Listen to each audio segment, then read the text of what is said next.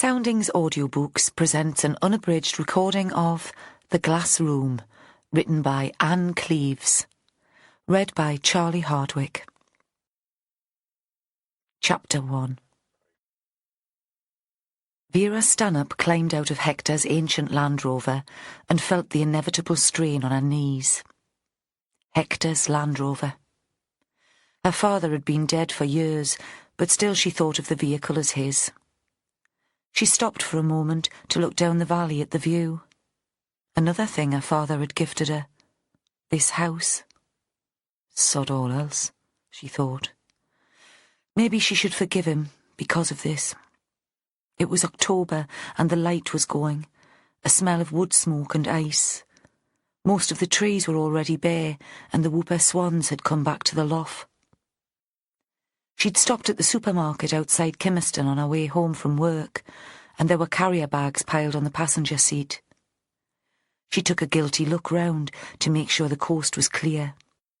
Her eco-warrior neighbours despised the use of plastic bags, and after a day in the office she couldn't face a right-on lecture about saving the planet. But there was no one in the yard next door. A couple of hens poked around a weed patch. No sound. And if Jack was working in the barn, there'd be loud rock music or howling blues.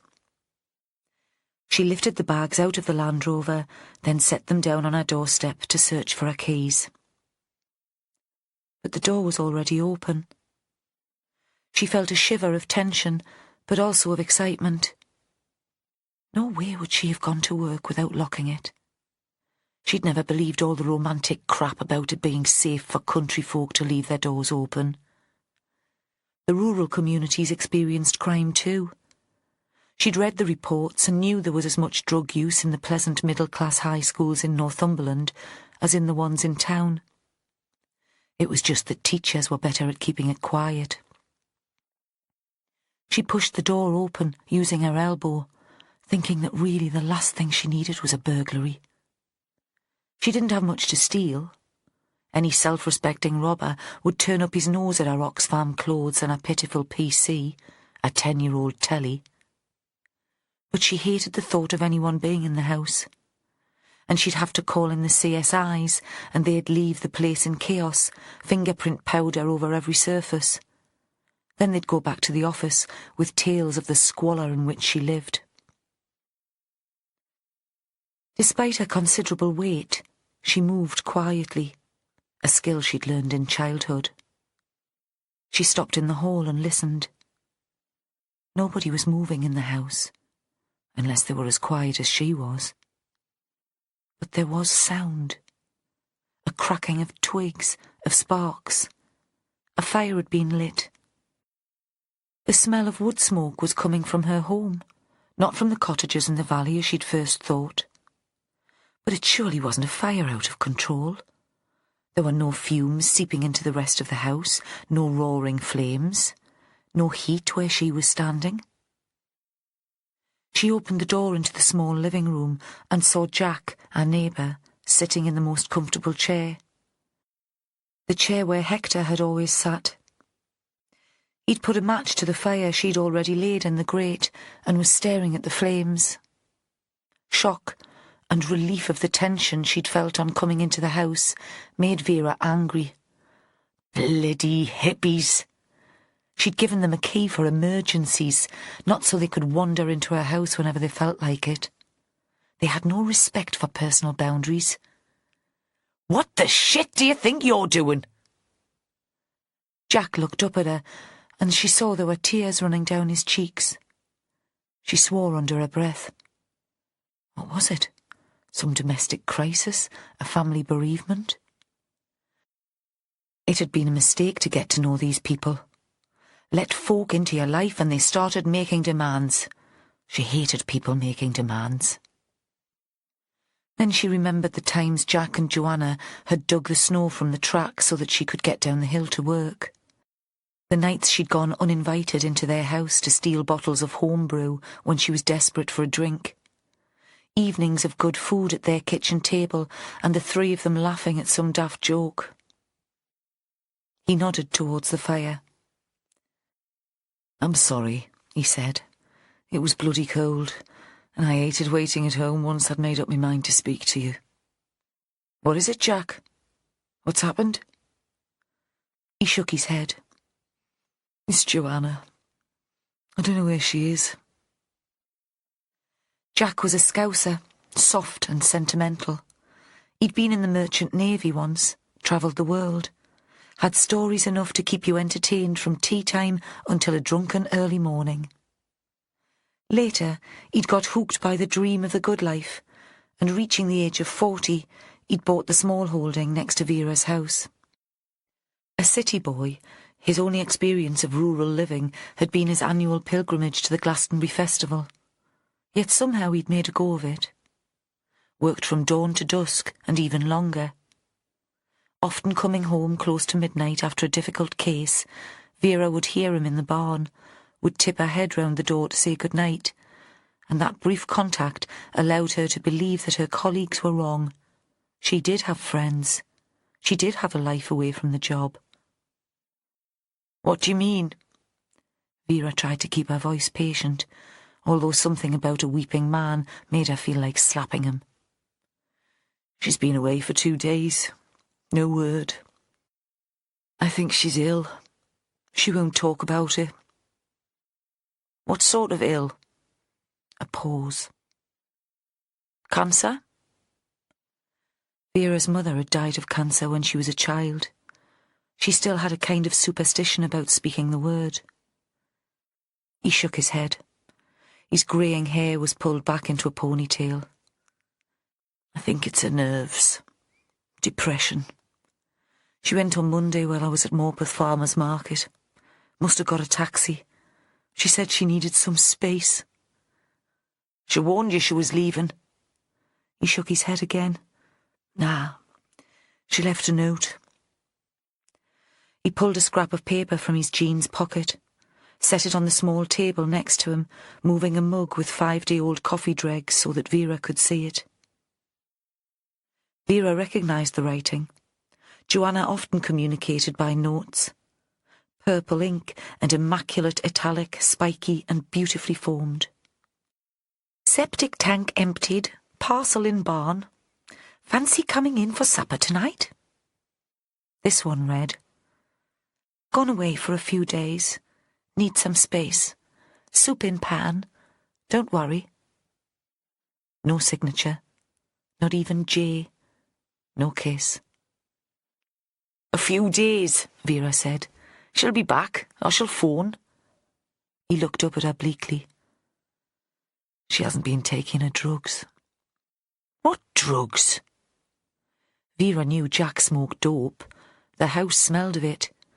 Sometimes after a few beers, too many, he rolled a giant spliff when he was in her place, not thinking that she might be compromised. Once he'd even offered it to her. She'd been tempted, but had turned him down. She knew she had an addictive personality. Best to keep her vices legal. She'd presumed Joanna smoked too, but couldn't remember having seen it. Red wine was Joanna's poison, drunk from a large Bristol blue glass. My only inheritance, she'd said once, holding the glass to the light. All that I have left from home. Pills, Jack said. Lithium. To keep her on an even keel, like. That's why you're so worried. I've been worried for weeks. She's been acting weird, not talking. Now she's disappeared. It had been clear to Vera from the moment she'd seen the couple that Jack adored Joanna. He stole looks at her, basked in her presence. She was big-boned with long, corn-coloured hair worn in a plait down her back, dramatically dark eyebrows, a wide mouth and large brown eyes. All her features big and generous, hands and feet to match. She wore red, boat-shaped leather shoes and patchwork dungarees, hand-knitted sweaters in bright colours. If Vera had been asked to describe her in one word, it would have been jolly.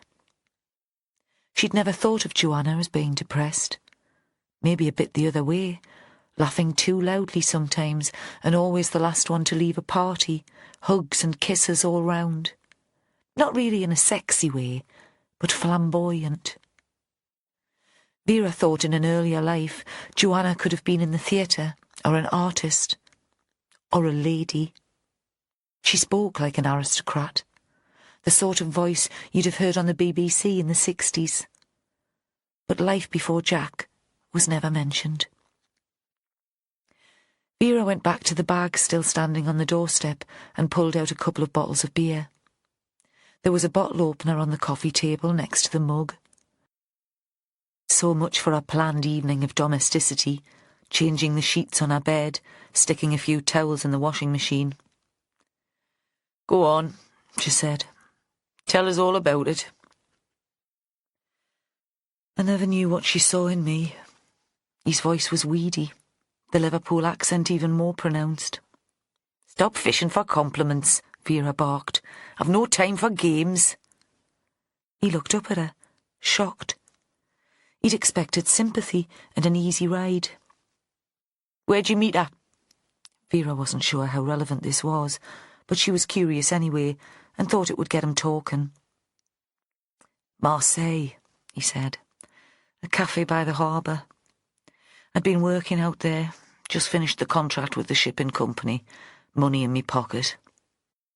She was sitting alone, halfway through a bottle of wine, drinking to get drunk, not because she was enjoying a glass with her fish supper. She heard me talk to the waiter, realised I'd never get myself understood, and translated for me. She's always been a bit of a show-off. We got talking, you know. What was she doing in Marseille? "She'd run away from her husband," Jack said. "Some rich bastard." He changed his voice, made it music hall posh. He was heading up the office in Paris. Some businessman, or banker, or wanker. Marseille was about as far away from him as she could get. "Why didn't you go back to the UK? Vera thought if you left your man, you'd want your friends about you. Family, even." "Nothing for her there. She's like the black sheep in her family. They threatened to have her sectioned if she left her husband. You know, like locked up in a loony bin." He paused. "She tried to kill herself. There's a scar on her wrist. I saw it that first time, sitting in the sun outside the cafe in Marseille. It's still there. She calls it her war wound." "I've never noticed." "That's why she always wears all those bangles. Anyway, that was a long time ago. I got her sorted out, took her to the GP. She's fine if she takes her pills.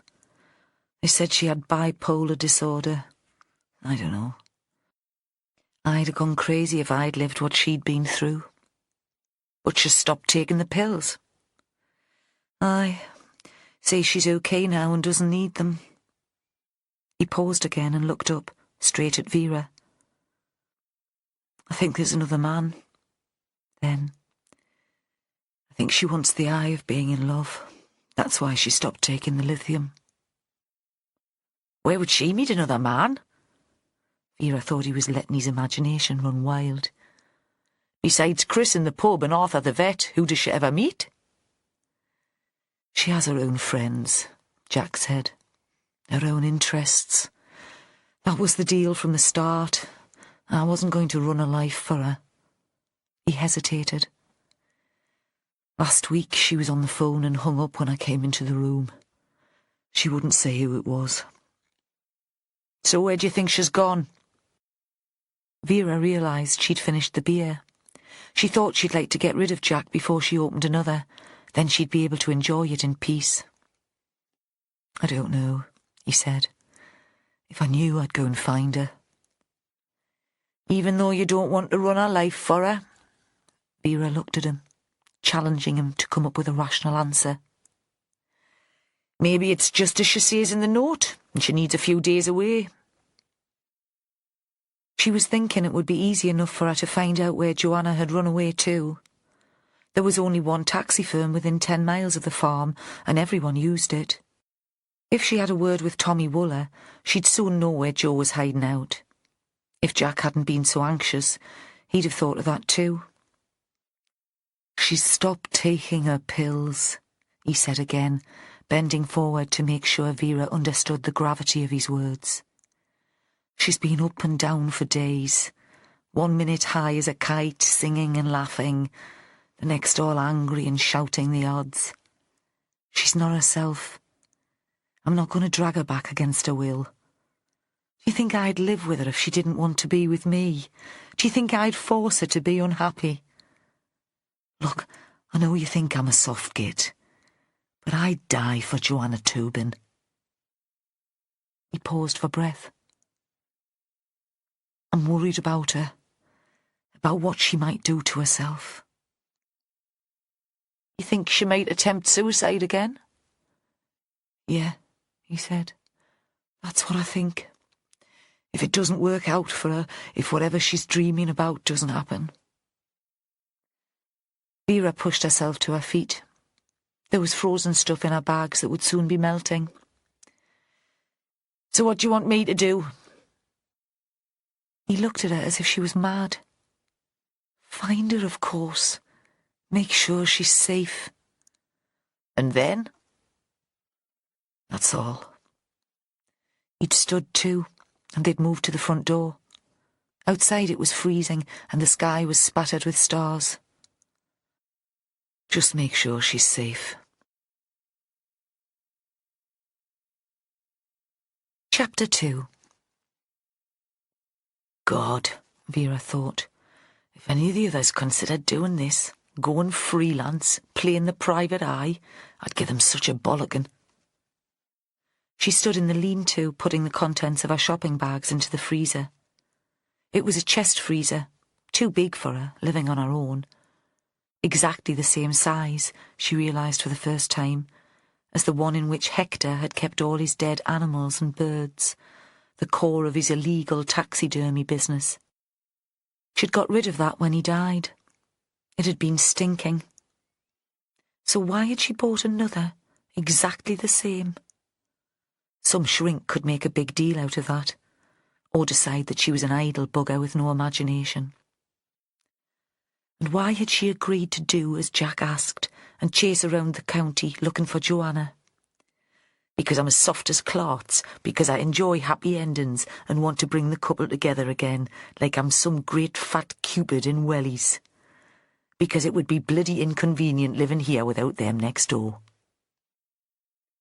In the kitchen, she opened another beer, put a pork pie and a tomato on a plate, with a quarter of a crusty loaf and butter still in the packet, then carried the lot into the living room on a tray.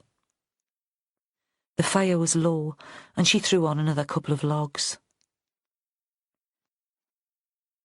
The round 1930s clock that stood on the mantelpiece said it was 9 o'clock. She'd better try Tommy Wooler now. He usually caught the last couple of hours before closing in the Percy Arms in Sallyford. He recognised her mobile number. "Where are you then? Piston incapable and needing a lift home?" "Not a drop has touched my lips, Tommy. Well, not so you'd notice. And I'm home safe and well. I'm after some information." "What sort of information?" Defensive now. In his younger days he'd been a bit of a tearaway. Not malicious, just a tad wild and daft. He kept up with a couple of the bad lads he'd met in the Young Offenders Institution at Castington. Vera had never asked him about them, but that was the way his mind was working. "You picked up Joanna Tobin 2 days ago." A statement, not a question. "Aye, that's right." There was no suspicion in his voice. He was just relieved she wasn't asking him about his old unsavoury acquaintances. Vera wondered what they were up to and why he was so jumpy. Made a mental note to check on them. Or get Holly to do it. "Where was it you took her?" As if she knew, really, but it had just slipped her mind. Tommy didn't care anymore. He just wanted to get out to the pub. "Out to the coast? Howick way?" "Where exactly, Tommy?" She could feel her stomach rumbling. felt somehow that the pie was taunting her. "I don't know exactly. She had to direct us, in the middle of nowhere. She didn't have the postcode, so I couldn't get it on the sat-nav. Nightmare." He paused. "She called it the Writer's House. Strange name." He paused. "What do you want her for, anyway?" But Vera didn't answer. She'd replaced the phone, and her mouth was full of pie. The next morning, Jack was lurking in the yard, waiting to catch her on her way to Kimmerston. She was earlier than usual, and she'd thought she might miss him. How long had he been out there? He was pretending to work on his old tractor, but Vera knew fine well he was waiting to check up on her. She went up to him and stood, legs apart, hands on hips, and put on the fierce voice she used occasionally to show her team she meant business. "I've promised I'll look for her, but I'll do it in my way and in my time. I'll tell you as soon as there's any news." He nodded, but said nothing. And Jack, who was all words, flowery and flowing, whose life was a series of stories, made this silence speak volumes. She got into the Land Rover and drove away, aware of him watching her all the way down the lane. In the office, she Googled the Writer's House and found it at once. It seemed there was nothing sinister about the place, unless you found poets and novelists sinister. This was a retreat for writers of all sorts, and throughout the year it hosted a number of residential courses for writers with different levels of experience. What had she been expecting? A Gothic tower where Joanna had been trapped by a madman who'd persuaded her to fall in love with him? The pictures on the website showed a large, whitewashed farmhouse. Part of it was very old, according to the advertising pitch, and fortified against the Scots who had raided across the border. One view did show a bare stone outside wall with crenellations, and there was a small, dark chapel. But inside it was all very tasteful and not Gothic at all. Flagstones on the kitchen floor, bare beams, stripped wooden doors, low sofas and easy chairs, with only the occasional flip chart to indicate it wasn't a private home. The place was run, apparently, by a company of the same name, headed by someone called Miranda Barton. There were pictures of the tutors, and even Vera recognised a couple of names. A poet who appeared on television occasionally, talking about the decline of British culture. A playwright. The fees seemed to her to be exorbitant, and certainly well beyond Joanna's pocket. Unless Joanna had a secret fund left over from her marriage. In large red letters it said that bursaries were available to writers who showed talent, and it occurred to Vera that Joanna's disappearance was no more disturbing than that. She fancied herself as a writer. Perhaps she'd been awarded one of the bursaries, but had been embarrassed to tell Jack what she was up to. Perhaps she wanted to wait until she'd finished a piece of work before telling him. The course had started the day Joanna took herself off from Maya's farm. Short Cuts, the art of the contemporary crime short story. Cuts, Vera thought. Very witty. You could tell they'd be good with words. She had just clicked onto the link when she heard footsteps outside her office. Her sergeant, Joe Ashworth, dead on time for their daily morning meeting. She turned off the PC, feeling faintly guilty without really understanding why. Mid-afternoon, she wandered through to the open plan office where Joe was filling in his overtime form. "I'm off," she said, "taking back some of the time I'm owed from the Lister case." "Going to the gym?" A sly little grin. He knew she'd been told to lose weight. "Piss off." But there was no animosity in it. After a week of strategy meetings and appraisals, she was looking forward to being away from the office. It was still clear and bright, and driving east past the newly ploughed fields, where the low sun threw long shadows from the trees lining the road ahead of her, She felt more optimistic than she had for ages, since the last major inquiry. She'd printed out a map from the Writer's House website and had to stop every now and then to check directions.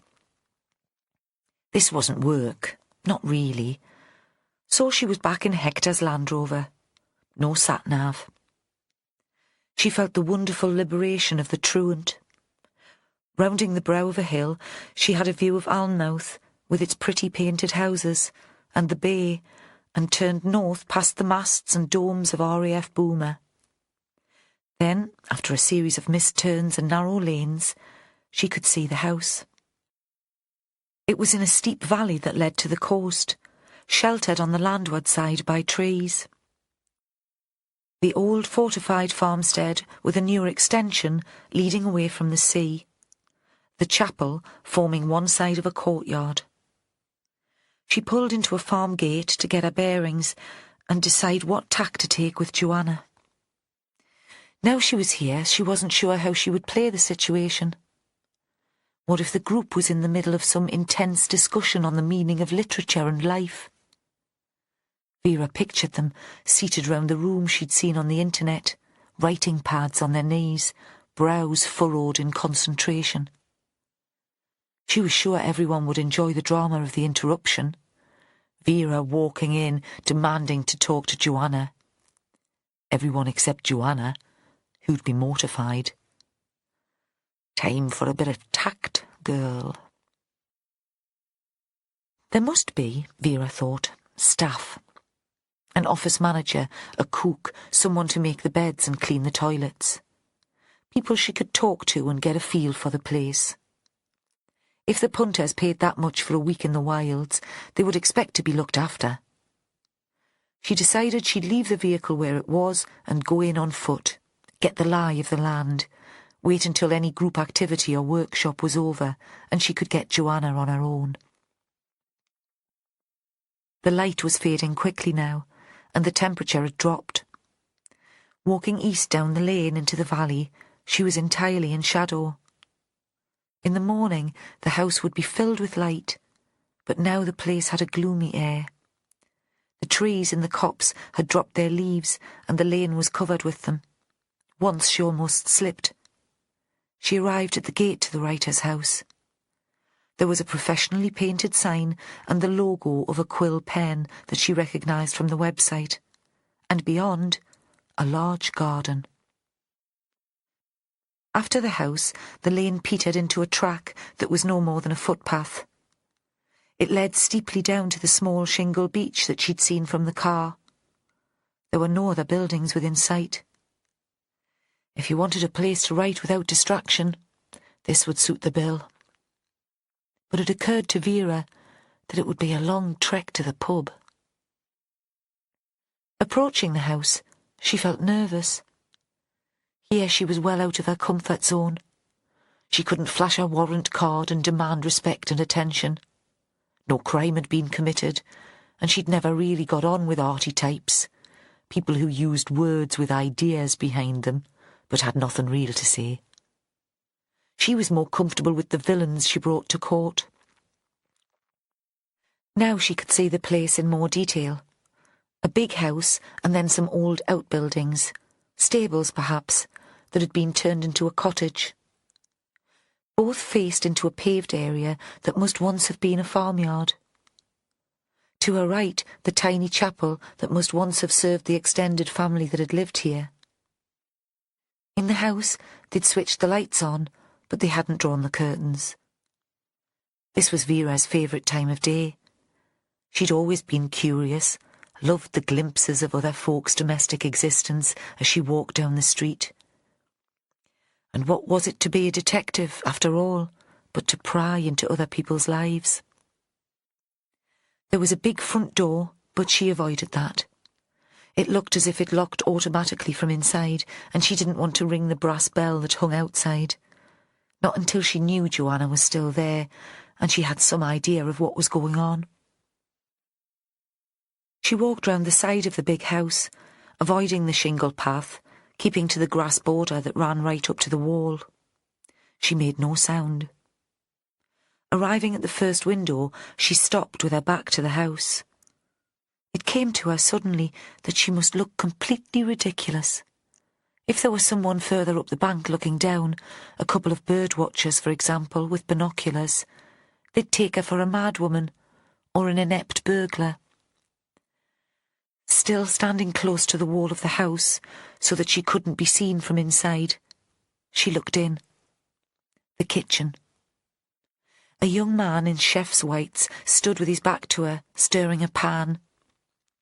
There was a teapot on the table and 2 blue mugs. An older woman sat at the table, reading a typed manuscript. She was rather glamorous, with dyed blonde hair.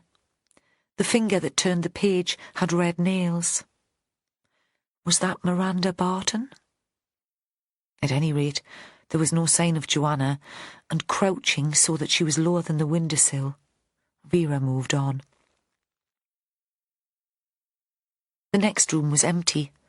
It looked like a library, the walls lined with bookshelves. There were a couple of small tables and leather-seated upright chairs. Now Vera had turned another corner and was on a paved veranda that looked out over the sea. On the grass below was a bird table and a set of elaborate feeders filled with nuts and seed. She could see the lighthouse at the Farne Islands to the north and Coquet Island to the south. In the summer, this would be a magnificent place to sit. Vera pictured them here after a day's writing, drinking fancy wine and sharing their ideas. Posing. Why did she feel the need to sneer? Because people who talked about books or pictures or films made her feel ignorant and out of her depth.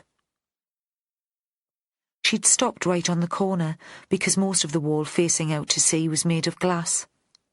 There were 2 long windows, almost floor to ceiling, and between them double glass doors. A long, light room. The place featured on the website, with the sofas and the easy chairs. And there were people inside. It seemed to Vera that the group had just broken up. They were standing and chatting. Tea must have been served because they were holding cups and saucers, balancing scones on paper napkins. Now it was almost dark outside, and Vera thought there was little danger of her being seen. The people in the room were preoccupied with their own concerns. Their faces were animated. There were 6 of them, but the door leading further into the house was open, so it was possible that some people had already left. Certainly there was no sign of Joanna. Vera stood for a moment and wondered how Joanna might fit into this group. Joanna, with her big hands and feet, her loud laugh and her dirty fingernails, her brightly coloured homemade clothes. If she was here, had she escaped already to the privacy of her own room, daunted by the confidence of her companions?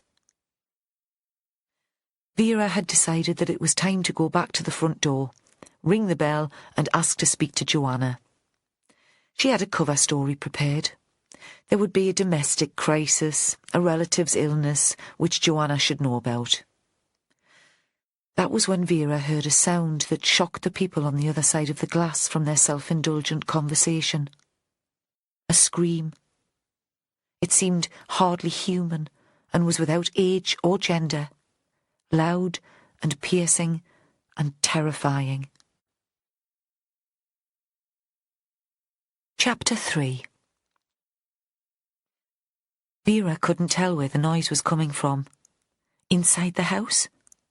If so, why did it seem so loud, even out here? The sound seemed to surround her, almost to swallow her up. Perhaps it was the pitch. But it was as if she was feeling it through her bones, rather than hearing it with her ears. There was no escape from it. She took a few steps back and looked up. At the top of the house, double glass doors, mirroring the ones here out onto the terrace, led onto a stone balcony. The woman from the kitchen was there, lit from behind, leaning over, emptying the noise from her lungs into the cold air. Vera was reminded of a drunk spewing. Suddenly, the noise stopped. It seemed to take Vera hours to get into the house. The struggle to be heard, to get inside, reminded her of one of her recurring nightmares. She was a child, locked out of a house where her mother was dying, and she could never find a way in to save her. Now the adult Vera banged on the patio doors where moments before the guests had been drinking tea. Nobody responded. They must all have rushed away to find the source of the screaming. She retraced her path round the house to the front door. Now the light had gone, and she stumbled from the path, losing her way in the thick vegetation of the shrubbery. She pushed through the bushes, struggling to fight off the panic, and decided she must be walking in the wrong direction because there was still no path. The branches scratched her face and pulled at her clothes. She forced herself to stand still. She was no longer a child, and she wasn't lost. In the distance, she heard the faint sound of waves on shingle. As she turned away from the sound, the solid shape of the building became clear against the sky above the shrubs. Vera climbed back to the path and walked round the house to the front door. There was no sound from inside. Checking her watch, she saw that she'd been wandering round in the garden for nearly 20 minutes. She ran her fingers through her hair and pulled a dead leaf from her jacket. Then she rang the brass bell by swinging the rope, which was attached to a heavy clapper. There was no response. There was a light in the cottage on the other side of the yard, and she considered going over. Then the door of the main house opened, and she saw the young chef, who had been working in the kitchen. He was still wearing his whites. "This way," he said. Then he added distractedly, "How did you get here so quickly?" Vera thought for a moment that she felt like a very fat Alice in a strange wonderland. The chef darted away from her down a narrow corridor, leaving her to follow. He was thin and very dark. As he'd opened the door, she'd seen black hair on the backs of his hands and his lower arms. A wolf in chef's clothing. She glimpsed the guests through a half-open door, but he was walking so quickly that she couldn't make out individuals as she hurried to keep up. If Joanna was in there, Vera didn't see her. The house was much bigger inside than she'd have guessed, a warren of passages and small rooms. He led her up a short flight of stairs. By now, Vera was completely disorientated. She must have seen just the outside of the newer extension, and now there were no windows to help her make out which way they were going. "I was in the area anyway." Finally she got close enough to him to answer the question. The speed of their progress had left her a little breathless. "I phoned for an ambulance too. I don't know where that is." "Ah," she said. "They might take a while to get here. They'll be coming from Annick most likely." "Actually," the young man paused, "I don't think there's much rush. They won't be able to do anything after all." He stopped at the end of a corridor and opened the door. It was not at all what she'd been expecting. She'd thought she'd be stepping into a bedroom, a grand bedroom because of the balcony. But this was another Alice moment, another contradiction. It was as if an outside space had been brought indoors. Everything was green and alive. She stood at the threshold and looked in. The room was a first-floor conservatory. It was tall and narrow, and glass doors led onto the balcony. But there was glass too in the sloping ceiling. From the terrace below she hadn't seen that, and glass walls on each side. There was a tiled floor and painted wicker chairs. Pots of enormous plants with shiny dark leaves formed a mini tropical jungle. All the plants were fat and fleshy, and one had a tall spike of pink flowers. The smell was of compost and damp vegetation. In the daylight there would be a magnificent view over the sea.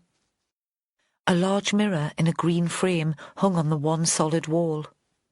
The glass must be old with flaws in it because the reflection was slightly distorted, and glancing into it, Vera felt the queasiness of seasickness. The room was very warm. "So what am I here to look at?" She shook her head in an attempt to clear her mind. "Didn't they tell you? They made me repeat the details." The young man walked past the plants and the garden furniture and opened the glass door to the balcony. There was a rush of cold air, and in the distance the sound of the tide sucking on shingle. The balcony was wider than the glass doors, and each end was in semi-darkness. He turned to Vera impatiently. "Out here." She followed him outside, and in the faint light from the room saw a man crouched in the corner of the stone parapet, his knees almost up to his chin. The pose seemed strange because his cropped hair was grey. He was in late middle age. Older men didn't sit on floors because they found it hard to get up again. Their joints creaked. And nobody would sit on a stone floor in late October. The angle of the lights from inside the room threw odd shadows onto his face. He looked angry, outraged. He was wearing a pale-coloured shirt under a black jacket. In this light, it was hard to make out the exact colour of the shirt. Most of it was covered in blood. And there was blood on the stone floor and on the wall. Looking closer, Vera saw that there was spatter on the glass door. It seemed that he'd been stabbed, but there was no immediate sign of the knife. "Who is he?" "I told them when I phoned 999.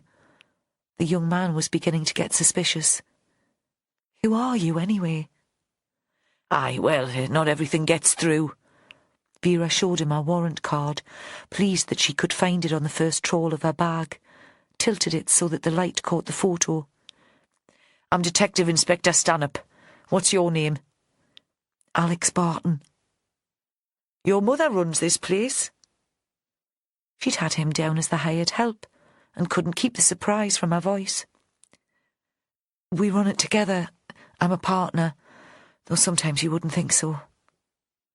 The tone was resentful, and it was obvious that Alex regretted the comment as soon as it was made. He realised this wasn't the right time to air family grievances. "Don't you want to know what's happened here? Shouldn't you be speaking to—" "Of course, pet. First of all, tell me about the victim." Vera had never liked being told how to do her job.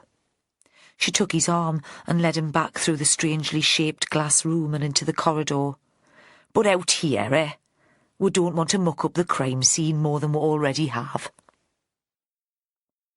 On her way to the room, she'd noticed a small sitting area where two corridors formed a crossroads. There was a chaise longue and a low coffee table, covered with upmarket newspapers and literary magazines. There was still no window, and the only light came from a dim wall lamp covered by a red shade. Vera thought you'd struggle to read anything much here, and that the whole house was more like a stage set than a place for practical activity. She lowered herself carefully onto the seat, and Alex followed. "Where's everyone else?" she asked. "An event like this, there are always spectators." "I told them to wait in the drawing room." "And they always do what you say, do they, pet?" He didn't answer, and she continued. "What do you know about the chap on the balcony?" "Didn't you recognise him?" There was something supercilious about the question. Vera had got the same reaction when she asked for chips in a posh restaurant. "Famous, is he?" "He's called Tony Ferdinand, Professor Tony Ferdinand, academic, reviewer and arts guru. You must have seen him on the Culture Show. And he did that series on BBC4 about the contemporary novel." The man didn't wait for a response. Perhaps he'd already worked out that Vera wasn't a natural BBC4 viewer. "Oh, God, this'll be a nightmare. We'll never get any of the professionals from London up after this. Imagine the publicity. Lunatic students cutting the lecturers' throats. It's hard enough to prize the sods away from London as it is." "So he was working for you?" But not much liked, Vera thought. If Alex's first thought was for the business rather than the man. He deigned to grace us with his presence. He must have seen that Vera still needed an explanation. He came to the writer's house once every couple of years to act as a tutor, making it clear that he was doing my mother an enormous favour. They go back a long way, but his support made a big difference when we set up the writing courses. He paused, seeming to realise that he sounded callous. I'm sorry. It's hard to believe that he's dead. How long have you known him? Vera found herself amused. This young man was hardly more than a child to her, and surely couldn't have been involved in this business for more than a few years. Pretty well as long as I can remember, since I was a child. Tony worked with my mother at St Ursula's, and when she was first published, his positive reviews made a big difference to her career. Vera wasn't sure how any of this worked. St Ursula's? This was a world about which she knew nothing. She's a writer too, is she? Of course. Miranda Barton. He paused. I suppose she's not that well known now, but don't let on you've never heard of her. She'll be mortified. Sorry, pet. I don't get much time for reading in my line of business. Not stories, at any rate. Through the thick walls, she heard the muffled sound of a police siren in the distance, the local cavalry arriving, showing off for all they were worth. What did they need a siren for? To scare one tractor and a bunch of sheep from the lane? What was Mr. Ferdinand doing here? Vera went on. Was he lecturing on this course? Shortcuts? In theory. Again she thought she sensed bitterness in the young man's voice. It seemed there were lots of complications in this case. At least she hoped there were. She liked something she could get her teeth into, something to prove what a brilliant detective she was. And in practice? He was here to massage his ego, to convince himself that he was still as influential as he'd always been. In 1990, the Observer called him a star maker. I think he's always on the lookout for more stars, to prove his importance in the literary firmament. Again, Vera wasn't sure what this meant, and now wasn't the time for another show of her ignorance. Who found the body? She asked. Alex leaned back against the end of the chaise longue, as if he was suddenly exhausted. My mother. Tony was scheduled to run an informal session before supper. Questions and answers. All about how to find an agent or a publisher, how to submit work.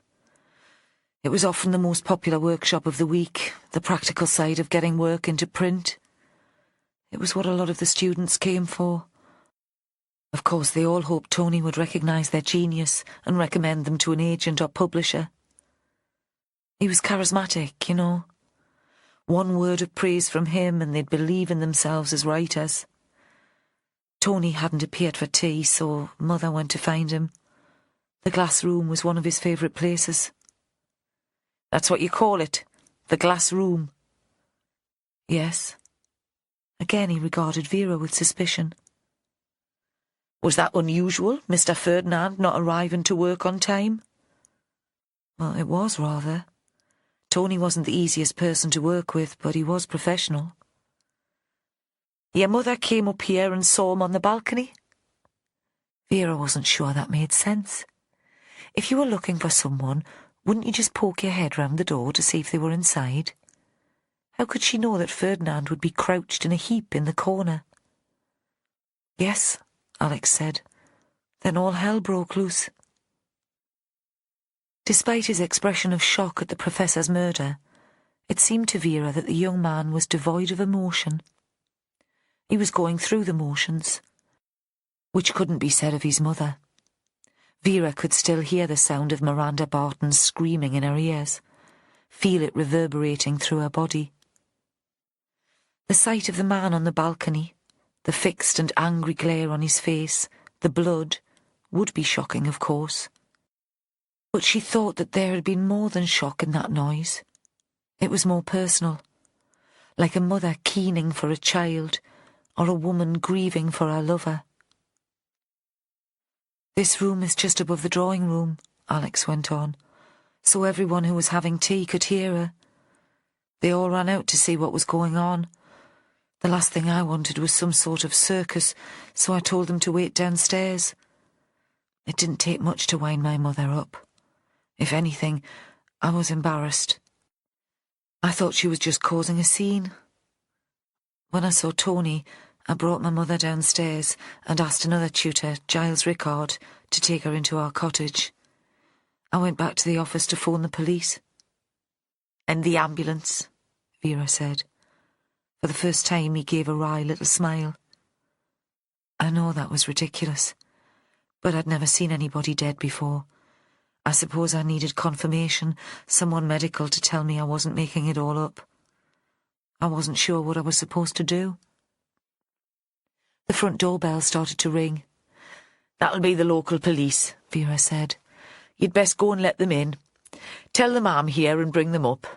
They can secure the scene for us, and I can start my investigation." Alex stood up and gave her a strange look. "What investigation?" "Why, that's what I do for a living. I catch criminals." Again, trapped in this small space, with the low red light throwing odd shadows on the white walls, she felt as if she'd wandered into someone's weird dream. She needed her sergeant, Joe Ashworth, to turn up full of youthful energy and common sense. "But I told them on the phone." Now the man seemed to be losing patience with her altogether. "We know who killed Tony Ferdinand." "Your mother saw the murderer?" "No, I did. As I've just said, and as I told your colleagues. On my way to the glass room, while Mother was still screaming, I bumped into the woman here in the corridor. She had a knife in her hand." "Very convenient." Bugger, Vera thought. So it was back to working the boring stuff, the pathetic druggies and the pub brawls, just when she'd thought there might be something more exciting to sustain her interest. Then she had another thought, which was even more disturbing. "I suppose your murderer has a name?" "It's one of the students. We've shut her in her bedroom. She's called Joanna Tobin." Chapter 4. Joanna's room was small. A single bed set against one wall, and against another a desk, with an angle-poised lamp and a chair. A narrow wardrobe. There was a red carpet on the floor, and the duvet cover and the curtains were a deeper red. A door led to a tiny shower room. This was slightly more comfortable than the cell in Low Newton prison, where she'd more than likely end up, but not much bigger. Of course, Vera thought, the court might decide Joanna was mad, and then she'd go to a secure psychiatric hospital instead. Vera wasn't sure which would be worse. If she had a choice in a similar situation, she would probably opt for the prison. It would still be full of psychos, but at least you'd have a date for getting out. Places like Broadmoor, you were dependent for a release date on the whim of a team of psychiatrists and politicians. There'd been a man standing outside the closed door of the room. He was tall and heavily built. She thought he'd been fit once, but had slightly run to flab. Dressed in cheap jeans and sweatshirt, he stood with his legs apart and his hands on his hips. Classic bouncer posture. You couldn't tell from his face, but Vera thought he was probably enjoying himself. Deep down, everyone loved a murder almost as much as she did. They loved the drama of it, the frisson of fear, the exhilaration of still being alive. People had been putting together stories of death and the motives for killing since the beginning of time, to thrill and to entertain. It was different, of course, if you were close to the victim, or to the killer. Vera hadn't begun to think yet how she would tell Jack what had gone on here. "Who are you?" Vera had demanded of Joanna's warder before he opened the door. "Lenny Thomas?" In those 4 syllables, she could tell this was a voice that came from Ashington or one of the other ex-pit villages in the southeast of the county, not from rural Northumberland. "Work here, do you? Or are you one of the writers?" Vera saw him as a handyman or gardener, but she'd met more scruffy academics. "I'm a writer." He looked suddenly astonished, as if he'd never said the words before. "Student or tutor?" "Student, but that Professor Ferdinand said I had the potential to be published. He said he might take me on as one of his postgraduate students. Imagine that. Me doing an MA in creative writing and I only scraped 5 GCSEs. He said that wouldn't matter. He was going to put in a word, and a word from him would make a difference. Everyone knew that." Lenny gave a little laugh that had no resentment in it. "But that'll never work out now, eh? I knew deep down it was too good to be true. People like me never get that sort of luck. But it was nice to believe it, while it was happening." "If he thought you were good enough, other people will too," Vera said. "Aye, maybe." And Vera saw that Lenny probably didn't want success enough, or wasn't confident enough, to push his work.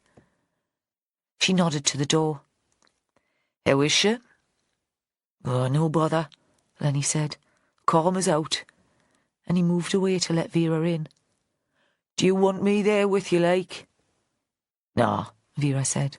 "We'll be fine. Go off and get yourself a cup of tea." She could tell the man was disappointed, but he wandered off without comment. Joanna was sitting on a window seat, looking out into the garden. It was quite dark by now, so there was nothing for her to see. She must have heard the door opening, but she didn't turn her head and seemed lost in a world of her own.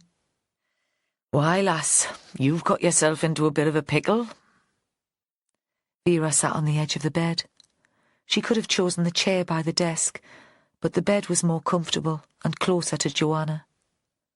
If Joanna shifted her head just a bit, Vera would be within her line of vision. "One question," Vera went on. "Did you make him sit out on the balcony before you stabbed him, or did you do it in the room, then stick him outside? Doesn't quite make sense.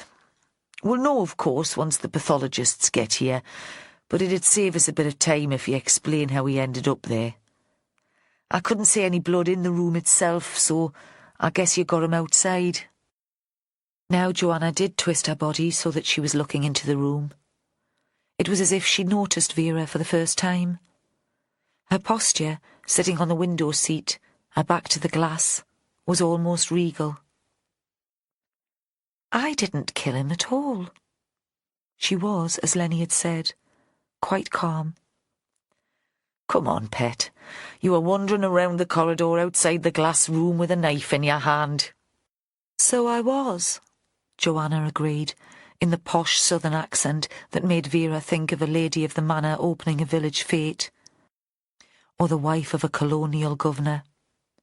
"How very Lady Macbeth." "I'll need to take your clothes for forensic examination." Vera decided the woman must be quite insane, and that it was best to get the clothes away from her while she was being cooperative. "I was there in the room," Joanna said, "but I didn't kill him. I didn't even see him. I suppose he must have been dead already." Despite the denial, she slid off the window seat and began to strip. She'd never been embarrassed by nudity. One very hot July day, Vera had caught her swimming naked in the tarn close to the farm. She'd laughed out loud at Vera's surprise. "Why don't you come in? It's lovely." Her body was still brown from working in the fields all summer. She was soft and supple. Vera saw a dressing gown on a hook on the door and threw it to her. She thought it might be better to start this story from the beginning. "What are you doing in this place, anyway?" Joanna pulled the dressing gown around her and tied the cord. It was made of silk and looked like a kimono. She'd have picked it up for a few pence at a charity shop and brought it home in triumph to show off to Jack. "Should you be talking to me without a lawyer?" This was Joanna at her most imperious, and Vera was surprised. "Probably not," Vera said. "If you like, we can wait until we're in the station and I can talk to you there. Lawyers, tape recordings, the works. Probably for the best. I haven't cautioned you yet, and I'll only get into bother when we get to court." A shadow seemed to pass over Joanna's face. "I'm sorry," she said. "I always get arsey when I'm scared. Jack said you'd stopped taking your pills." The mention of Jack threw her, and for a moment Vera thought she might cry. "I did for a couple of weeks, but I'm back on them now. I saw it wasn't the right time to stop. Maybe it never will be." She looked into Vera's face and gave a wide smile. "You don't need to worry. I'm not mad." And Vera thought now that was probably true. This was the Joanna she knew, loud and quirky, but rational enough. In which case, why had the woman stabbed a professor of English literature to death? "Tell me," she said again, "why are you here?" "I thought I could write." Joanna seemed to be struggling to choose the right words. "At least, I thought I had something to say. I read an article about the Writers' House in the Newcastle Journal. They were running a sort of competition. I sent in a piece. It was about France, about my life there. Bits of details that had stuck in my head. Anyway, I won, and they awarded me a bursary, a week's tuition, all free." "Why didn't you tell Jack you were coming to stay here? He wouldn't have minded. He'd have been proud of you." "He thinks it's wrong to rake over the old days." Joanna turned briefly again to look out into the dark. All she would have seen was her own reflection in the glass. "He takes it personally. He thinks he should be enough for me." "Because you're enough for him?" Vera said. "He adores me," Joanna said. "I should be grateful. I am grateful." Vera thought this was an odd sort of conversation to be having with a woman who'd been accused of sticking a knife into a man's heart. But at least Joanna was now talking freely to her. "It's a tricky sort of emotion, gratitude," Vera said. "It's never come easily to me. I'd rather have people owing me a favour than the other way round." "Yes," Joanna smiled again. "I've always felt that too." "So winning this competition was a way for you to take off for a few days? Have a bit of time to yourself? Get away from Jack and the farm?" Joanna leaned forward so that the long plait fell over her shoulder. "It wasn't just that. It was a way of exploring my past, making sense of it, of taking the time to go back and look at the events of my first marriage with fresh eyes." Pet, that sounds more like therapy than stories to me."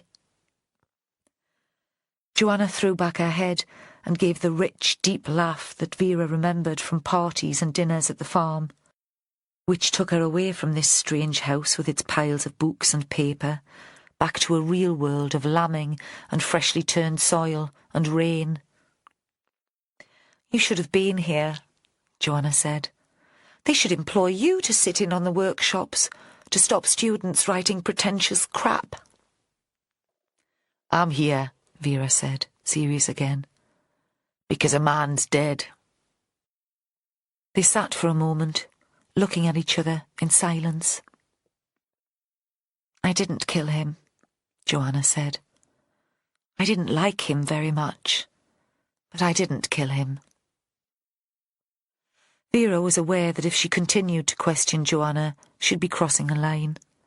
In fact, the line had already been crossed when she'd decided to come into this room on her own. The prime suspect in the case was Vera's neighbour, could even be considered a friend, so there was a conflict of interest. She was on her own with the woman, no witness and no tape recorder, as she'd said before. She could call immediately for one of the local bobbies to escort Joanna to a waiting police car and drive her back to the station. They'd find her a duty solicitor, and another member of the team should interview her. But Vera stayed where she was and said nothing. She was a detective, and listening was what she did best. "Tony wanted sex with me," Joanna went on.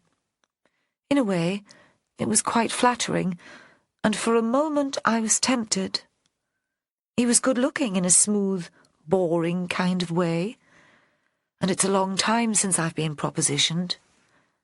Completely out of the question, of course." "Why out of the question?" Vera asked. She had imagined that the hippies went in for free sex. They seemed so relaxed with their bodies, and wasn't that what hippies were famous for? Joanna looked up sharply. "I didn't fancy him," she said, as if the answer was obvious. "He wasn't my type, and he was rather a horrid man." "In what way horrid?" Again Vera had intended not to ask any further questions. Soon Joe Ashworth would be here. She'd phoned him before coming in to talk to Joanna. Then they would progress the interview in a more orthodox way. He could take the lead. But Vera wanted to know what had happened to provoke such grotesque violence, and at the moment Joanna was her best source of information, whether she was a suspect or witness. "He was greedy," Joanna said after a moment's consideration. "I hate greed, don't you? It's such a mean, small-minded vice. As if money matters at all." "It matters to a lot of people," Vera said. "Only to people who have nothing of real value in their lives." There was the imperious tone again. "But I shouldn't be rude about him, should I? He didn't deserve to die. Nobody deserves to die before their time." "Why did you go into the glass room?" Vera asked. "Everyone knew it was his favourite place, apparently. If you disliked him so much, what were you doing there?" "I went because he asked me to. Obviously it was a foolish thing to do, but wisdom has never really been my bag." "Perhaps you should explain." Again Vera felt that the conversation was spinning away from her. She needed facts, time of death, cause of death, a list of the people in the house, something to anchor her to reality. She looked at her watch. Joe Ashworth could drive like a cautious 60-year-old without Vera to urge him on, and she wouldn't have put it past him to call in on his wife and bairns on the way through from Kimiston. But even allowing for all that, he should be here soon. Joe had as much imagination as a louse, and when he arrived, she'd let him look after Joanna. The woman would be safe with him, mad or not, and he wouldn't let himself be distracted by her ramblings on morality. "I knew he wanted to get inside my knickers," Joanna said, "so it would have been more sensible to stay away. But this was so exciting. I had to go, didn't I? When I got the note, no way was I going to stay away." "What note?" Vera leaned forward. The bed was soft enough, but she could have done with something to lean against, and there was a crick in her neck. She wanted to stretch, but that might have given Joanna the impression that she was bored. "We each have a pigeonhole near reception. If there are outside phone messages or the tutors want to leave work for us, they leave them there. I had this note from Tony. 'Come to the glass room after lunch. A major publisher has expressed interest in your work.'" "How did you know it was from Tony?" Vera asked. "Could have been from any of the tutors. And he was a university lecturer, wasn't he? Not a publisher." "It was signed," Joanna said. Vera could tell the woman was making an effort to be patient. "Not a proper signature, but initials. And I knew Tony liked to sit in the glass room. He'd escape there most days after lunch with coffee and a brandy. I think he liked looking down on us. Literally, I mean. From the balcony, he could see onto the terrace, and that was where the smokers all gathered and chatted. I caught him once, listening in." She paused. And he was much more than a university professor. He had influence, contacts in the industry. What did he get out of it? Vera asked. I mean, if he'd found you a publisher, would he get a cut? No. Joanna was losing patience now and struggled to make Vera understand. It wasn't about the money. It was about power. If he'd helped me become a best-selling author, I'd always have to be grateful to him, wouldn't I? It would be like he'd created me. That was what turned him on. She considered her earlier assessment of Ferdinand. It was power he was greedy for, not money. Vera still wasn't sure she got it and decided to stick to the facts. What happened next? I knocked at the glass room door. It's a public room, but Tony tended to treat the place like his own. There was no answer, so I went in. There was nobody there. I thought Tony had been there. There were 2 coffee cups and a glass on the table. The chairs were arranged differently from usual, and I wondered if he'd been chatting to one of the other students, if someone else had received a similar offer. That was when I saw the knife. Where was it? On the floor, next to that big plant pot. I picked it up to take back to the kitchen. I mean, in my experience, that's what knives are for, chopping meat and peeling vegetables, not killing people. You didn't go onto the balcony? Obviously not. It was possible, Vera thought. The body wouldn't have been visible, not from the table. Didn't you hear the screaming? She would have liked to believe Joanna, but none of this made sense. What screaming? Miranda Barton, yelling fit to bust. I could hear her from outside. You'd surely have passed her in the corridor. I didn't pass anyone, Joanna said, until I met Alex in the corridor, and I didn't hear anyone screaming. The walls here are very thick. I wouldn't, unless I was in the drawing room or standing outside. She stood up and suddenly towered over Vera, seeming very tall and strong. Had she towered over Ferdinand with a knife in her hand? All I heard was music.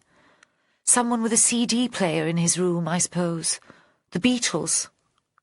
She looked down at the detective. That was what happened.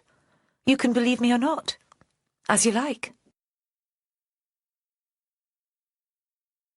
Chapter 5. Joe Ashworth got the call from Vera just as he was on his way home. He'd left work a bit early because it was his birthday, and his wife, Sarah, known in the family as Sal, had planned a family tea party. It was supposed to be a surprise. The kids adored surprises, but he knew how it would be.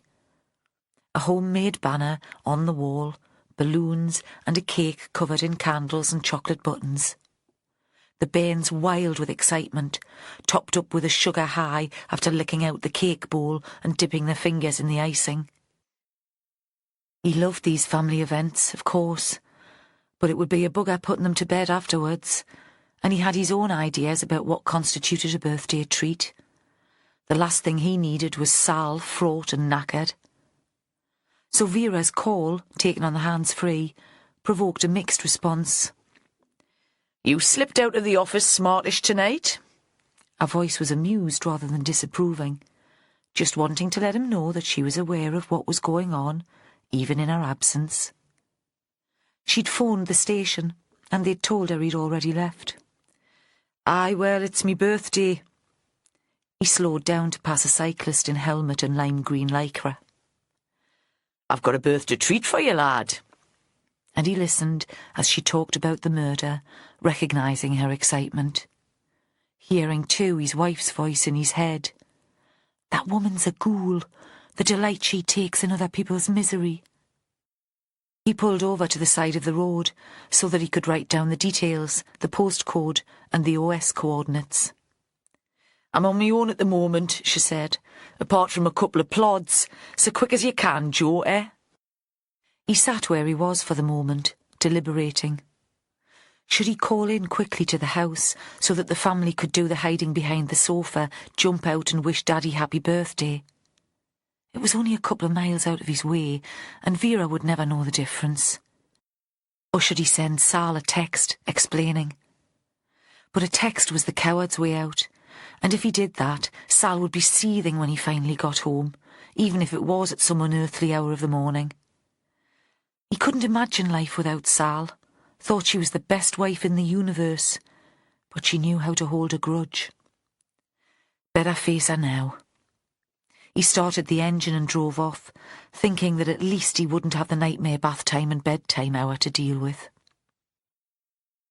Half an hour later, he was on the road again. 2 slices of chocolate cake wrapped in foil on the passenger seat beside him. For some reason, the kids had taken to Vera and always remembered her.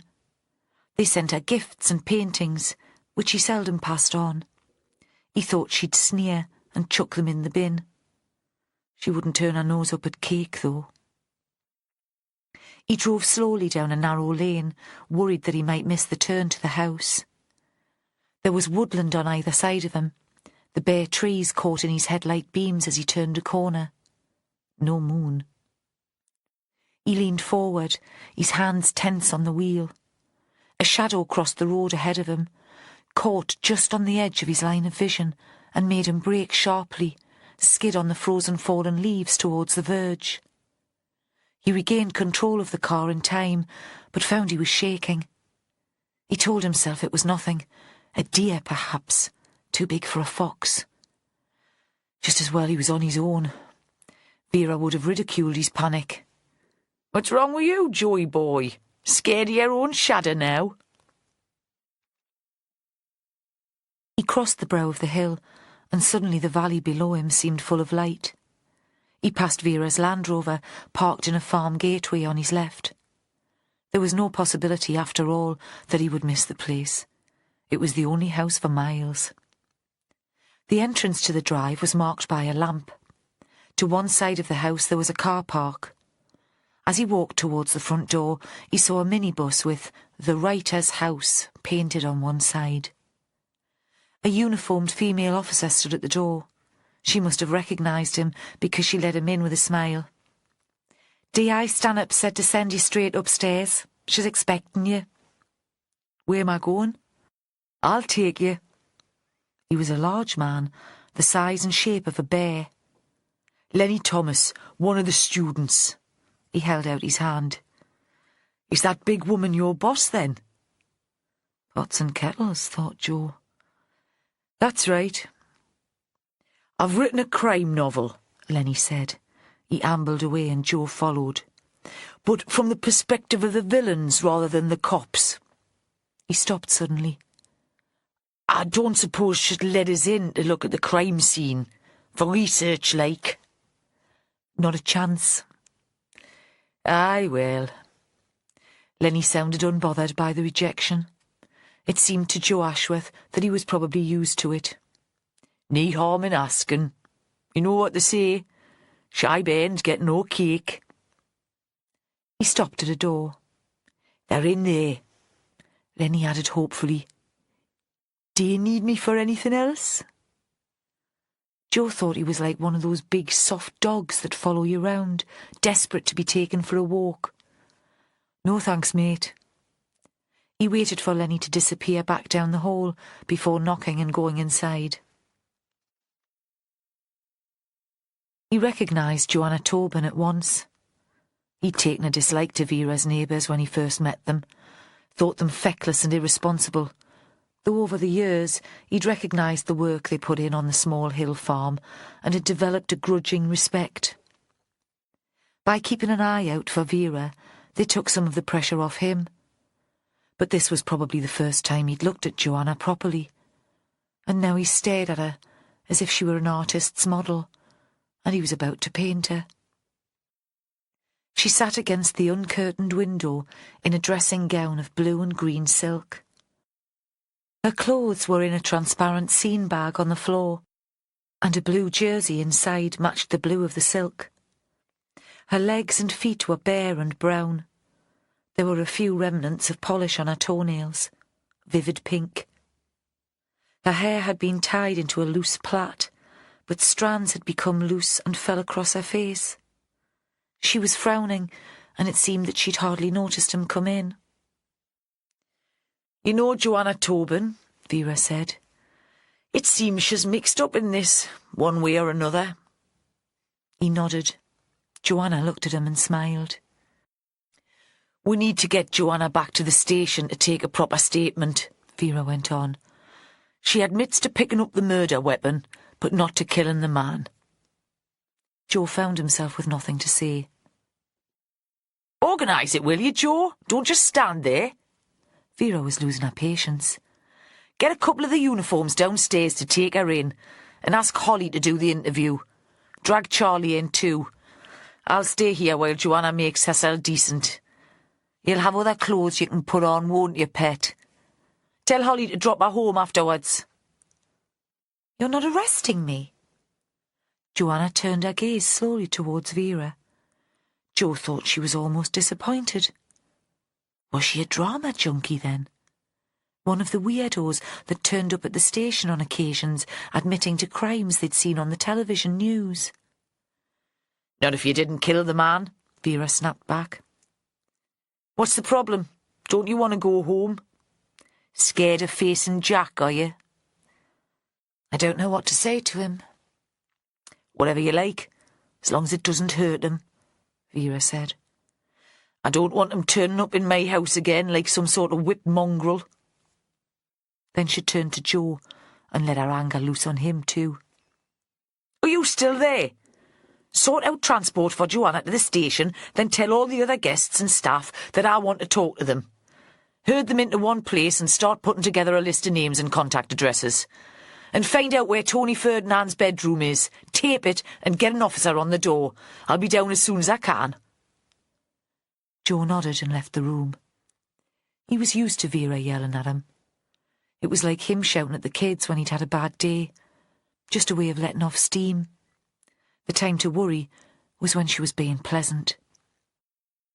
He wandered along the corridor and must have taken a wrong turn, because instead of coming down the narrow stone steps that Lenny had taken him up, he found himself at the top of a rather grand staircase, all curves and polished wooden balustrades.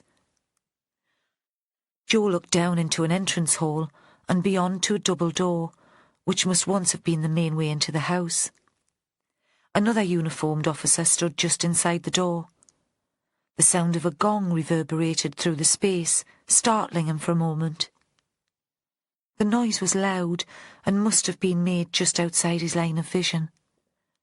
It seemed that murder wouldn't stop the residents eating dinner, and a line of people crossed the hall at the foot of the stairs into what was obviously a dining room. Most carried drinks in their hands. Somewhere there must be a bar. Walking further down the stairs, he could see them inside a panelled room with an arched ceiling. A long table had been laid with silver and a white cloth, and glasses reflected the candlelight. Joe thought some of the diners had dressed especially for the meal. There were long skirts, and a couple of the men wore suits. It seemed there was no dress code, though. Lenny was still in his jeans and sweatshirt. They all took their places at the table and sat with a hushed reverence. They could have been waiting for someone to say grace. Usually, Joe supposed, they'd be talking over the matters of the day. Today there was an air of anticipation, as if nobody knew quite what to expect. A large middle-aged woman walked to the head of the table. She was dressed in wide black trousers and a raspberry-coloured velvet jacket that was so long it reached her knees. Her unnaturally blonde hair was pinned to the top of her head with a tortoise-shell comb. She wore a string of large, diamond-shaped black beads around her neck. She seemed to Joe to be terribly pale. Was this the woman Vera had described shouting to alert the company to the tragedy? If so, there was no sign of hysteria now, and only the pallor of her skin indicated her distress. "You'll all have heard of Tony's death," she said. "A terrible tragedy.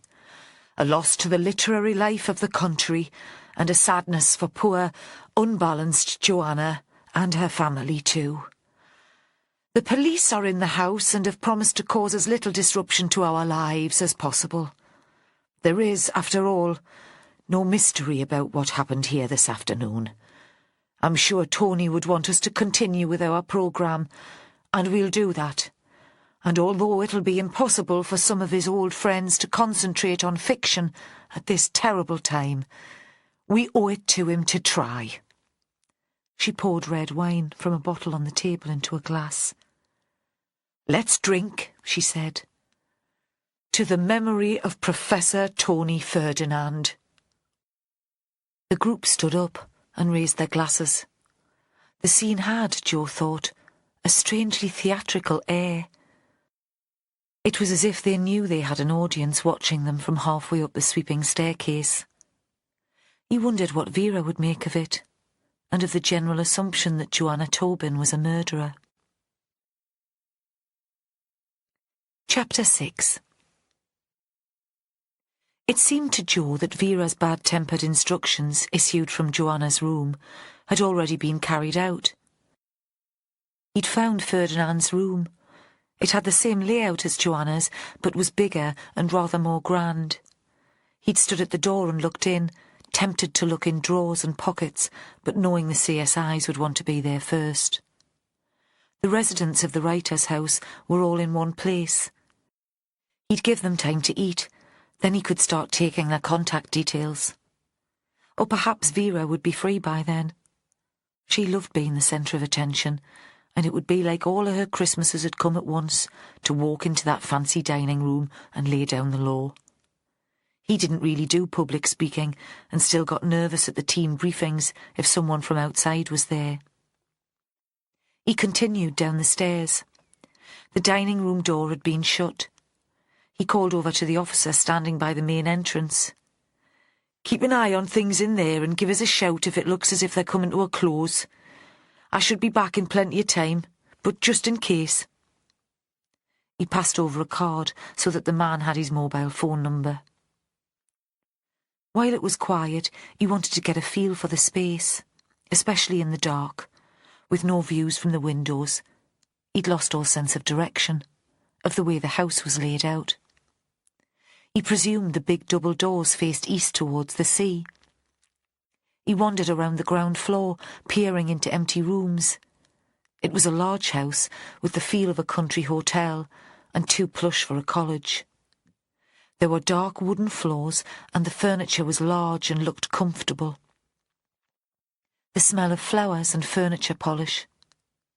In one room, the chairs had been pulled into a semicircle facing a whiteboard, which still contained a list of underlined headings. Crime scene, weapon, suspects. A strange parody of the board they'd soon be looking at in the incident room back at the station. On the lecturer's table, there was a pile of handouts. He glanced down briefly. They seemed to contain a book list. The sheet was headed North Farm Press. He realised that there were books everywhere. They were piled on coffee tables and on the arms of chairs in the room with the whiteboard. One large room looked just like the public library in his village. There were even books in the small bar and the public lavatories. Jo wondered what his wife would make of it. She'd recently joined a book group, but he thought the attraction was more about a night out with her mates, giggling over the Pinot Grigio and nosing into someone else's home, than a serious study of literature. He opened the door into a large and well-equipped kitchen, a mix of industrial catering and farmhouse traditional, an Aga and a stainless steel range cooker, a big scrubbed pine table and gleaming worktops. On one of the benches, desserts had already been placed in fancy glass bowls on two big trays and covered with tea towels. Some sort of mousse, he thought, lifting the corner of the cloth. Lemon or orange with a raspberry sauce. He felt hungry and wished he'd stopped to eat his birthday cake. A big pan was still bubbling on the slow plate of the Aga. It smelled of beef and wine, herbs and garlic. A swing door on the opposite wall opened, letting in the murmur of voices from the dining room beyond, and a skinny, dark man. "Who are you?" The man stopped in his tracks, startled, it seemed, by the intruder into his territory. D.S. Ashworth. And you? Alex Barton, director, cook and bottle washer. Murder doesn't seem to have dulled their appetites. They want more casserole.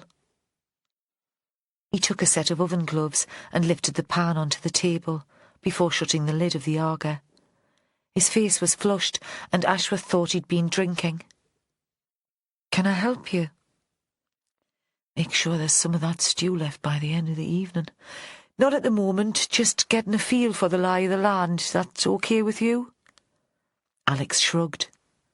Sure, make yourself at home. We'll need to talk to your guests when they've finished dinner, and to you, of course. Can you make sure nobody leaves? Of course. Why don't you join us for coffee in about half an hour? He gave a sardonic little wave before picking up the pan and disappearing again through the swing door. Ashworth was left with a tantalising glimpse of the room beyond, candlelight throwing shadows on the faces of the diners. He left the kitchen and found himself back at the place where he'd first come into the house, the back door that led into the car park. Vera was there with Joanna. They were waiting for one of the local cops to bring a police car to the door. Joanna was now dressed in clothes that Vera had retrieved from her room, jeans and a hand-knitted sweater, and seemed unusually quiet and passive. Vera helped her carefully into the vehicle and gave her shoulder a little pat. They watched the lights disappear up the lane. What do you think? Joe said. Did she do it? I don't see that she had any motive. She claims Ferdinand was a lechy old goat, but she'll have dealt with a few of those in her time, without resorting to stabbing them in the belly. But really, Vera thought, how well do I know her? Joe nodded in the direction of the dining room. They say Joanna was unbalanced. Hey, pet, they all seem like a bunch of loonies to me, but I'm not accusing them of murder. She paused. Billy Wainwright's taking a look at the scene now. Let's see what he comes up with before we come to a decision, eh? As it stands, I don't see we have enough to charge her with anyway. The CPS would laugh at her. Billy will place her at the scene. She's admitted to that. And her fingerprints will be all over the knife. Joe was wondering how he could tactfully tell Vera that she'd have to step back from this one. Most cases that would be enough. She stopped in her tracks and threw him a vicious look. Are you telling me how to do my job, Sergeant Ashworth? Think you could do it better, do you? Looking to move a couple of rungs up the ladder at my expense? I think you should just be aware that you're taking this personally. Your judgment could be clouded. Then he found Vera's face right in his. So close he could only see her eyes, bloodshot and furious. I take every killing on my patch personally, Sergeant Ashworth. If I didn't care, I wouldn't be doing me job right. Joe took a pace backwards and said nothing. He wasn't paid enough to stand up to Vera Stanhope when she was in one of her strops. Let one of the suits in HQ sort her out. Instead, he nodded again towards the dining room. They haven't started the pudding yet. We've got time to check with Billy before we talk to them. We've been invited to have coffee with them when they've finished eating. Have we now? How civilised. When they arrived at the glass room, the crime scene manager, Billy Wainwright, was on the balcony with Keating, the pathologist. They'd rigged up powerful lights so that Ferdinand was floodlit. His skin looked white and the blood looked black. It was hard to see the good-looking charmer Joanna had described. Vera called Billy out into the corridor. How's the wife, Billy? A standing joke. Well, more a routine greeting now, and perhaps not so much of a joke. Billy was a serial adulterer and seemed proud of the reputation. He ignored her. What happened here, Billy? Vera went on. Did he sit on the balcony and wait to be stabbed to death? Or was he moved afterwards? I mean, this all seems madness to me. Could he have been hiding out there? Billy asked. You wouldn't see him from just inside the door, despite all the glass. Who'd he be hiding from? It was Vera at her most sceptical. He asked Joanna to meet him. He wasn't a bairn playing hide-and-seek. Mr. Keating thinks Ferdinand was killed where he was found, Billy said. But he won't commit himself until the post-mortem. Is there anything either of you will commit yourselves to? Aye. That knife they retrieved from the woman you've sent off to Kimmerston for questioning. What about it? Don't stand there grinning and playing games with me, Billy Wainwright. Just spit it out. It wasn't the murder weapon. Nothing like. We're looking for something about the same length and width. But the murder weapon had a serrated blade. Chapter 7. Vera threw a triumphant grin to Joe and turned on her heels. As he hurried after the shadow thrown by the red light, she turned and called back to him. You'd best organise a search of the residents' rooms. God knows where we're going to get the manpower for that this evening. Our mistake. We shouldn't have taken it for granted that Joanna Tobin was the murderer. She spoke about our mistake, but it seemed to Joe that she was blaming him for the assumption that Joanna had been Tony Ferdinand's killer. She swept on and down the grand staircase so quickly that Joe almost had to run to catch up with her. Vera could move very quickly when she wanted to, even though she was so unfit. Where are we going? He asked. There's no rush. They won't have started coffee yet. We're looking for knives, Joey boy. Or rather, we're looking for a place where knives might once have been. The absence of knives. Both the one that Joanna Tobin was wandering round the corridor with, and that's now safely on its way to the lab, and the other one that killed Tony Ferdinand. Where do you think we're going? She arrived at the kitchen before he had the chance to answer. The room was much as it had been when Joe had looked in earlier, though the trays of desserts had disappeared. Alex Barton was pouring coffee from a filter machine into pots.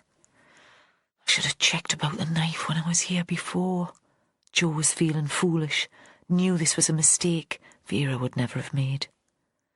But I thought Joanna was the killer. I thought there was no urgency. If you want to go into the dining room, Barton said, I'll bring the coffee through in a minute. It smells fabulous, Pet, Vera said, but I'm not here for the coffee. Show us where you keep your knives. Alex set the jug back on the filter machine and stood for a moment looking at her. Joe couldn't make out what the man was thinking, or even if he recognised the implications of the request. Alex pointed to a chef's block on the bench. My mother gave it to me when I graduated from college. They're the best you can get. Again the voice was flat, and Ashworth found it impossible to tell whether he was proud of the gift or resented it. Vera walked over to the bench. There seems to be a few missing. Of course some are missing. Now Barton did sound impatient. I've been cooking with them. He nodded towards the draining board, to a pile of dirty pots and cutlery.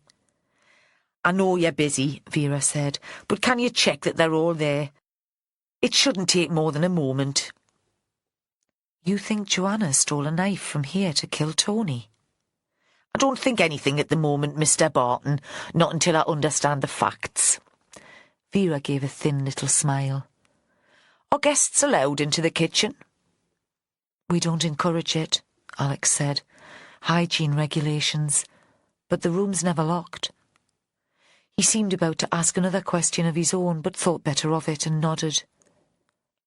Just let me take this coffee through before it gets cold. Then I'll check for you. When he returned, he pulled 3 knives from the draining board, wiped each with a white cloth, and slotted it into a hole in the wooden block. There's one missing, he said. Vera had stood watching. You sure? Of course I'm sure. They're the tools of my trade. I work with them every day. He paused, frowning. I hope I'll get it back. It'd cost a lot to replace. It seemed to Joe that Alex wasn't troubled so much about the cost of the knife as about the fact that one of the set was missing. Can you describe it? Joe leaned forward. Like this, only with a finer blade. Barton took out a wedge-shaped knife. Not serrated? No, not serrated. The only serrated knife here is the bread knife, and that's over there. Barton nodded towards a breadboard in the corner. A black-handled knife lay across it, taunting them. Has it been here all afternoon? Vera asked. Yes. I used it at lunchtime and made myself a sandwich this afternoon. You and your mother were here drinking tea, Vera said, just before she found Professor Ferdinand's body. How did you know that? Barton looked at her as if she were a witch. Vera smiled at him mysteriously. I'm a great believer in traditional detective work, she said. It always pays dividends. Isn't that right, Sergeant? But Joe wasn't listening. He was thinking that the knife with which Joanna had been found had most likely come from the writer's house kitchen. Not the murder weapon, though. That was still missing. Thank you for your help, Mr. Barton, Vera said. Perhaps now we could talk to your guests. She stood for a moment outside the door of the dining room and composed herself. Watching her, Jo thought she was like an actress preparing to play a major role. She shut her eyes briefly, then walked inside. He followed. Always in her shadow, he thought. But maybe that's the way I like it. Vera walked the length of the table, just as Miranda Barton had done earlier. Jo closed the door and stood with his back to it. On these occasions, Vera preferred him to be unobtrusive. You're my eyes and ears, Jo. I'm a simple soul. I can't talk and observe at the same time. So he watched the reaction of the people sitting at the table. There were 12 of them, plus Miranda Barton, fewer than he'd thought when he'd seen them parade into the room after the dinner gong had been struck. Did people with big personalities and big egos take up more space? Because there was nobody here who was ordinary. The voices were louder than Jo would have expected, and the gestures slightly more dramatic. Even Lenny, the working-class guy from Ashington, seemed to be playing a caricature of himself. The desserts had been eaten, the glass bowls pushed to one side, and napkins rolled into balls on the table. Alex had returned from the kitchen with a second pot of coffee. He set it down for the diners to help themselves. Vera waited at the head of the table, biding her time. Eventually, the conversation faded, and she had their full attention. Ladies and gentlemen, I'm sorry to have disturbed your dinner like this. No reaction. The audience didn't notice the sarcasm. Perhaps dinner was as important to them as the fact that there was a man upstairs with his throat cut. Even Miranda Barton, who had created the disturbance when she saw the body, had managed to eat all of her pudding and now reached out to take a chocolate from the plate that was circulating with the coffee. Vera continued. I'm sure you appreciate that our investigation will cause some disruption to your programme. Obviously, we'll need to take statements from you all, and would like to begin that this evening, while your memories are fresh. She looked around her and gave the fixed, icy smile that terrified her team more than her anger. Are there any questions at this point? Ashworth saw that the assembled writers had underestimated Vera. They despised her for her ill-fitting clothes and badly cut hair. It showed in their posture as they slumped over the table or back in their chairs. They saw no danger in her, certainly not in the smile.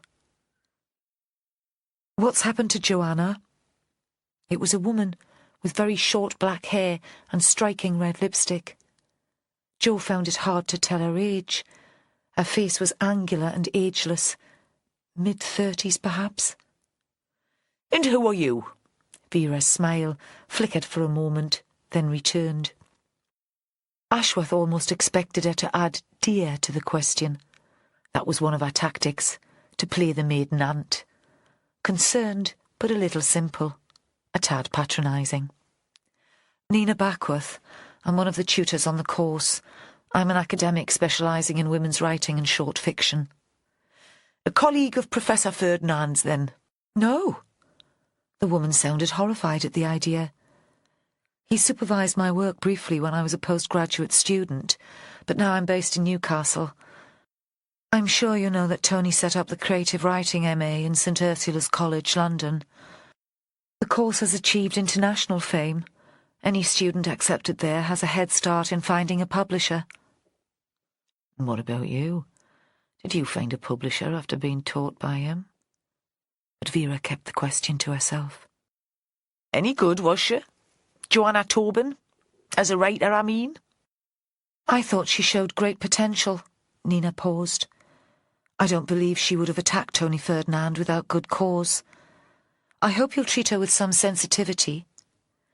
Are you saying Professor Ferdinand deserved to die, Miss Backworth? There was a sudden tension in the room, a spark of excitement or energy. The audience was more attentive. The woman regarded Vera warily. Of course not. Nobody deserves to be killed like that. I want to alert you to the fact that there could have been an element of self-defence in what happened here today. Vera looked at her. But you believe that Joanna Tobin killed the professor? Of course. Then, when there was no response from Vera, her voice became uncertain. That's what we were told. That's what I assumed. Jo watched and found he was holding his breath. Sometimes, when she was angry, Vera let her mouth run ahead of her brain, and Jo knew that the assumption that Joanna was a murderer would make her very angry. Don't let her mention the knives, he thought. Don't let her give away more than she needs. Vera looked across at him, and her face twitched into what might have been a wink. It was as if she'd known what he was thinking and was saying, "Give me credit for a bit of sense, lad." Joanna Tobin is helping the police with our inquiries, she said blandly, challenging them to ask more questions. She hasn't been formally charged, and our investigation continues. She took a sip from the coffee cup in front of her, though by now Jo thought the drink would be cold. Vera had better timing than a stand-up comedian, and knew the importance of a pause. I understand that the writing course is planned to run for 2 more days.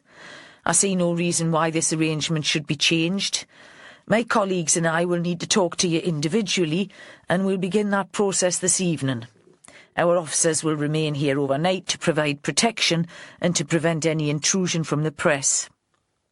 She paused again and swept her eyes around the room. And to stop anyone from running away. She looked around the room once more. I assume all the course members are still here? We had a visiting tutor this morning, Miranda Barton said. Chrissy Kerr, who owns and runs North Farm, a small literary press based in the county. When did she leave? The question was directed to the whole room, but again Miranda answered. After lunch, I saw her drive away.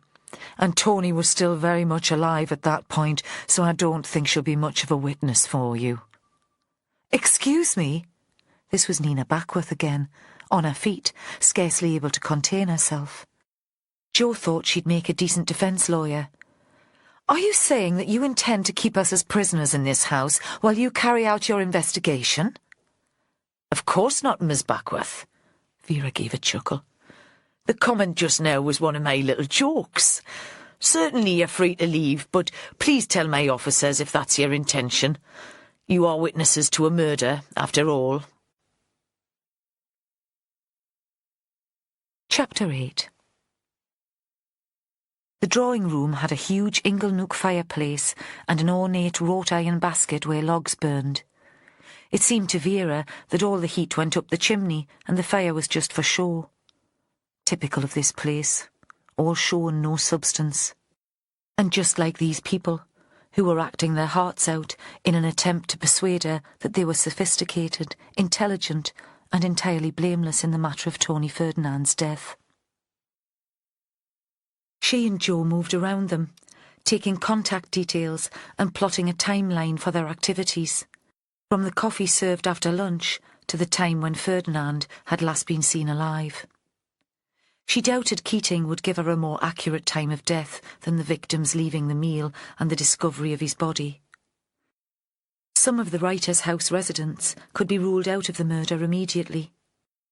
They were in the company of others for all but a few minutes during that period. She wondered what Joe made of these loud, showy people who reminded her of exotic birds, all brightly coloured plumage and irritating squawk, caged in a luxurious aviary. When he'd first started working for her, he'd been anxious in the presence of the articulate middle classes. He was more confident now. She'd given that to him, at least. Upstairs, a team was searching bedrooms. Not Ferdinand's. She'd do that herself, once the CSIs had been in.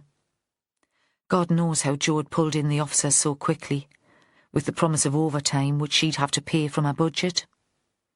None of the residents had objected to the search, but then Vera didn't expect the knife or any bloody clothing to be found.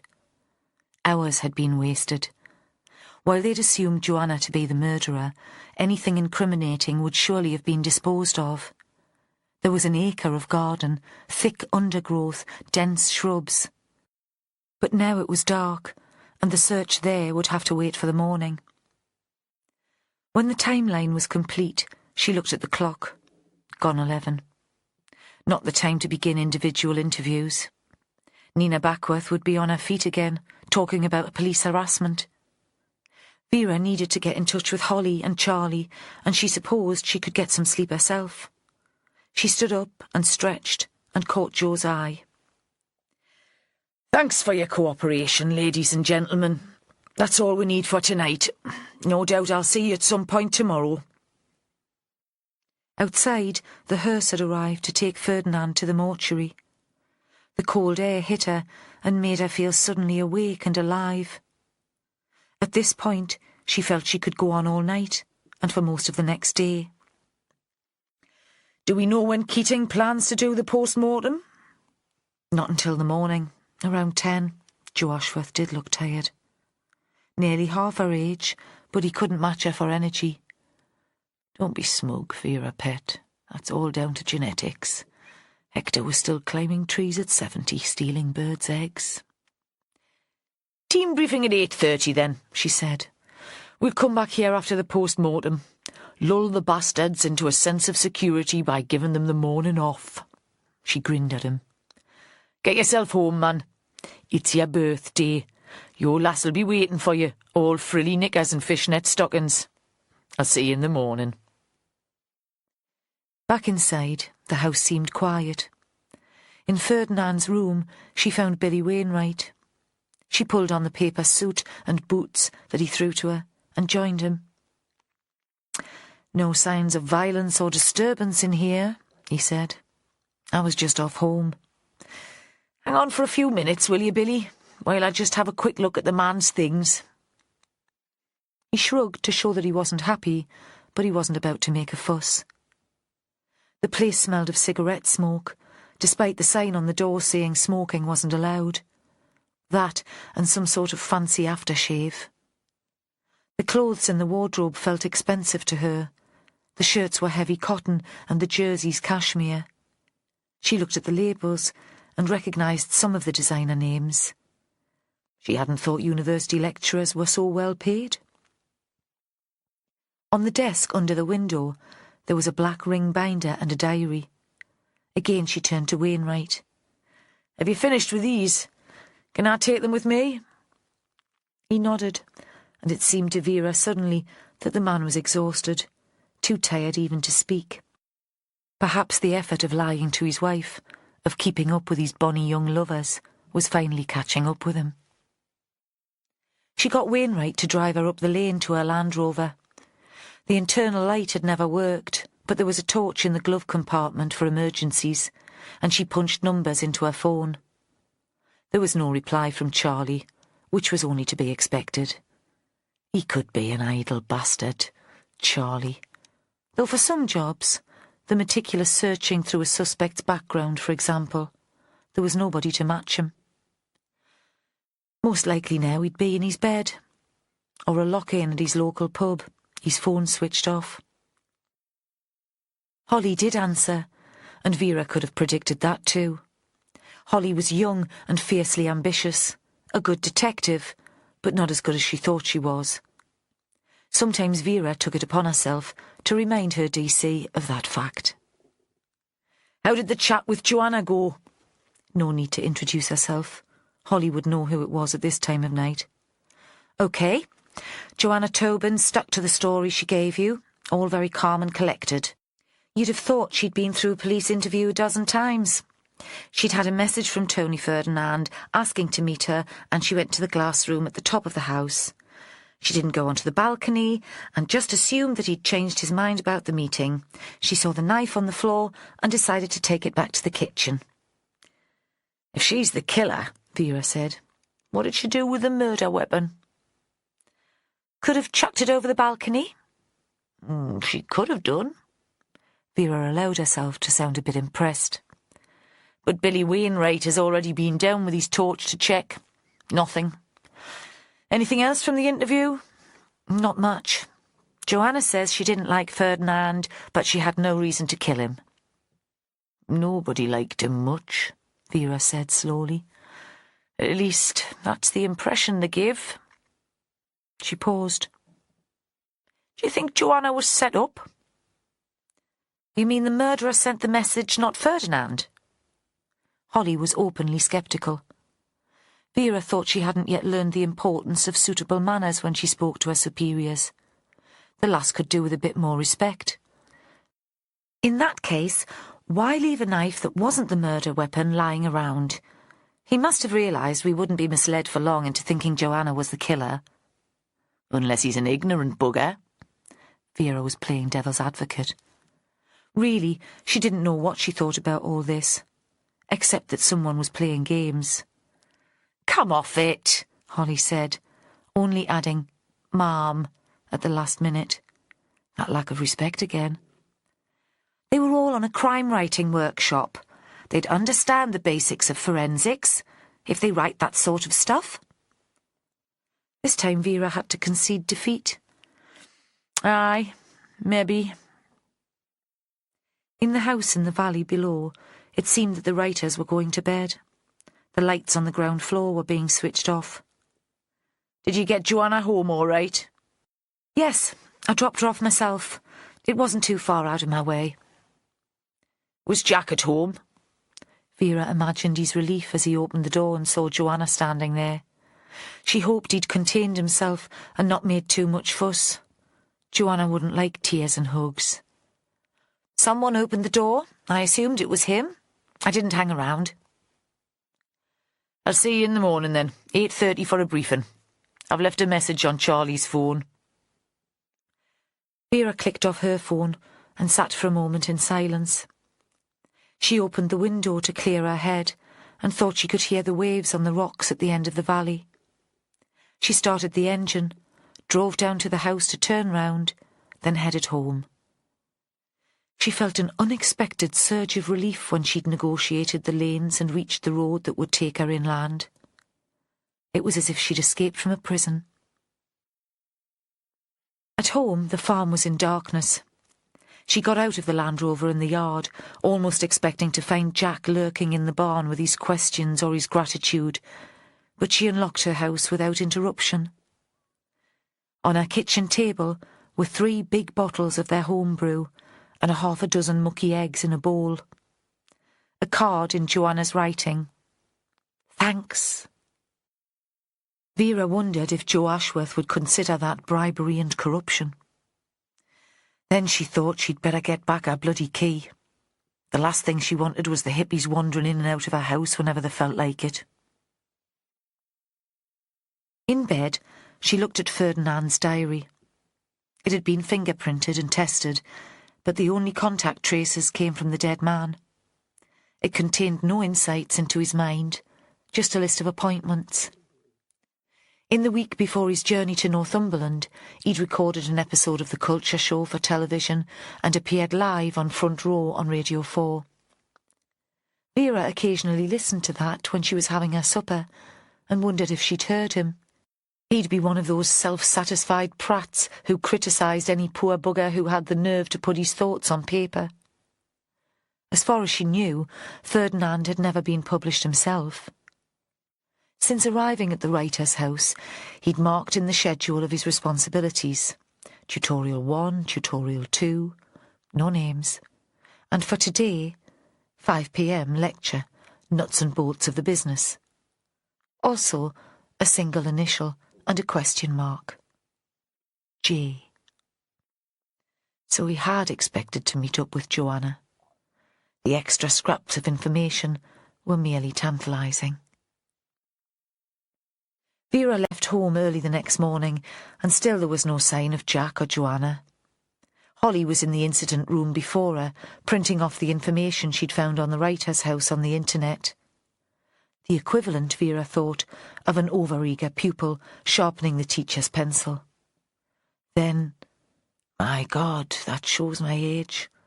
When did they last have pencils in classrooms? The others wandered in afterwards. Charlie, last as usual. Holly handed out the notes. Vera stood at the front and talked them through it. Our victim is Tony Ferdinand, professor, reviewer and all-round media star, so there'll be lots of press interest. He was in Northumberland to act as visiting tutor at the writer's house, the place up the coast where wannabe writers go to get inspiration.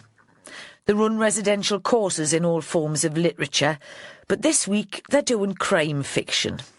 Is that significant? Seems a bit of a coincidence that they've spent 3 days planning a perfect murder, and then one of the lecturers dies in a very theatrical way. Is one of them playing games with us? I've had a quick look in Ferdinand's diary. He made a note of the appointments he'd set up with other students, but no names are mentioned. He might have had a meeting with someone he calls J yesterday, but it all seems very vague. We need to be aware that Joanna Tobin could be lying or could have been set up. She paused and checked that they were all with her. Then there's the business with the knife. Another game? Or does the killer not know enough about forensics to realise we'd tell the difference between blades? Did he think getting Joanna to the scene would be enough to convict her? Again, the whole business seems very theatrical to me. In any event, the murder weapon is still out there somewhere. I've organised a search of the grounds, and that should start this morning. Holly, will you get on the phone and check out Ferdinand? Talk to his university, St Ursula's College London, to broadcasters, publishers, anyone else he might have worked with. Usual stuff. Any enemies, any recent scandals or problems. You'll have the guest list of the writer's house, so see if one of those names crops up. Vera thought that Holly, with her clipped southern voice, would go down well with the London intelligentsia. You could almost see her as a pushy publicist, with her long legs and sharp suits. And have a word with a woman called Chrissy Kerr. She runs a small publishing company based not very far from here. According to the woman in charge, she left the writer's house before Ferdinand was killed. But she might have picked up on tensions or problems, and she'll have background on the whole organisation. Charlie, I want you digging around in the background of Joanna Tobin. She's my neighbour, and I need to keep a bit of distance, so this is your responsibility, and anything you find, you let Joe know as well as me. Seems as if she might have been set up. Or is she the one who's playing games? We know she has a history of psychiatric illness, and, according to her partner, there was at least one serious suicide attempt. Our family comes from Bristol or somewhere in the West Country, and I think she lived for a while in France. Check for any overseas convictions. Vera stopped for breath and looked across the room towards her sergeant. Joe, you were there last night? Anything I've missed? He'd been sitting at the back, a biro in his hand, and she hadn't even been sure he'd been listening. Maybe the squiggles on his notepad were doodles. From this distance it was hard to tell. Maybe he was remembering the delights of the night before, his very special birthday treat. But he answered immediately. The people who run the place, mother and son. The mother's a professional writer, and apparently she was a friend of the deceased. He glanced up at Vera to check that the information was accurate. She nodded. Something about her response to the murder seems odd. She found the body and apparently screamed the place down, yet later over dinner she appeared completely composed. Certainly she ate everything on her plate. Nothing wrong with a middle-aged woman having a healthy appetite, even in a crisis, Vera put in, and was rewarded with a laugh from our audience. It says from Holly's notes that the place gets some Arts Council funding, Joe said. It might be worth checking how the finances of the place work. If there was some sort of scam and Ferdinand found out, that would be a motive.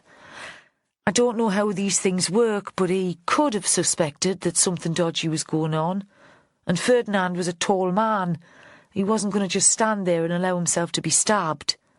Maybe the mother and son worked together to kill him, or one of them kept watch. Good thinking. There were times, Vera thought, when Joe Ashworth was a credit to her. Maybe occasionally she should tell him so. Paul Keating, the pathologist, was an Ulster man, straightforward and a little dour. He had a rugby player's nose and a grown-up family. He conducted his post-mortems with respect and little fuss. Vera knew colleagues, even experienced colleagues, who hated being present at the post-mortem, but she'd never seen the logic in that. She was scared of people when they were alive and dangerous. At least the dead could do you no harm. Why was there so much blood? The heart continued to pump and there was a gaping wound for it to escape from. Was he killed out on the balcony? This had troubled Vera from the beginning.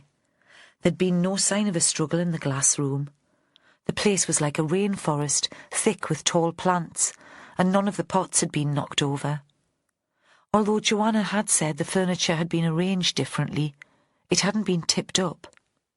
Everything was orderly. But it had been a cold October afternoon, not the weather for sitting outside. Vera remembered Joanna's description of Ferdinand's habit of eavesdropping. Had the killer caught him on the balcony, listening in on the discussion below? Or had Ferdinand heard a previous conversation, something that might ultimately have led to his death? I think he must have been. There's no blood spatter in the room, but plenty outside. Ferdinand was a big man, Vera said. Tall, at least.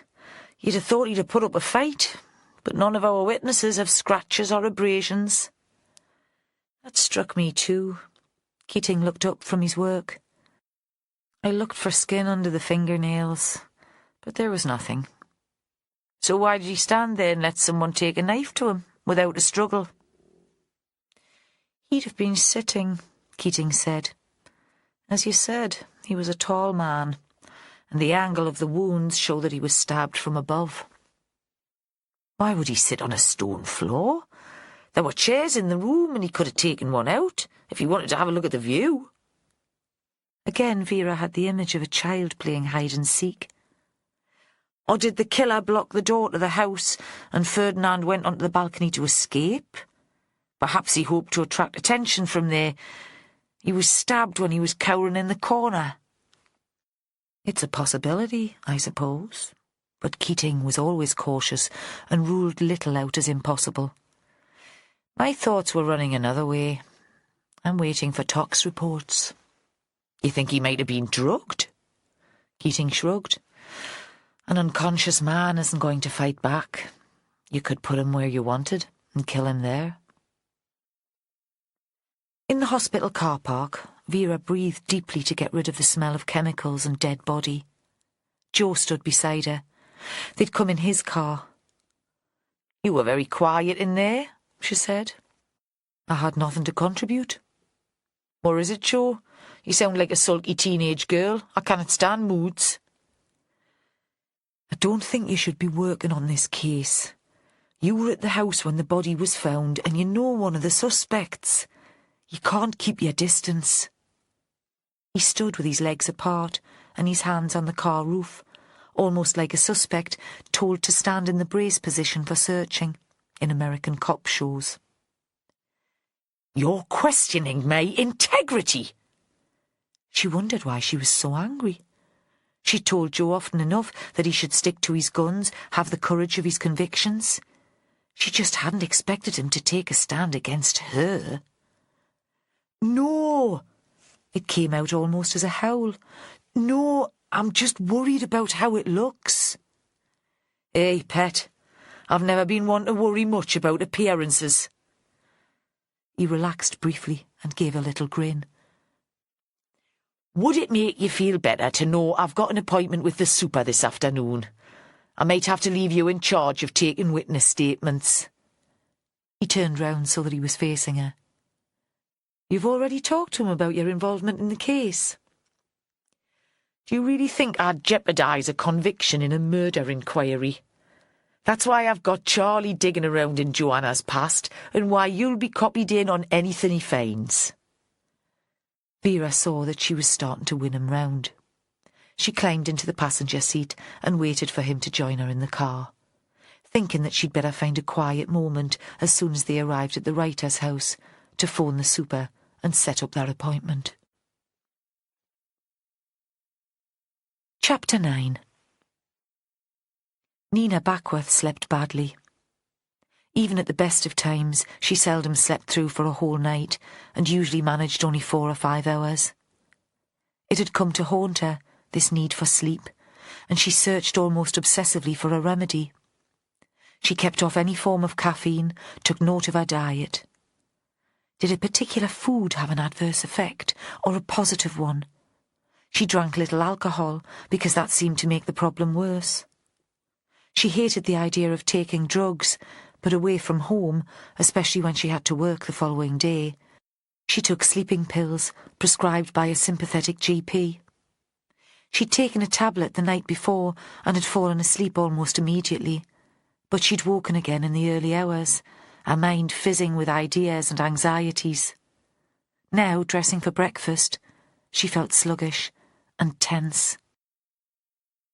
How had she been persuaded to take part in this venture? She was employed by the Department of English at Newcastle University and lectured on the undergraduate course, with women writers as speciality.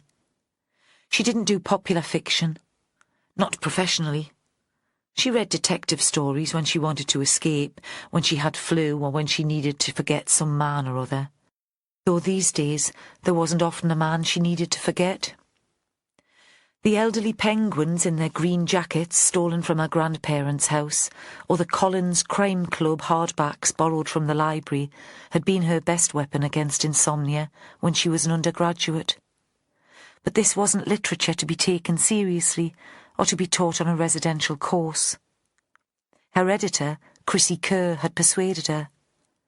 "You're published by a small press with a tiny marketing budget. Even if everyone on the course buys one of your books, that'll be a help. And the brochure goes everywhere. Miranda Barton has promised a big article in the journal." So Nina had gone along with the idea. She'd been seduced by the idea of a week in the country, and by the fee. She had to admit, even now, that the fee would be very useful. And then there'd been a murder. It seemed trite, almost ridiculous. If someone had come up with such a scenario in a story presented to her for appraisal, she'd have mocked the idea. Too Christy for words. That Tony Ferdinand had been the victim was a complication she had yet to explore properly. She was too tired to think. Perhaps there would be time for a walk on the beach before her first workshop, and that would clear her head.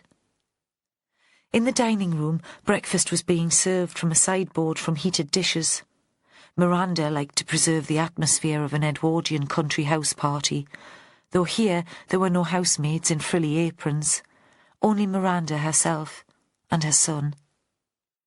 Nina saw that she was almost the last person to arrive for the meal. Again, they sat round one large table, but dinner was the only formal meal. At breakfast, guests helped themselves. She gathered, as she spooned fresh fruit salad into a bowl and dipped the bag of herbal tea into a mug of hot water, that people were acting as if the murder had never taken place. Across the table from her, novelist Giles Rickard had his nose in the Telegraph. Among the students, the conversation was about writing and the fruitless search for agent or publisher. Was that a sign of the self-obsession of the aspiring writer? Perhaps it had more to do with the fact that the 2 police officers who had been posted there overnight were in the room too, tucking into a pile of bacon and egg. Nina had expected the appearance of the fat female detective of the evening before, but there was no sign of anyone in plain clothes. The officers changed shift and 2 more arrived, but they just stood awkwardly, one at each of the external doors, as if they were unsure what they were doing there. She fetched her jacket from her room. "I'm just going for a walk on the beach," she said. "That is all right." The man was very young, fresh-faced and eager. She presumed it was his first murder, and he was excited to be there. Had he woken up this morning thinking that life was good and that he had chosen the best job in the world? "You'll not be long?" She promised that she would not be long. She was teaching in an hour, but she needed fresh air and exercise. She gave a little smile. "I'll go mad if I'm stuck in there all day." He stood aside and let her out, shouting after her, "Have a nice stroll."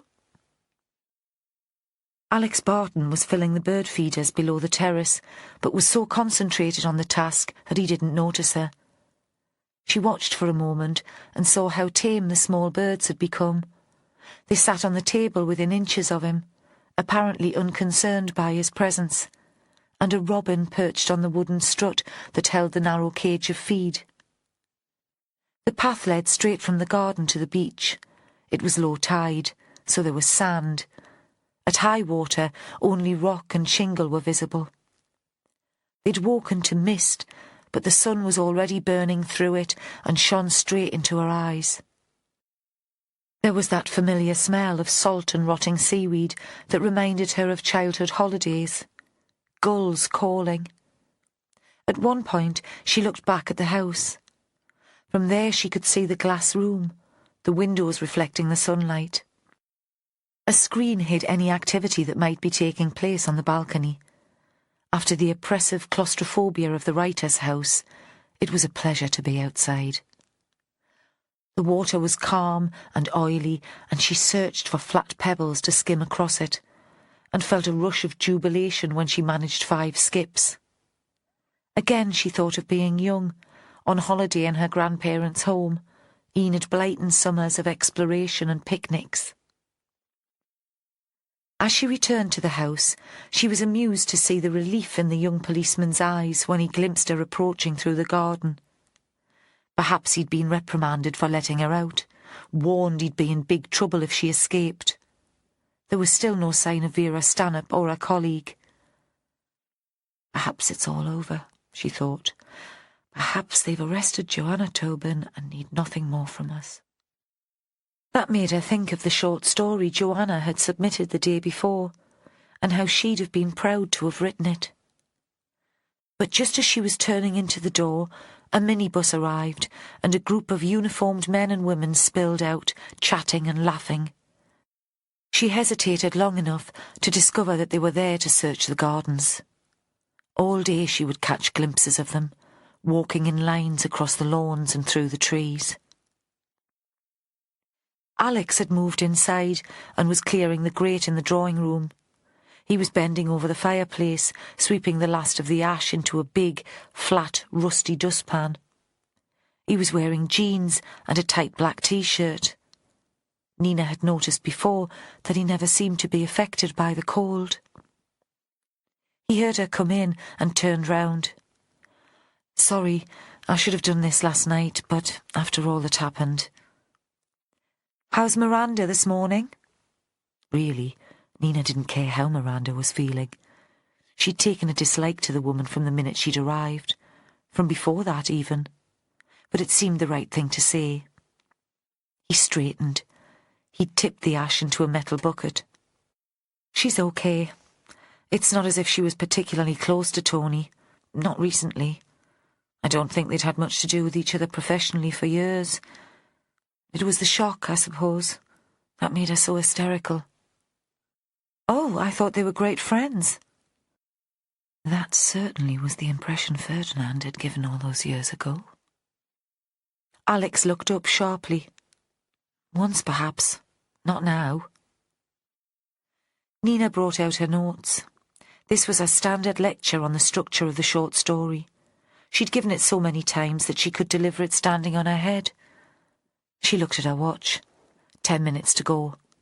Soon the keen ones would be dribbling in. An hour later they stopped for coffee. The lecture had gone well enough. The students had laughed in the right places, had seemed focused, had taken notes.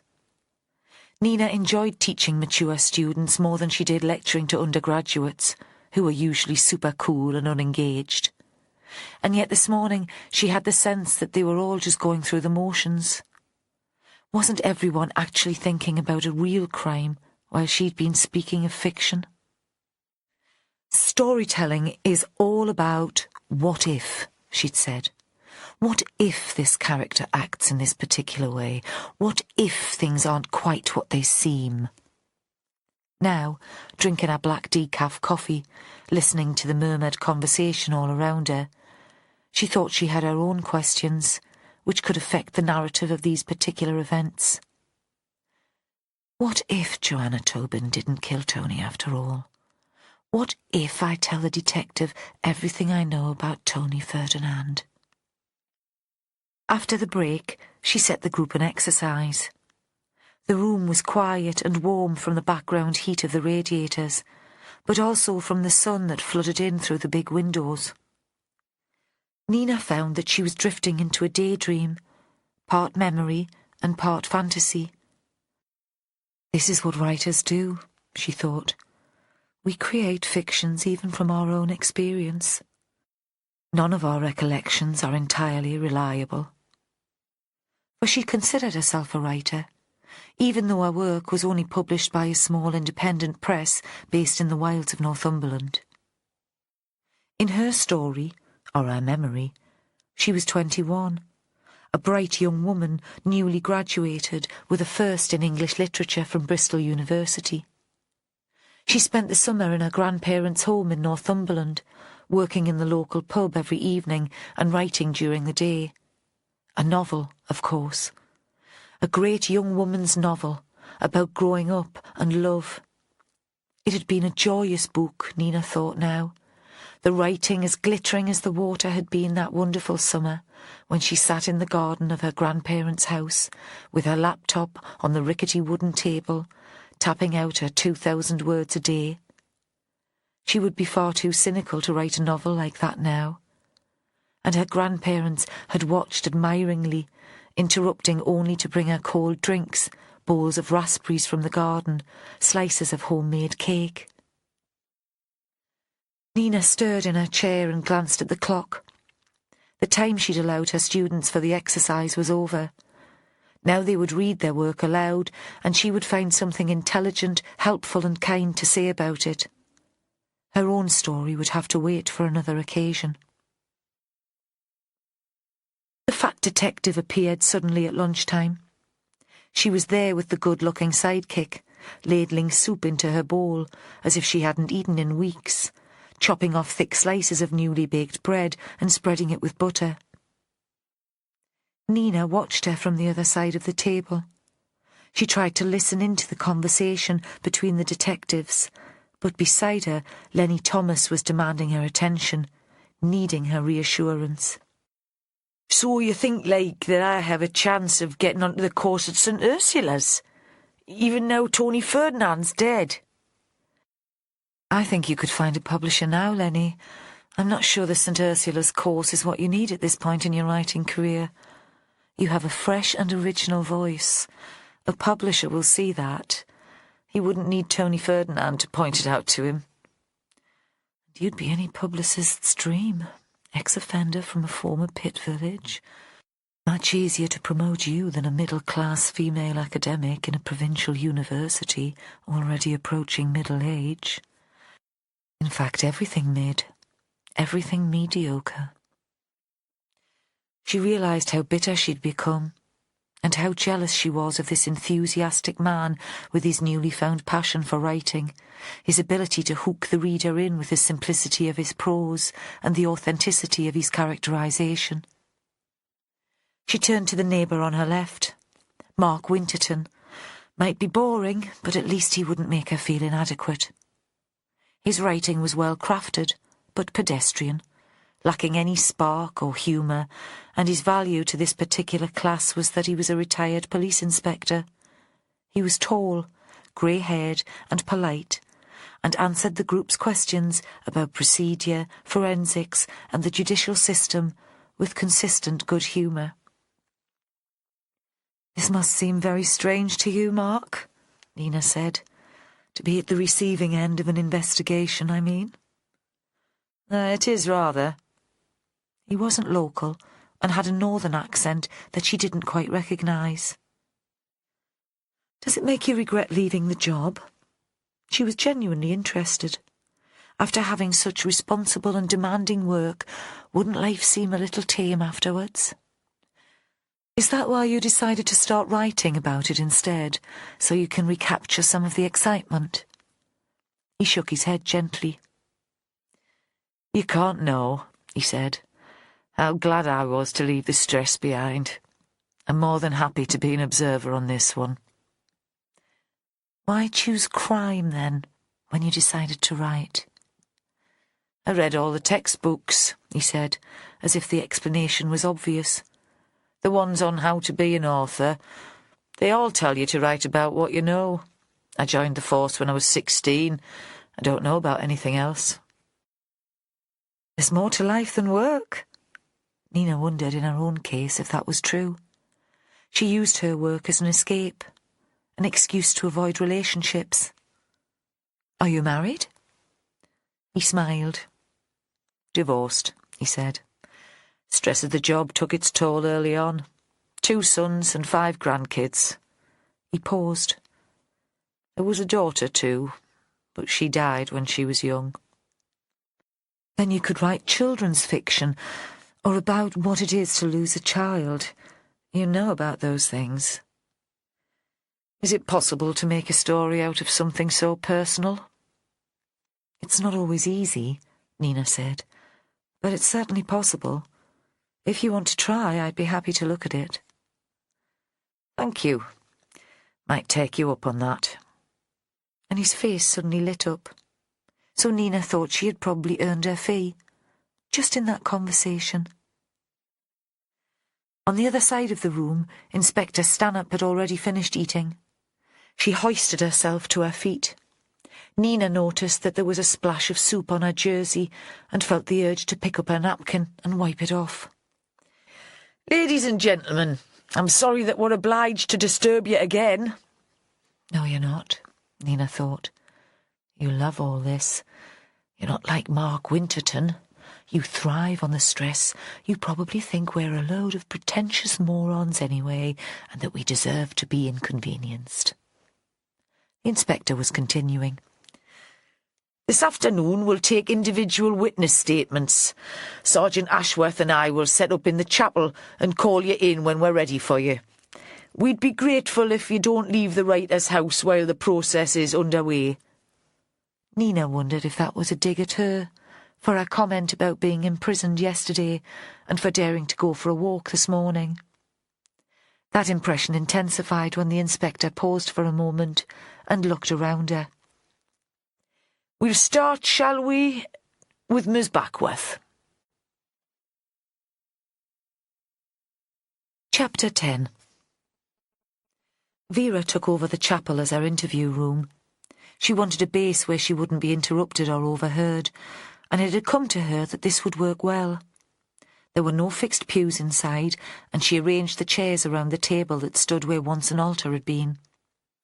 She'd asked Alex to show the chapel to her. She found him easier to deal with than Miranda, and she'd always had a soft spot for a man who could cook. "We keep it heated to stop the damp," he'd said. "The students use it as a quiet room, a place where they can write in peace." It was a bare and simple space. No stained glass in the windows, no ornate carving. Hardly bigger than Vera's living room. It had unplastered walls and a wooden ceiling, like an upturned boat. Vera thought there was no harm in asking Nina Backworth to wait while she prepared the room. In theory, Vera liked strong women. In practice, they often irritated her. Nina, With her strident voice and her emphasis on rights, the challenge to Vera's authority had certainly irritated. And Vera had to admit there was something intimidating about the woman that coloured her response. It was the expensive haircut, the red lipstick, the fitted linen jacket and wide trousers, all in black. The black boots with the heels and the pointed toes. According to the lad on door duty, Nina had gone for a walk on the beach before taking her lecture this morning. Had she gone out in those clothes? It was hard to imagine her scrambling over rocks and shingle. If Nina Backworth had been ugly and poorly dressed, Vera would have considered her much more kindly. Now the inspector thought it would be good for the woman to wait to be interviewed, as if she were the student and Vera were her tutor. "Bring her in, pet." Vera had arranged the table so that she was facing the door. There was a chair for the witness in front of her. Joe Ashworth would take a place to one side, out of the eye line. He'd make notes. Joe returned, followed by Nina. She took the seat offered and looked to Vera, pale and uncertain. Vera felt a twinge of sympathy. Perhaps the makeup and the sophisticated clothes were protection. Everyone had their own way of facing a hostile world. "Would you like anything?" Vera asked. "Coffee? Water?" She could tell it was the last thing Nina had expected. Kindness could be a great weapon. Nina shook her head. "No, thank you." "This is an informal chat," Vera said. "Nothing official, not yet. Later we'll take a formal witness statement that could be used in court. But I need to get a feel for what happened here, the people involved." She looked up sharply. "Seems to me writers must be nosy buggers, a bit like cops. You collect characters and places, don't you, for your books? You'll be interested in everything and everybody, because you never know when the detail will come in handy for a story." "Yes," Nina said. "Yes, it is exactly like that." It seemed to Vera that the woman looked at her with a new respect.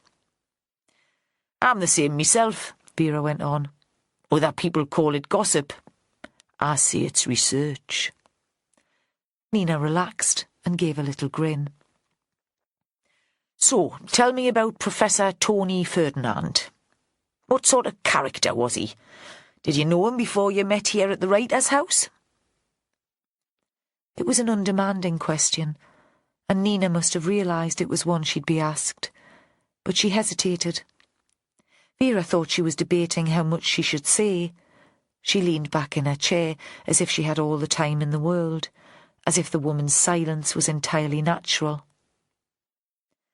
"As I explained, he supervised me for a while at St. Ursula's." Vera put her elbows on the table. "Tell me how that works," she said. "I never went to college myself. This is a new world to me." "I'm not quite sure how it works generally," Nina said. "I think perhaps I had an unfortunate experience." "Then tell me how it worked for you." Nina looked out of the long window and spoke without looking at Vera at all. "I was very young when I wrote my first book. I'd just left university and I spent the summer not very far from here. My grandparents lived on the Northumberland coast, and I felt more at home with them than I did with my parents." She shrugged apologetically. "Sorry, none of this is relevant." "But it is gossip," Vera said. "Nothing I like better than gossip." "It was the sort of book you write once in a lifetime.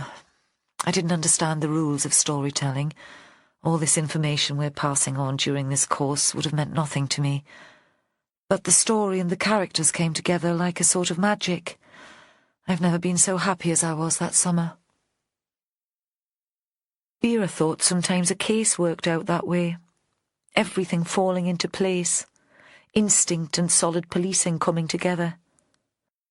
Then there was nothing more exhilarating. Nina seemed lost in her memories, and Vera prompted her. "So how did Tony Ferdinand come into your life?" "I'd heard him on the radio, read his reviews, and I admired him. He seemed passionate about literature and about championing new young writers. He'd just set up the new creative writing MA at St. Ursula's. I suppose he was some sort of hero. And I met him, quite by chance, at a party.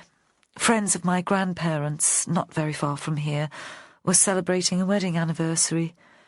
I'm not sure how he came to be there. I think he happened to be in the area on a holiday, perhaps. Later I found he was very good at getting himself invited to parties, fancy restaurants. Nina stopped speaking for a moment. He'd been a freelance journalist. I don't suppose he was paid much, and he had very expensive tastes.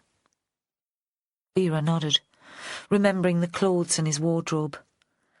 Must have seemed like a stroke of luck, she said. Just bumping into him like that. I could hardly believe it.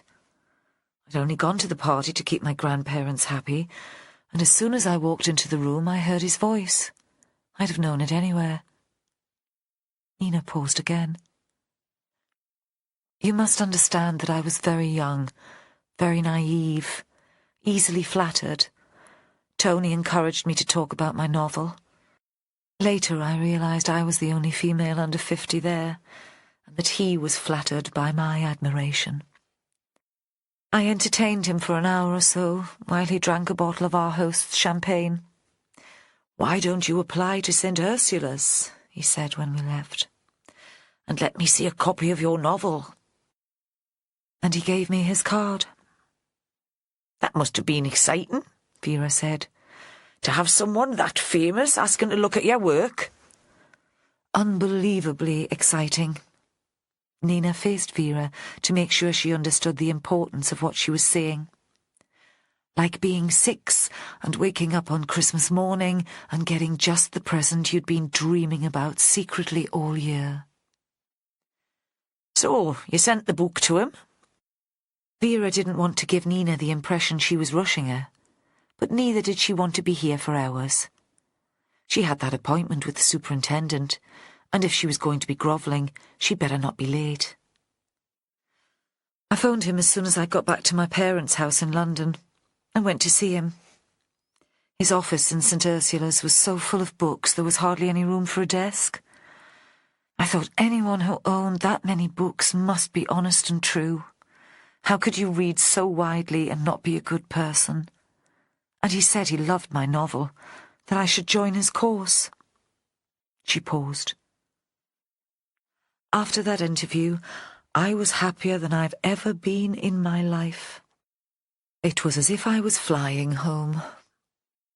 "But it didn't work out?" "No," said Nina. "It didn't work out." "Tell me." Still Vera was aware of time passing, but this was the first time she had a sense of Tony Ferdinand as a real person. He'd been a con man, she thought, a bit of a chancer, but bright enough to make people think he had influence. And in the end, so many folk believed he could pull strings and make things happen that the perception became truth. "Tried it on, did he?" Nina had been a bonny young woman after all, and it seemed he'd tried it on with Joanna. No, not that. He was unpleasant in an old-fashioned sexist way, touching as if by chance, the occasional invitation that could have been taken as a proposition, but I could have coped with that. "So what did he do?" Vera asked. "What did he do that was so terrible?" He ruined my novel. Him and the rest of the group. "How did they do that?" Nina struggled to find the words to explain. The teaching sessions were brutal. I'd had to take criticism as an undergraduate, but this was horrible. A form of intellectual combat. We'd sit in a circle, discussing an individual's work, but there was nothing constructive in the comments. It was more like a competition to see how hard and unpleasant each student could be. Tony told us things were like that in the publishing world. Tough, uncompromising. We should get used to it. But it wasn't done for our benefit. He enjoyed moderating all that bile and aggression. He was entertained, and it made him feel powerful. It wasn't just me he had a go at. He picked on anyone vulnerable. I remember him and a visiting tutor tearing apart one student who fell to pieces in front of us. I found myself joining in. It was horrible. Nina looked up at Vera. I tried to edit the text to meet the group's comments. Most of the other students seemed so much more confident and articulate than I was, and Tony seemed to agree with them. But of course that was a mistake. In the end, my original vision was quite lost. So you left? Vera still couldn't quite make sense of this. Usually she enjoyed dipping into worlds that were quite different from our own, but this seemed so far from our own experience that it was unfathomable. She'd never understood before that words could be a profession, a matter of pride, an income.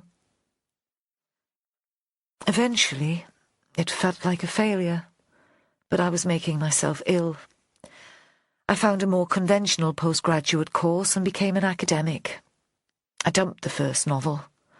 There was no way I could recapture the excitement. Recently I've started writing again. Published, are you? Not by anyone you'd have heard of. Nina managed a grin. I'm with a small press, North Farm, based in rural Northumberland. I've got a passionate and intelligent young editor. It's almost impossible to get my novels into mainstream bookshops, but Chrissy has a number of imaginative marketing strategies, and at least I don't feel that I've sold my soul. What I don't understand, Vera leaned forward across the table, is why you agreed to run this workshop. You must have known in advance that Professor Ferdinand would be one of the tutors. For a moment the woman sat in silence. Nina Backworth, usually so good at words that she made a living from them, said nothing. Her attention seemed held by the dust floating in the shaft of light that came through the narrow window above her head. At first I didn't know Tony would be here, Nina said at last. The Writers' House has an international reputation, and it's considered an honour to be invited to lecture here. I was interested to see how it works. A number of my friends have attended workshops and came back raving about the place. My managers at the university thought it would be a good thing to do. My being chosen as tutor reflects well on our courses, and so did my editor. The fee's generous, and that always helps. She paused for breath, and Vera thought there were already too many explanations. She wasn't sure she believed any of them. She said nothing and allowed Nina to continue. When Miranda sent me the list of tutors, it was too late to back out. Besides, the woman gave the same strained smile. Sometimes it's important to face one's demons, don't you think? I hoped I'd give my students here a more positive experience than Tony had given me, and I decided it would be good for me to meet the man again. And was it? Vera knew all about demons. She was living in the house where her dead father had kept bird skulls and skins in the basement. He regularly came to haunt her. She heard him muttering in her head late at night. It was quite scary the first time we sat down to dinner together. I felt like an anxious young woman all over again. Then he started to patronise me, and instead of being frightened, I found myself hating him. Vera paused for a second. Hate's a very strong word. The answer came back immediately. I'm a writer, Inspector. I choose my words carefully. What was going on between him and Joanna Tobin? Vera was remembering Nina's intervention the night before. The other guests had assumed that Joanna was the killer, but Nina had stood up to defend her. Joanna was a talented writer, Inspector, with an interesting story to tell. It doesn't always work when real experiences are turned into fiction, but she managed a witty and sardonic voice combined with real menace that I found very fresh. And Ferdinand was grooming Joanna for stardom, was he? Offering to put a word in for her with his publisher mates?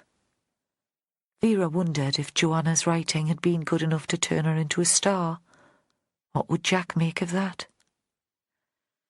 He was trying, Nina said. Joanna wasn't as naive as some of the other students. She wasn't taken in by the flattery. So how were things between them? Vera kept her voice casual. Tense. Tony could be unpleasant here if he didn't get his way, given to snide and sarcastic remarks. Not quite as brutal as his St. Ursula seminars, but getting that way. Nina hesitated. You might as well tell us the whole story, pet, Vera said. If you don't, some other bugger will. Once she fought back. With words, I mean, not literally. Get off my fucking back, Tony. This is my story, and I'll tell it in my own way. Sometimes you remind me of my ex-husband. It was in front of the whole group. The animosity seemed almost personal. I even wondered... Spit it out. Nina looked up sharply, shocked by the barked order. I wondered if they'd met before, if there was a history between them, as there was between Ferdinand and me. But that was ridiculous. How would a small farmer from Northumberland meet an academic from London? But Joanna hadn't always been a farmer, Vera thought.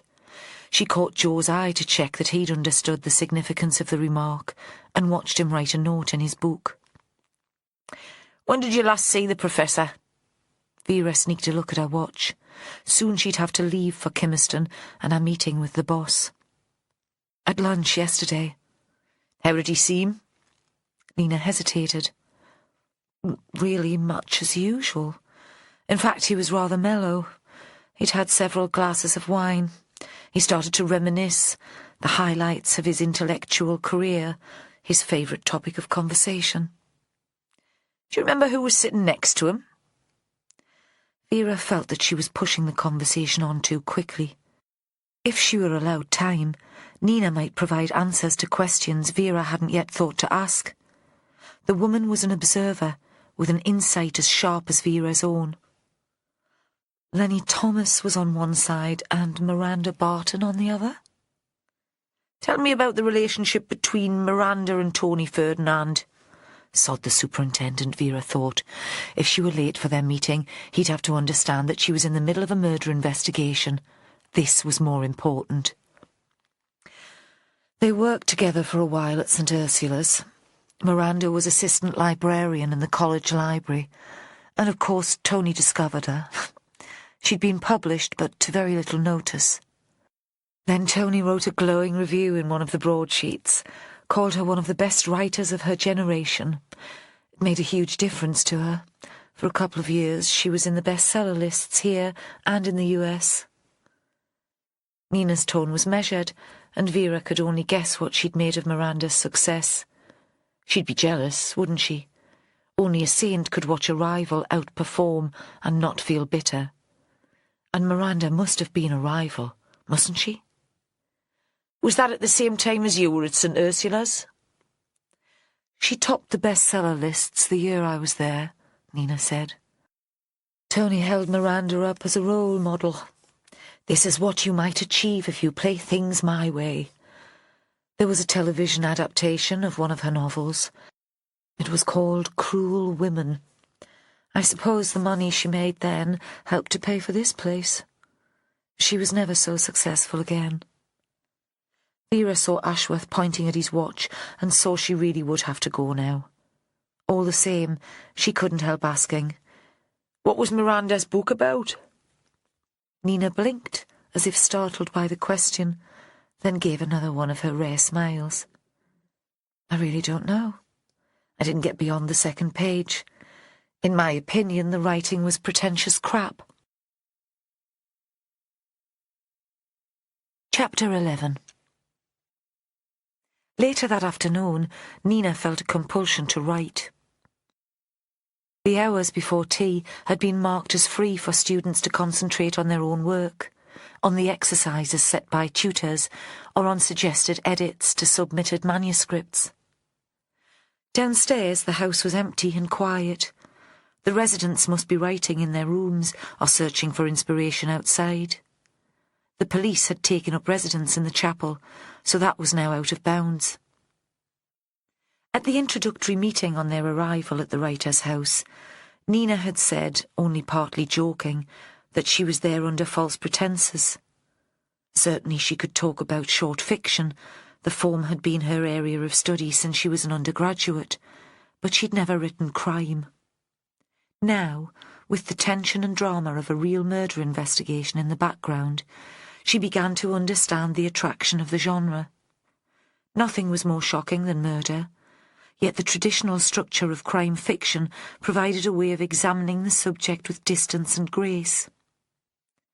The idea that she might create her own detective story had grown slowly and insidiously all day, but by mid-afternoon she could think of nothing else.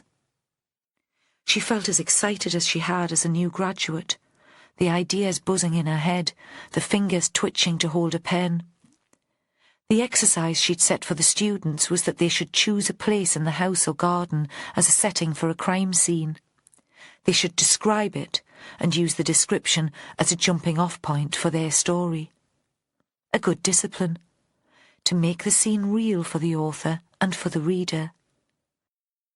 Nina thought now that it would be a sensible way for her to get started too. She prowled through the house looking for a setting for her piece.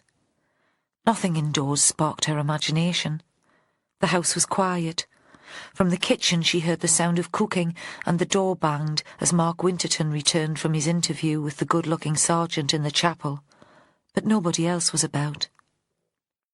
She fetched her coat from upstairs and went outside. The police officers on the doors had gone, and she slipped through the back door and into the car park. The light had almost disappeared, and the mist had returned like a fine drizzle on her skin. On the terrace, the wrought-iron furniture appeared ghostly and insubstantial, a distorted memory of warm summer days. Water dripped through the ornate holes cut into the tables, and the chairs were tipped forward to allow rain to drain away. A lamp had been switched on in the drawing room beyond the glass, but nobody was inside. A fire had been lit in the big grate. Nina imagined this as her crime scene. The terrace, designed for use in sunshine, now gloomy on a grey October afternoon. One of the white chairs set upright and occupied by her victim, the moisture like pearls on her hair and skin. Nina dried a chair with a tissue and sat down, taking the place of the victim. Who would it be? Important, surely, to get inside the head of the person who'd been murdered, even if he or she were already dead when the story started. She, Nina decided. Her victim would be a woman, but someone quite different from herself. Her concentration was broken by a sound from inside the drawing room. Raised voices. She turned to look, but from where she was sitting she couldn't see them, nor could they see her. "Really, Mother, you have to be careful." That was Alex Barton, Alex the son, who must have left the dinner preparations for a while. Nina supposed she should make herself known. There was something shabby about sitting here in the fading light, eavesdropping on the conversation inside. But she didn't move. Writers were like parasites, preying on other people's stress and misery, objective observers like spies or detectives. Except I'm not objective, Nina thought. I don't like Miranda. I don't know about her son. He seems harmless enough. But I certainly don't like her. The boy continued to speak, sounding concerned and exasperated at the same time. "Why don't we just cancel the rest of the course?" "We can't do that." His mother's voice was sharp. "We'd have to give them a refund, and we can't afford to throw money away. You know how tough things are at the moment. Besides what? I'd rather have the investigation taking place here, where we can keep an eye on what's going on. If we send everyone home, we won't know what's happening." I don't want to know, Alex said. I want to forget all about Tony Ferdinand. You don't know how pleased I am that he won't be part of our lives from now on. You should be careful. The mother repeated her son's words, so that it sounded like a mantra. You don't want people to think you're pleased he's dead. Of course I'm pleased. The words were high-pitched and childish. Given the chance, I'd dance on his grave. The spite in his voice took Nina back to St. Ursula's, to one of the dreaded seminars. She'd heard the same note in her own voice that afternoon in London. The afternoon she'd described to Inspector Stanhope, when for once she hadn't been the object of the group's criticism. When the relief of someone else bearing the brunt of the bullying had caused Nina to join in, to be almost as cruel as the rest of them, throwing insults as if they were rocks. A sudden noise brought her back to the present. Wood splitting in the fire, sounding loud as a gunshot in the silence. "Shh," Miranda said. "You don't know who might be listening." I'm listening, Nina thought, relishing her role as observer. Oh yes, I'm certainly listening. It occurred to her that Vera Stanhope would be proud of her. Then she heard the door shutting and assumed that both people had left the room. She got up quietly and looked inside. The space was lit by a single standard lamp, and Miranda was sitting in a chair by the fire. Her eyes were closed and tears ran down her cheeks. By the time Nina had replaced her coat, scribbled some ideas for her story in a notebook, and returned to the drawing room, it was filled with people.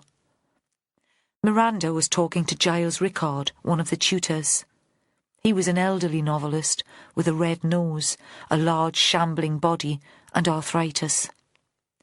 His crime fiction was superficially gentle and rather old-fashioned, though it contained moments of malicious wit. His detective was a Cambridge don, a mathematician. Rickard had had a late burst of success when a television readers group had picked one of his books for discussion, and now he regularly appeared in the bestseller lists. Nina thought it was rather a coup for Miranda to have attracted him to teach on the course. He wore a perpetual air of surprise, as if he couldn't quite believe that fame had come to him at last. With the students, he could be occasionally waspish and demanding, but he'd taken to Nina. "You write well," he'd said when they'd first met in the house. So she'd assumed that he must have got hold of one of her recent books, and that in itself had endeared him to her. And perhaps Chrissy would persuade him to give a blurb for the next title. "You'll see, my dear, it could happen for you too. But success isn't all it's cracked up to be, you know. You give up a good deal." She'd wondered what a man like him could have to give up. He'd never married, had no family. Privacy, perhaps. Or leisure. But surely he could turn down the speaking engagements and the book tours. Why, for instance, had he agreed to spend this week at the writer's house? It couldn't be that he needed the money. Now he waved at her across the room. Miranda, still speaking to him, seemed not to notice. Nina made herself chamomile tea and went to join them. "What are your plans for the rest of the evening?" Nina's question was directed at Miranda. In her room she'd looked at the programme. Ferdinand had been scheduled to lecture on the editorial process in the time before dinner. Miranda showed no sign of her earlier distress. The tears had been wiped away and fresh makeup applied. "We had a good idea about that. I've asked Mark if he'd give us a talk on the crime scene and the role of the CSIs. It would fit nicely with the writing exercise you set today. What do you think?" Nina paused. "I do wonder if a lecture on true crime might be a bit close to home, rather lacking in taste." "We're all thinking about poor Tony's murder," Miranda said, "even if we're too tactful to discuss it. I don't suppose a lecture on the subject will upset anyone, especially as poor Joanna was something of a stranger in our midst. We seem to have very thick skins here." Nina saw that was true. The only person who'd shown genuine emotion at Ferdinand's death had been Miranda herself, and it seemed she could switch that on and off at will. She was astonished that Mark Winterton had agreed to speak to them. Perhaps Miranda had bullied him into it, because he'd always seemed a shy and retiring man.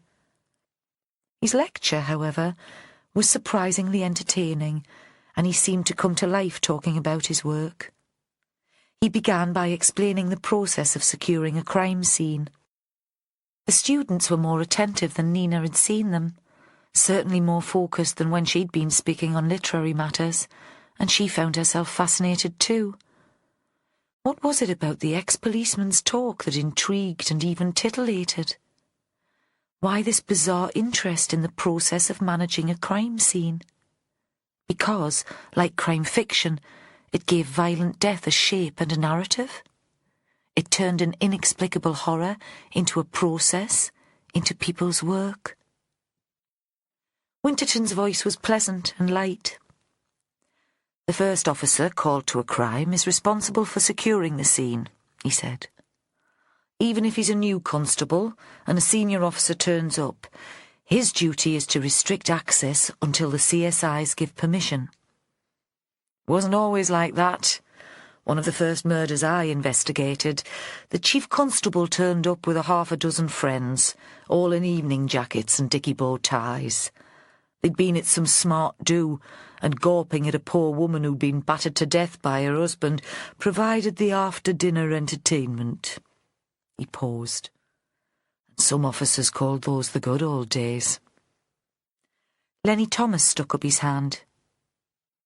"What do you think of the way the police are handling Tony Ferdinand's murder?" Winterton gave a little laugh. "Oh, I'm not prepared to comment on a colleague's work. If you're personally involved, even as a witness, you have a very different perspective on an investigation." He glanced at the back of the room. Turning, Nina saw that Vera Stanhope had returned and was standing there next to a good-looking young sergeant. Ashworth gave the inspector a wry grin, and she flapped her hand at him. A gesture that said, "Don't you have a go at me too." So perhaps Inspector Stanhope had a tendency to become personally involved in her cases. Perhaps her perspective on the investigation was flawed. The rest of the audience realised the detectives were there and fell silent as if they were expecting an announcement from Vera. News, perhaps, that Joanna had been charged and that the investigation was officially over. But Vera only said, "Don't mind us, folks. We're just here to pick up a few tips." The interruption and the arrival of Vera Stanhope and Joe Ashworth seemed to put Winterton off his stride. He continued to lecture, but in a dry and formal way, as if he were talking to a group of young trainees, emphasising the need to follow procedure. It was about bagging evidence and taking photographs. All interesting enough, but without the human element that had captured their interest previously.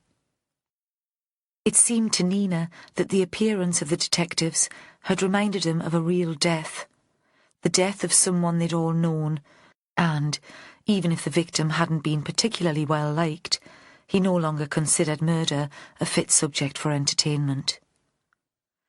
Yet it was fictional murder that had captured her imagination. She now had her central character and the germ of an idea, which was both simple and audacious. What fun if I can pull this off.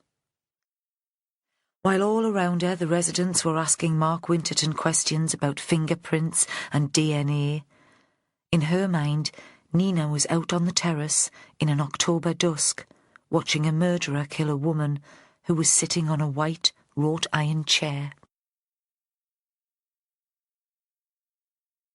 Chapter 12. Vera's meeting with Ron Mason, the superintendent, had gone surprisingly well. She thought she couldn't have handled it better. Her boss was a small man, given to fits of irritability, but she'd caught him on a good day. Perhaps he was so unused to Vera consulting him about anything that she'd flattered him by appearing to ask for his advice. Certainly, he had no idea that he was being manipulated. So the prime suspect is a neighbour of yours? He leaned forward across the table. He'd once had red hair, and although it was grey now, his eyebrows were still the colour of powdered cinnamon, and there were freckles the same colour all over his forehead. Vera had never noticed that before.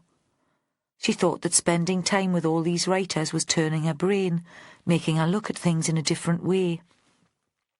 It certainly seemed like that at first, though we don't have enough to charge her, Vera explained about the knife Joanna had been carrying, not matching the wounds on Ferdinand's body. Complicated, then. I wondered if you'd like to take over as senior officer in charge of the inquiry, Vera said, in view of what might be considered a conflict of interest. Mason was a competent administrator, but hadn't taken a personal interest in a major crime investigation for years. Word in the canteen had it that he'd lost his nerve. No need for that, Mason said quickly. A rural police area like this, we're always going to bump up against the odd acquaintance. He paused. I take it that's all you are, acquaintances? I don't really move in arty circles, Vera said, encouraging him to smile at the thought. Like I said, Joanna Tobin and Jack Devaney are just neighbours. And that was all it had taken for Mason to confirm her place in the investigation. At the end of the interview, he stood up and shook her hand. Thanks for keeping me informed, he said. Good luck. Back in the writer's house, Vera thought they'd need it. It seemed that many of the people there with the opportunity to commit the murder had disliked Tony Ferdinand, but she had no sense yet of why anyone should choose this particular time and place to do it. She arrived just as Winterton's lecture had started. She could have told them her own stories about balls-ups at crime scenes, and had been tempted to put in her twopenn'orth, but had seen that would hardly be professional. When the talk was over and the residents were preparing for dinner, she took Ashworth across the yard and into the chapel. What did you make of Winterton, then? He had opportunity, Jo said. Don't see how he could have motive. He's never moved in literary circles. He only retired from the job 12 months ago. What's he doing here, then? Police pension is better than it was, but you'd not think he'd have the spare cash for this sort of jaunt. Have you seen the fees? Or did he get one of those bursaries? Vera wondered briefly what she'd do when she retired. She saw herself in Hector's house, too fat and unfit to get out, watching daytime telly and drinking beer for breakfast. Then the hippy-dippy neighbours would be her only link to the outside world. Maybe, after all, she had more of a vested interest in Joanna's innocence than anyone realised. No, he applied for a bursary, but he didn't get one. I get the impression his writing's not up to much. So maybe he had a reason for killing Tony Ferdinand, and he came here specially to do it. He used the course as a cover. Yeah, Jo said, and that's a piggy I can see floating past the window. Vera smiled. She liked it when Jo stood up to her, as long as he didn't do it too often. He'd have the knowledge about how an investigation works. He'd understand enough to pull the stunt with the knives. But he wouldn't have got it wrong, would he? Jo said. He'd have made sure the right knife was in Joanna's possession. So he would. Vera was feeling hungry now, but she didn't want to eat her dinner in front of a party of suspects. Let Mark Winterton play the performing cop for them. I was thinking Winterton might be useful, Jo said. An insider. They'll say things to him that they wouldn't say to us. He's a suspect, Vera said sharply. A witness at the very least. Sometimes you have to keep your distance. She saw it was on the tip of Jo's tongue to make some comment about her own lack of objectivity. Instead, he looked at his watch. I should get home. If I don't see the kids before they go to bed tonight, they'll forget what I look like. I was going to talk to Joanna Tobin, she said. now that she's had a while to think about things and we know what questions we want to ask.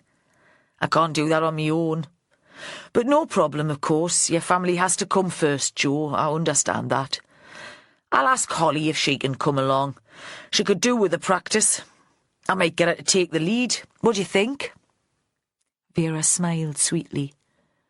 Joe Ashworth would know exactly what she was playing at. There was no love lost between Holly and Joe, and he wouldn't want the bright young lass to take credit for any information gained in the interview. Vera lifted up the canvas shopping bag that did as a briefcase, a sign that she needed a decision. The wife'll kill me. Like I said, pet, no pressure. Holly could use the experience. You get an early night. But she knew now that she had him hooked. I'll do it. Vera beamed. Champion, she said. There's a casserole I made a couple of days ago when I was feeling domestic. I get the urge sometimes, but it soon passes. We'll have a bite to eat before we talk to the dippy hippies, shall we? I can't concentrate when I've got an empty stomach. And you let me lead the interview? Of course, Bonnie lad. It's only right. We can't compromise the inquiry. The house was cold, and Vera put a match to the fire. From the kitchen, heating up the chicken casserole and sticking a couple of jacket potatoes in the microwave, she heard Ashworth grovelling to his wife. Yeah, I know I promised, but this is something I can't get out of. They ate, sitting by the fire with plates on their knees. Is there anything I should know, Ashworth said, before we go in there? I wouldn't want to influence you. And that was true enough, Vera thought. She'd be glad of Joe's take on the pair. He disapproved of them instinctively, just because of their clothes and the way they looked, the fact that they didn't have a real job, or the whole 2.4 kids thing. Vera wasn't sure of the way her sergeant voted, but she knew that by temperament he was conservative. He'd be sceptical about the pair and wouldn't be taken in by the romance of their relationship. That was just what Vera needed. They saw the couple before they realised Vera and Joe were there. Again the lights had been switched on, but the curtains, if there were any at the Myers farm kitchen window, hadn't been drawn. Jack and Joanna were sitting at the table. Supper plates were piled on the draining board. Jack was wearing thick woolen socks, his feet were stretched towards the ancient Rayburn, and he drank beer from a bottle. The pose suggested complete exhaustion, and Vera thought he couldn't have slept much, even after Joanna's release from custody. Joanna was sitting at an old-fashioned sewing machine, turning the handle with her right hand and guiding the fabric under the dipping needle with the other. My nana used to have one of those singers, Joe Ashworth said. He sounded wistful. Perhaps he thought his wife should spend her time sewing clothes for the kids instead of making a life of her own. No time for nostalgia, lad. Vera knocked sharply at the door and marched in without waiting for a reply. Jack jumped to his feet. It was almost as if they'd woken him from a deep sleep. Joanna just looked up from the sewing. "What is it, Vera? Have you come to arrest me?" The question was amused and impassive, as if the answer would have been of purely academic interest. Nothing to make a joke about. Vera took a seat at the end of the table, leaving the one opposite the woman free for Joe. We've just got a few questions. What will you have? Jack said. Beer? Coffee? Now he was on his feet, it seemed he couldn't keep still. He bounced towards the dresser on the balls of his feet, shook the stiffness out of his arms and shoulders. This isn't a social call. Vera looked at him. Maybe there's something you could be getting on with. We could do with some privacy. I'm not sure. He glared at them. I think I should stay. You hear all sorts of things about the police. You might need a witness. This is Vera, Jack. Joanna threw back her head and laughed. She's not going to fit me up. He seemed about to respond, but glowered at the detectives and walked out without a word. They all watched him leave the room. After Jack's bluster, the place seemed very quiet and calm, like a house after all the kids have been put to bed. Eventually, they heard his boots cross the yard as he made his way to the barn. "Someone's trying to fit you up," Joe Ashworth said. "That's how it seems, at least." "Oh, yes," Vera said to herself. "Good opening, Joey boy. Nice way in." "What do you mean?" Joanna was sitting very upright in her chair. "The note, apparently from Ferdinand. If it wasn't from him, perhaps the killer wanted you at the murder scene. What did you do with it, by the way? The note, I mean." The question was thrown in as an afterthought, although it was what he'd wanted to know from the start. "I'm not sure. I have looked for it. I thought perhaps you'd be able to test the handwriting, though only the initials were written. The rest was done on the computer and printed out." "Didn't that strike you as odd?" Joe said. "A note as short as that? Why not just scribble it on a bit of paper? Why not speak to you if it comes to that? Ferdinand must have seen you at lunch. He could have told you whatever he wanted then." "Everything about that place was weird," Joanna said. "And I did wonder if the note was a ruse and Ferdinand just wanted to get me into his room on our own. But while there was a chance he had information about a publisher, I decided to play along with it." She paused and returned to Joe's initial question.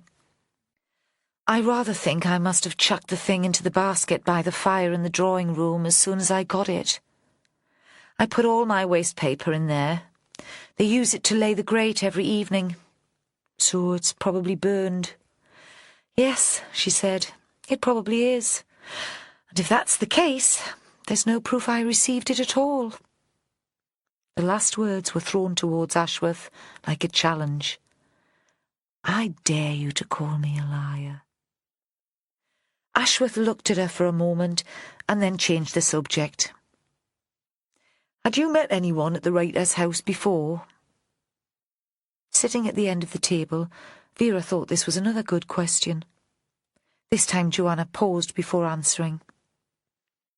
"It's possible." "You don't seem very sure," Ashworth said. "That's because I'm not," Joanna frowned. "Look, it's probably not relevant to Ferdinand's death. I don't see how it can be.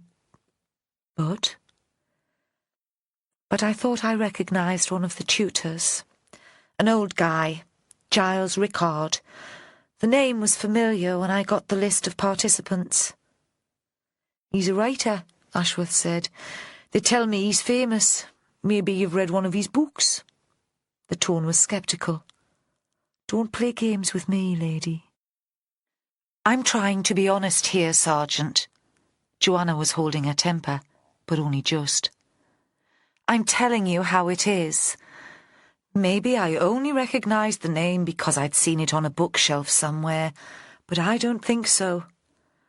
And then when I saw him on the first night of the course, I was convinced I'd met him before, even before I was told who he was.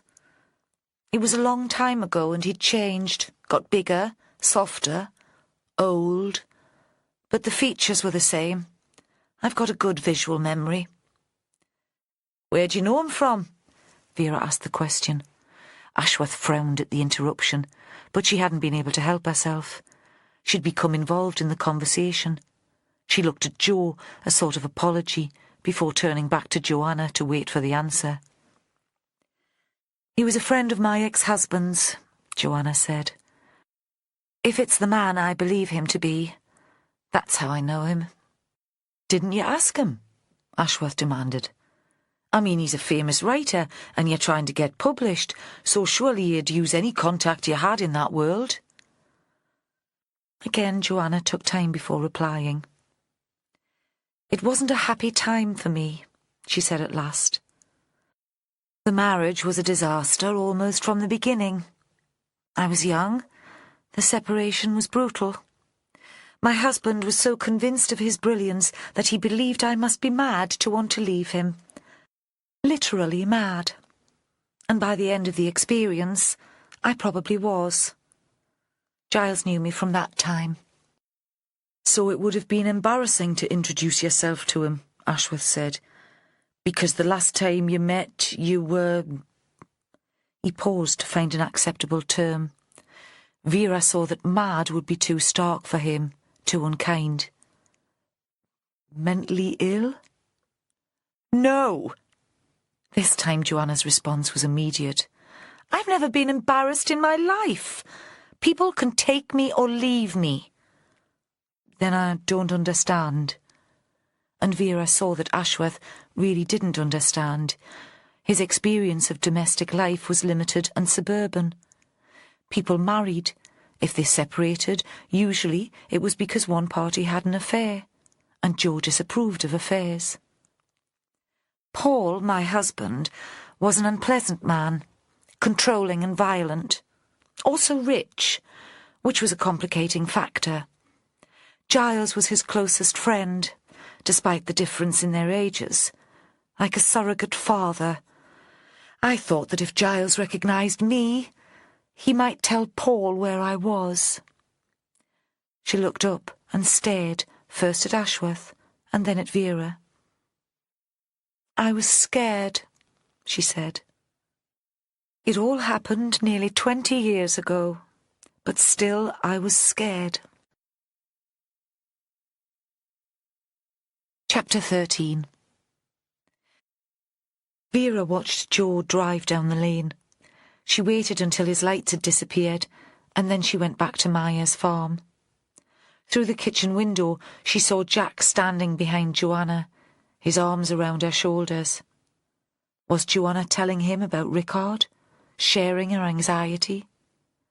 This time, when Vera knocked, she waited for them to call her in. What is it now? Jack was reproachful. Don't you think Joanna needs to be left alone? It's late. We were thinking of going to bed. I'm here as a friend, Vera said, not as a cop. I should have nothing to do with this investigation. Conflict of interests. When we come to court, the defence could use that. You do see. So you'll have a beer then? Jack stood away from Joanna. If you're here as a friend, if it's not a professional visit. Aye, why not? Vera leaned across the table towards Joanna. For the first time she saw how tense and strained the woman was. The performance for Joe had been a brilliant effort. You submitted a piece of writing to get the bursary for the writing course. Her voice was low, and Jack, in the pantry, wouldn't have been able to hear. Yes? It was about your marriage, Vera said. Your marriage turned into fiction. You told me that, and so did Nina Backworth. Very personal, she said. Must have been hard to write. No. Joanna was drinking wine from the Bristol blue glass. Jack had obviously poured it for her as soon as Ashworth and Vera had left. It wasn't hard at all. I'd been bottling up the hatred for years, and when I saw the advertisement for the writer's house, I sat here one afternoon and spewed it all out. Then I sent the story off, before I had the chance to change my mind. Did the writing come easily because you'd stopped taking the medication? Vera asked. Is that why you came off it? To make me more creative, you mean? Joanna was self-mocking. No, it wasn't that. Not in that sense, at least. In what sense, then? Vera thought of Jack's words before all this had started. His fear that Joanna had found a new lover. But he came back into the room then, and Joanna just shook her head and refused to answer. Can I read the story? Vera was leaning back in her chair, the bottle raised towards her mouth. She could tell the question came as a surprise. Ashworth should have asked to see it, but I didn't want to make a deal of it while he was here. I can't see what that could have to do with Tony Ferdinand's death. Ferdinand had read it, hadn't he? And he was known as something of a sexual predator. You think it might have turned him on? Joanna threw back her head and laughed. No, he was just an ordinary perv. Rickard had seen it too, Vera was trying to grope her way through the complexities of the situation. She didn't care if her ideas seemed ridiculous. A copy of all submitted work was shown to every tutor, Joanna said. Did Rickard recognise you? If he did, Joanna said, he didn't say anything. What did he make of your story? I don't know. I was due to have a tutorial with him the afternoon Tony Ferdinand died. There was a silence while they considered the implication of that fact. So it might be important, Vera said. Probably not, but you see how it could be. When Joanna didn't answer, Vera went on. I could get a copy from Miranda Barton, you know, but I wanted to ask you first. Joanna nodded. She went to a drawer in the dresser and took out an A4 envelope. This is all I have left, she said. I deleted it from the computer. Because you didn't want Jack to read it? Vera kept her voice light. On the other side of the table, Jack seemed about to speak but said nothing. Not like him to keep quiet, Vera thought. Maybe he's growing up at last. Not because there's anything secret, Joanna said. And nothing really I'm ashamed of, except being taken in by a bastard. But you know what Jack's like. She turned towards her partner and gave him a smile that was almost maternal. I thought it would make him angry. I thought he'd decide to go off and play the hero. Eh? Jack said, trying to keep it light. Stop talking about me as if I'm not here. Vera ignored the interruption.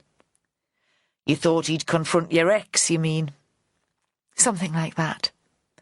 He'd have had a go at Paul if he'd been able to find him. And would you have done that?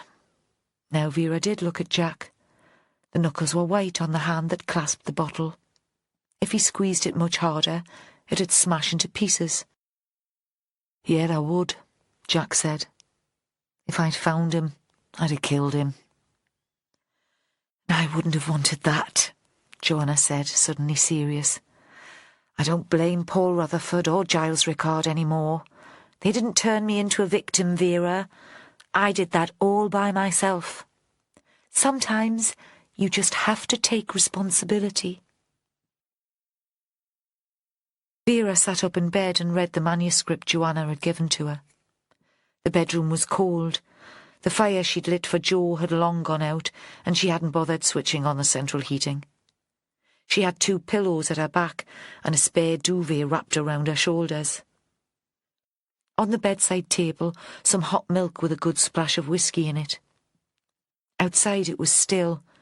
There was no sound at all. In her head she heard the voices of the people in the story. This was fiction, but the central character, Maggie, was a barely disguised version of Joanna. And when Vera read the piece, she found Joanna there, speaking in her aristocratic tone, confused and angry.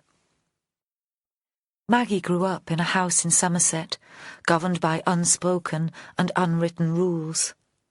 Everything from the correct folding of napkins to her inadequate schooling was prescribed in advance. Then she met Paul, and every rule was broken or irrelevant. He was her saviour and her devil. He walked into her life one evening, rangy and spare, a hungry lion looking for food, for a woman and admiration, for money and a woman to worship him. In his life there were no rules, except one: take what you want. And she was seduced by his wickedness, by the absence of rules. It liberated her from the tedious life of duty. That evening, a guest in her father's house, he made love to her while the other guests were at dinner. The next morning, she ran away with him. That was the start. Very melodramatic, Vera thought. She remembered snatches of a book programme on Radio 4 and came up with a different word. Very gothic. She wondered if it had really happened that way, or if Joanna had recreated a story to suit her heightened mood. Perhaps her relationship with Paul had been more mundane, almost sleazy, She was a schoolgirl who wanted to escape from strict parents and a boring home life. And he was an older man who wasn't going to turn away a bonny lass when she'd thrown herself at him. Was the overblown language of the story the result of Joanna's lack of medication at the time of writing? Or had she first seen her husband as the romantic figure described in the story, and as the theatrical villain he later became in the work? As she read on, the lack of factual detail in the piece irritated Vera. She'd hoped there would be something here to help her in the investigation. But while the scenes of the couple's life in Paris, especially those describing Maggie's unravelling into depression, were vivid, little was specific. Paul left the apartment every day to go to work, but there was no mention of the address of their home or of exactly what he did to earn a living. Of course, Vera could ask Joanna about her life in France, but Joanna was still a major suspect. Besides, how could this be relevant to the murder? Did Vera really think Joanna's ex-husband had manipulated events at the writer's house? The notion that a stranger had been murdered just to implicate Joanna, to torment her further, seemed fanciful even at this time of night. Why bother now after all these years? Perhaps Joe Ashworth had been right not to pursue the idea. After reading the pages through for a second time, Vera put them on the floor beside the bed. After all, she could hardly justify spending more time and energy on this line of inquiry. She fancied another whisky as a nightcap. She deserved it after reading all that stuff. But by now, the room was freezing and she couldn't face her cold feet on the bare kitchen floor. Her last thought was that she should have brought the bottle to bed with her. At the team briefing the next morning, the question of Joanna's past came up. Joe Ashworth was leading the session. Vera sat at the back, determined to keep her mouth shut and let him get on with it. She didn't want to compromise the investigation by taking a leading role, nor was she keen to let slip that she'd been back to visit Joanna the night before. He began with a recap. Of all the folk staying at the writer's house, only 7 had the opportunity to kill Tony Ferdinand. The rest were together between lunch and the discovery of the body. There's no news yet from the search team on the murder weapon. Holly stuck up her hand. Vera thought she would have been the sort of child to sit in the front row of the classroom and tell the teacher if he'd got something wrong. Yeah, Joe reacted just as the teacher would have done. There's Chrissy Kerr, the publisher too. She was at the writer's house in the morning to give a guest lecture. She stayed for lunch. And drove away before Ferdinand died, Joe glared at her. Nothing to stop her pulling in at the top of the bank and coming back on foot. Vera thought they were like squabbling kids and decided it was time to step in or they'd be there all day. Any connection between Kerr and Ferdinand? She asked. Any possible motive? Not that I can find, Holly said. Let's put her down as an outsider and carry on then. Vera sat back in her chair and waited for Joe to continue. He pointed to the photos of the Bartons stuck on the whiteboard. So we have mother and son, Miranda Barton and our son Alex. They run the place. He turned to Holly, icily polite. You were going to dig around into the business's finances. What have you come up with? Well, it's hardly making them a fortune, Holly said, but they're not on the verge of bankruptcy either. Miranda bought the house years ago when she was making a decent living out of her writing. There's hardly any mortgage. She must have got the idea of setting it up as a writer's retreat when her books stopped selling. It makes sense, really, a sort of value-added B&B. And New Writing North covers the cost of the bursaries, so it's all profit. She looked at Ashworth over her specs. I don't see any motive for either of them. If anything, they have something to lose if the murder has an impact on bookings. Vera thought there was an edge of competition in every conversation between these two. Holly was waiting for Joe to contradict her and was looking forward to another argument, but he didn't give her the satisfaction. Vera raised a finger. They seem an odd pair to me, she said. The woman's all showy emotion and you'd think the lad was made of ice. Chalk and cheese. Jo looked at her, expecting more, but she shook her head. Just making the point. He turned back to the whiteboard and pointed to another photo. Next, Lenny Thomas. Worked for Banks Opencast until he developed back problems 2 years ago. Since then, he's lived off invalidity benefit.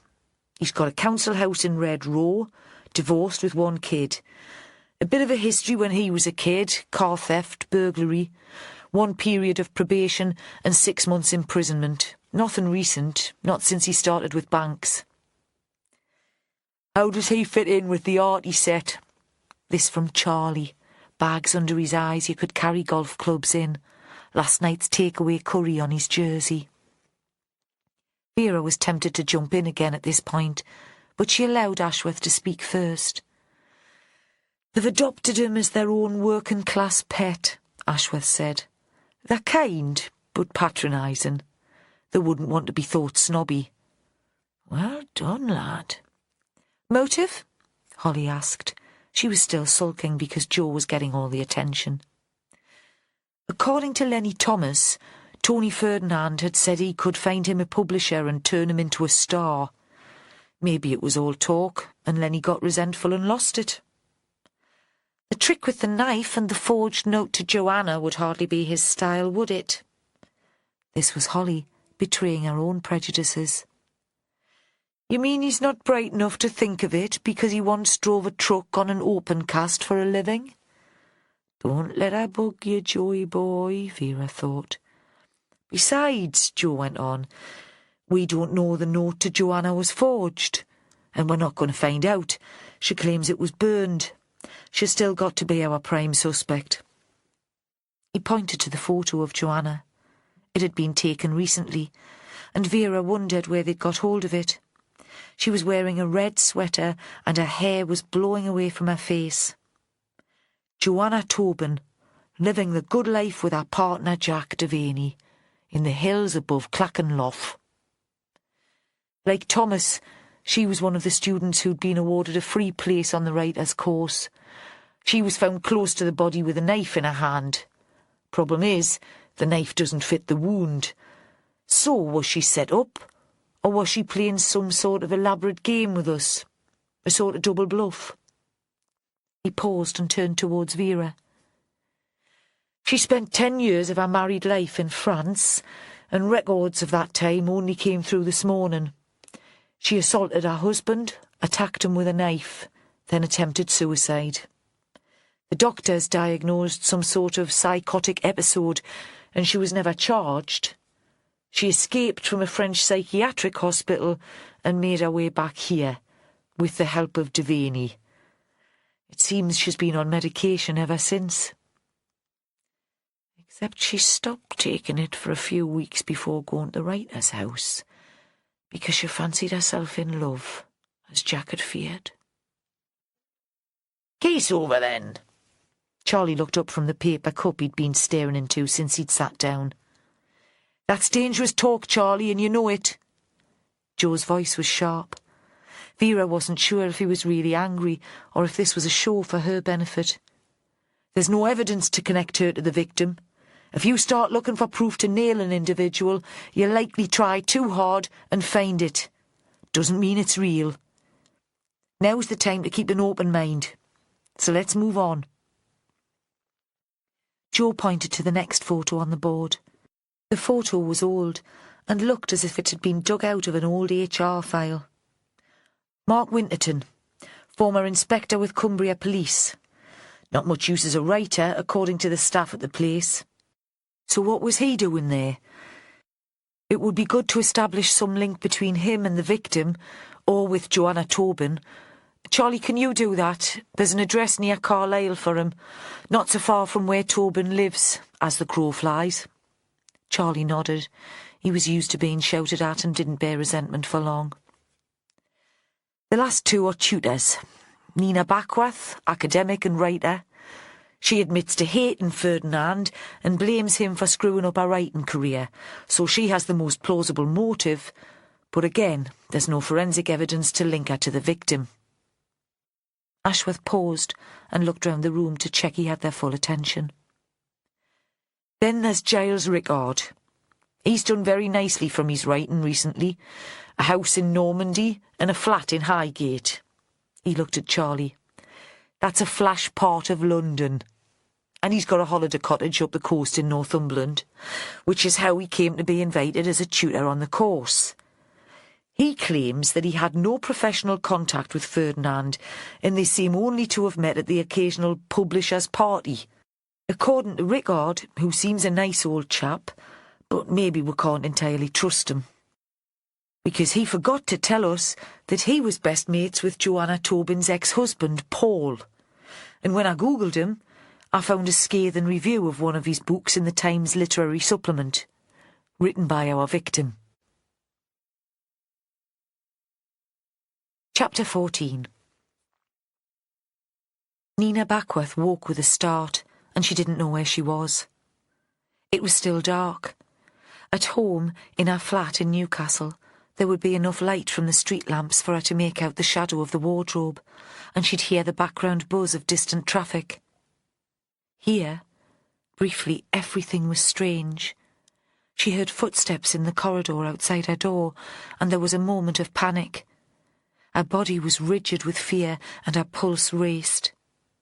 Someone had broken into her flat. The image of a bloody body crouching in a dark corner flashed into her mind, half nightmare, half daydream. Her body? Her flat? A premonition of her own death? Then a beat later, she remembered where she was and began to breathe again. Tony Ferdinand was dead, but she was still alive. She turned on her bedside light and saw that it was 6:30. After all, she hadn't slept badly. The footsteps outside her door would be one of the other residents. She tried to settle back under the sheets, but could tell immediately it would be impossible to rest. The shock of waking suddenly had made her muscles tense, and she'd never been any good at relaxing. She got out of bed and opened the curtains. Her room overlooked the sea, and in the distance a light buoy flashed. There was no wind. It would be another quiet day. She pulled a jersey over her pyjamas and made tea. Then, sitting in the easy chair by the window, her notepad on her knee, she continued to work on her short story. The words came easily, and she thought that this was what she was made for.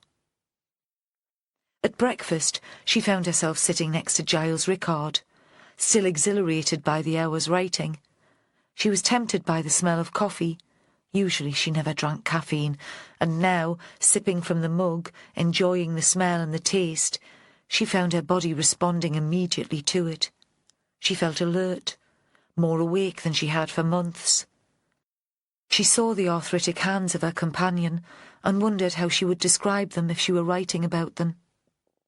It occurred to her that hands like that could never hold a knife with the firmness needed to push the blade through skin and muscle. This man at least could be no suspect. She said as much to Rickard. "You'll have to tell the inspector that, my dear. I've already had a message from her asking if I could make myself available for a chat in the chapel this morning. That was her word. Chat. Of course she hopes we'll underestimate her. We'll see her size and her clothes and discount her obvious intellect." "What are you working on at the moment?" Nina didn't want to discuss Ferdinand's murder or Vera Stanhope's investigation. She had noticed in the few days that she'd known him that Rickard enjoyed gossip. He revelled in it like a lonely old woman, could be spiteful and bitchy, though he was always charming to one's face. She suspected that she might have been the object of his venom herself on occasions, and didn't want to give him further ammunition. Besides, this was an opportunity to pick the brains of one of the most successful crime writers of his generation. Did he plan his work in detail in advance?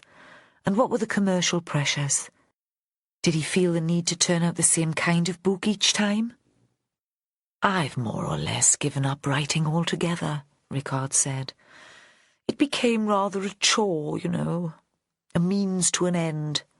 I considered the last 6 books as my retirement fund." Then why did you agree to come here? Recklessly, Nina reached out to pour more coffee. She saw that her hands were trembling very slightly, the effect already of the caffeine. If you don't enjoy writing, it must be tedious for you discussing your work with the students.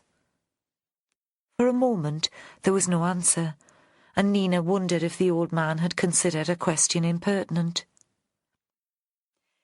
It was a matter of unfinished business, Ricard said at last. Yes, I think that's how you might describe it. She was going to follow up with another question when she heard a loud voice in the reception hall outside the dining room. Around her the other residents fell silent, and Joanna Tobin walked through the door. She stood just inside the room, making an entrance. "I hope you've all saved some bacon for me," Joanna said. "I'm starving." She was dressed even more flamboyantly than she had been at the beginning of the writer's course, in black canvas trousers and a silk top of clashing oranges and pinks, the equivalent of war paint. But Nina thought she looked white and strained. There was a moment of awkward silence while the other residents stared at the newcomer. "Come and sit next to me," Nina said. Her voice sounded forced, overly jolly. "I'll get you something." She found the hostility embarrassing and was glad to turn her back on the group to fetch Joanna's breakfast. Walking back from the serving table, Nina saw that Joanna and Ricard sat without speaking. The space where she'd been sitting, an invisible wall between them. She was disappointed. She'd hoped the old man might make some gesture of welcome, even if only to irritate the rest of the house. She set a plate of food in front of Joanna, but the woman hardly seemed to notice. "Why did you come back?" Joanna looked up at her, and her voice was loud enough for the whole room to hear her answer. "The bursary was for the whole course. Why wouldn't I?" "What did Vera Stanhope make of your decision to stay on the course?" "The police haven't charged me," Joanna said. "I'm a free woman. It doesn't have anything to do with bossy Vera." As if on cue, Vera Stanhope appeared at the dining room door. Nina thought the whole meal had the air of a tense Whitehall farce. Everyone was overacting like mad and making dramatic entrances. Soon people would be diving out of windows and taking their clothes off. Vera walked towards the table and nodded to Joanna. The room was still quiet, so they could all hear. But if they were expecting an angry confrontation and to see Joanna being led away again, they were disappointed. "I thought I saw your Jack's van driving away up the lane," the inspector said easily. "I hope he's sorted out his MOT. We wouldn't want him picked up by the plods on the A1. Joanna grinned, but didn't answer. Giles Ricard was struggling to get to his feet. Vera moved towards him, and Nina assumed she was there to help him out of his seat, to take him into the chapel for their chat. "You stay where you are, Mr. Ricard," Vera said. "I'm afraid I'll have to postpone our little meeting. I need a few words with another of the guests first, and it's a bit more urgent." She turned to Nina. "If you wouldn't mind coming with us, Ms. Backworth, we've just got a few more questions." It was the last thing Nina had been expecting. She began to blush. She followed Vera out of the dining room, aware that everyone was staring at her. She felt like a girl pulled out in front of a school assembly for a misdemeanour she hadn't realised she'd committed. In the chapel, the lamps were lit because the narrow windows let in so little daylight. The tables and chairs were as they'd previously been, at the head of the nave, like a stage set in a theatre.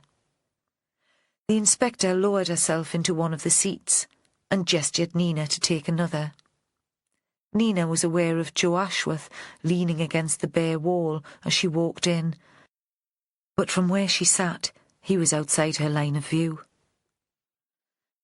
"Can I help you, Inspector?" Nina knew she could come across as haughty. She thought that she and Joanna had a similar defence against the world. They became hard and brittle, confrontational. I've already given you a very full statement. So you did. Vera shut her eyes for a moment. It was as if she was rerunning the previous interview in her head. She opened them suddenly. But other facts have since come to light. I don't understand. Mr. Ferdinand died from knife wounds. He was stabbed repeatedly. It seemed odd to us from the start that he'd put up so little resistance. He was a tall man, middle-aged perhaps, but physically fit, and if someone came at him with a knife, you'd have thought he'd put up a bit of a fight. Vera paused. Nina saw that she was expected to comment. But what could she say? She pictured an intruder in the glass room, the damp heat and the plants, the knife and the blood, but still she could feel little sympathy for Ferdinand. So she remained silent. Ferdinand didn't fight back because he was drugged, Vera went on. He'd hardly have been aware of what was happening. Maybe he was killed on the balcony because that was where he lost consciousness. He'd have been given the pills earlier in the day, during lunch perhaps. Or maybe Ferdinand fell asleep in one of the chairs in the glass room and the killer yanked him out and half carried him outside. Thoughtful enough not to make a mess on the smart-tiled floor. We probably won't know, unless the murderer tells us. This is very interesting, Inspector, Nina said, but I don't understand what it has to do with me. And the first part of the statement at least was true. She did find the means of Tony Ferdinand's death interesting. Could she work something similar into her story? All writers are parasites, she thought again. It has everything to do with you, Miss Backworth. The detective's voice seemed unnaturally clear, jerking Nina away from her fiction. You take sleeping pills. Yes, I suffer from insomnia. My GP prescribes them. And your pills have the same chemical composition as the drug found in Ferdinand's body, according to the toxicology report that we received from the pathologist this morning. He'd have taken them earlier in the day. As I say, they could have been added to his lunch or his coffee. You'll know yourself that they don't work immediately. You told me that you were sitting close to Professor Ferdinand that lunchtime. There was a silence. Nina felt the mindless panic that had struck her when she'd woken that morning, the sense that her world had been invaded and that there was nothing she could do to control it. Then things started to come to life again. Her brain slipped back into gear. Her first impulse was to fight back, to protest about her personal belongings being searched, invoke her human rights, threaten an action for breach of privacy. She realised in time that such a response would be counterproductive. She had to present herself as a reasonable, intelligent woman. I didn't kill Tony Ferdinand, she said calmly. I didn't poison him, and I didn't stab him. Vera flashed her a smile. Aye, well, pet, no doubt you would say that, even if you were the killer. Have you noticed if any of your pills have gone missing? Nina pictured the brown plastic bottle kept in her wash bag. She hadn't taken any tablets the night before. Her doctor had told her they'd be ineffective if she used them too often. I don't know, she said. No, I haven't noticed. Had you told anyone here that you had them in your possession? Nina thought back. Had she mentioned her insomnia on the first evening of the course? Everyone had seemed so tense and ill at ease, talking too much as they clasped their glasses of wine, trying to make an impression, and she'd admitted that she too felt anxious in this new place and in this gathering of strangers. Most people knew I had problems sleeping, she said. I didn't talk about taking stuff for it. But someone might have put two and two together? I suppose so. But Nina was sceptical. This all sounded too elaborate to her. Murder wasn't a parlour game, the moves planned out in advance. Surely it was usually a brutal outburst of anger, sudden and unforeseen. Not in her story, of course. The action there was as elegant as a Regency dance. But in real life... I'm trying to help you out here, Vera said. If your pills weren't stolen, you become the murderer. You do see that? Nina didn't answer. Vera suddenly seemed to lose patience. "Take Sergeant Ashworth to your room and show him your tablets," she said. "We'll have to take them away, of course. Do you keep your room locked?" "Only from the inside at night," Nina said. "Not during the day." "Ever had the feeling that someone's been in there, rifling through your things?" "No," Nina said. "Never." It seemed to be the answer Vera was expecting. "Get along," she said. "I'll have other people to see." Chapter 15. Ashworth didn't know what to make of Nina Backworth. She was the sort of woman who would usually terrify him. But following her up the main stairs, away from the lobby, he found himself aware of her body, a sudden and powerful attraction that left him breathless. At her bedroom door, she turned and gave an unexpected grin. "I thought police officers were supposed to be fit." He felt confused, unsure what to make of the observation. Had she noticed the effect she was having on him? His words came out as brusque, almost rude. "The pills, Miss Backworth, if you don't mind." Her room was on the same floor as those of all the other tutors. While she went into the bathroom, he stood by the window and looked out at the sea, trying to regain his composure. At an angle below him was the terrace, with its wrought iron furniture.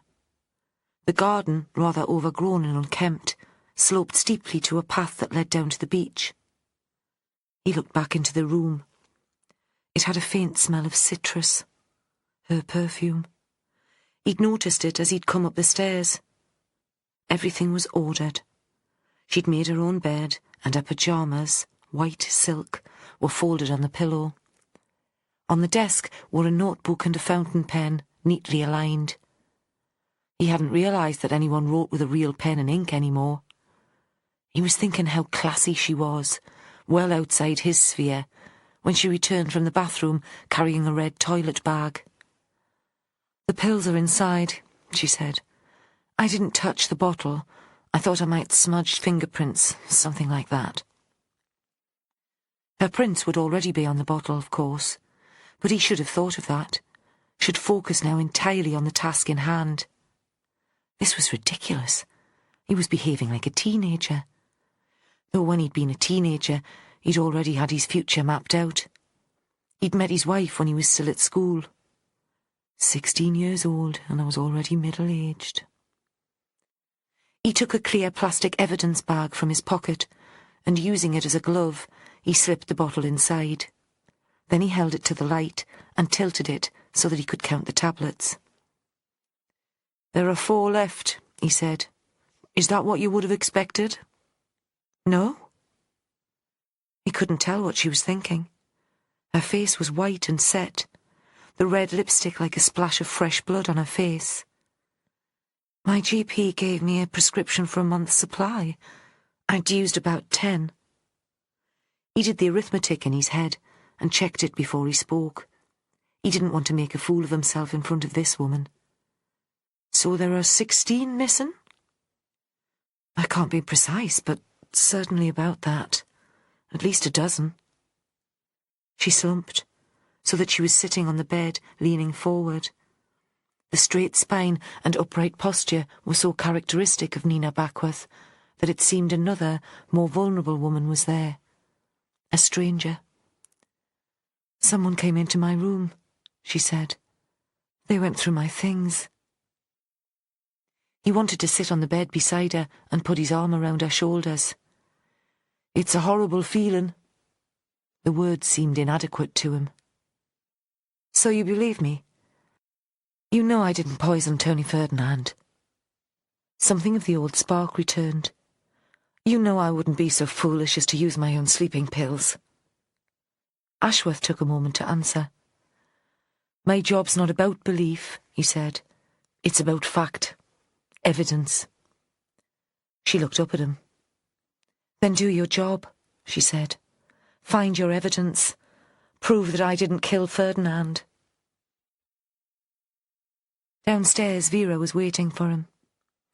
"Charlie's coming over to pick up the pills," she said. "He's bringing some stuff he's dug up about Ferdinand and Lenny Thomas."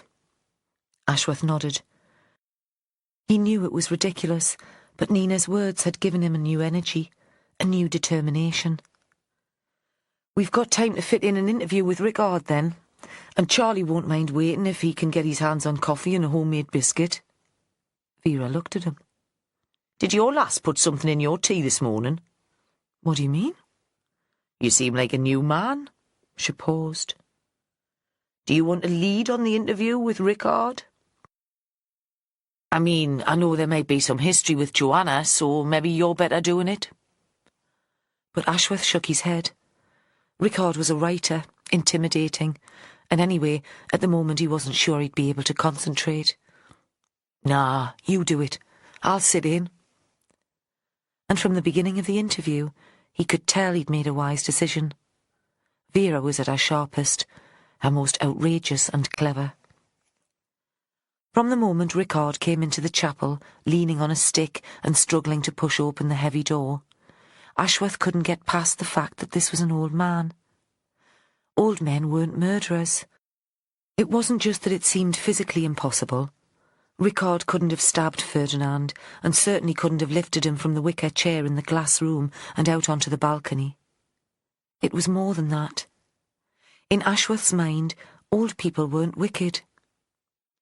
Vera seemed not to share this inhibition, and Ashworth wondered if that had something to do with her relationship with her father.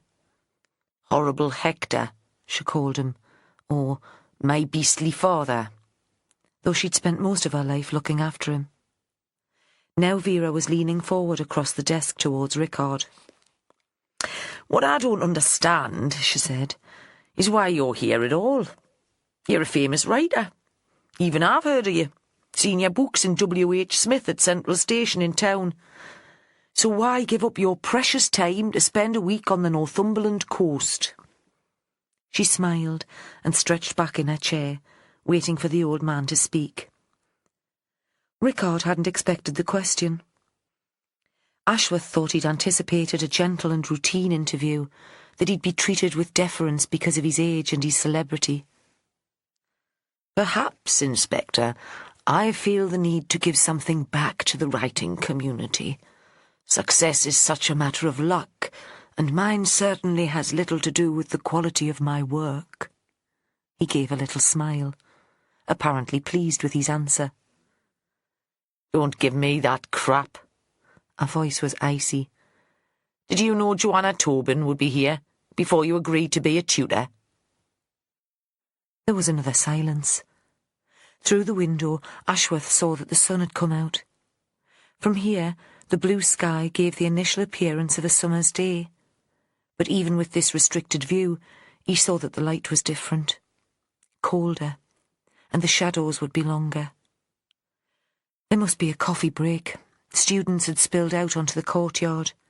He couldn't see them from where he was sitting, but Rickard had left the chapel door open, and he could hear the voices outside and smell the cigarette smoke. "Miranda showed me the work of the students who had received bursaries," Rickard said. "An attempt to persuade me to sign up. She should have realised that authors hate seeing good writing by newcomers. It only proves to them how pitiful their own attempts are." "You recognise Joanna's name?" Vera had narrowed her eyes. "Not immediately. She's using her maiden name again. I only knew her when she was married." He paused. "I recognised some of the details of her story." "Rather gothic, I thought," Vera said. Ashworth was astounded. You'd have believed she dealt with books for a living. And how could she talk with such authority about a story she'd never read? "You've read it?" Rickard, too, seemed astonished. "Don't you think police officers can read, Mr. Rickard? Just because I don't go much for your kind of fiction, it doesn't mean I don't like a good story, especially when it has some basis in truth." They stared at each other across the table. Vera spoke first. "I take it Joanna's story did contain some element of truth. You'd know. After all, you were close to the parties concerned." "I'm a friend of her ex-husband's," Rickard admitted at last. At least I was very close to his family.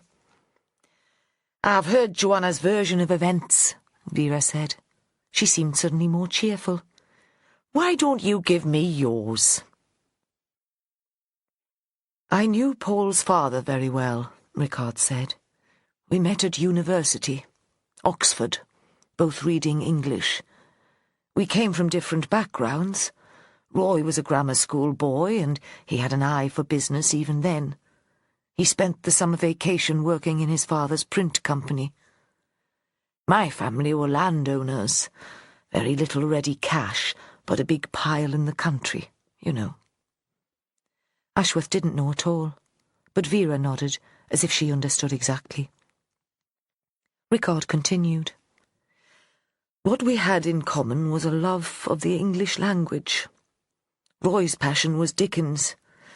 I focused on the dramatists of the 16th and 17th centuries, Shakespeare and his successors, though in personal reading my taste was less grand.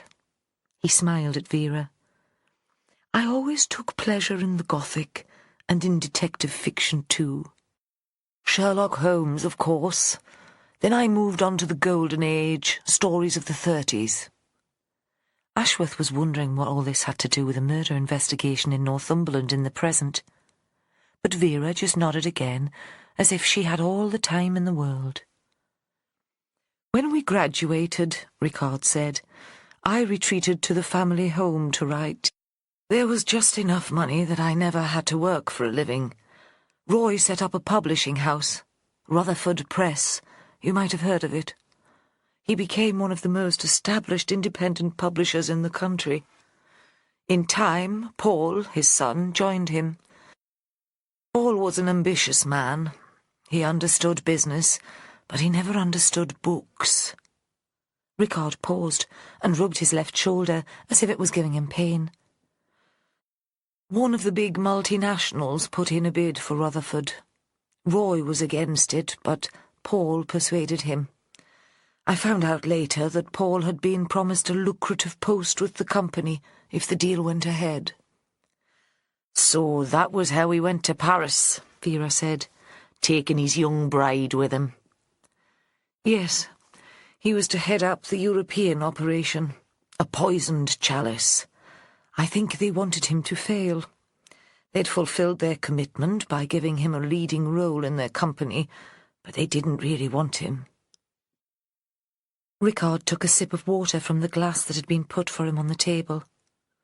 I was living in Paris too then. I had the idea that I might write the great contemporary Gothic novel, and really, I couldn't continue living in the country with my mother and her incontinent dogs. My income just about stretched to a flat in a not very fashionable district. He paused again. Roy, Paul's father, died. A heart attack. Or a broken heart. He felt that his son had betrayed him, Vera asked. Her voice was gentle now. Rickard seemed surprised. No, nothing like that. He was proud that Paul was so driven, but he missed the business, the meetings with authors and the excitement of new scripts arriving every day. I suggested that he should set up on his own again, but he said he didn't have the energy. Perhaps he was already ill. He stared through the window, lost in thoughts of his own. So you're in Paris, Vera said briskly. You and Paul and Joanna. Did you see a lot of them? Yes. We met up at least once a week. Paul's idea, not mine. I'd go to their grand apartment for dinner, a way to get the quality of wine I couldn't afford on my meagre income. And I suppose I felt a responsibility for Paul after his father died. I never married, never had children. Roy had made me Paul's godfather. From the beginning it was clear Paul's position in Paris was untenable. His French was appalling, and he had no knowledge of how things worked in Europe. The attitude to books and writers is still very different there. He was under considerable stress. Did you know he was beating up his wife? Vera's tone was conversational. Watching the old man's face, Ashworth saw that his first impulse was to lie, Then Rickard thought better of it. "I guessed," he said, "that he kept her virtually a prisoner?" If that was the case, it was a very comfortable prison, the height of luxury. Then Rickard saw that the flippancy wouldn't do. "Paul was ill," he said, completely irrational. He had a sort of breakdown. "And Joanna was so depressed that she attacked her husband with a knife and then attempted suicide. And thanks to Paul's family and friends, she was locked up in a French psychiatric hospital. If I'm not mistaken, you were one of those friends." "If it wasn't for me, she'd have found herself in a French jail." The retort was sharp, and Ashworth saw that Rickard regretted the outburst as soon as it was made. "And you expect Joanna to be grateful to you, do you?" "Of course not," Rickard said. "That was a long time ago, and she seems to have rebuilt her life." They looked at each other. "What about Paul?" Vera asked, in a way that made Ashworth see that she already knew the answer. "Mr. Paul Rutherford. What's he up to now?" "He moved on from publishing," Rickard said. "Remarried. Had a family." "And what line of business is he in today?" Rickard looked her straight in the face. "He's an MEP." "So he is." Vera gave a little smile. "And doing very well, I understand. It seems he developed an understanding of Europe after all. He's still ambitious, though, intending to stand for Westminster next time, so the rumours have it." She leaned over the desk towards Rickard. "I looked him up, you see, when I knew we'd be having this conversation. Now, you shouldn't trust the internet, but I'd say the articles I saw were right about Mr. Rutherford." She straightened up, and her voice hardened. "So that's what you're doing here, is it, Mr. Rickard? Still protecting your godson's interests? The last thing a prospective MP needs is a charge of domestic violence against him." "No." Rickard attempted to stand up to make his point. "Since we spent that time together in Paris, I felt guilty about Joanna. I wanted to meet her, to check that things were going well for her. It was an impulse when I saw her name on the list of bursary students. An old man's folly." Vera looked at him and said nothing. The silence stretched. The students had gone back to work, and there was no sound from the garden. At last she spoke. "Things were going very well for Joanna. She'd met a man who adored her, and they'd set up home in the most beautiful place in England. She'd found a way to make sense of the nightmare of her younger days, and there was a chance that the story of the abuse she'd suffered might be published. Then she was implicated in a murder. Some might consider that could be a way of getting your pal Paul off the hook. Who's going to believe a murder suspect when she accuses a respectable MP of domestic violence? And of course she wouldn't dare, would she? Not in her position now. Last thing she'd want would be to attract the attention of the press." "That's ridiculous," Rickard said. "Aye, isn't it? Just like something out of those Gothic novels you were so fond of in your youth. All madness, conspiracy and drama." Rickard struggled to his feet. He was on his way to the door when Vera called him back. "How well did you know Tony Ferdinand?" He turned slowly to face her. "I didn't. I met him a couple of times, nothing more." "But he reviewed you, I understand." Rickard gave a little laugh. "The piece in the TLS? Unkind, perhaps, but very amusing. It did me no harm." "I read it," Vera said. "Rather personal, I thought. And it's hard to believe that you were no more than acquaintances. Publishing seems a very small world." "A world, Inspector, of which I wanted no part. Literary success came late to me, and I never believed I deserved it."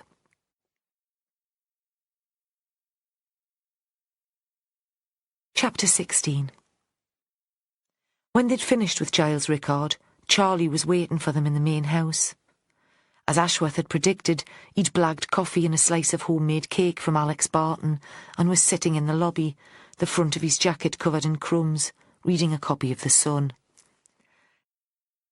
"That Alex seems a nice enough lad," Charlie said, nodding in the direction of the kitchen. "Hey, Charlie, man, you'd like anyone who fed you." Sometimes Vera despaired of Charlie. It wasn't that he was stupid, not really, just unobservant, with the judgment of a gnat. Now they were back in the chapel. They'd shut the door against the cold, and Vera thought if she didn't get some fresh air soon, she'd throw a fit. In the house there had been cooking smells coming from the kitchen, and she tried to remember if there was a decent pub along this part of the coast, somewhere they could get a bar meal for lunch, and maybe a pint. Though perhaps it would be simpler just to stay here. Alex Barton was a skillful chef. Her mind began to wander.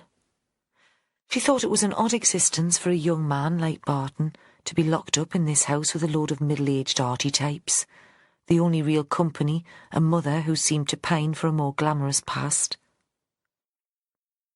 She thought suddenly that Alex was a bit like Giles Rickard, who had also spent much of his adult life with his mother, until he came to his senses. Really, I couldn't continue living in the country with my mother and her incontinent dogs. And like me, I spent me whole life in me parents' shadow. Hector would have liked a son to create in his own image, someone with a passion for guns and birds of prey and breaking the law. Instead, he got a daughter with a mind of her own. Then she realised that Charlie and Joe were staring at her, and she snapped her attention back to the present. "So, what have you got for us then, Charlie? What have you and the lovely Holly conjured up between you?" "I don't know what Holly's been up to," Charlie said.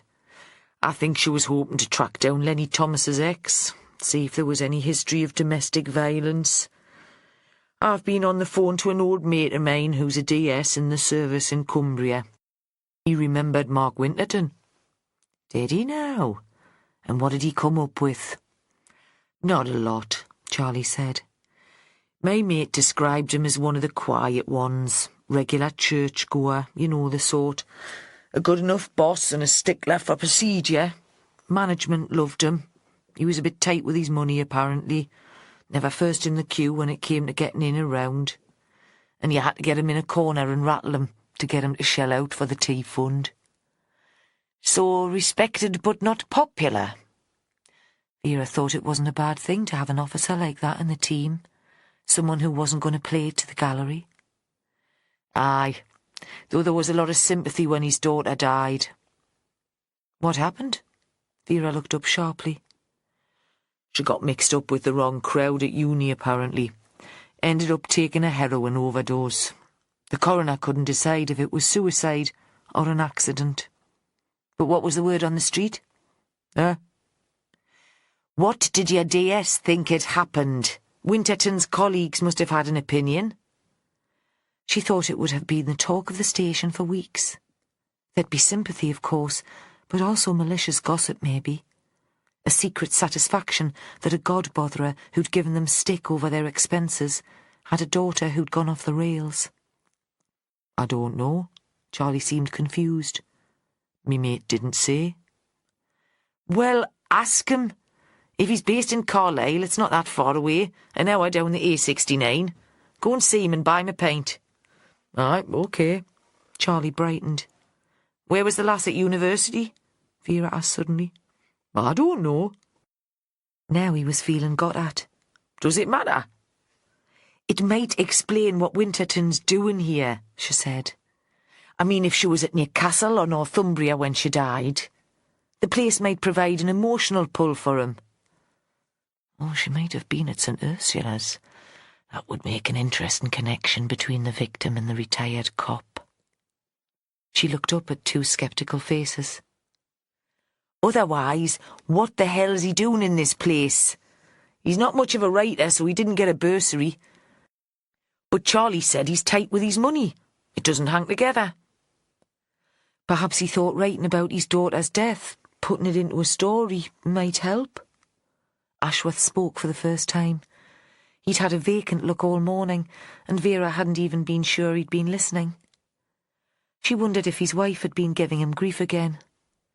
I don't know, a way of coming to terms with the loss? Do we know what he wrote about? Vera was remembering Joanna's work. All these words, she thought. All I seem to be doing on this case is sit around talking about words written by the suspects. Again she felt the need for fresh air and a longing to escape this house. She envied Charlie his excuse for a drive to Cumbria. But she was the boss, after all.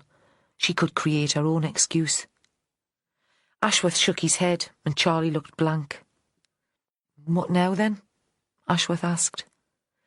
Charlie's going to take Nina Backworth's pills back to HQ and get them off to the lab. You and me are going out for lunch. Then if Holly has found out where Lenny Thomas's ex-wife's living, we'll pay her a visit. "What about this place?" Ashworth asked. Vera thought this place could be left to its own devices for a few hours. And really, she didn't care, as long as she had a break from it. Then she had an idea. Let's get Holly over and ask her to have a chat with Mark Winterton. 2 cops in the same mould, I'd say. She might get more out of him than I could, and we've kept her in the office for too long. What about going to Carlisle to chat to me mate? She could tell Charlie was pissed off because he hadn't been invited to lunch. That, Charlie, you do in your own time. They had lunch in the pub in Craster, sitting upstairs so there was a view over a quiet sea. Crab sandwiches and smoked salmon from the smokery over the road. The day was still, cold and clear, and Vera felt like a truant. She'd got Joe Ashworth to drive and had spoken to Holly on the way. Lenny's ex-wife worked in a nursery in Cramlington, and she'd be expecting them at 3. I felt I couldn't breathe in the writer's house, she said. She'd gone for a glass of dry white with the sandwiches. Beer at lunchtime sometimes made her sleepy. And I couldn't think straight. This is more like it. So you've cracked it then, have you? There were times when Joe could be facetious. You know who killed the letchy old goat, and why? Hey, pet, I haven't got a clue. But at least now I feel I've got a chance of working it all out. The nursery was part of a Sure Start centre, and at first they went the wrong way and ended up with a group of pregnant women who were lying on the floor doing breathing exercises. They reminded Vera of seals hauled onto a beach, all round and sleek, gleaming in the sunshine. Vera had had a broody phase in her late 30s. There'd been a man then, the only man she could have contemplated living with, but he hadn't thought the same way about her, and nothing had come of it. Now she wasn't sure she'd ever have felt the need to go through all this palaver. Helen Thomas was in the baby room. A couple of the children were so tiny that they were lying in cots. The rest were sitting with the carers on a brightly coloured rug, surrounded by plastic toys. Ashworth, always a sucker for bairns, squatted down to make silly noises at them. "Don't get any ideas, Joe," Vera said, only partly joking. 3's enough for anyone, and they get in the way of your work. Lenny's ex-wife called over to a colleague. "Take over here, will you, Jill? I'll be in my office if you need me." Vera had been expecting their interviewee would be a nursery assistant, someone who changed nappies and wiped up sick, not this confident woman who seemed to be in charge. The office was small, but impressively tidy. Helen Thomas nodded for them to take the 2 chairs and perched on the edge of the desk. On the walls there were charts and rotas and posters about healthy eating and the importance of play. "How can I help you?" the officer who phoned didn't say. "It's about Lenny Thomas. You were married to him?" Vera found it hard to imagine this neat little woman in the same bed as the man she'd met at the writer's house. "Yes?" There was a pause. "Is he in some sort of trouble?" "Probably not. You must have seen in the press that there was a murder at the writer's house up the coast. Lenny was one of the witnesses." "Not a suspect, then?" only in the same way as all the other residents are. Oh, come off it, Inspector. How many of the other residents have a criminal record and speak like Lenny does? I bet you're not speaking to everyone else's partner. Vera was about to snap back, but then she thought of the summary she'd heard of Lenny's background at the morning briefings. Sometimes the police make assumptions, she said. It doesn't always mean that they're right. So why don't you put us straight? Helen didn't reply immediately. It seemed she needed time to think about her answer. Would you like tea? Coffee? They shook their heads. Lenny is a good man, Helen said. A romantic and a dreamer, but basically a good man. Is that why you divorced? Because you couldn't live with these dreams? That was why I had an affair, Inspector. The retort was immediate. I needed a man who lived in the present and not in the future. When he was made redundant from banks, Lenny was full of wild plans, and I was just concerned about paying the mortgage. Me lover was stable, reliable, but very boring, and I soon got rid of him. The divorce was Lenny's idea. He thought I was perfect, and he couldn't forgive me for spoiling the image. She paused. We're still good friends. We have a son, Daniel, and we see each other often. Sometimes I wonder if you'll get back together. Vera completed the sentence. Yeah, she smiled. Daft, isn't it? How long were you married? Joe asked. Vera thought he was genuinely interested and wondered if he'd been having dreams of his own. More than 15 years. I'd known Lenny when we were still at school, though. He was the class clown, desperate to please. I went away to college and he got into trouble. Nothing serious. One of the blithe hard men was pulling his strings, made him believe he could make easy money. More daft dreams. I met Lenny again when he'd just come out of prison, at a wedding of an old school friend. He made me laugh. And he adored you, Vera said. She thought of Jack, who adored Joanna, and wondered again if somewhere there was a lover in the background in that relationship too. Someone secret and unlikely. Aye, maybe he did. Helen gave a little laugh. It's hard to live up to, that sort of adoration. It was very good for me. Helen became serious. Somewhere down the corridor a baby was crying. She listened for a moment and seemed to decide that there was nothing wrong. I'd been a terribly shy child, bright enough, but not willing to stand out or give an opinion. Lenny gave me the confidence to take more exams and try for promotion. He always believed in me, but somehow I could never quite believe in him. In his dreams? Vera prompted. Aye, in the dreams. How long had he wanted to be a writer? The baby had stopped crying. Just outside the office, there was a conversation between two mothers. Since we got together, Helen said. He'd got some education in prison, and the teacher had encouraged him. Sometimes he'd read out his stuff, and I thought it was good too, but what would I know? I did know that we had a child, and I wanted more for Daniel than Lenny or I had had growing up. And Lenny didn't seem to mind working on the open cast. He made friends there, and the money was more than he'd ever had before. He seemed happy enough. Then he got the back trouble. Aye. Folk make fun of back pain, as if it's something you make up to fool the doctors. But Lenny was in agony. Again Helen was distracted for a moment by a noise outside. This time it came from a group of older children singing nursery rhymes. At first I encouraged his writing. I thought it would take his mind off the pain.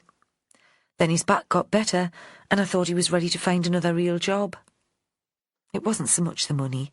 By then I was earning enough to keep us. I didn't want Daniel seeing a dad who sat around the house doing nothing all day. But all Lenny could talk about were the stories, how he was going to get a publisher and what he'd buy for us when he was rich and famous. The man who died at the writer's house, Vera said. He was a bit of a celebrity, on the telly all the time talking about books. Apparently he'd told Lenny that his work was good enough to get published. He'd offered to put him in touch with a publisher, told him he had a good chance of seeing his books on the shelves. Helen looked up, horrified. And then he died. All that hope was taken away. Oh, poor Len. The man, Tony Ferdinand, has rather a reputation. Vera chose her words carefully. It seems he could be ruthless in his dealings with his students. Is it possible that Lenny might lose his temper with the man if he felt he was being criticised or mocked? No, Helen said. Lenny's never lost his temper all the time I've known him.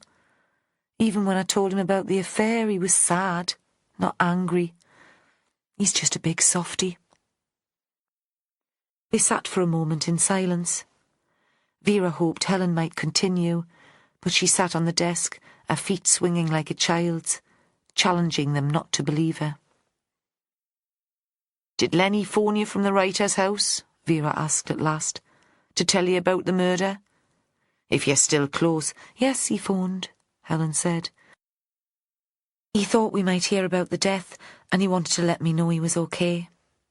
"So it's not unexpected, us turning up like this? You'd have had time to prepare your story." "I didn't need to prepare a story, Inspector." The original hostility had returned. "I'm telling you the truth." Vera saw they'd get nothing more out of the woman, and she got to her feet. Ashworth followed her lead. At the door, Vera paused and turned back. "How did Lenny find out you were having an affair?" "He didn't find out. Once it was over, I told him. I hated having a secret from him." "I hope that made you feel better." Vera spoke so softly that the woman probably couldn't even hear her. Joe had heard, however, and she saw that she'd shocked him again. Still, she continued. "It certainly wouldn't have done a lot for Lenny." Chapter 17. At lunch, Nina found herself sitting next to Lenny Thomas. She'd almost decided to stay away, to hide in her room while the meal was taking place. After the interview with Vera Stanhope, since Joe Ashworth had come into her room and stood, stony and pale, looking out of her window, she'd had the terrible thought that everyone in the writer's house would think she was a murderer. Certainly it had seemed to her that the young detective thought of her in that way. They'd know about her pills, the drugged victim. They'd string those facts together to make a convincing narrative. And who could blame them? She'd reached the same conclusion, presented with the same facts. But it seemed that the police had been discreet, as of course she should have realised they would be. The residents had forgotten that she'd been summoned away from breakfast to talk to Vera Stanhope. This would be the last full day of the course. Tonight there would be a special dinner, and everyone would read a short piece of work. A celebration of their time in the house. And that was the main topic of conversation over lunch.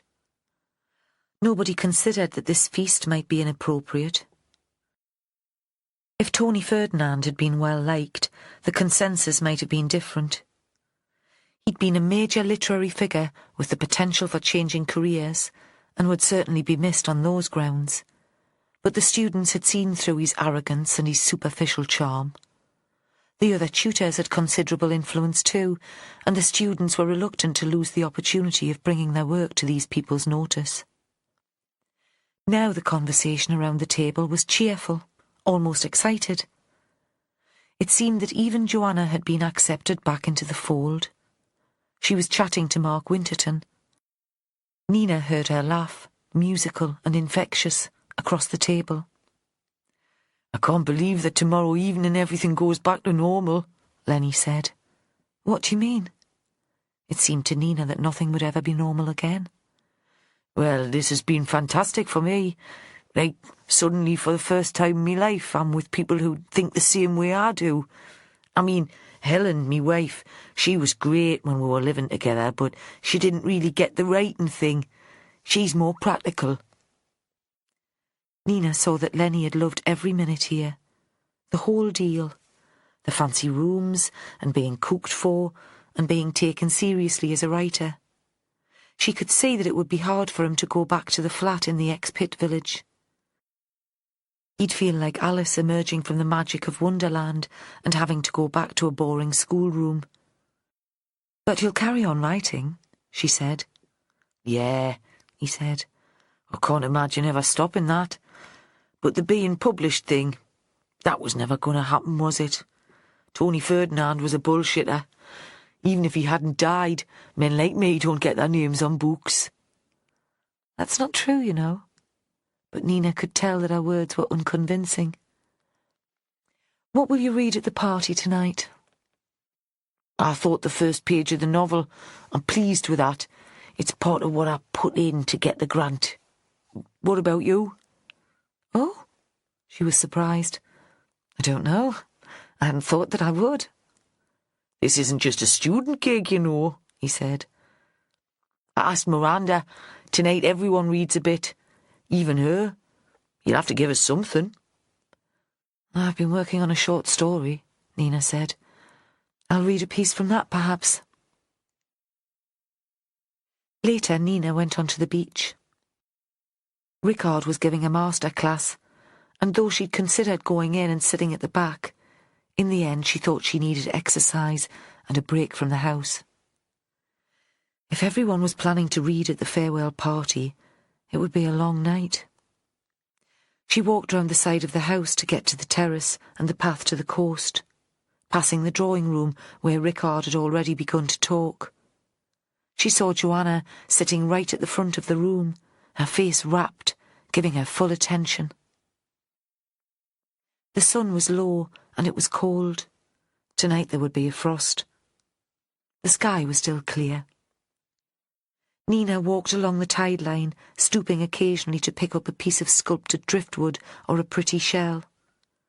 There was no wind, and the water slid onto the shingle beach, the waves hardly breaking. A small party of gulls floated just out to sea.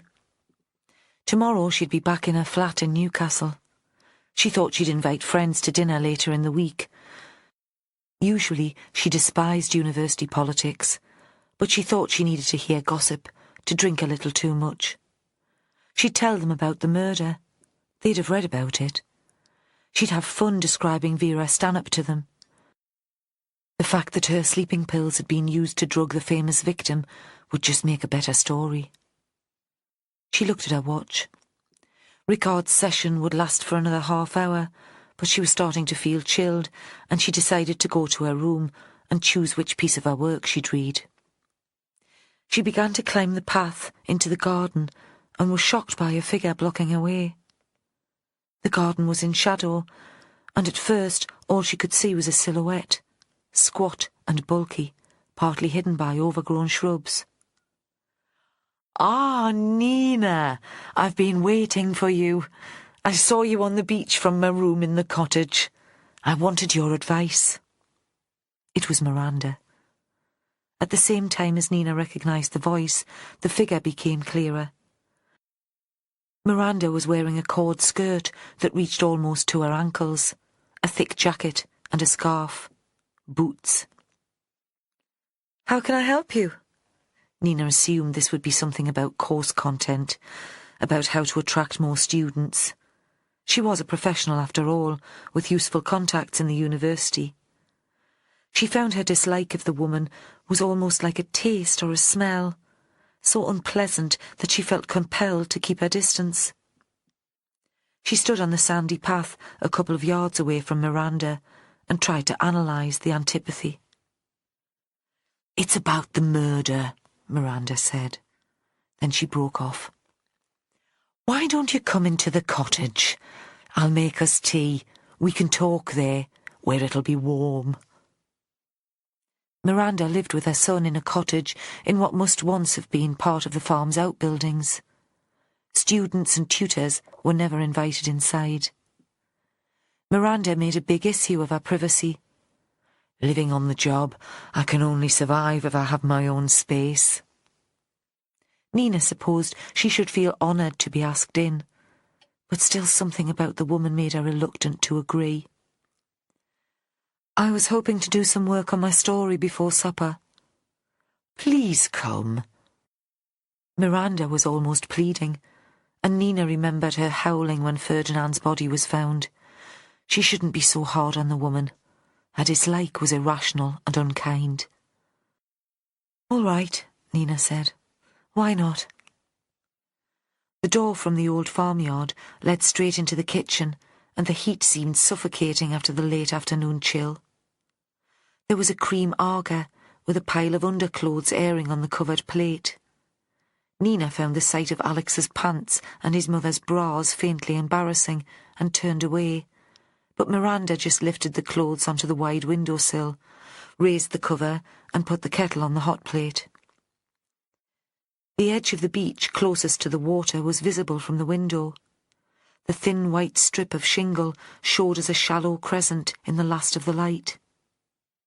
From upstairs, the view would be clearer. The idea that she'd been watched from Miranda's lair made Nina uncomfortable, and she hoped the conversation would soon be over. But now that she'd secured Nina's presence, Miranda seemed in no hurry to explain why she'd asked to speak to her.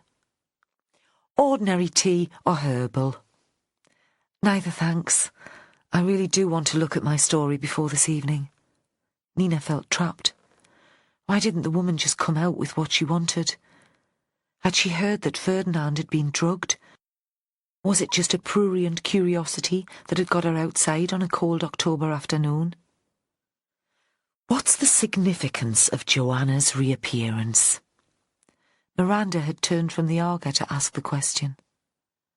The cold had made her eyes water and her mascara had smudged. Or perhaps, Nina thought, she'd been crying again. Still, she found it hard to feel sympathy for the woman. Miranda was frowning. It seemed that Joanna's return to the house had bothered her.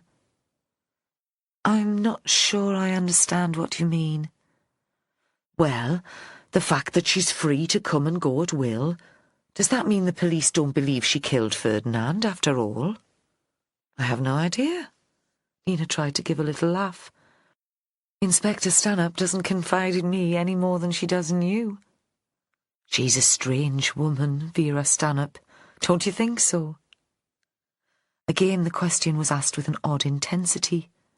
The kettle whistled, and Miranda moved it off the plate, but didn't bother to make herself tea. "I think she's more intelligent than she'd like us to think," Nina said carefully. "If she believes Joanna's innocent, then she's probably right." There was a moment of silence.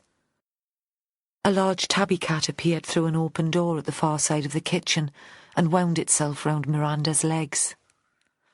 "This is Ophelia," the woman said. "With my name, I have an affection for Shakespearean heroines."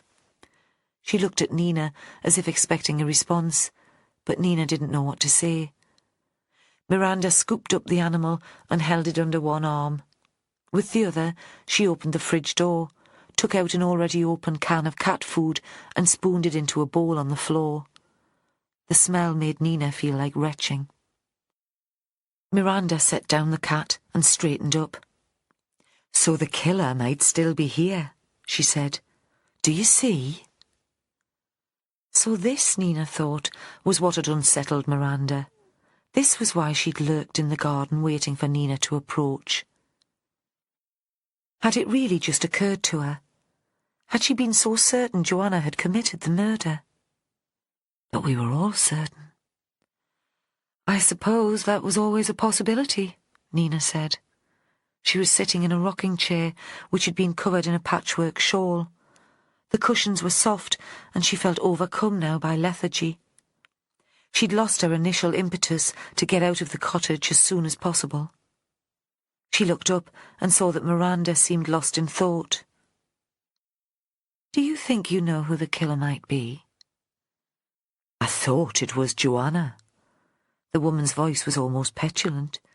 It was as if Joanna had let her down. "But if it's not?" This time Nina's words were sharper. She still felt tired and thought if she were to go to her room now, there was a chance that she might sleep for an hour before dinner.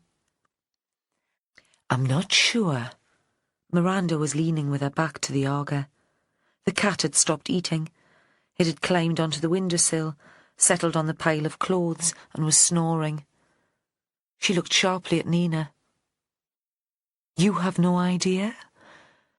I wondered if it might relate back to his old St. Ursula days. "How could it?" Miranda shrugged. "I thought the police might have told you something. I've noticed the way that young sergeant looks at you. He's obviously smitten." "Nonsense." "I had to walk round the house this morning, and I saw the three of you in the chapel. Believe me, he couldn't take his eyes off you." Nina again had the feeling that Miranda had been spying on them all. She knew the building so well that she could move around it almost unnoticed. If the group at the writer's house had the atmosphere of a country house party, the director's social status was ambiguous. She might be a partner in the company, but on these occasions she was not quite gentry and not quite below-stairs staff. Like a Victorian lady's companion, Nina thought, or a governess, and that made her strangely invisible. "That's ridiculous," Nina said. "Sergeant Ashworth is a professional and I'm a suspect. As I suppose we all are." She summoned the energy to lift herself out of the chair. "And in any event, the police have given me no more information about the identity of the killer than they've given the rest of you." The women stood for a moment, looking at each other. "This is a difficult time," Miranda said. "It's the police's role to pry, and we all have secrets. We've all done things of which we're ashamed." It was such an odd thing to say that for a moment Nina couldn't move. Then without a word, she opened the door and went out into the cold. Crossing the yard, she wondered what Miranda could have meant. Were her words a confession? Had she hoped Nina would make a sympathetic response so that she could unburden herself further? Or were they a threat? Chapter 18. Walking into the house from the yard, Nina almost bumped into a strange woman. She recognised her at once as a possible ally in the writer's house, at least as different from Miranda as it was possible to be. The newcomer could have belonged to Nina's gym. She was smart, confident, and gave the impression that she'd be at home in the city. The woman looked at Nina, took in the style of the clothes and the quality of the haircut, and seemed to have the same response. The same recognition of a kindred spirit. She smiled. "I'm sorry," Nina said. "It's freezing outside. I just wanted to get indoors. I should have looked where I was going." "No problem." The woman held out her hand. "DC Holly Clark." "Ah," Nina said. "Part of Inspector Stanhope's team. And you must be Nina Backworth." "Oh dear," Nina pulled a face. "It's a bit worrying that you recognised me so easily. How did they describe me? Uppity academic, wears black, red lipstick." "I'm not sure," Holly said, "that the inspector notices lipstick." They both grinned. "Can I help you?" Nina was suddenly anxious. Had they sent this pleasant young woman to arrest her? Had the results from the lab on her sleeping pills come back already? Holly shook her head. "I've been taking more witness statements. Routine. You know how it is. The youngest member of the team. And a woman. I know, it's just the same in the university. Everyone thinks things have changed, but sexism lives on." Here, Nina was on safe and familiar territory. "You've got a female boss, though." "I'd have hoped that might make things a bit different." "It doesn't always work like that, does it?" Holly said. "A woman climbs to the top, then hauls the ladder up behind her. She doesn't want the competition." She paused and gave a sly, conspiratorial smile. "Not that I'm saying Inspector Stanhope would operate in that way." "Of course not," Nina said in mock horror.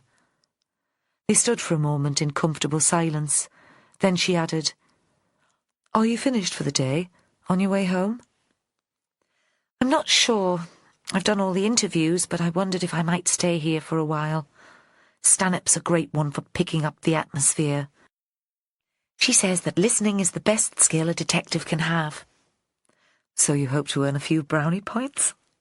Yes, Holly said. Something like that. Why don't you stay for dinner? Nina thought the evening ahead would be less daunting with a sympathetic companion.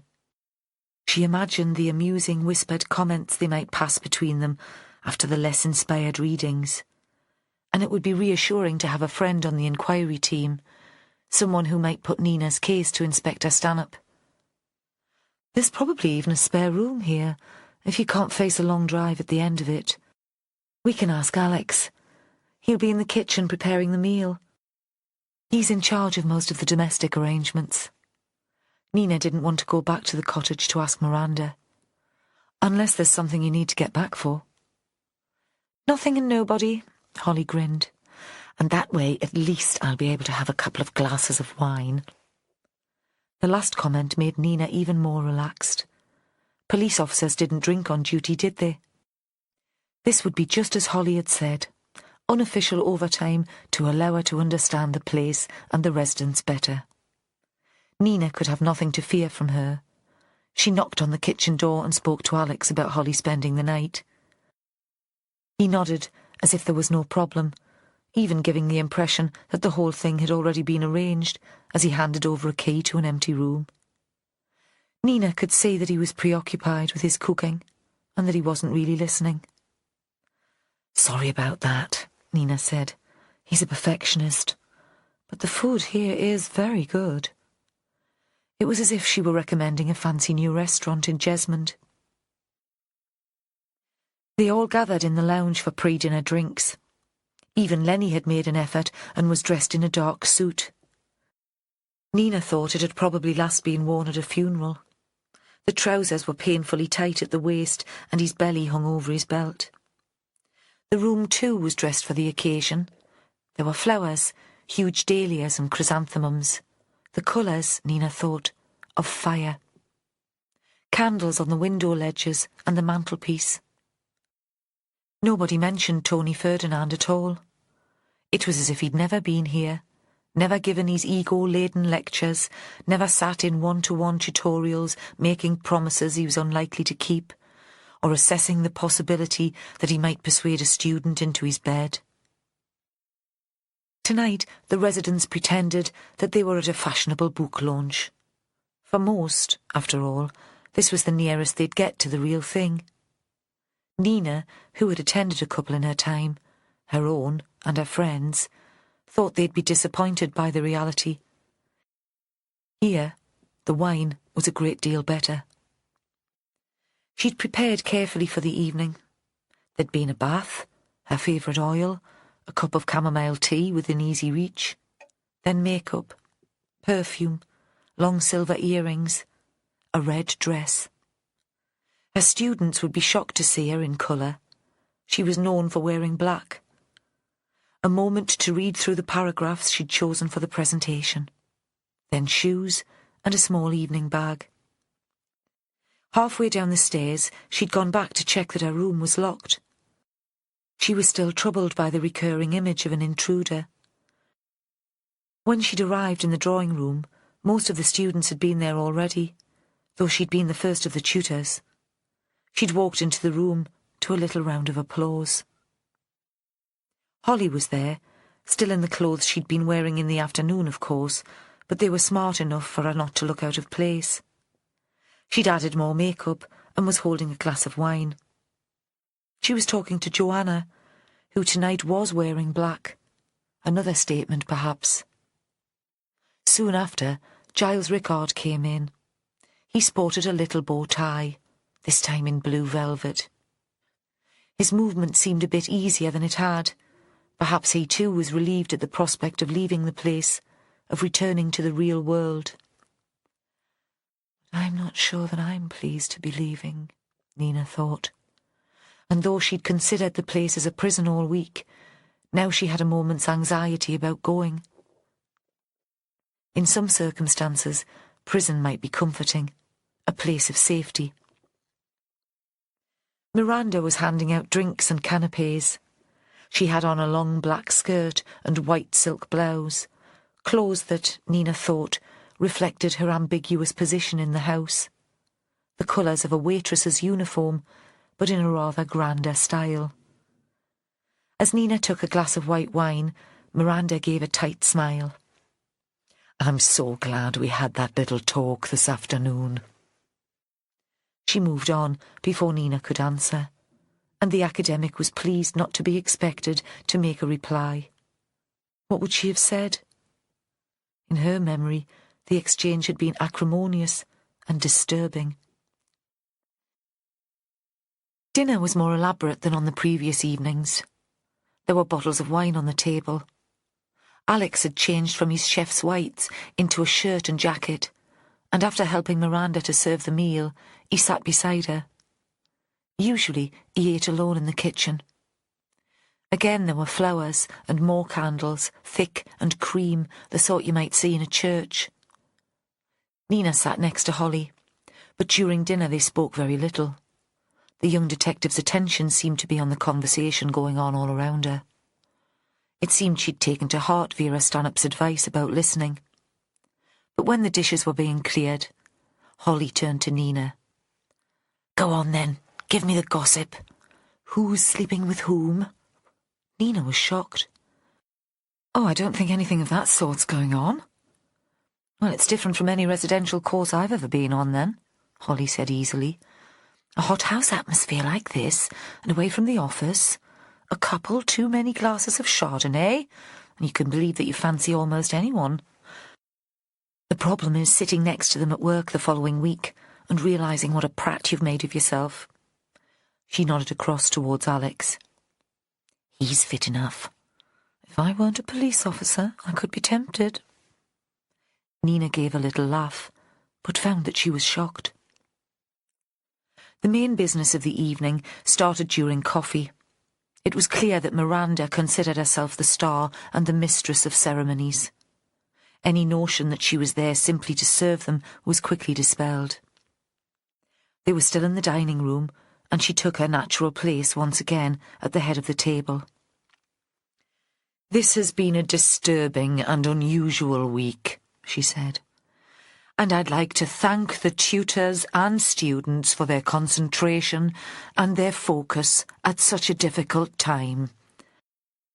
The quality of work produced has been outstanding, and instead of dwelling on the tragedy that occurred here, I think it right to celebrate this evening the fine writing that has been achieved."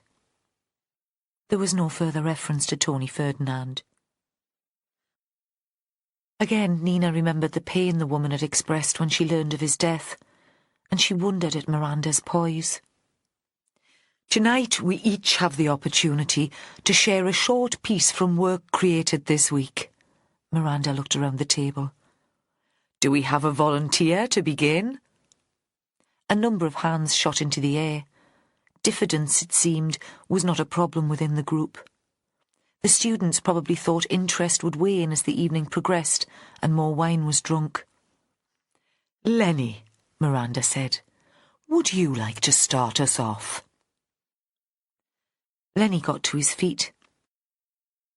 He'd shaved since the afternoon, and Nina had noticed that throughout the meal he'd only been drinking water. Despite sounding so defeatist at lunchtime, it seemed that he now intended to give this his best shot. As he picked up the sheet of paper from the table, Miranda saw that his hands were shaking. "Before I do me reading," he said, his accent so broad that Nina wondered if the southerners in the audience would understand him, "I'd just like to thank all the people who made this possible for me. The Bartons and the tutors and the rest of the folk here who've given me so much support. It's been like a dream come true." Then he launched into his reading. Nina had expected a piece from the beginning of his novel, an action scene following two teenage lads racing a stolen car around Blythe housing estate. That was what he'd told her he'd read when they were discussing it at lunchtime. It was well written, fast, and developed the characters immediately. Instead, he'd chosen something else. something he'd written at her insistence after their first tutorial. "This is great writing, Lenny," she'd said, "but the story's all told at the same pace. It's fast and furious from beginning to end. Occasionally, the reader needs time to catch her breath, and it's good to change the mood a bit too. Try to write something tender for me. A love scene or a conversation between a parent and child." Now he stood, the paper shaking in his hand, like a sail hauled in too close to the wind, and started speaking. His voice was slow and almost without expression, but the tone of the piece was so unexpected, so sad, that he had them hooked from the first words.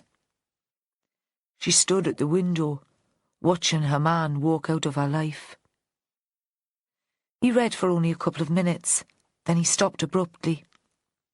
Nina wasn't sure if he'd intended to end the piece there, or if he'd become so moved by his own writing and by the occasion that he was unable to continue. He sat down to applause and looked around him, confused, as if he'd just woken up. "Wow," Miranda got to her feet. "Well done, Lenny. I don't envy the person who has to follow that." She looked around the table, and Nina thought she would ask for another volunteer.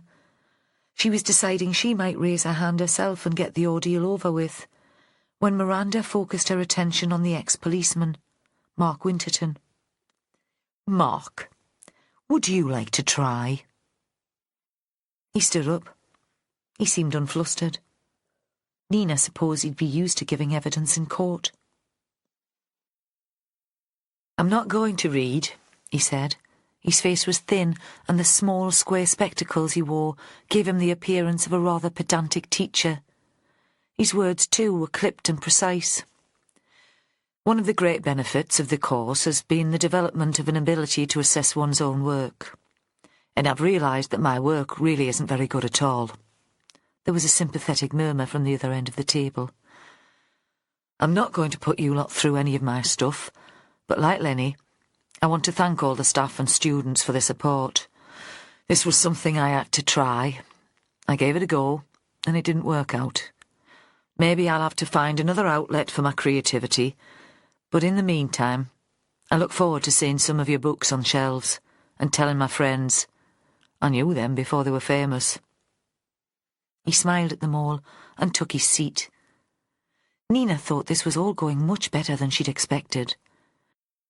It might not end up as the turgid, smug event that she'd dreaded. She turned to watch Miranda take centre stage once more. "She wears too much makeup. All that powder is very aging.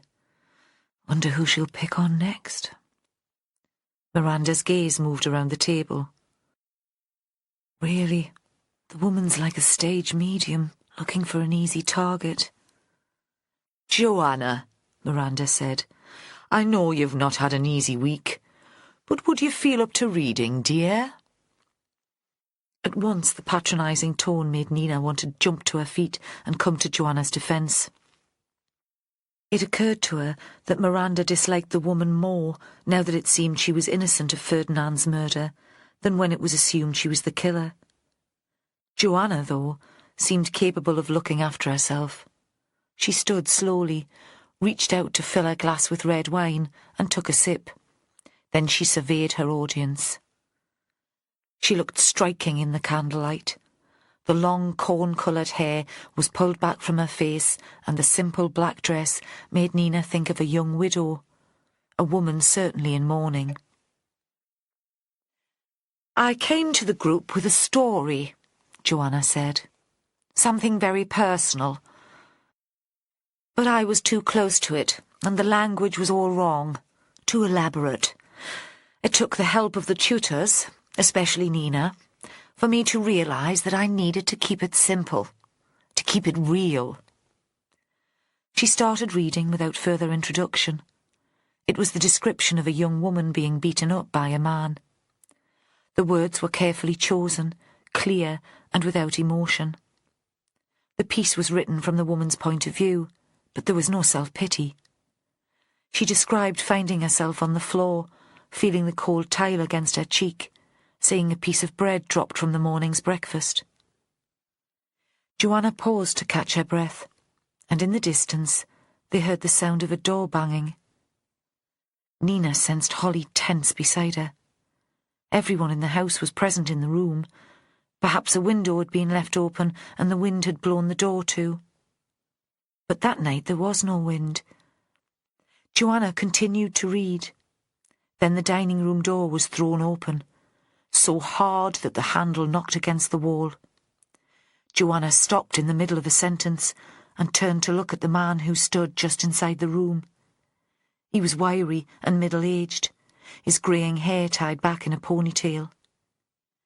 When Joanna spoke, it was in the weary tone of a mother who's had a tiresome day with a fractious child, at once affectionate and irritated.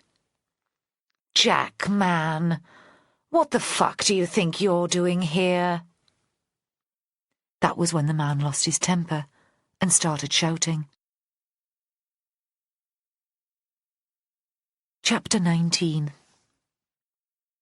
Vera sat in her house in the hills waiting to hear from Holly. There was still some light outside. It hadn't been worth going back to the station after the interview with Helen Thomas, and she'd come straight home.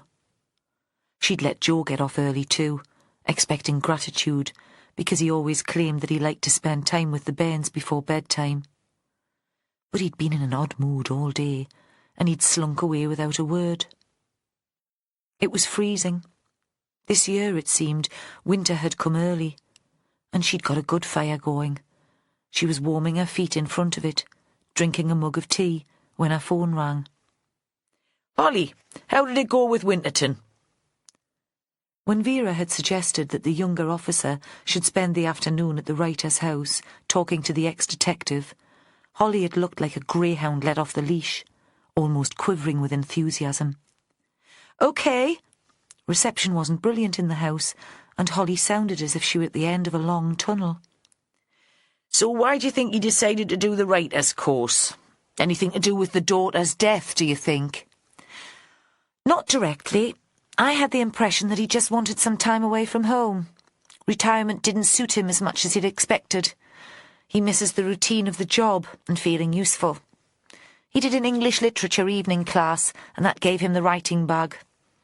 "Aye, well, I can see it might take some folk that way."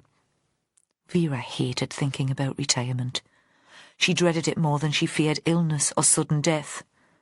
"But why the writing thing?" "Everyone told him he wrote a good report," Holly said. "And he was reading thrillers where they got all the police procedures wrong, and he thought he could do better. I don't think there's any more to it than that. His daughter was at university in Manchester, so there was no contact with Ferdinand or the North East." Vera found that her tea was almost cold. She'd have to make some more. "Did Winterton have anything useful to say about the other residents? Anything we might have missed?" There was a pause at the other end of the phone. "Come on, Holly. You did ask, didn't you? You did stroke his ego, like, and let him think we needed his help and experience." "I did my best." "But it didn't work." Vera tried to be reasonable. Maybe it was her fault. She should have taken on Winterton herself. "He said he'd left that life behind him. It was tempting to meddle, but he knew how he'd feel if he was working in investigation and some retired officer tried to tell him how to run a case." There was a moment of silence. Vera thought she heard the sound of an engine outside. It was probably Jack working in the barn, though it'd be bloody cold in there now that the light was starting to go. "Nothing more you could have done, then?" Vera said. No point blaming Holly this time. She didn't want to knock the spirit out of her so early in the evening. Vera wanted her on top of her game for the rest of the night. "At least you gave it a go." She paused again. Couldn't help giving it one last try. "What was your feeling when you were talking to Winterton? Did he have his suspicions, do you think? That old detective's instinct? He's been living with them all for nearly a week. You'd think he'd have a notion which of them could be a killer." "If he likes one of them for the murder, he's not letting on." There was a moment's silence. Vera was just about to speak when Holly went on. I've arranged to stay on here, just as we agreed. Her voice was suddenly clear and bright, as if she were in the same room. I'll go to the dinner when they all read out their work, and I'll stay the night. There's a spare room. This is the last chance we've got to see them all together. They're on the way home tomorrow. Lock your door when you go to bed. Vera kept her tone light and amused. I don't want to lose a promising young officer. She switched off her phone before Holly could answer. She'd only be fishing for more compliments. Vera put the kettle on again. No alcohol tonight. She wanted to keep her brain sharp. As Holly had said, tomorrow all her suspects and witnesses would be on their way home. Out of her patch, many of them. Beyond her control. This was a time for reflection. She wished she had Joe Ashworth here. He wasn't much one for original thinking, but he let her know if her ideas were daft. For a wild moment, she was tempted to give him a ring, to demand that he come over. Then she saw how unreasonable that would be. Let him have one night with his family. She didn't know when he'd get the next one. She reached out and switched on the television. On the screen, her victim had come back to life. An arts programme was running an obituary for Tony Ferdinand and showing clips of his broadcasts.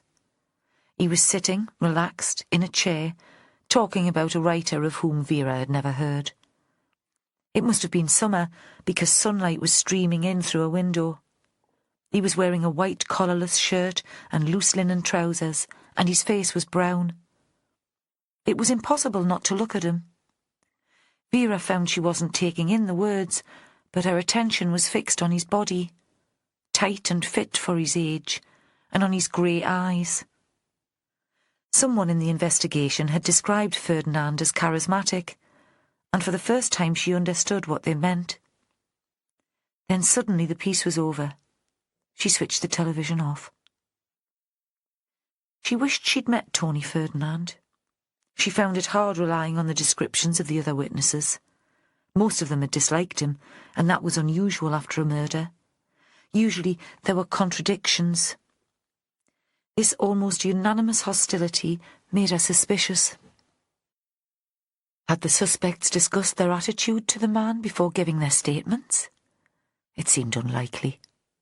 She'd been on the scene almost as soon as the body had been found. Unless there'd been some sort of collaboration surrounding his death, an agreement about alibis and timing.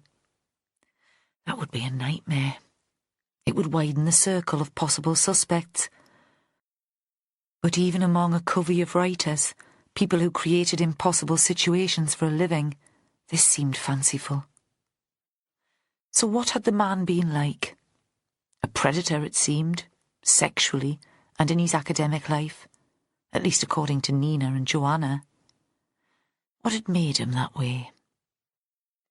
She pulled a file from her bag, notes Holly had made following her phone calls to Ferdinand's staff. The notes contained the home phone number of one of them who'd worked with him on the creative writing MA.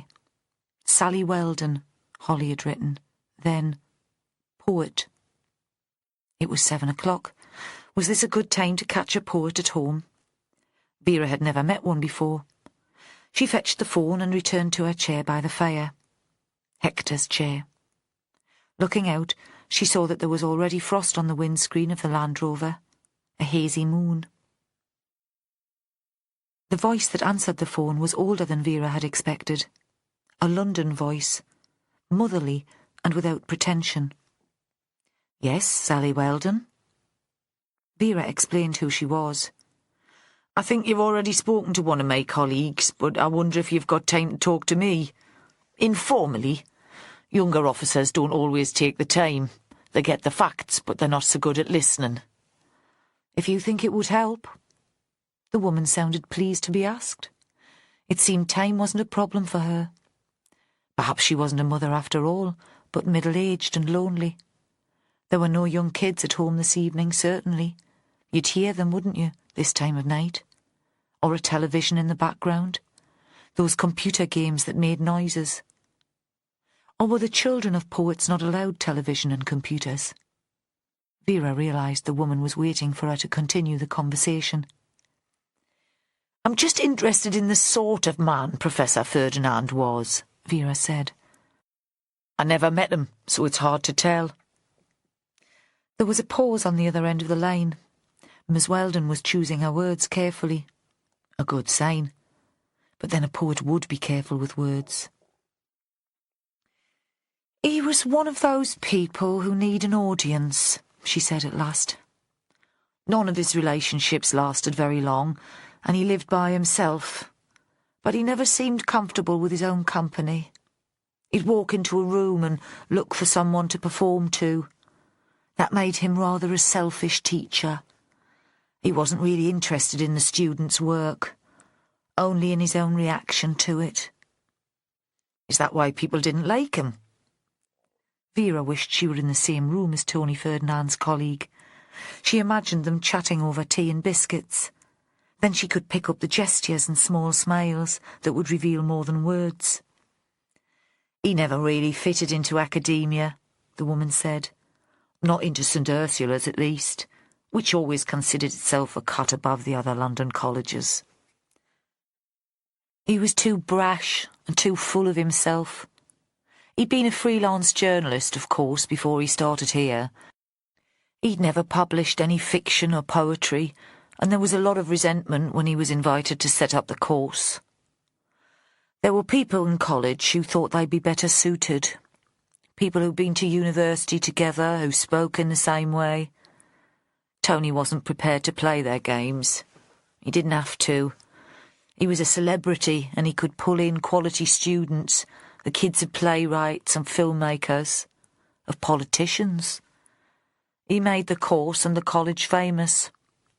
Sally paused. He gave the rich kids a hard time sometimes. We argued about it. Just because they came from affluent families, it didn't mean they had the confidence to take his stick. But he didn't listen. He had a chip on his shoulder about anybody with a posh voice and a fancy degree. I didn't have either of those things, though. I was a working-class girl from Essex, so he treated me okay. And perhaps that was why he was so encouraging to Lenny Thomas, and felt it was okay to ridicule Nina Backworth, a well-brought-up graduate with supportive parents. He was quite a sad man, Sally went on. A lonely man, despite his need to be the centre of attention. 6 months ago he was mugged in the street outside college, and he ended up in hospital for a couple of days. Nobody visited him, except me. Vera replaced the receiver and felt almost cheerful. If she were in hospital, she'd have visitors. Joanna and Jack, Joe and Holly and Charlie. They'd bring her grapes and make her laugh. She'd listened to 10 minutes of the radio news when her phone rang again. Holly. Are you okay to drive? Aye, of course. Implying that she was as sober as a judge every evening. I think you'd better get over here. Your mate Jack's turned up and is shooting his mouth off, throwing his weight about. If you don't sort it out, someone will phone 999 and he'll end up in the cells overnight. Tell them I'm on me way. She scraped enough ice off the windscreen to give her a hole to peer through, and then switched the heater up full to blast away the rest. By the time she hit the road to the coast, she could see where she was going. Approaching the writer's house, she could make out the reflection of the moon on the sea. There was no sign of Jack's van in the car park, but maybe he'd hidden it in the lane somewhere and come down on foot.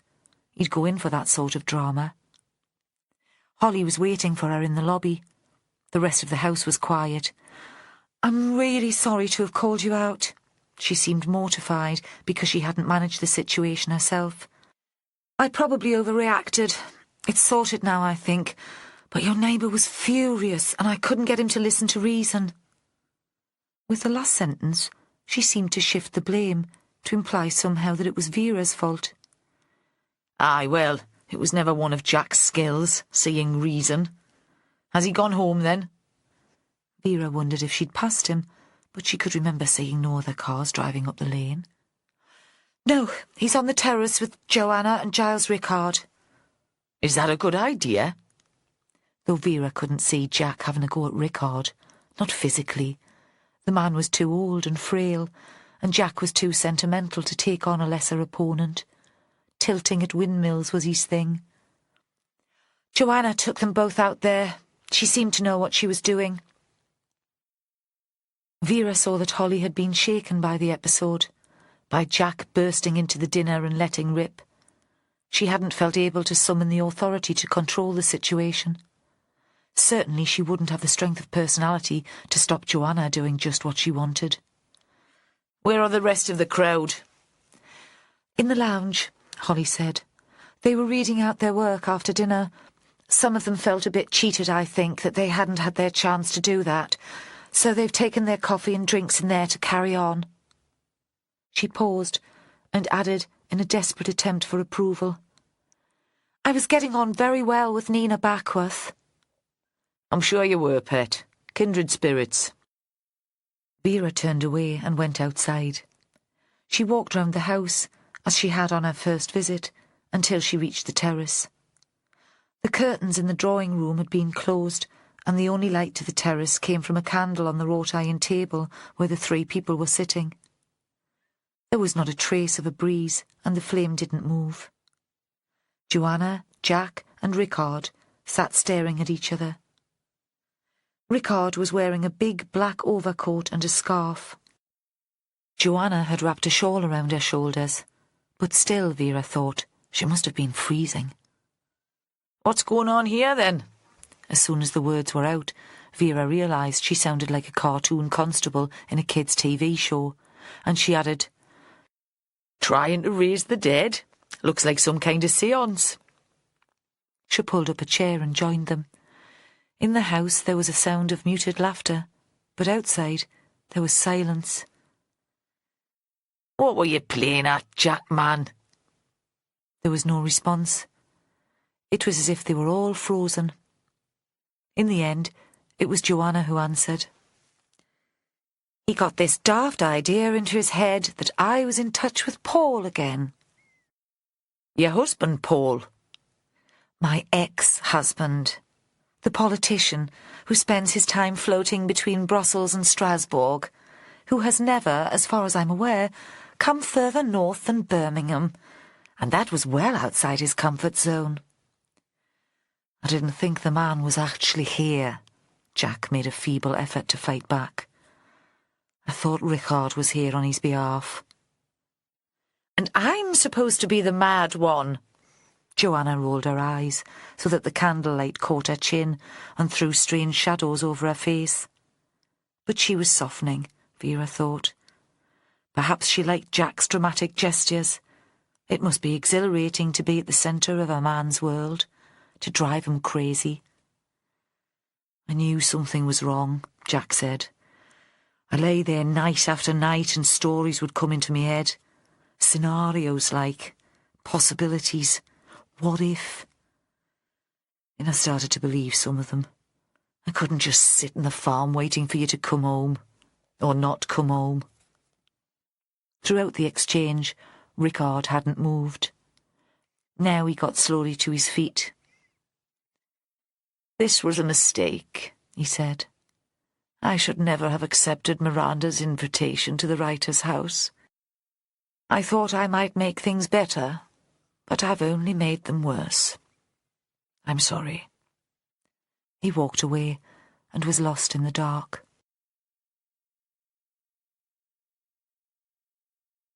Chapter 20. Nina woke when it was still dark. No panic this time. Instead, the tired, grainy eyes and taut limbs that came from too little sleep. She had no sleeping pills now to help her. It had been late by the time she'd got to bed, and she'd lain there, tense, reliving the shock of the stranger's appearance in the dining room. She wondered now why the arrival of Joanna's partner had so disturbed them. He'd posed no real threat. He'd stood there, yelling at the group, inarticulate with anger, but it had all been words. He hadn't carried a weapon or indicated that he might become violent. Was it that? In that moment they saw themselves as Jack saw them, as pathetic wasters.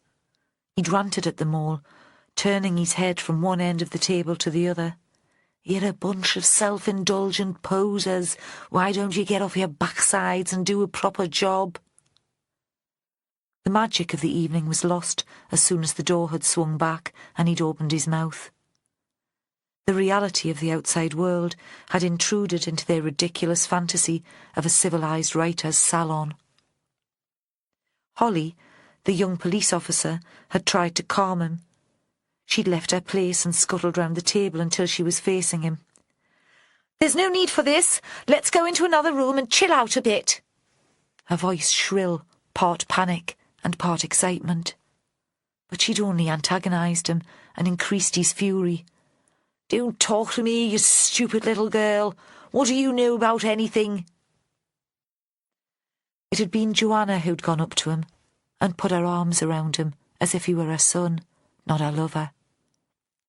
At first he'd pushed her away, still yelling, still demanding some explanation. Then he'd broken down and begun to cry. It occurred to Nina now that Jack hadn't sworn at them. There hadn't even been the casual bad language she used herself to show that she was tired or cross. But still, he'd shocked them because his anger was deep and real. They'd spent a week carefully putting words together, but his rage had a greater effect than any of their stories. She got out of bed and drew the curtains. The room was warm, but through the glass she felt the chill from outside. There was a faint light from the east over the sea. On impulse, she pulled on jeans and a sweater, took her jacket from the cupboard. Her last morning at the writer's house, and she'd make the most of it. This afternoon, she'd be back in the city. Downstairs, there was still evidence of the evening before. The dining room had been cleared of plates, but in the drawing room there were empty coffee cups and wine glasses.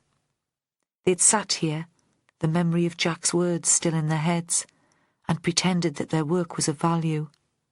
They'd read and listened and clapped politely. Not Nina, though. She hadn't been able to face reading her story.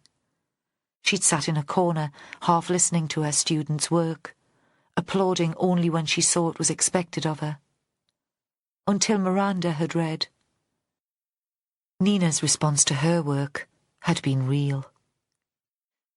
The kitchen door was open, and she saw the room was empty.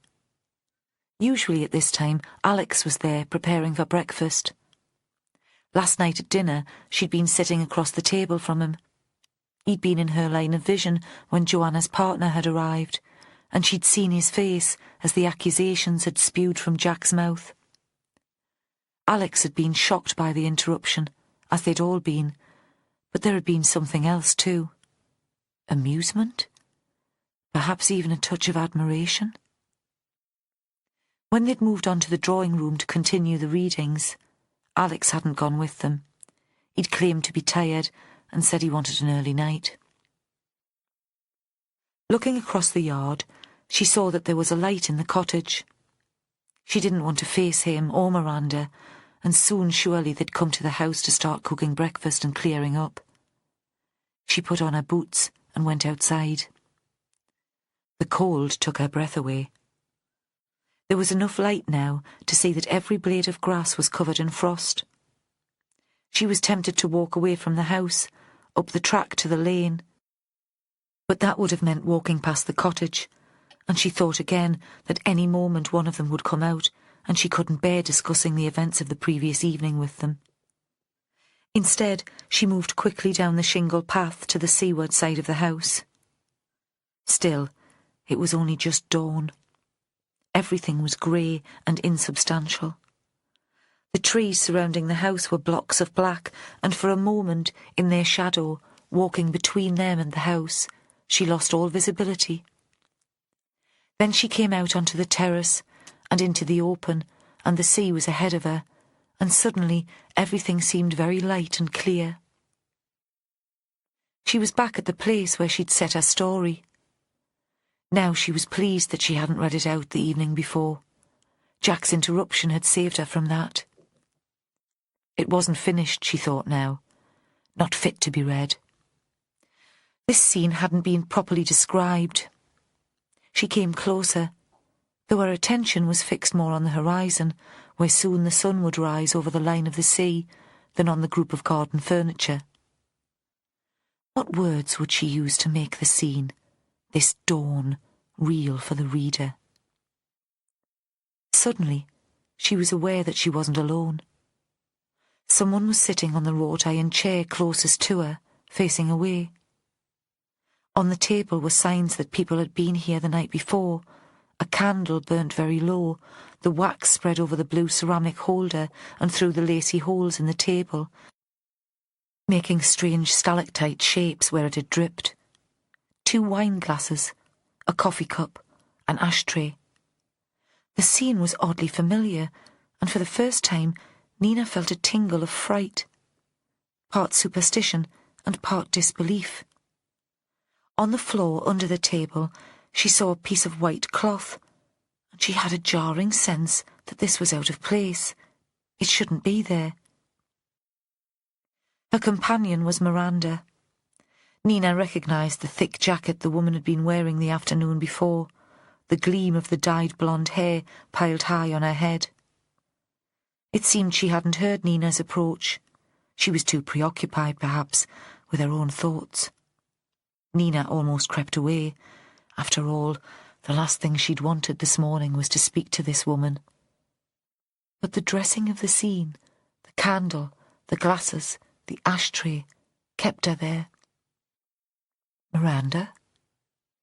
There was no answer, and really by now she hadn't expected that there would be.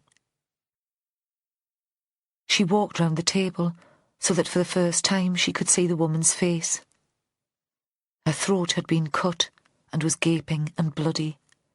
It looked almost like a large and smiling second mouth. The idea was immediate and shocking, not just because of the horror of the image, grotesque and macabre, but because Nina had used the simile before. She'd described this scene. This was her story, brought to life. Later, over strong coffee, she couldn't imagine ever sleeping again. So caffeine was the least of her worries. She tried to explain to Vera Stanhope. They were back in the chapel. Outside, professionals in blue paper suits, looking oddly androgynous, had covered the whole terrace in a white tent. The other participants of the course had been taken away in taxis to a nearby hotel. Statements would be taken, Vera said. Their belongings would be returned to them once they'd been searched. Then they'd probably be allowed to go home. Holly was in the room too, taking notes. There was no sign of the young male detective. Nina would have preferred him there. He was less intrusive than Holly. Throughout the interview she was aware of the young woman's presence. Even when taking notes, she demanded attention. "So, how many people would have read your story?" Vera asked. "Nobody. I was going to read part last night. That scene, the body on the terrace. Then Joanna's Jack arrived and interrupted." "Coincidence, then?" Nina set her notebook on the table. "Read it," she said. Vera bent down and took a pair of latex gloves from her bag, then pulled the book towards her and began to read. Once she had problems deciphering the handwriting and asked Nina to give her the word. When she'd finished, she closed it carefully. "The way the furniture is arranged is exactly as I described it in the story," Nina said. "The candle, the colour of the holder, the position of the glasses, the cup and the ashtray. Surely more than a coincidence." "No mention of a handkerchief. We found a handkerchief under the table." Nina didn't know what to say to that. "Maybe it had been dropped there during the day." Vera seemed lost in thought. "Or maybe not." "You think the killer could have left it?" "That'd be good, wouldn't it? Check for DNA and case closed." Vera gave a little laugh, and Nina saw she didn't think it would be that simple. "The candle was there last night," Vera said. Joanna and her bloke were sitting there, having a meaningful discussion with Giles Rickard. She paused. Nina thought at least the detective was taking her seriously. Otherwise, she might think she was going mad. But it was a different coloured holder, and no ashtray, Vera went on. And there were only wine glasses, no coffee cup. And the chairs were in different places. So it was deliberately set up later to resemble your writing. Some buggers playing games. She leaned forward so that her face was only inches from Nina's. You do see how it looks. Your sleeping pills used to drug Professor Ferdinand. Now you've described in detail the manner of Miranda's death days before it happened. As if you're some kind of fortune teller. You're implicated, whether you like it or not. Why would I kill Miranda? I didn't know her. Nina heard the hysteria in her voice and tried to breathe through it. If someone went into my room to take the pills, they could have gone in to read my story too. You haven't started locking your door, Vera said, after the pills were taken? Yes. Nina tried to work out the time scale. I'd started writing the story before you told me Tony Ferdinand had been drugged. Besides, I've been carrying the notebook around with me all week. Anyone could have picked it up and read it. Of course they could. Vera lay back in her chair. I had already thought of that. I might be old, but I'm not daft. Nina found herself smiling in agreement. Whatever she was, Vera Stanhope wasn't daft. I had a strange conversation with Miranda yesterday afternoon. Aye, you were seen going into our cottage. Nina shot a look at Vera. So that makes me even more of a suspect? She wondered who'd seen her with Miranda. Again had the feeling that everyone here was being watched. Might have done if you hadn't told me about it, Vera said. What was going on there then? I didn't have you down as best mates. I don't know, Nina said. Now she thought about it, the encounter with Miranda in the late afternoon seemed surreal. It was hard to believe that the woman on the garden terrace had offered her tea, fed the fat tabby cat. All the small domestic interactions that would never happen again. She looked up suddenly at Vera. "How's Alex?" Vera shrugged. Hard to tell. I don't think it's sunk in yet. But tell me about your chat with Miranda Barton. I was walking on the beach and she was waiting for me. In the garden, where the path flattens out between the shrubs. She startled me. It seemed very out of character. Thinking about it, you hardly ever saw Miranda outside. I wonder why she bought a place right out in the wilds. She seemed more of a city person. Nina realised she was rambling and paused. What did she want from you? Vera seemed not to mind the diversion, but prompted Nina back on course. To talk about the murder, and about Joanna. Did I believe Joanna was innocent? I think it had only just struck her that the murderer might still be free. It was almost as if she hoped Joanna had killed Tony. Nina closed her eyes for a moment and remembered the warm kitchen, her lethargy. Perhaps that wasn't quite accurate. Had the possibility of Joanna's innocence sparked some emotion in Miranda? Had she seemed almost excited? There were lots of people here who hoped that, Vera said briskly. How did Miranda seem? Scared? Nina struggled to come to an answer. I'm sorry, I just couldn't work out why she wanted me there. Was she scared? Maybe. But also wired up. Prepared to put up a fight, I'd say. What sort of fight? Nina shook her head helplessly. Nothing was spoken of clearly. It was as if she expected me to know what she was talking about. But in the end, I was just confused. Do you think she knew who the killer was? Vera leaned forward again, waiting for the response, and Nina could see how important this was to her. "Not for certain," Nina said, "but I think she might have guessed." Chapter 21. Joe Ashworth arrived just as Vera finished talking to Nina Backworth. He pushed open the heavy door and peered inside. "Come in," Vera said. It disturbed her how glad she was to see her sergeant. She realised that she'd come to depend on his presence at these interviews. It wasn't the same with Holly. Vera couldn't relax with her to the same extent. Not the girl's fault, and probably not fair. "Holly, take Miss Backworth up to her room and help her to pack." "I can manage on my own." Nina's hands were fiddling with the tissue. She looked at the moving fingers as if they didn't belong to her. "I know you can't, pet, but the murderer would have scattered lots of blood around when they made that wound. Spatter, we call it. You can see it on the terrace floor. We'll need to look at your clothes and take some of them away. It's not personal. It's not just you that we've helped to pack." Vera stood up and gave her a little pat on the shoulder. They waited until both women had left the room. "I came as quickly as I could," Joe said. "I know." Vera saw he was expecting a bollocking for arriving late, but she was thinking about Miranda Barton. If the novelist had had suspicions about the murderer's identity, why hadn't she shared them with the police? Because her thoughts were still too vague? Or because she'd seen the opportunity for making money? Vera wouldn't have put it past Miranda to try a spot of blackmail. This was a big place to keep up, and maybe, with money tighter all round, folk weren't willing to pay a fortune to sit round talking about books.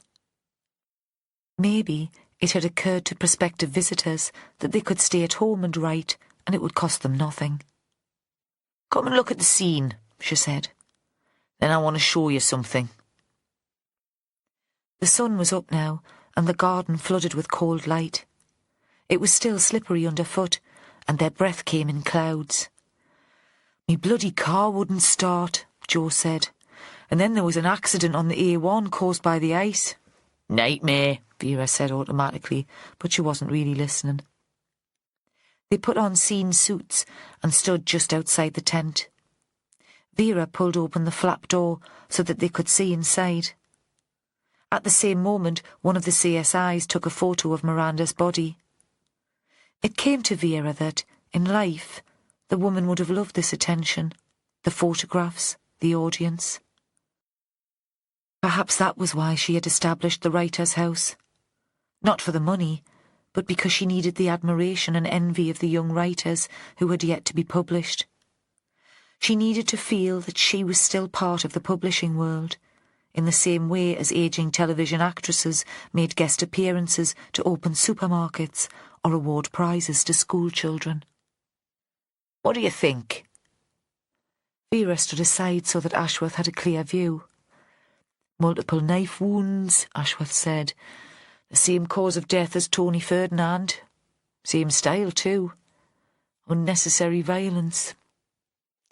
"But not quite the same," Vera said. "That gash across the throat. It's post-mortem, according to Paul Keating. Ferdinand was stabbed repeatedly, but there was nothing as showy as that here." "Is that relevant?" "It certainly is. Come back inside and I'll read you a story." She was about to leave, then stopped and called to one of the CSIs. "What have you done with that hanky that was on the floor?" "Already bagged, ready for testing. I thought you'd want it fast-tracked for DNA." "Let's have a look before it goes off." The young CSI held it out for them. "Distinctive," he said. "Plain white, but it's got some embroidery in the corner. Looks homemade. Something a child might have done for a Mother's Day present. Or Valentine's. Looks like a little red heart." Back in the chapel, Vera showed Joe Nina's notebook. "She's written that since she was here. Look at the detail. Everything's the same in the description of the scene. The candle, the number of glasses, the way they're arranged on the table. Nothing about the handkerchief, though, which could suggest it was dropped by accident. If the killer used the story as a model, this murder wasn't planned that far in advance, Jo said. Well, Miranda Barton might have been chosen as the intended victim, but the execution of the plan couldn't have been decided until the killer had seen the story. Vera thought execution was a good word. That was how this seemed to her. There was a ritual to the killings. But then these people were experts in crime fiction. Perhaps that was the intention, to provide layers of meaning that were only for distraction. In Vera's experience, the motive for most murders was simple. It came down in the end to money or sex. Keating thinks the same knife was used as to kill Ferdinand, she said.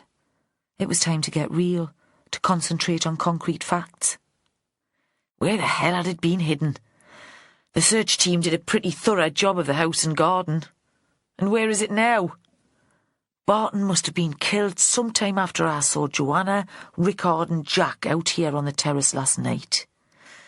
We might get something a little more precise from Paul Keating on time of death, but I won't hold me breath.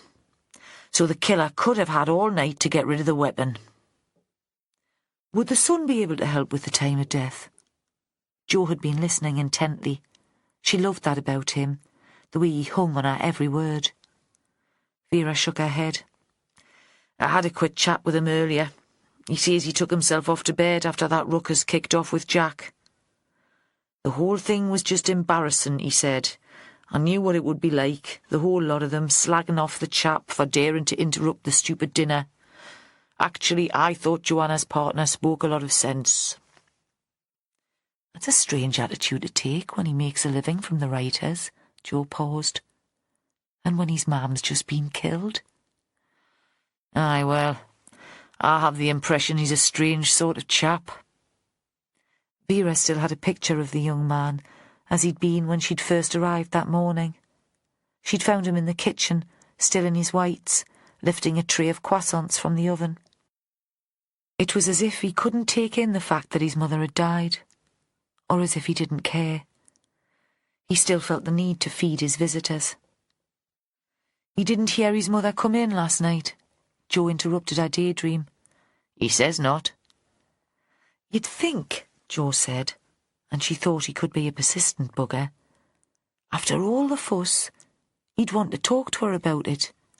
Jack's scene in the dining room, I mean. He'd want to know how it all ended. Well, I'm not the person to ask about that, am I? We need to chat to the boy. Where did Jack stay last night? Did he go back to the farm? No, Vera spoke slowly. Joanna didn't want him driving back, the state he was in. They bunked up together in Joanna's room. This morning I shipped them both off to the hotel with the other residents. Why? What are you thinking? That Jack was the murderer? Unlikely, surely. He wasn't in the place when Ferdinand was killed. We don't know that, do we?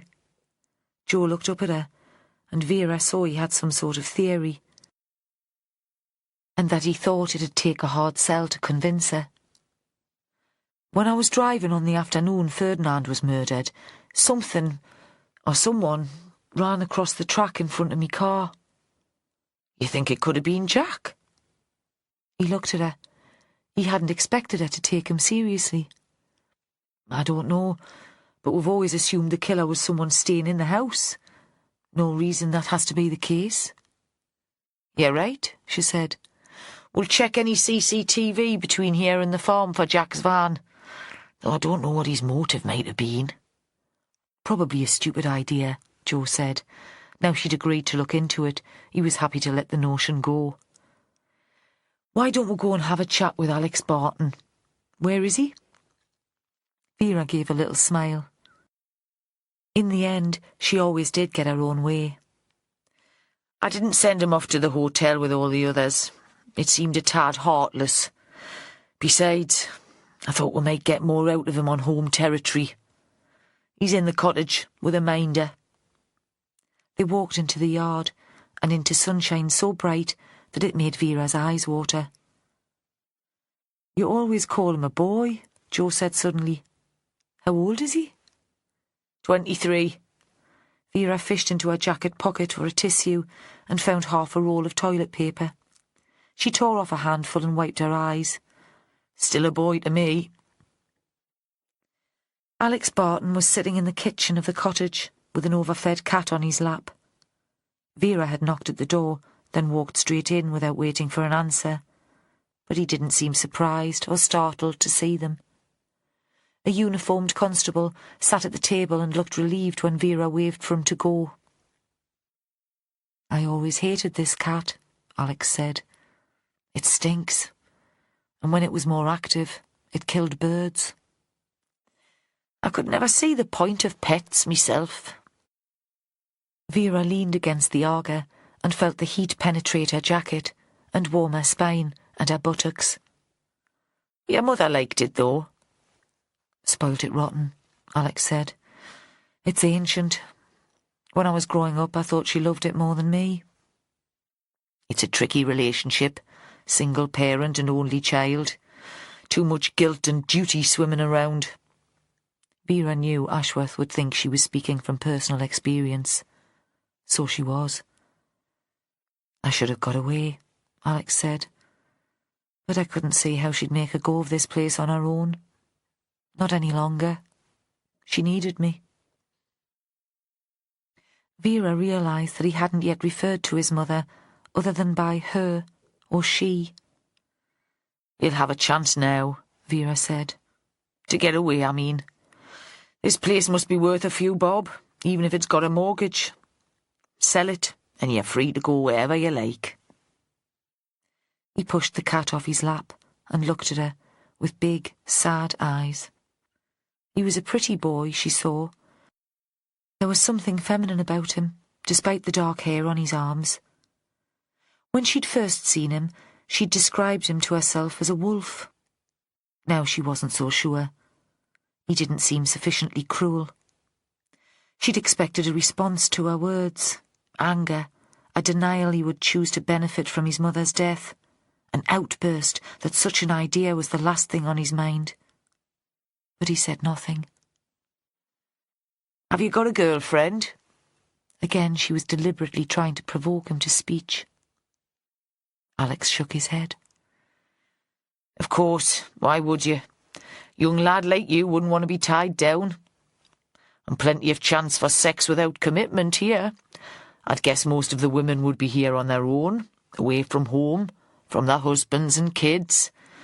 It must be intense. Older than you, but there's nothing wrong with experience. All this talk of emotions. They'd be looking for a fling." He looked at her as if she was mad, and she saw she'd have to try a different way in. Simple questions, she thought. Facts. Maybe that would work. "How long have you lived here?" Now he did answer. "Nearly 15 years. "So you arrived when you were a small boy?" He nodded. "I went to the village school up the lane, then to the high school in Alnwick." "What brought your mum to this place, then?" There was a pause, and Vera thought again there would be no answer. It required judgment, opinion, and it seemed Alex still wasn't ready for that.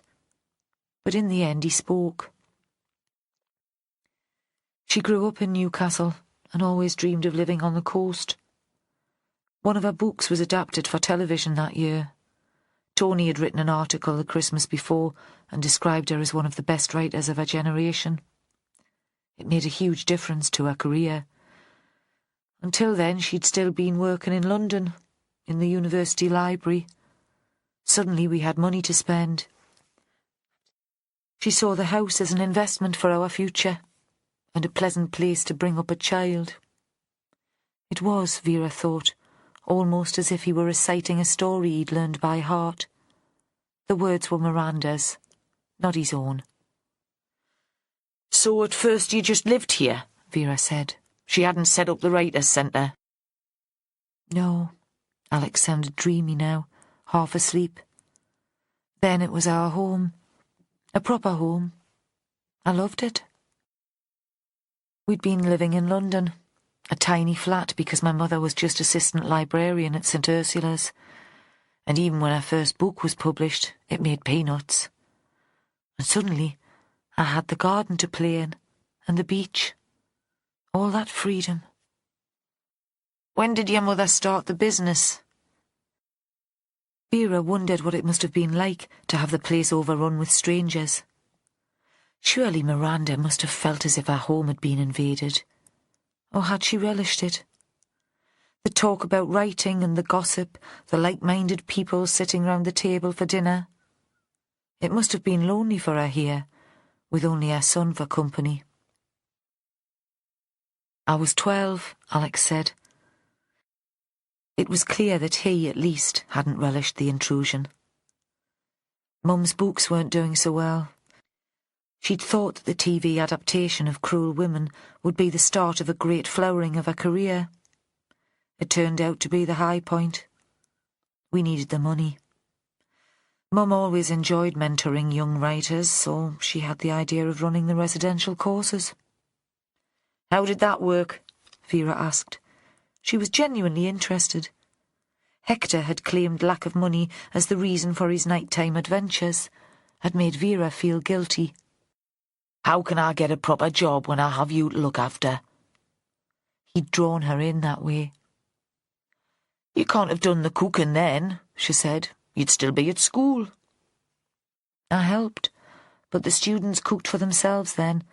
There was a sort of rota. That was when I first got interested in food. I loved it. An activity that's practical and satisfying at the same time. What happened to your dad? She hadn't meant to be so abrupt, but the question had come to her suddenly. He shook his head. I never knew him. Dead? Divorced? Neither, Alex said. My mother never married him. I never met him. But you knew who he was? She told me who he was. Alex bent down to stroke the cat that was rubbing against his legs. I'm not sure I believed her. What did she tell you? Vera demanded. This was like wading through treacle. Let's hear the fiction, if that's what it was. My father was an older man, a publisher. She'd met him at a book launch and fell for his intelligence and his wit. They had an affair. It was the most exciting and wonderful time of our life. He introduced her to theatre and opera, took her away for romantic weekends, Barcelona, Rome, Paris. He was charming and attentive, and she'd never known anyone like him. But he was married, Vera put in. Alex nodded. With a child whom he adored. When she discovered she was pregnant, she finished the affair. She didn't want my father to be forced to choose between the families. Did the man have a name? Vera failed to keep the scepticism from her voice. I'm sure he did, Inspector. For the first time, Alex showed a flash of humour. If he existed at all. But my mother never told me. You didn't try to find him? Alex shrugged. I was worried what I might discover. Like my mother, I preferred the fantasy. I did wonder if Tony Ferdinand might be your dad, Vera said. She looked at Alex, hunched in the rocking chair. He's still just a child himself, she thought. A bright, screwed-up child. So did I, Alex said bitterly. Like I said, I preferred the fantasy. Did you ask your mother about him? No, I was scared she might tell me the truth. Tony was a manipulative man, and I wanted nothing to do with him. He looked up at Vera. He never liked me, you know. I wasn't bright enough to catch his interest. They sat in silence. Joe Ashworth seemed to be looking out of the window. He managed to make himself still, almost invisible during interviews. But Vera knew he was completely engaged with the conversation. Are you sure you didn't hear your mother come in last night? He said now, turning back to the room. Vera took the interruption as a sort of rebuke. Joe thought she should focus on the time of death, important information that might move the investigation on. There would be time enough for all the relationship crap later. When Alex didn't answer immediately, Ashworth continued. You do see how it might be important.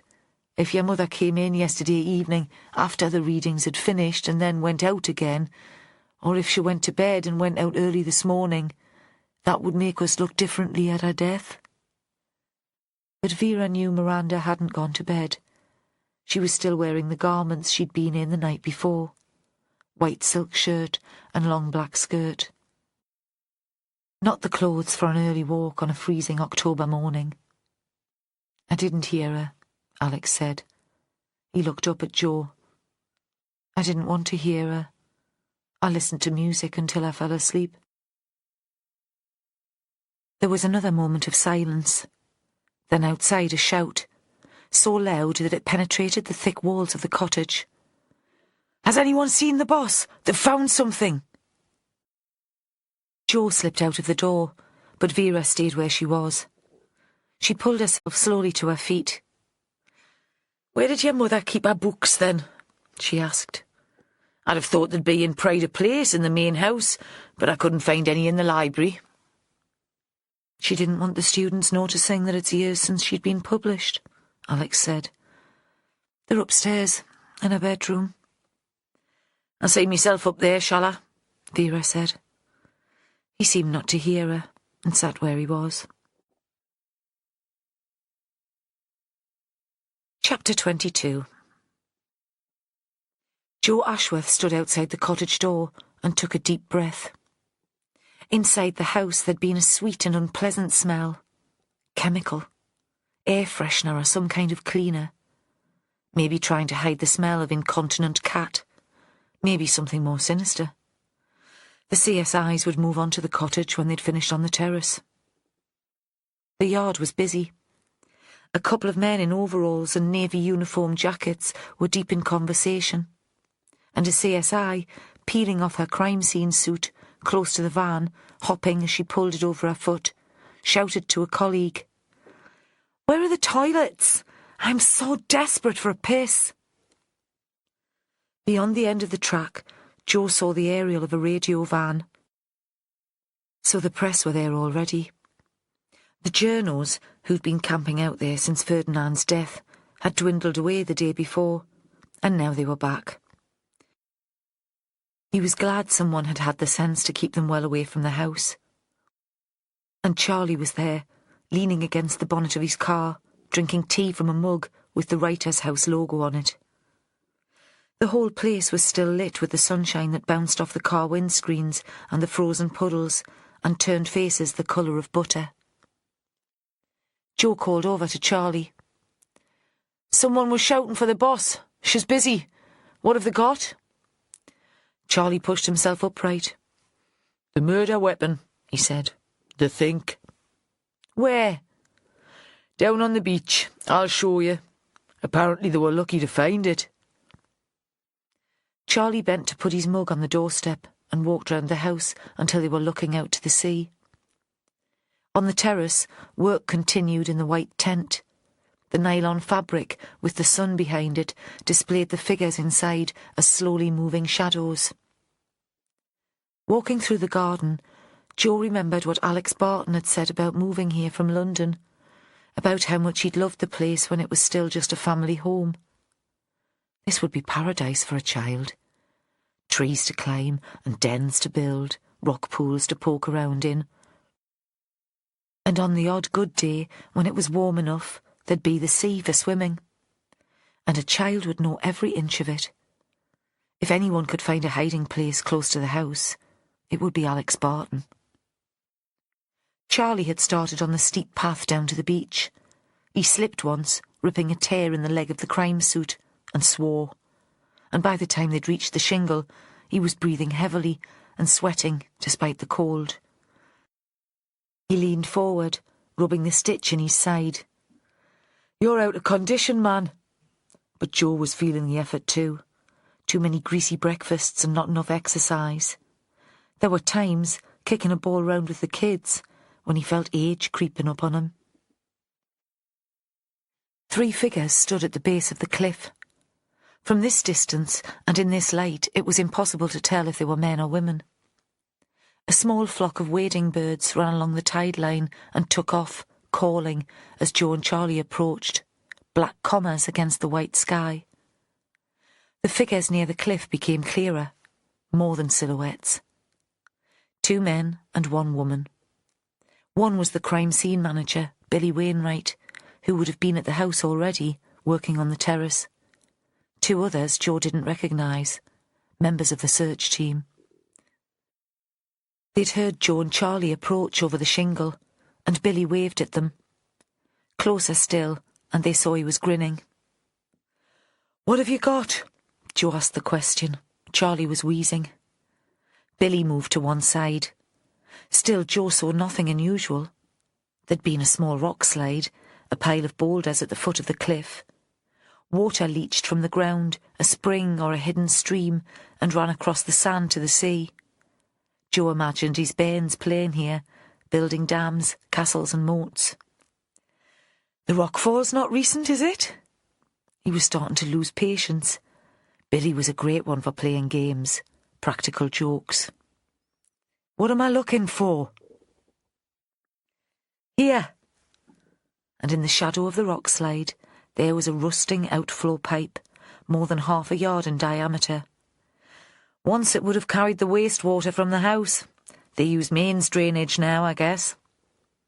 He shone a torch into the pipe, at an angle so that Ashworth could see inside.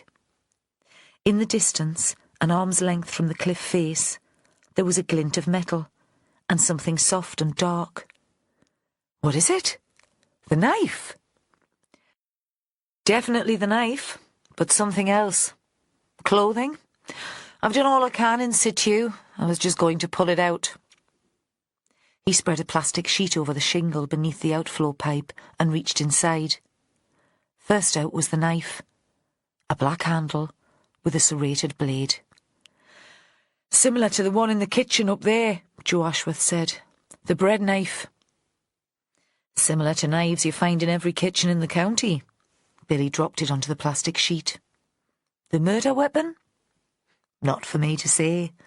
Billy straightened for a moment. "You'd need to ask Mr. Keating, but I'd bet my pension on it."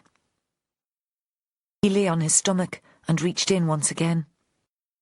This time it was harder to retrieve what was inside. It was a snugger fit and caught on the jagged edge of the pipe. "This might help you, though." He pulled the bundle free and allowed it to fall onto the sheet. "A waterproof jacket, Gore-Tex, large. And I'd guess that those stains aren't just salt water and rust." "Blood." Ashworth squatted to get a closer look.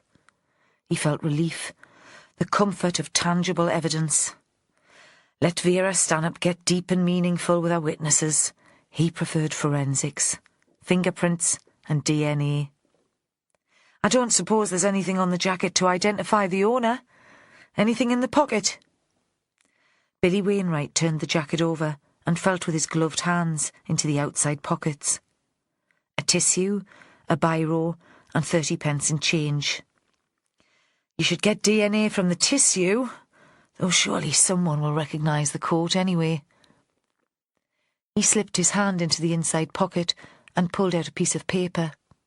A newspaper cutting, or rather, Ashworth decided, a cutting from a colour magazine. Billy laid it carefully on the plastic and smoothed it out so they could read it. A picture of a younger Miranda Barton, the blonde hair shorter and more flattering, the body slimmer. The caption read, "One cruel woman." "What is it?" "Looks like something from a woman's magazine," Billy said. "I don't think it's a Sunday supplement from the paper. An interview with the victim. I didn't realise she was famous." "She's not," Ashworth stood up. "Not anymore." It occurred to him that this was no coincidence. The piece had been put in the jacket pocket specially. The killer had expected it to be found. They'd thought they'd been clever finding the evidence, but all the time the murderer had been playing with them. "Look at this." Billy had moved his fingers to the neck of the jacket. A white label had been sewn inside.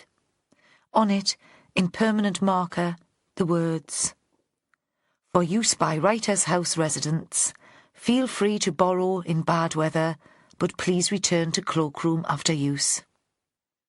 "It belonged to the house," he said, "not to any individual. I guess any of your suspects could have worn it. Let's hope we can get DNA on the tissue." He sounded almost cheerful.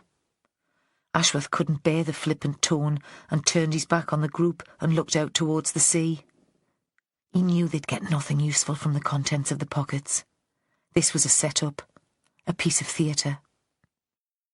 The coat and the knife were props, just there to distract them. He resented being made to look a fool. Someone was making their way down the path from the house to the shore. The figure was tall, wearing a full-length black coat. It took a while for Joe to realise it was Nina Backworth. What the shit's she doing here? Who let her onto the beach? He was glad to have an outlet for his frustration. Nobody answered, and he took off suddenly and strode towards the woman, allowing the salt water and the wet sand to splash his trousers. "You shouldn't be here, you know," he said, while she was still at some distance away from him. His voice was raised. "Why?" She was very pale. He knew she'd found the body. Her story had predicted the murder. Her sleeping pills had knocked out Tony Ferdinand. And now she was here, checking they'd found the coat and the knife. But still he couldn't imagine her as a killer. "Because the area's forensically sensitive," he said. "Don't be ridiculous." She spoke to him as if he were a particularly stupid student. "The tide's been over here this morning. Any evidence will be halfway to Norway." They stared at each other. He didn't know what to say to her. "I've been sitting in the library all bloody morning," she said at last. Tears began to roll down her cheeks, and he saw how tired and scared she was. "Nobody will tell me anything. Holly talks at me, but there's no information, just fatuous, empty words. Am I under arrest? Do you all think I killed Miranda Barton?" No. As he had in her room the day before, he wanted to put his arms around her shoulders. If it hadn't been for the audience in the shadow of the cliff, he might have done it. "But you can't stay here. Come back with me and I'll try and find out if you're free to go. Or at least if you can join the others in the hotel." "No!" She was standing very close to him. The refusal, an echo of his own word, reminded him of his daughter in one of her stubborn moods. At those times, nothing would persuade the child to change her mind. She'd just repeat herself. "No, no, no." "Don't you see?" Nina cried. "One of those people is a killer. They slashed Miranda's throat. How can you expect me to sit in a room with them all, to drink tea and make polite conversation?" She turned away from him and stamped back towards the house. He had to run to catch her up. Chapter 23. Vera climbed the narrow stairs in the Bartons' cottage and dipped her head under a low beam to reach a landing. A narrow passage with 3 doors off. It was almost dark. The only light slanted up from the kitchen below. She presumed Alex Barton was still there, sitting in the rocking chair, still not communicating with the uniformed officer she'd called back to mind him. Vera pulled on gloves before opening each of the doors and looking inside. There were 2 bedrooms and a bathroom. She checked out the bathroom first. It was tiny, with a small corner bath and a shower built over it, a basin and lavatory. No room for a chair or a cupboard, except for a small unit fixed to the wall above the sink. Mirrored doors. Inside, a wrapped bar of soap and some toothpaste. Over-the-counter medicines, remedies for colds and flu, indigestion. No sleeping tablets. Had Alex Barton come here last night and showered? Had he stood in the bath and washed his mother's blood from his skin? If so, They'd find traces of it, perhaps, in the outflow pipe. But the room seemed spotless to Vera. There was a smell of bleach, not in itself suspicious. Perhaps the Bartons were naturally very clean. She wasn't that way inclined herself, but it was known. Alex had the smaller bedroom. It was built into the roof at the front, with a view over the yard. There was no double glazing, and Vera could hear the talk from below, could sense the anticipation even from here. There'd been a discovery. She knew she'd be excited later, but at the moment the chatter was just background noise in her head, and she tried to filter it out. Now she wanted to focus on these people and the strange relationship that there'd been between them. A single parent and an only child. It could make for the closest relationship in the world, but it could be a deadly combination. The young man's bedroom was functional, and so tidy that it made Vera uncomfortable.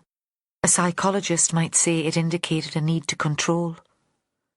There was a 3/4-sized bed against one wall, the duvet folded back at exactly halfway of its length to air the bottom sheet. Under the window, in the part of the room where the ceiling was most low, a small desk held a PC. There was no printer. Probably no need. All young people communicated electronically these days.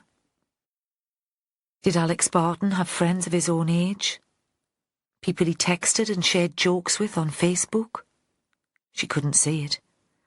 He'd grown up here, would have been to school with everyone of the same age in this part of the county, but it was hard to imagine him getting pissed on a Friday night on Newcastle's quayside. It was as if this place had sucked the life and the youth from him and turned him into a loner. Yet when she'd first met him, she'd thought him confident, competent. Perhaps he was only comfortable in this house, on home territory. Perhaps work had been his saviour too. Vera sat on the swivel chair in front of the desk. From here, Alex would see everyone who came down the track to the house, but there was no view of the terrace or the beach. Next to the bed was a chest of drawers. Not old like the furniture in the big house, but flat pack from a major chain and self-constructed. Was that Alex's choice, or had his mother needed to save money? On top of the chest stood a small flat-screen television. What did he watch? Vera wished there was some way of finding out. Maybe that macho survival stuff, living in the forest with only a knife and a water bottle. She couldn't imagine him chilling out in front of soap operas or escapist drama. Comedy?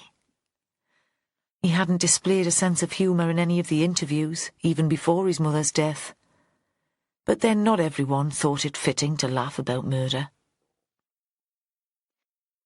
In the drawers, the clothes were ironed and neatly folded.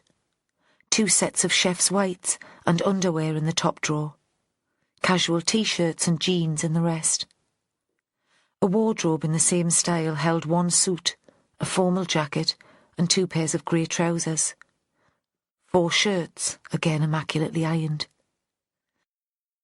Vera knew that a couple of women came in from the next village to clean the big house each day, and that the bed linen and towels went to a laundry at the end of each course.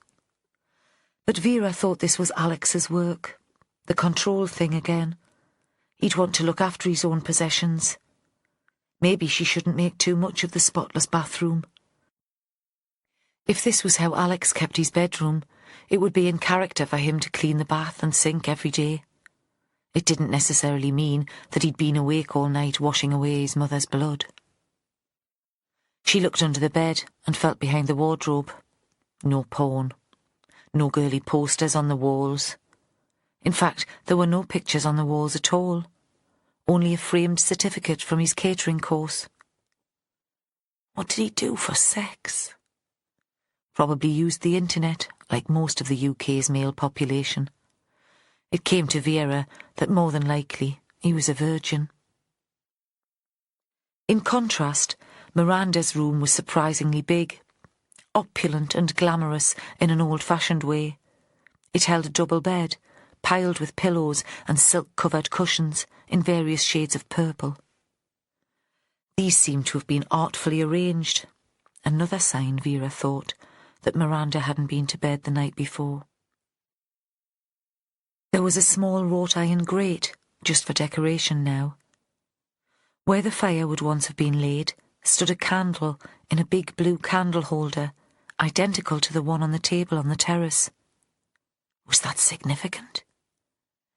Vera tried to remember if she'd seen one like it in the main house.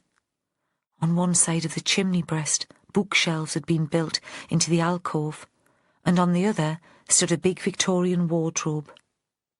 There was a dressing table with an ornate framed mirror under the window, and an upholstered stool in front of it. No PC. So what did Miranda do for sex? The question came unbidden into her head.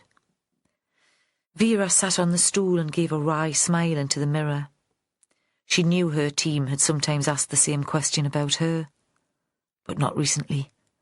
As you got older, folk seemed to think you could do without.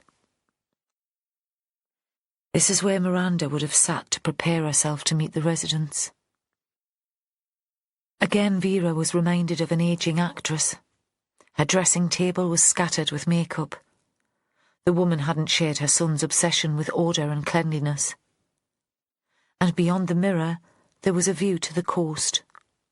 It wasn't possible to see the terrace from here. It was in the shadow of the big house.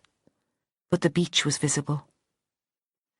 What had Miranda been thinking as she put on her face, as she brushed her hair and held it in place with spray? That her life as a writer was over? Or did she still hope for the big break, the posters on the underground and the reviews in the Sunday papers? Was she still writing? It seemed to Vera that this question was so important, so fundamental, that she'd been a fool not to consider it before. If Miranda had written a new book, and Tony Ferdinand had offered to help her find a home for it, of course Miranda would be shattered to find him dead. The stabbed body would symbolise her shattered dreams. It wouldn't be easy for a middle-aged woman, considered a has-been, to find success again. If the police service was beginning to put its faith in bright new things, wouldn't the publishing industry be even more that way inclined? It would want beauty, as well as talent, to promote. The scream of anguish Vera had heard on the afternoon of Ferdinand's death was an expression of Miranda's desperation about her own future. She would see nothing left for her now but to provide bed and board for younger, talented writers. She hadn't cared for Tony Ferdinand in a personal way at all. That, at least, was how it seemed to Vera. But she did have a tendency to get carried away by her own theories. Best not get too excited. Best to find out if Miranda had written a new book first. She turned her attention to the bookshelves. One row was devoted to Miranda's own work, and most of the rest to paperback fiction. Some crime. There seemed to be a complete set of Giles Rickard's novels. Had Miranda felt the need to read them, once the author had agreed to be a tutor on the course? Vera picked one up and looked at it. No dog-eared pages or coffee stains. The small square of paper slid onto the carpet. A comp slip from Rickard's publicist. So Miranda hadn't paid for the books or even, it seemed, read them. They'd been sent to her in the hope that she'd promote Rickard's work on the course. Vera supposed that was how the thing worked. Vera turned away from the shelves to consider the matter. Her head was still full of the notion that Miranda had started writing again. The first afternoon Vera had arrived here, looking for Joanna, she'd seen Miranda in the kitchen reading a manuscript. Her own book. Ideas chased each other in a crazy jig, and she could make no sense of them. Looking down at the beach, she was distracted for a moment by the sight of Nina Backworth, almost at the water's edge. Joe Ashworth came into view. They looked like a pair of lovers having a row. Vera smiled at the notion and turned back to the books. She took Miranda's novels out and laid them on the bed. A couple had been translated into foreign languages. One might have been in Polish, and one was in German. There was a small pink version that must be Japanese. Vera set these aside. The rest she arranged in date of publication. There were 4. Cruel Women, the book that had been adapted for television, was the 3rd. She slipped it into her bag and put the others back on the shelf. If there was no computer in the room, where would Miranda have done her writing? There was an office in the main house. When there were no students present, that would be a reasonably quiet place to work. But Miranda had been a romantic. The swept-up hair and the long skirts, the velvet and the silk, the rich colours in her bedroom, all were calculated to give a certain image, to portray a style. Vera could picture the woman sitting with a notebook and fountain pen in the grand drawing room of the big house, looking out to the coast, concentrating on the words perhaps, but also pleased to present herself as a writer. The inspector opened drawers and began her search for a manuscript or paper. Half an hour later she gave up.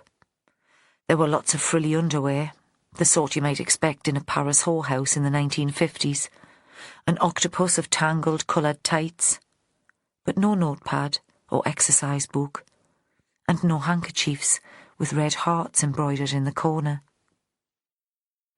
When she returned to the kitchen, Alex seemed startled. It was as if he'd forgotten she was in the house. Vera sat at the table and turned towards him. Was your mother still writing? She read the beginning of a story the evening she died. Was it from a new piece of work? I'm sorry. He looked at her with those soft little boy's eyes. It's 10 years since she had a book published. Had she given up writing? Retired, like? I saw her reading something at the kitchen table once. Would that have been her own work, or had she given up? The time spent rifling through Miranda's belongings had made Vera impatient. She wanted to shake Alex Barton and scream at him. He seemed not to give her question any importance. He shrugged. I don't think so. She always thought of herself as a writer. She wouldn't ever stop. But I don't have any details of what she might have worked on recently. Really, she didn't discuss that sort of thing with me. Why did you stay? Vera wondered. You had nothing in common with your mother. So why didn't you move out? But she'd stayed with Hector. Perhaps things were never quite that easy. Chapter 24. The house was quiet. Nina Backworth had been allowed back into her own room. Vera had sent a female officer to sit discreetly on the landing with a view of the door. She didn't think Nina would make a run for it. She was too intelligent for that. But Vera wasn't taking any chances. Alex Barton was still in the cottage, with a bored plod and the cat that he hated as his only companions. Holly and Charlie were in the Coquet Hotel, taking statements from the other residents. Vera knew that soon she'd have to put in an appearance there too, but she couldn't bring herself to leave the writer's house yet.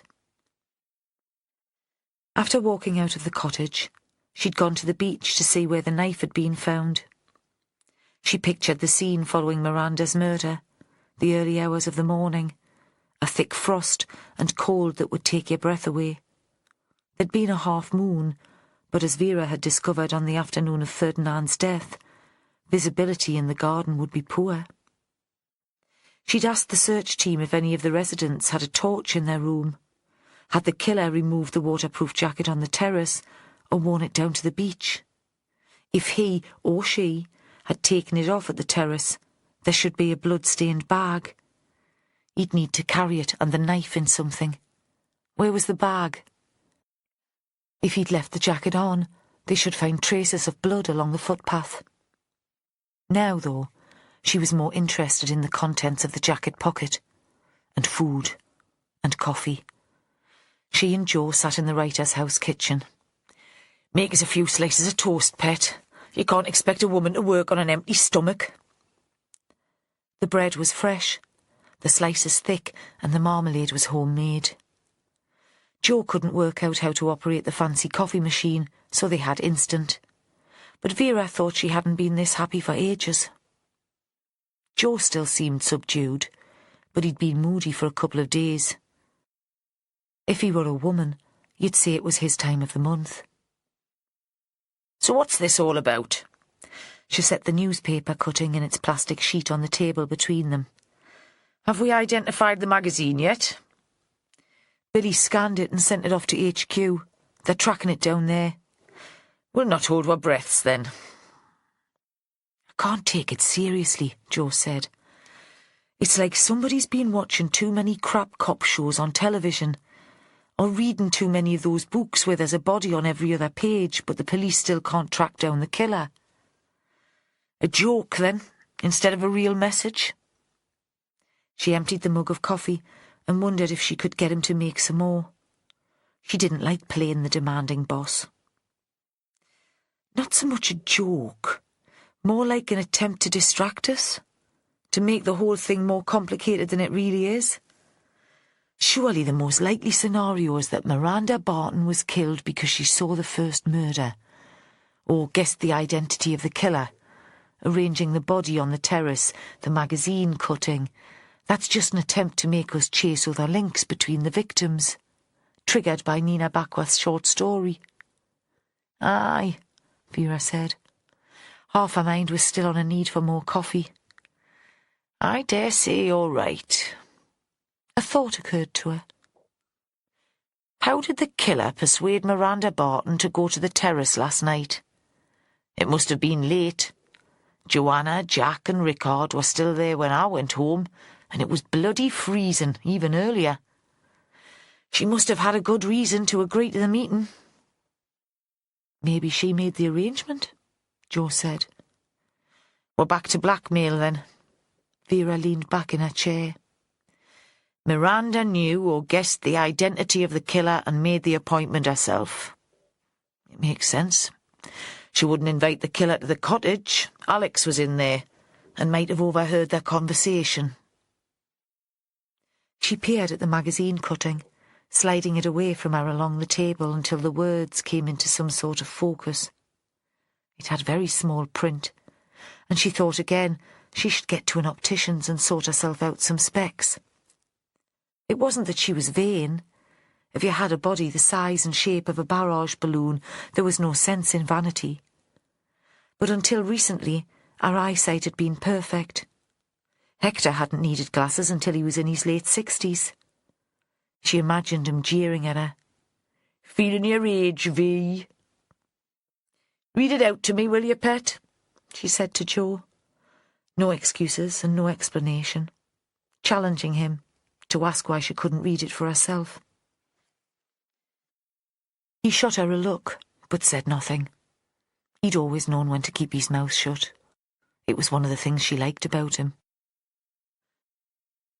On Tuesday night, the television adaptation of Cruel Women will appear on BBC television, starring Sophia Young as businesswoman Samantha.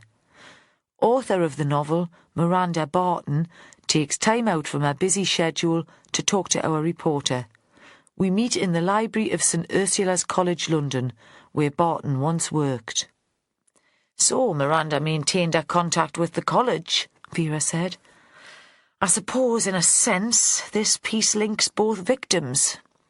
By that time, Ferdinand would have set up his writing course there. She could see the photo okay. Miranda posing in front of a pile of books. Ferdinand isn't named, Jo said. Vera could tell he thought she was allowing herself to be distracted again. He didn't understand that she took pleasure in complication. She glared at him. Go on, then. She put on her cross voice, as if he'd been the one to interrupt the flow. Let's hear the rest. Miranda explains that the central character in the book is in no way autobiographical. In one sense, the book is an allegory, she says, a study of greed in contemporary Britain. Tony Ferdinand was the first reviewer to recognise that. Samantha puts her career in front of everything, our family and friends, our relationships. Of course I want to be successful, but I hope I have a more balanced attitude to life than that. For example, nothing is more important to me than my son. Joe looked up. Then there are some details about our latest novel, date of publication and that sort of thing. It's a very short piece. What's the title of the novel she's plugging? Vera thought it wouldn't be Cruel Women. The script would have been written and the film shot and edited months before transmission. Older Men? Joe looked up at her. Do you think that's relevant? No, probably not. Vera thought there were too many small details to consider, too many possibilities. That was the last book to come out. She had copies of all her novels in her bedroom, and I checked the dates. There was the TV film that year, an interview in a national magazine. You'd think she'd want to make the most of her success. So why did she stop publishing? Maybe the last book wasn't very good, Joe said. Aye, maybe. But Vera suspected the book business didn't work like that. She wasn't sure the quality of the work had so much to do with sales figures. Let's track down a contact at our publishers. We might find somebody who remembers her. She paused and looked again at the paper. I think there was more to the article than this. Look, the edge has been neatly cut. Originally, wouldn't there have been 2 columns? Joe was sceptical. How can you tell? The placing of the headline, it's not symmetrical. And the headline itself, One Cruel Woman. There's nothing in the piece that answers the question. Vera spoke almost to herself. Did the killer want us to realise the article had been cut in half? Or has he underestimated us? This isn't a game. Joe was losing patience. It's not one of their stories. Oh, it is, Vera said. That's just what it is. They sat for a moment staring at each other. The room was filled with the cold morning sunlight. Vera half expected Joe to demand an explanation, but he just looked at her as if she were mad. I think Miranda was still writing, she said. She made the announcement as if it were a revelation and was disappointed by Joe's reaction. Is it important? If Ferdinand was in the process of helping find a publisher for her, it would explain the grief at his death. Not personal at all. Professional. Now Joe did look up. Backworth said they were all going to read pieces last night over dinner, even Miranda Barton. Although Jack broke up the party, most of them carried on in the lounge. Nina might know if Miranda read, and if she explained the background to her story. So she might. Vera gave him a long, lazy smile. Why don't you nip upstairs and ask her, pet? Take your time. You've got a way with the women. We need all the details she can give. She nodded towards the cutting on the table. Take that with you. Our Nina might know where it came from. She was being taught by Ferdinand after Miranda became rich and famous after all. She might just remember if there was more to it than we've got here. I'll wait for you. When Joe Ashworth had left the room, Vera switched on the kettle again. She made more coffee and found a tin with a few homemade biscuits still inside. It'd be a shame for them to be wasted. Her phone rang. Holly. I've just had a call from the incident room. A member of the public wants to talk to you. Oh, aye. People who fancied they had vital information always wanted to speak to the senior investigating officer. They didn't trust the person at the end of the phone to pass it on, not without reason. If Vera read every scrap of gossip, she'd get nothing else done.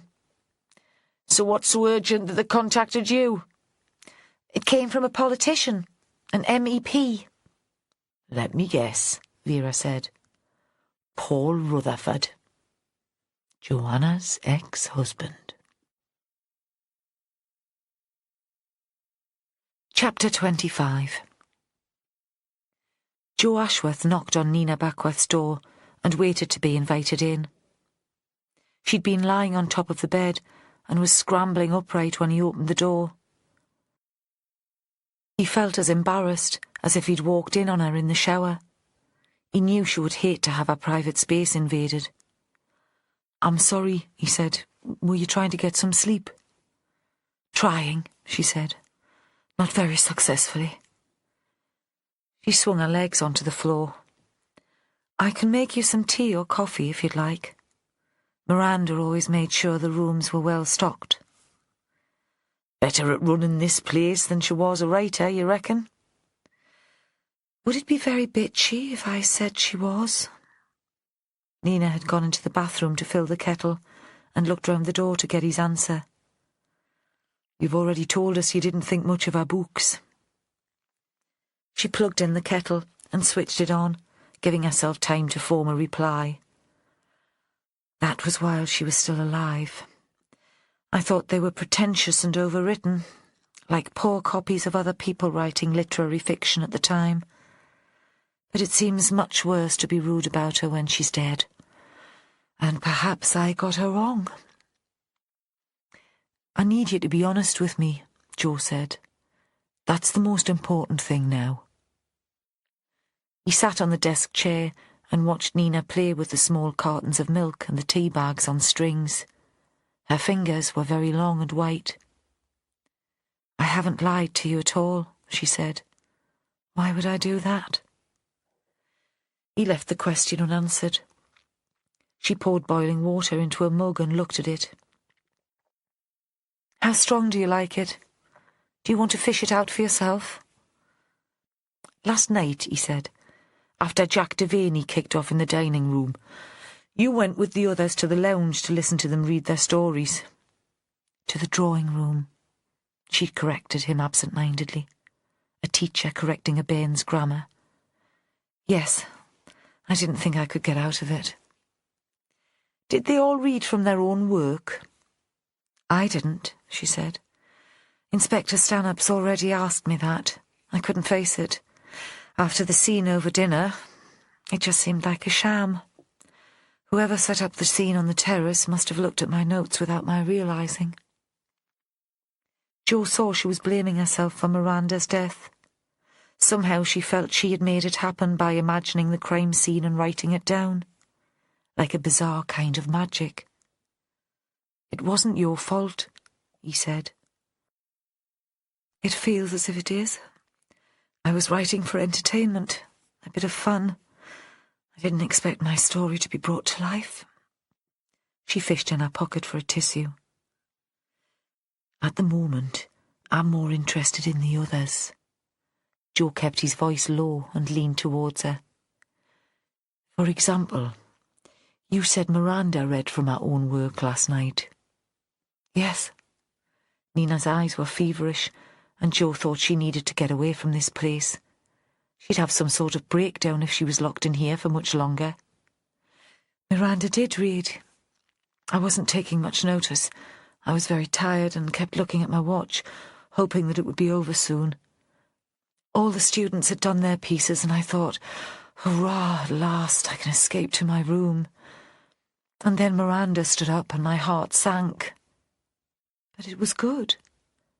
The writing, I mean.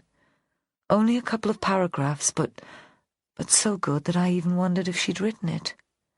I thought she might have stolen it. We all hope that we'll get better as we practice, but this was so different from her published novels that I couldn't believe it came from the same person." "What was it about?" Jo wondered briefly if stealing fiction was a crime in the technical sense. There'd be copyright law, but surely that would be a civil matter. It took Nina a while to answer. "I'm not sure what it was about," she said. "Not really. You can see for yourself. She left her reading copy in the drawing room and I picked it up. She'd have saved it on a PC, of course, but she'd probably want it back. You can't be too careful about copyright." Nina got to her feet and fetched a sheet of paper from a drawer. It was A4, double-spaced, and still the writing only covered 3/4 of the paper. Although Jo could have read the words for himself, Nina continued describing them. He thought it was the teacher in her. Miranda described a woman walking into an empty house. No furniture except one kitchen chair. There was little background or context. We didn't know who had lived there before or why the writer was there, but in a few words she managed to conjure up a sense of bleakness, despair, just by following the woman as she opened the door and walked inside. How did the group react? It was astonishing. Miranda made everybody forget Jack Devaney's tantrum in the dining room. The first couple of sentences hooked us in, and from then we were completely silent, listening. Nina paused. Partly it was shock, I think. We hadn't expected her to come up with anything so moving. When she finished, there was a moment of complete quiet, and then somebody said, "Come on, Miranda, read some more. You've got to tell us what happens next." But she just shook her head and said good night to everyone. People started to clap. I went to bed. Joe tried to picture the scene. The residents were all tired, and this was their last night. Jack had disrupted the meal. Everyone had had his or her few minutes in the spotlight and tried to be generous when the others had theirs. Then the dumpy, middle-aged woman had begun to read and had immediately grabbed their attention. Another bizarre kind of magic. Who asked Mrs. Barton to carry on reading? Nina looked at him strangely, as if the question could have no relevance. It was Joanna. I thought she, Jack and Giles Rickard were on the terrace while the readings were going on. Vera had told Joe she'd seen the three of them outside. So they were at the beginning, but they came into the drawing room later. Nina gave a little smile. Joanna handled it very well. Jack here's sorry for being a prat. Nina spoke using Joanna's grand voice. If he'd had his eyes shut, Joe thought he wouldn't have been able to tell them apart. Nina continued, as herself this time. Then Jack gave a little bow. You could imagine him as a performer of sorts. He reminded me of a circus ringleader. By then we'd all had a lot to drink and we were willing to be forgiving. Both Joanna and Jack listened to the other readers and stayed until the party broke up. Did Miranda read more of our work? No, Nina said, and that surprised me. I always thought she loved being the centre of attention. What about Giles Rickard? Joe asked. Was he there? Mr. Rickard didn't come in with Joanna and Jack, Nina said. She stood up and walked to the window. Joe thought she was playing the evening before in her mind like a film, as he'd done earlier. But he must have slipped in quietly at some point later, because he was there while Miranda was reading. He went up to speak to her. I presumed he was congratulating her on the work. It seemed a kind thing to do. He's something of a celebrity, and it would have meant a lot to her. They looked at each other. Joe pictured Miranda Barton flushed with pleasure at the response to her work. Perhaps she'd see the moment as a new start to her career. A few hours later, she'd be dead. Did you know that Mrs. Barton was still writing? Joe asked. It's 10 years since she's had anything published. You'd think she'd have given up. I don't think writers ever really give up, Nina said, but I didn't know she was writing seriously. We weren't close in any way. She wouldn't have confided in me. She left the paper she was reading from in the drawing room. I picked it up to give it back to her. Now she won't have the opportunity to finish her story. Would you like it? He took it from her. It would be something to keep Vera happy. The handkerchief that was under the table on the terrace, he said. It had a little red heart embroidered in one corner. I don't suppose you've seen anything like that while you've been here? She shook her head. Aye, well, worth a try. He put the magazine article in its plastic bag onto the dressing table. Would you mind looking at this? Does it mean anything to you? She looked at it, and he thought that there was a moment of recognition. "Nothing beyond the obvious," she said. "Miranda obviously tried to cash in on the publicity for the television film. I don't remember seeing the article." "Nothing else?" Something about the way she stared at the photo made him think there was more on her mind. "I remember seeing her around St. Ursula's occasionally when I was there," she said.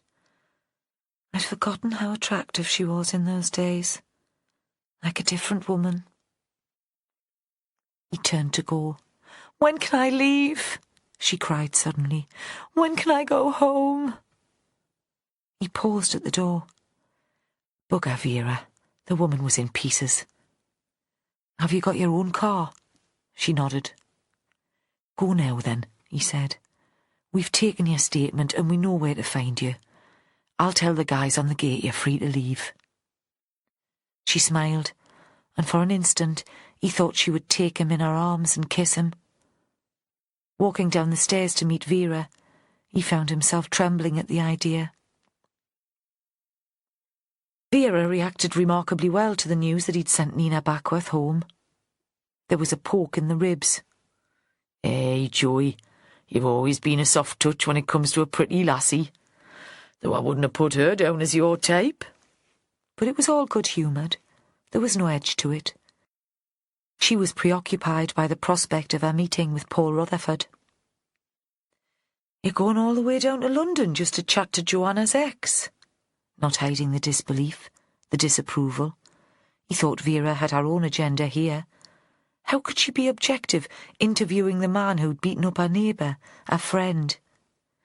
"No need, bonny lad. He's coming to see me. The mountain to Mohammed. Well, he claims he had a meeting in Newcastle anyway. I'm not so sure." "What do you want me to do now?" He could tell there was no point in trying to persuade Vera against the meeting. Through the kitchen window, he saw Nina Backworth walk across the yard towards the car park. She had a little suitcase on wheels that juddered over the cobbles. It was red, the same colour as her lipstick. "Get off to the Coquet Hotel and see how Holly and Charlie are getting on with the statements." "What will I do with the residents once the statements are taken?" "Send them home," Vera said. "We can't have one rule for Nina Backworth and one for the rest of the party." The Coquet Hotel and Sea Houses had been built in the 70s, when there were still pits and shipyards, and the Northumberland coast had seemed an exciting place for Scottish workers to come for their holidays. Joe had been taken to the hotel once by his nana. She'd dragged him along on an over-60s coach trip one summer when he was off school, and he'd complained of being bored. Even to a 7-year-old, the place had looked shabby. They'd had afternoon tea in the lounge after being shown round Bamborough Castle. He remembered a Knickerbocker Glory so tall that his spoon wouldn't reach the bottom of the glass. His nana had complained that the scones were hard. In the coach on the way home, she'd pulled off her shoes, and her feet were swollen to twice their normal size, her toes all twisted and bent. "Never grow old, Joe lad," she'd said, though she hadn't seemed upset, and she'd joined in the singing of 10 Green Bottles all the way back to Blythe. She'd never been able to carry a tune, and he'd stared out of the window, pretending she had nothing to do with him. The hotel was on the edge of town, looking down over the harbour. It had been painted recently, so the stained concrete of his memory was a clean, bright white. But closer to, you could tell that it hadn't been well done. The paint of the fascia boards had leached into the white walls. The last throw of the dice, Joe reckoned, before the owner gave up. There were empty hotels all along the coast. The Writer's House party was sitting in a lounge that reminded Joe of somewhere institutional, an old folks' home or a doctor's waiting room. Upright chairs set around the wall. There were huge picture windows, and the sunlight showed the streaks of salt on the glass outside. He thought they probably hadn't been cleaned since the gales at the beginning of September. The room was big enough for Holly and Charlie to have set up camp at one end and not be overheard by the people at the other. There were empty cups, screwed-up napkins, and on low coffee tables, a couple of trays with a few sad remaining sandwiches. Lunch had been provided then. Joe wondered if that had come out of Vera's budget. When he pushed open the door, they all looked at him, even Charlie and Holly, and stared, as if he was an exhibit in a zoo. The detective sergeant, a strange and alien specimen. Did they expect him to bite or scratch? He must be tired. His mind was working in peculiar ways. "Everyone who has already given a statement can go home," he said. "We'll provide lifts back to the writer's house so that you can pick up your cars. We're sorry to have inconvenienced you. If you wait outside, a minibus should be here in a few minutes." He'd expected cheers of jubilation, but they all seemed subdued and there was little response. They gathered up bags and started to wander out. Joanna and Jack were last to leave. Joanna had her arm around Jack's shoulder, a protective gesture. You'd have thought he was the one who'd been accused of murder. It seemed that Holly and Charlie only had Lenny Thomas and Mark Winterton still to interview. The men sat at opposite sides of the room. Lenny grinned and shrugged and moved closer to the ex-policeman. "And then there were two, Mark?" He waved at Joe to show there were no hard feelings. As he joined his colleagues and began to read through the witness statements, Joe heard Lenny's voice in the background, asking questions about crime scenes and procedure, and Mark's patient replies. Tired and strung out, he thought the muttered voices sounded like waves on shingle, and he remembered again his earlier encounter with Nina Backworth. It came to him that he had her home address, and that he might find an excuse for going to visit her. Chapter 26. Joe Ashworth turned to his colleagues. "So everybody went to bed once the party had broken up, and no one saw or heard anything?" he said. He kept his voice low, but Lenny and Mark were still deep in conversation at the other end of the room and were taking no notice of them. He looked at Holly and Charlie and waited for an answer. "Pretty much," Charlie said. "Jack got up in the middle of the night for a piss and thought he heard music, the Beatles album, Sergeant Pepper." "What time was that?" "About 2 a.m. Does it really matter?" "It shows someone was still up, a possible witness." "If you think you can believe anything that man says." Charlie rolled his eyes. Holly jumped in. "And they all thought Miranda Barton was a wonderful woman, and nobody had met her before this week." "Not even Giles Rickard?" Joe Ashworth asked. "They were writing at the same time." "Different sort of material, apparently. She was considered a literary novelist. He wrote detective stories. They'd have no reason to bump into each other." Holly paused. "And nobody can remember seeing a handkerchief with a red heart in the corner." "You need to have a word with the boss," Charlie broke in angrily. It seemed to Joe that he hadn't even been listening to this last exchange. He got that way sometimes, for no reason. Since his wife had run off, there were times when he was angry at the whole world. "What about?" Joe said, though he could guess. "She's making a fool of herself over those hippies." Joe thought Charlie had eaten lunch too. Tuna sandwiches from the smell of his breath. "It's obvious that they're behind it all. The woman's tried to kill before, and the bloke's as mad as a snake. Sergeant Pepper. And look at the way he stormed into the place last night, shouting the odds." Everyone says that he calmed down and apologised before the end of the evening. Joe didn't know why he was standing up for the hippies. Because Vera didn't think they were behind the murders? Is that what he'd become? Vera Stanhope's representative on Earth? "Doesn't mean the chap still didn't have murder on his mind." Charlie was chuntering just loud enough for Joe to hear him.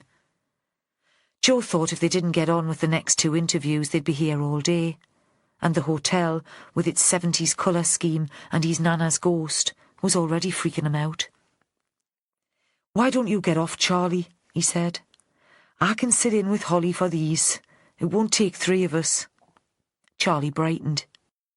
"I've arranged to go over to Carlisle tonight to have a beer with me mate, the one who worked with Winterton. Despite what the boss says, I don't see why I should do it in me own time." "Off you go, then." And when Charlie shambled out of the room, Jo felt a sudden sense of relief. They took Mark Winterton first, because he had furthest to travel home, and Lenny seemed to be in no hurry. The ex-policeman took a seat opposite them. The hotel had provided a trestle table, and Jo thought this felt more like a job interview than taking a witness statement. "Tell me, Mr. Winterton, why did you decide to apply to be a writer?" And his first question was almost like that. "Why the Writer's House course? It's not cheap, is it? And pretty intensive for a beginner. I'd have thought there'd be places closer to home if you were interested. Evening classes, that sort of thing." Mark Winterton blinked at him through the small square spectacles. "I thought I'd already explained that to your colleague."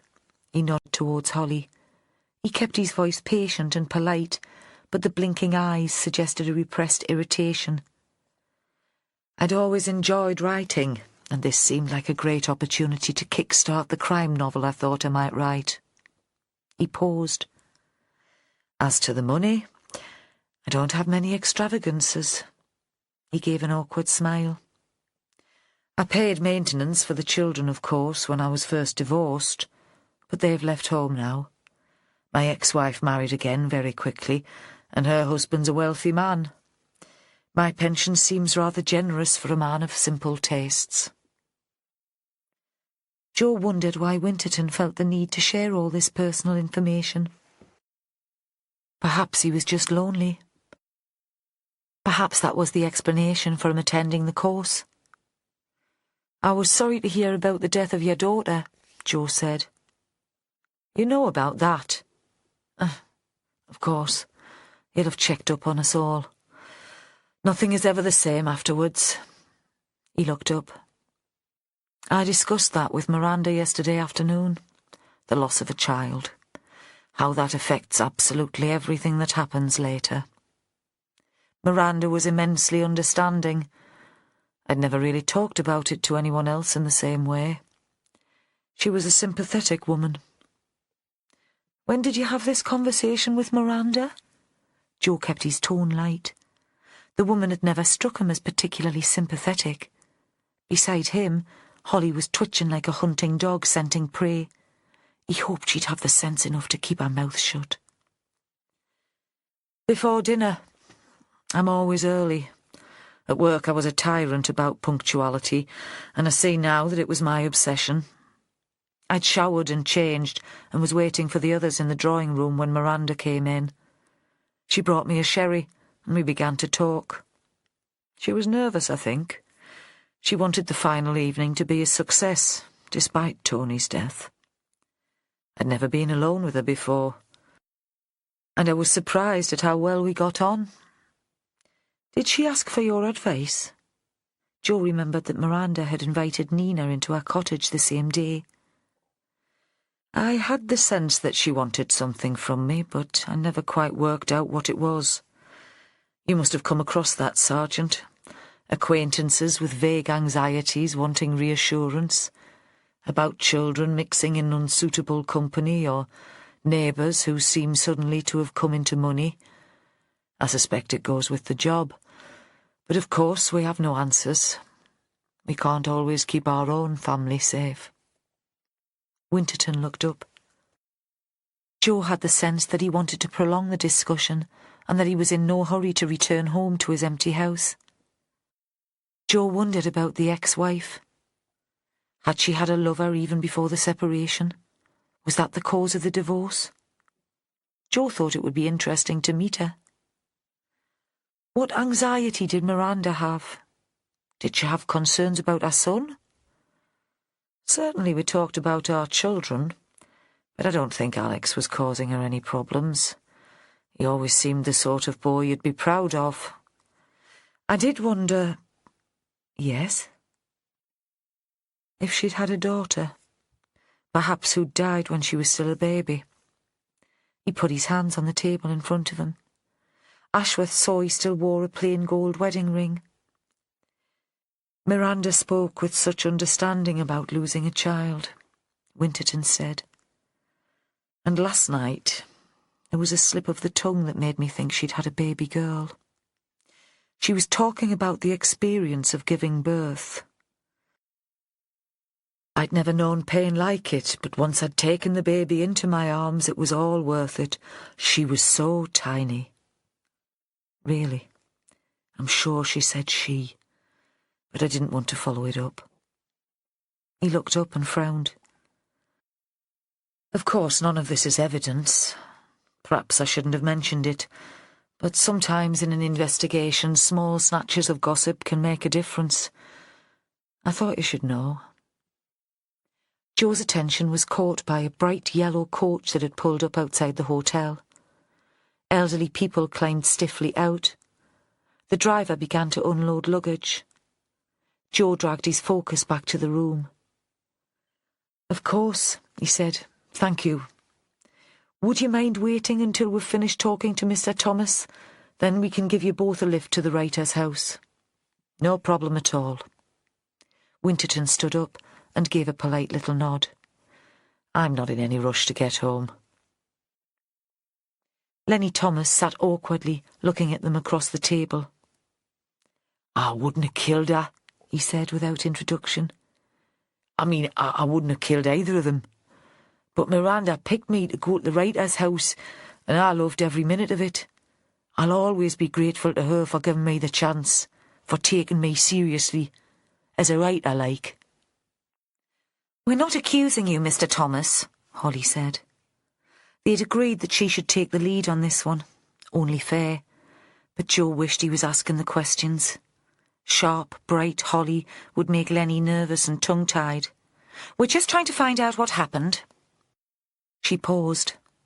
"Last night you read your piece early in the evening, while the group was still in the dining room."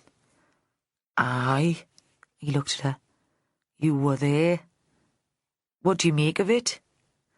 The question obviously threw her. "It was very good," she said at last. "Very moving." Lenny grinned widely at them both. Joe was reminded of his youngest child, coming home from nursery with a gold star on a painting. "What did you do later in the evening?" Holly asked. Joe sensed her, tense and impatient. Under the table, a foot was tapping on the floor. "After Jack Devaney came in, shouting his mouth off, I moved out the dining room with the others and listened to their readings in the drawing room." "And after that?" "They all went off to bed, but I didn't. It was my last night there and I wanted to make the most of it. To make it last. Do you understand?" He directed the question to Joe. He'd think Holly was too young and too confident to understand. Joe nodded. "What did you do, Mr. Thomas?" Holly broke in immediately. "Did you sit all night in the drawing room?" "I sat there for a while. Then I thought I'd take a walk, clear me head before going to bed. Outside it was dead still, and there were all those stars. In the town with the street lights you never see the stars, and the moon making a road over the sea. I wanted to remember it. One day I might write about it." "Where did you walk, Mr. Thomas?" Holly managed to sound bored and hostile at the same time. "Onto the terrace, but there was nobody there. No body, either." "Are you sure?" Joe asked. "It was dark." "Aye, but like I said, there was a moon." "And it was cold," Joe said. He was aware of Holly firing furious glances in his direction, but he took no notice. "Did you go upstairs to get a coat before you went down?" "No. There was a jacket in the cloakroom downstairs for folk to borrow. I took that." Lenny looked at Joe as if he were daft. "What did you do with it when you came back inside?" "I put it back." "And then?" Holly asked, determined now to have the last word. "What did you do then?" "I went to bed," Lenny said. "I couldn't make the night last any longer. It was going to end, wasn't it? I had to get ready to go back to the real world." "What time was that?" Jo wondered if the week at the writer's house had been a good thing for Lenny. Had it set up expectations that would never be realised? 12:30. I looked at me watch when I got into me room. Did you listen to any music when you were sitting in the drawing room? Jo asked. No. Why? Now he just looked confused. Jo looked at Holly. She shook her head to show that there were no further questions. Jo ended up giving Lenny a lift back to his flat in Red Row. Lenny said he didn't have a car anymore. His ex-wife had offered him her old one, but he couldn't afford to run it. They dropped Mark Winterton at the writer's house to pick up his Volvo. The lane was blocked with vehicles. A reporter from BBC Look North was doing a piece to camera with the house in the background. They watched him straighten his tie, then nod to the cameraman. At last the media all moved aside to let the car past. Jo thought Lenny might be interested in the activity, but he sat in the passenger seat, listless and unengaged. Red Row had once been a mining community just inland from the big sweep of Druridge Bay. Recently there'd been a new private development, big houses all looking out to sea, but the village itself still looked sad, as if there were no longer any point to it. A main street with red brick terraced houses and a small council estate, a boarded-up shop. Do you want to come in? Lenny sounded eager, but he expected refusal. Aye, why not? I could use a cup of tea. And before the words were out of Jo's mouth, Lenny was knocking at his neighbour's door to scrounge some milk. The old lady who lived there seemed pleased to see him. "Eh, Lenny lad, it's good to have you home." Sitting in the small, cold room, Jo wondered what he was doing there. Was this about pity for a lonely man? "We talked to your wife," he said. The words were out of his mouth too quickly. He hadn't thought them through. This sounded like interference. But Lenny didn't seem offended. "Oh, she's a grand woman," he said. "A great mother." "You don't think you could still make a go of it, the two of you?" Jo wondered what Vera would make of this. "You've turned counsellor now, have you, Joey boy? Well, maybe you could always get a job with Relate." Lenny looked up at him and grinned sadly. "Likely too much water under the bridge," he said. "And I can't fancy being a kept man any more. It might have been different if I'd got the contract with the publisher. That would have put us on an equal footing, you know what I mean?" Jo nodded. "Not that I don't dream about it," Lenny went on. "Late at night. Not that I wouldn't do anything to make it right." Driving back to police headquarters, Jo Ashworth thought Lenny was a romantic. The sort of dangerous romantic who might kill for the notion of the perfect relationship. But Jo couldn't see how the deaths of Tony Ferdinand or Miranda Barton could help him achieve his aim of a perfect marriage. Chapter 27. Vera had agreed to meet Paul Rutherford at the Lytton Phil Library in Newcastle. She'd suggested the venue. He'd said he'd only have an hour spare before he took the train south, and the library was just round the corner from the central station. The Lytton Phil was a Newcastle institution, a private subscription library. Hector had been a member, had dragged her there for lectures and meetings until she'd been old enough to leave alone in the house in the hills. Usually Vera despised the things and places Hector loved, on principle. But the library still held a place in her affections. Each year she renewed her membership. If she was struggling to make sense of a case, occasionally she'd go down the stairs to the silence room in the basement and ponder the details of the investigation away from interruption. She recognised some of the regulars. The tall, skinny man who was never without a hat, the glamorous art historian, the famous poet, and nodded to them whenever they met, as if they were friends. Upstairs, in the magnificent main Georgian library, with its domed roofs and balconies, silence wasn't expected. Today 2 elderly men sat at the big table and talked about shipbuilding, recreating the life of the time with books and memories. Vera bought herself a cup of coffee and a sticky bun from the woman behind the tea counter and waited. She found a quiet table with a view of the door.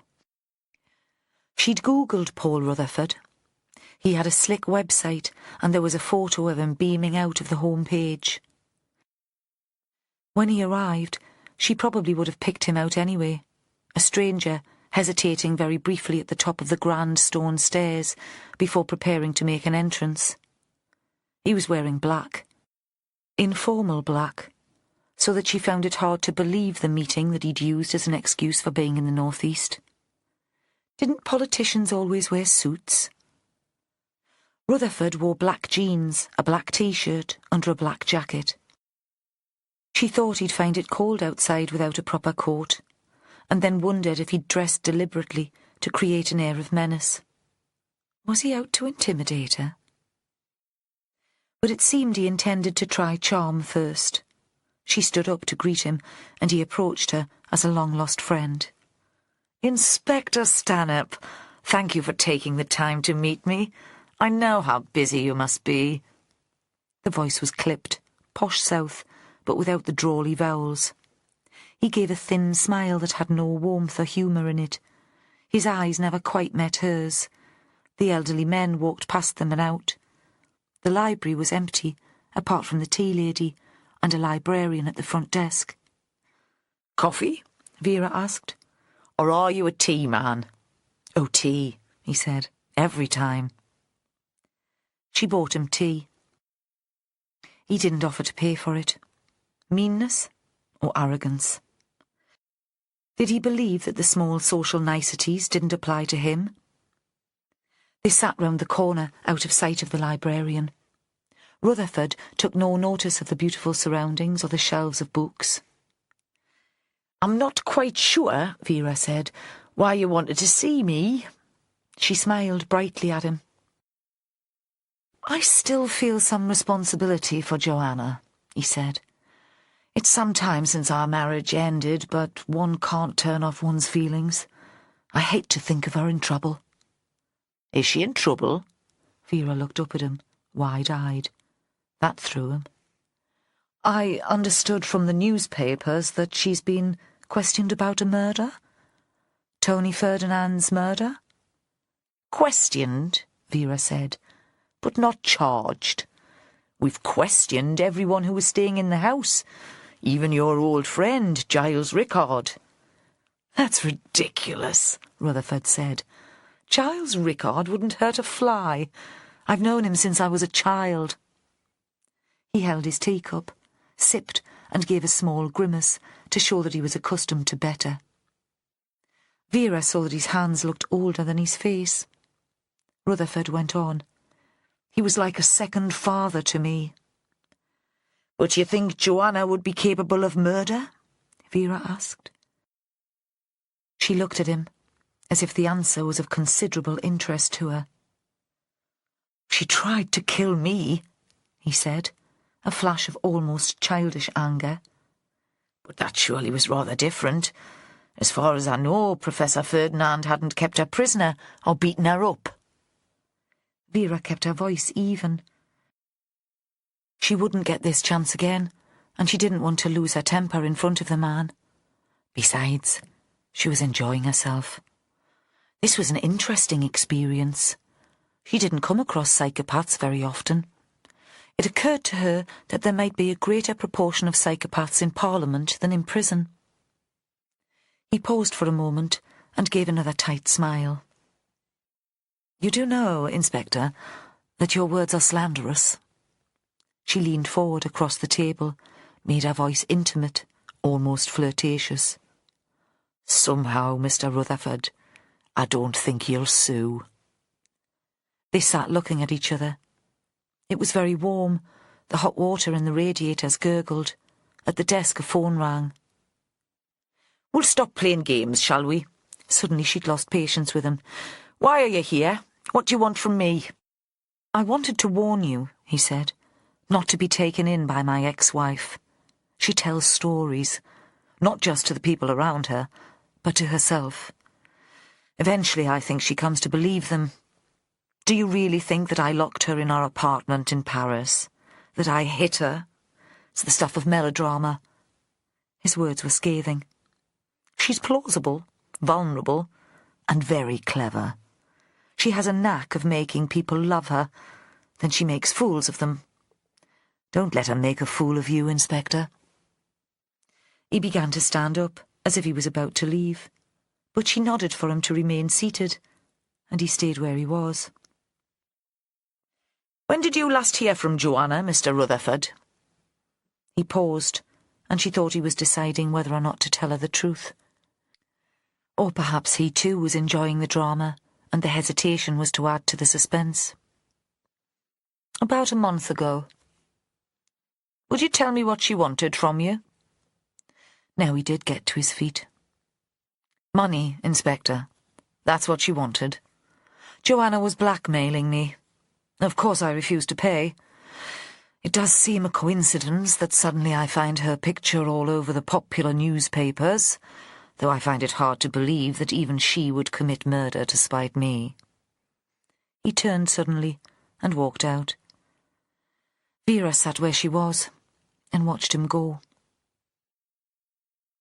As she drove north into the country, it occurred to Vera that she might have been wrong all along about Joanna. Perhaps Rutherford was no psychopath, just a man who suffered from stress and was being harassed by a flaky ex-wife. The idea was shocking. Vera wasn't used to being wrong. Why did you want the money, Joanna, pet? Why stoop to blackmail? Vera really couldn't get her head round that one. The Joanna she knew boasted about the charity shop clothes, the bartered veggies, the free cycle fridge. Joanna despised money as common, vulgar, and thought an obsession with money displayed the worst possible taste. What had she called greed? The meanest of vices. So why was she so desperate for cash that she'd got back in touch with the man she hated? Vera was so puzzled that she almost missed the lane to Chrissy Kerr's place. Vera had tracked down Nina's publisher the day before. Holly had spoken to her earlier in the investigation. After all, Chrissy had been in the writer's house the morning of Ferdinand's death. Holly had reported back that the woman had no useful information, but Holly wasn't brilliant at picking up unspoken messages. Besides, Vera had her own reasons now for wanting to speak to the publisher. Chrissy Kerr still lived with her parents, it seemed, and had given Vera directions. Once it would have been a farmhouse as scruffy as Jack and Joanna's, but the land had been sold off, and the house and a barn conversion were all that was left. The house was rather grand now, solid and double-fronted, with long sash windows and a view out to the national park. The barn had been turned into a stylish office, one wall made almost entirely of glass, the roof covered in solar panels. A sign, black on green, North Farm Press. Between the two buildings, where once there would have been a mucky farmyard, white lines marked parking places on a paved courtyard. No shortage of money here. Vera climbed out of the car and waited. Chrissy was expecting her and would have heard her coming. It was mid-afternoon, still a beautiful day, but already the sun was low. Vera hesitated, unsure whether to knock at the house or the office. "Inspector Stanhope!" A young woman, still in her 20s, but confident and loud, big-busted and wide-hipped, dressed in a black frock that hid most of the bulges. Vera didn't know much about clothes, but thought that sort of magic wouldn't come cheap. She could do with something similar herself, but would probably shrink it the first time she washed it. Anyway, she wouldn't have the aplomb to carry it off. "Come into the house and have some tea," Chrissy's foghorn voice carried from the door of the office. "I usually take a break about this time. Mummy and Daddy are in town, so we'll have the place to ourselves." By the time tea had been made and carried into a living room, Vera knew all about Chrissy Kerr. About how Mummy had been an academic, a classicist, and Daddy a scientist, and they'd both given up posts in the university to move out to the country. They both got a bloody good redundancy package, actually. They were at the top of their pay scales, and the university couldn't wait to get rid of them. Chrissy poured tea, but she didn't stop talking. Vera looked around her. A pot of chrysanthemums stood on the windowsill. The carpet was red, and there was an expensive-looking rug by the fire. On the walls, original paintings, a couple of large oils. They didn't stop working, of course. They're still writing, and as my business has grown, they're more involved in that. You're a publisher, finally Vera managed to get in a question. Obvious, but at least it stopped the flow of words. Yeah, crazy, isn't it? When you think of publishers, you think of London, huge offices, men and women in sharp suits. But I do very well. And you publish Nina Backworth? She was one of the reasons why I set up the company. I did English as an undergraduate at Oxford and then came home to do an MA at Newcastle. Nina was one of the tutors. Her writing is brilliant. I mean, really outstanding. But she couldn't find a publisher. So I thought, how many more people like you are there out there?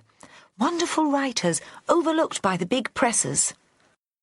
Mummy put the money in to set up the business, but I've nearly paid her back.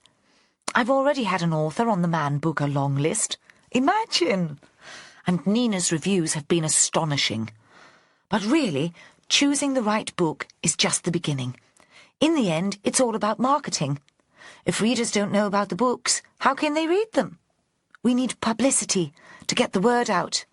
I'm working on it, but it's a tough market. There was a silence, startling after the flow of words. I'm investigating 2 murders, Vera said. I don't understand this world. That's why I wanted to see you. At least that's part of it. You're not a suspect or a witness. I thought you might help. I will if I can. Vera believed her. This cheerful, unflappable young woman would be a dream to work with. She thought of Holly, competitive and tense, and she sighed. The first victim was Tony Ferdinand. You'll have heard of him. Met him, of course, because you gave a lecture at the writer's house the morning he was killed. The second was Miranda Barton, the author who set up the place. I know, Chrissy said. It's been all over the papers, and one can't help reading, like a dreadful soap opera involving people one knows. And one of your officers came here to take a statement after Ferdinand was killed. How well did you know Professor Ferdinand? Not at all. I only met him that once. My knowledge of him came from what I read in the papers and saw on the television, Chrissy said, and from what Nina told me, but she was hardly an impartial observer. Why would anyone kill him? You don't know how influential that man was, Chrissy said. He wasn't a publisher or an agent, but boy did he have power. I sent a number of my titles to him, but never got a response. More's the pity. And all the big London literary people will have been doing the same. If he liked an author's work, he could persuade an editor to take it, and his reviews made a real difference to sales. She saw that Vera looked bewildered. Think the Simon Cowell of the publishing world. Vera thought about that. Lenny Thomas had seemed laid back about his writing. He'd dreamed about being an author, but had never believed it would happen. Mark Winterton had clearly become aware of his own limitations. Neither would have been provoked to murder if Tony Ferdinand refused to help them. But what about Joanna? She'd been passionate about her writing. She'd wanted her story, her abuse at the hands of a respectable ex-husband, to be made public. Vera shook her head. Nah, I cannot see it. Nobody wants to see their name on a book that badly. Don't you believe it? Chrissy grinned. That's why the writer's house did such great business. All those wannabes convinced they'd become the next bestsellers. Did it do great business? Yeah, Chrissy said. It had a terrific reputation. A couple of young writers found publishers during their time there. I picked up one myself. You were a tutor there? Yes, last spring. And of course this year I was a visiting lecturer. I was speaking the morning Tony Ferdinand died. What did you make of Miranda Barton? Vera found herself holding her breath as she waited for the woman to answer. She valued Chrissy's opinion and decided the woman might have thoughts to move the investigation on. I thought Miranda was rather overrated as a writer. She must have caught the public mood to sell so well. Tony's recommendation alone wouldn't have made her a big hitter. But she dated very quickly. As a person, I found her seriously weird. I felt sorry for the son. He's a good cook, and he could make his own life in a flash restaurant anywhere. I tried to persuade him, but he said his mother needed him around. Perhaps that was just an excuse, and he didn't have the confidence to set out on his own. Vera stood up. She was disappointed. She'd hoped for more from this meeting. It seemed she'd come away with nothing new at all. Chrissy walked with her out of the house, past the umbrella stand in the hall, the boots and the Barber jackets. I was wondering... For the first time, the young woman seemed diffident. Yes? I don't think the writer's house should fold. As a concept, I mean. As an idea. I thought I'd start a foundation to keep it going. Buy Alex out if he doesn't want to be part of it. Don't ask me, pet. Like I said, it's not my world. Nina showed me the writing that came out of Shortcuts. Some of it is very good. I wondered about putting together a pamphlet, a sort of sampler to show what the writer's house has achieved. Actually, it was Nina's idea. She was here earlier. You must just have missed her in the lane. North Farm Press would sell it as a fundraiser. All profits to the project. What do you think? I wouldn't want to prejudice the investigation in any way. They were already in the yard. Vera stopped in her tracks and squinted into the sun. When were you planning to launch it? Chrissy seemed embarrassed. As soon as possible. Vera nodded her understanding. To make the most of the publicity surrounding the murders? Do you think that's really crass? Probably, Vera said. But I've come to realise writing's not a noble calling. Like you said, it's all about marketing, isn't it? I'll not stop in your way. As she climbed into Hector's Land Rover, she was smiling. She wound down the window. She'd had one last thought. Why don't you throw a party to set it on its way? Chapter 28. When she got home, Vera phoned Joe Ashworth.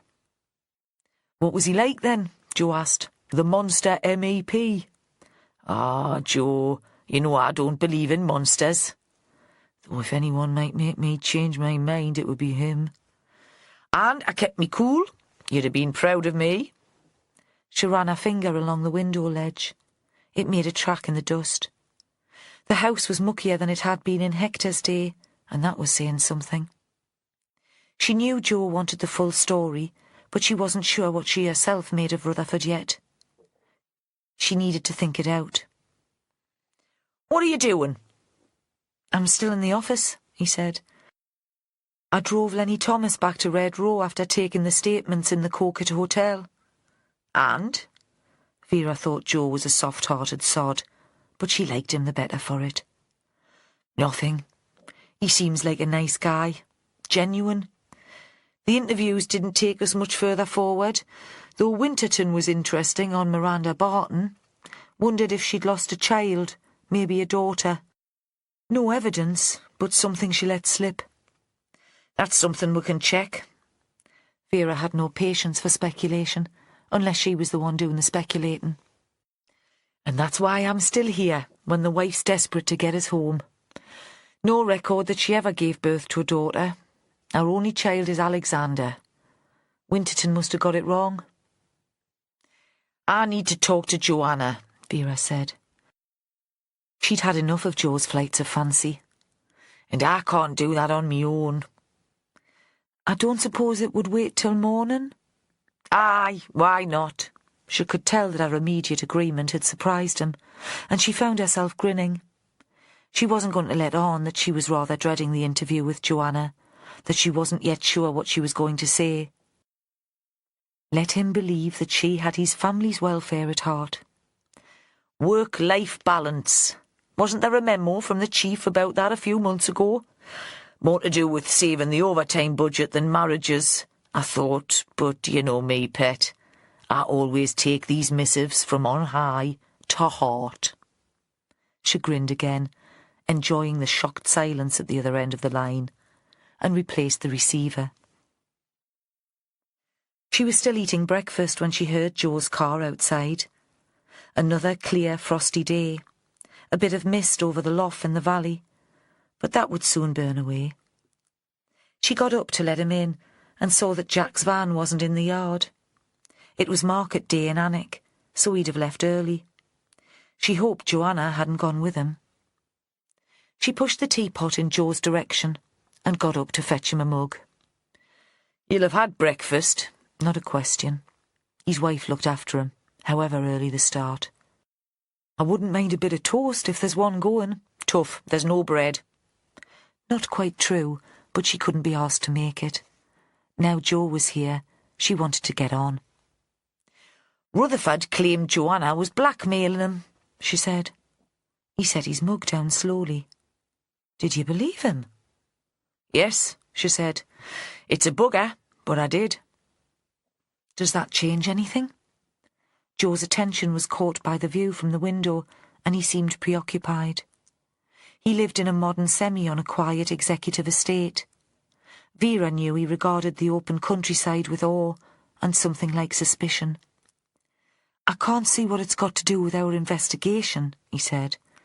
All the witnesses will have stuff going on in their private lives. Of course they will, Vera said. But they won't all be turning the stuff into stories and putting it out for the public to read. Then she wondered if that was true. By all accounts, the piece Lenny Thomas had read on the evening of Miranda's death had been personal too. Anyway, she went on, getting to her feet, feeling again the strain in her knees. Why don't we go and ask her? They found Joanna hanging out washing. That'll be frozen stiff in half an hour, Vera said by way of a greeting.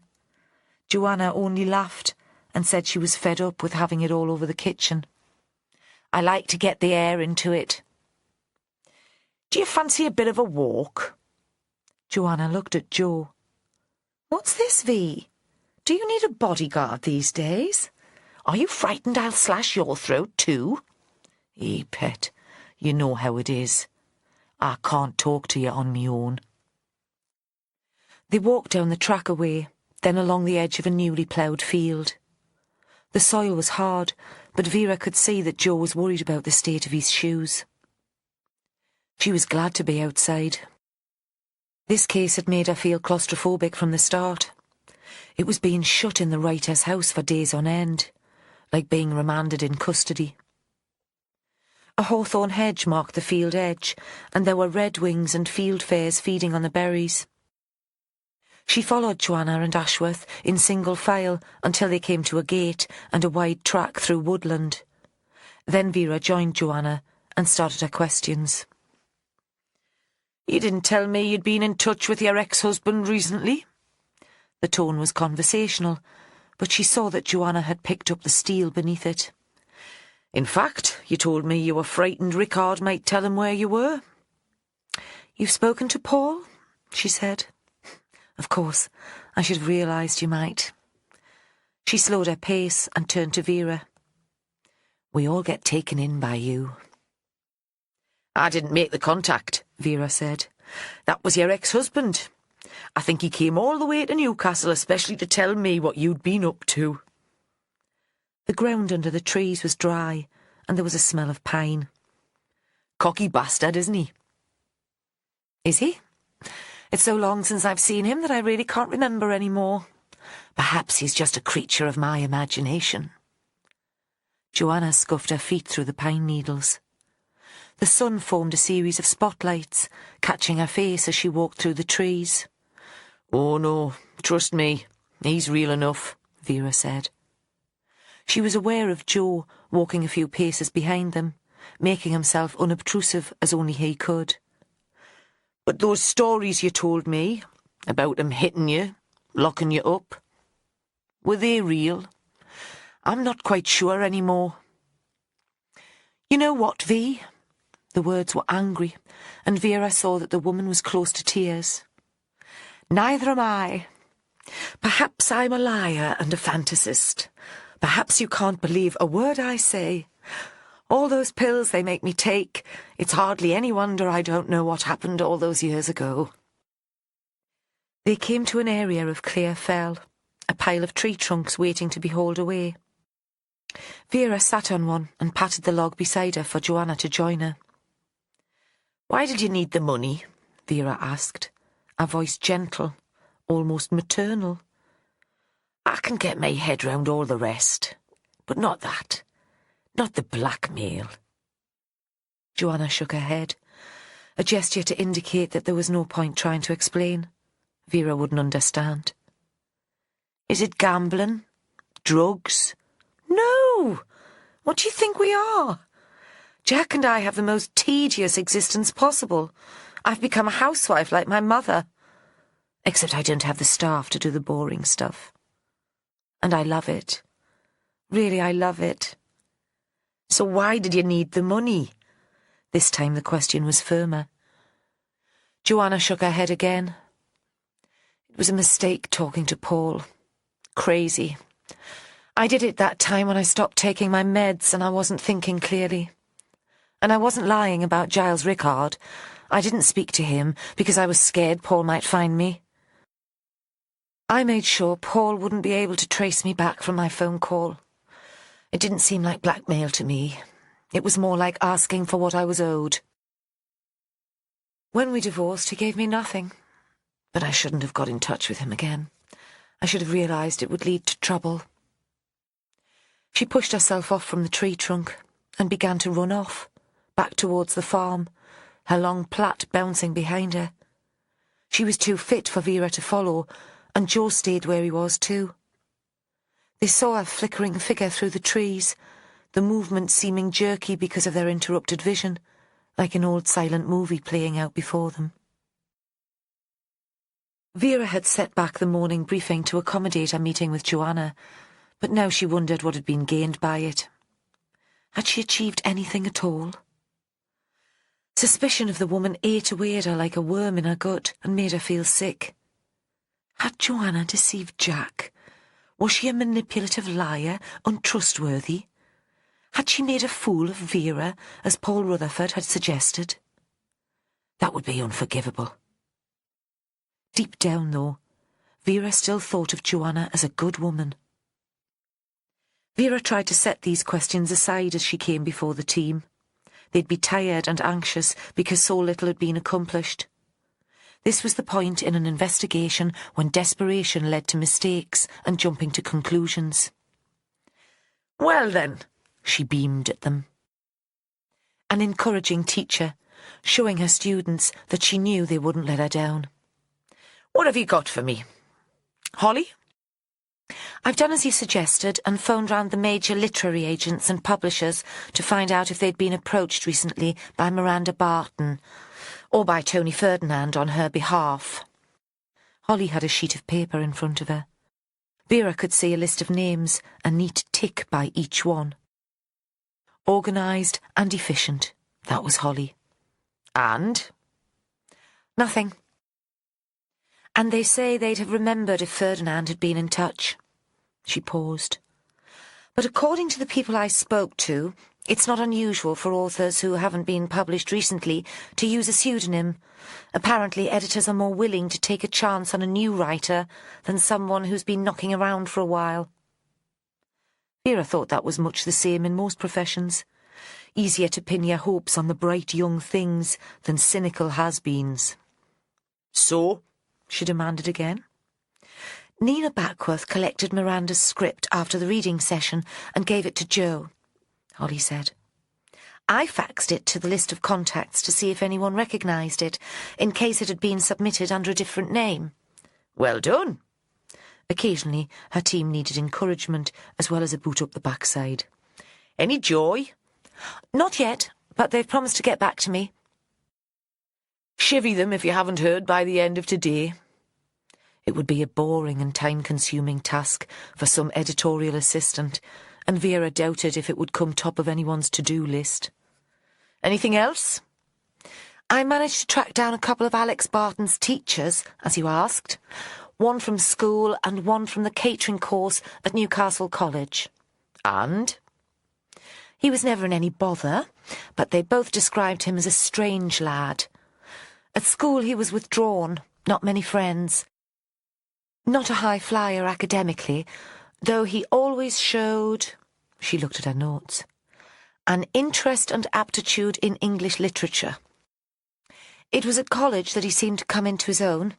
He was always the top of the group, a brilliant chef apparently, meticulous, occasionally given to an outburst of temper if things didn't go according to plan, but happy enough if he felt he was in control.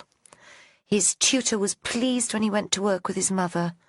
He thought Alex might not stand the stress of a restaurant kitchen, where there's always pressure of time and unexpected demands. Not a great one for teamwork. That was how the tutor described him? Vera nodded.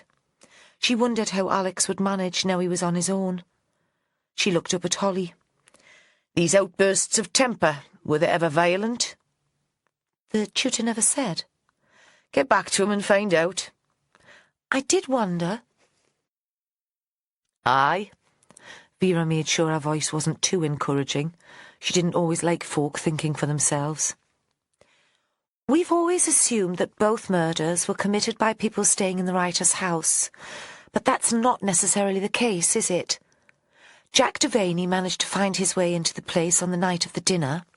Ferdinand was murdered in the middle of the afternoon when the doors weren't locked, and Barton was outside when she was stabbed. I'm not saying that they weren't killed by a resident, but that perhaps we shouldn't make that assumption. Quite right, Pet. Vera narrowed her eyes. And we shouldn't be afraid to teach our grandmothers to suck eggs, either. Holly flushed, and Vera thought she'd been hard on the girl. She'd never liked being told how to do her job, especially when the person doing the telling had a point. No, really, she said. It's a good point, and one that Joe made earlier. Maybe we focused too much on the residents. She looked around the room, spreading blame. I suppose we've checked all the CCTV in the area? There's not much. Joe shot a small, triumphant glance in Holly's direction, glad that he'd been there before her. One petrol station on the road towards Sea Houses. I've checked registration details.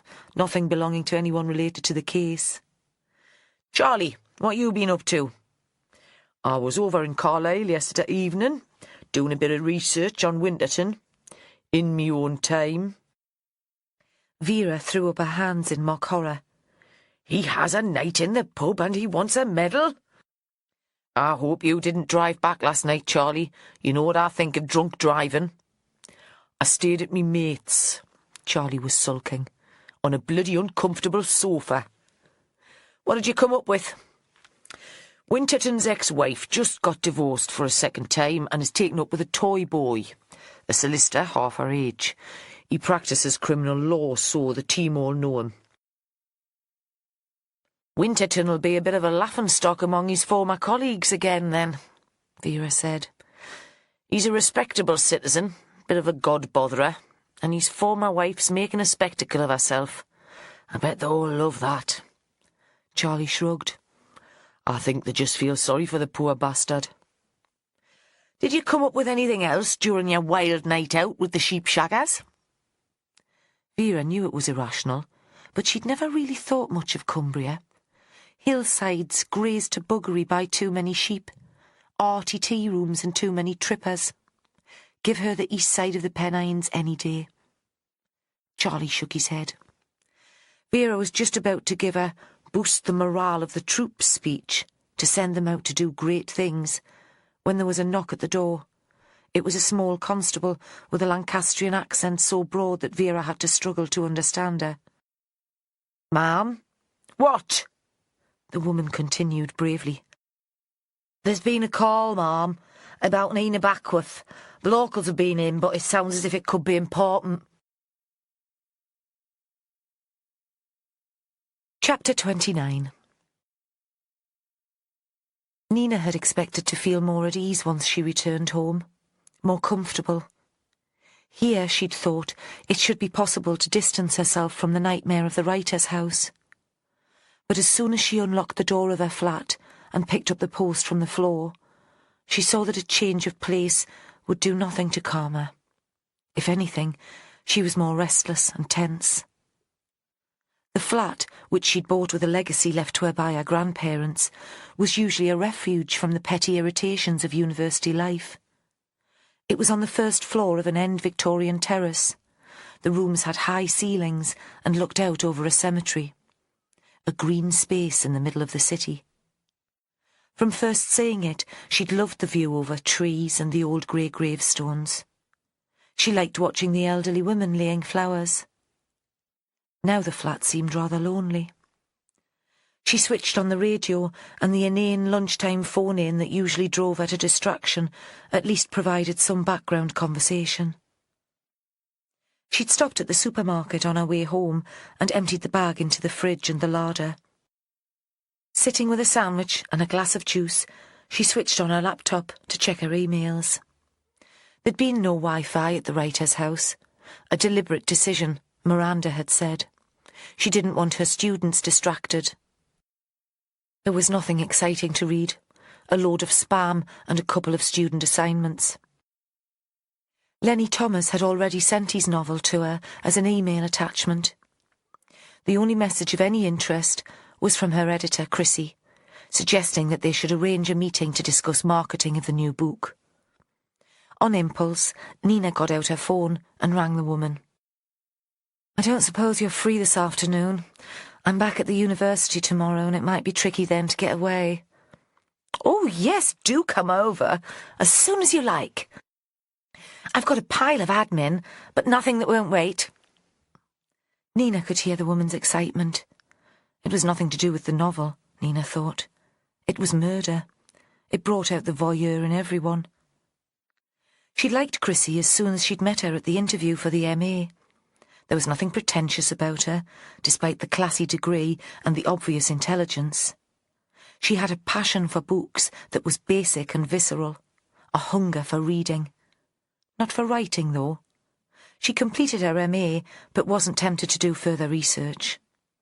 "There are enough bad writers out there," she'd said to Nina when she'd pitched the idea of forming her own publishing house.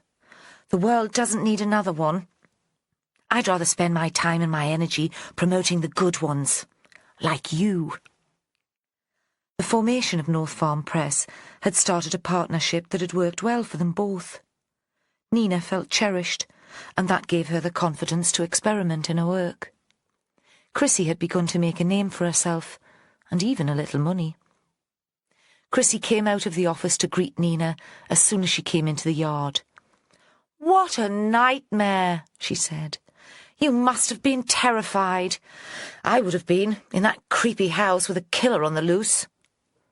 But Nina thought that Chrissy wouldn't have been terrified at all. She was the sort of Englishwoman who was scared of nothing. You could imagine her as an indomitable missionary making her way across Africa with only stout boots, a Bible and an umbrella to protect her. And as if she was reading Nina's thoughts, Chrissy said, "I do feel a bit cheated, though, driving away from the place just as the excitement was about to start." "It's hard to believe that it really happened," Nina said.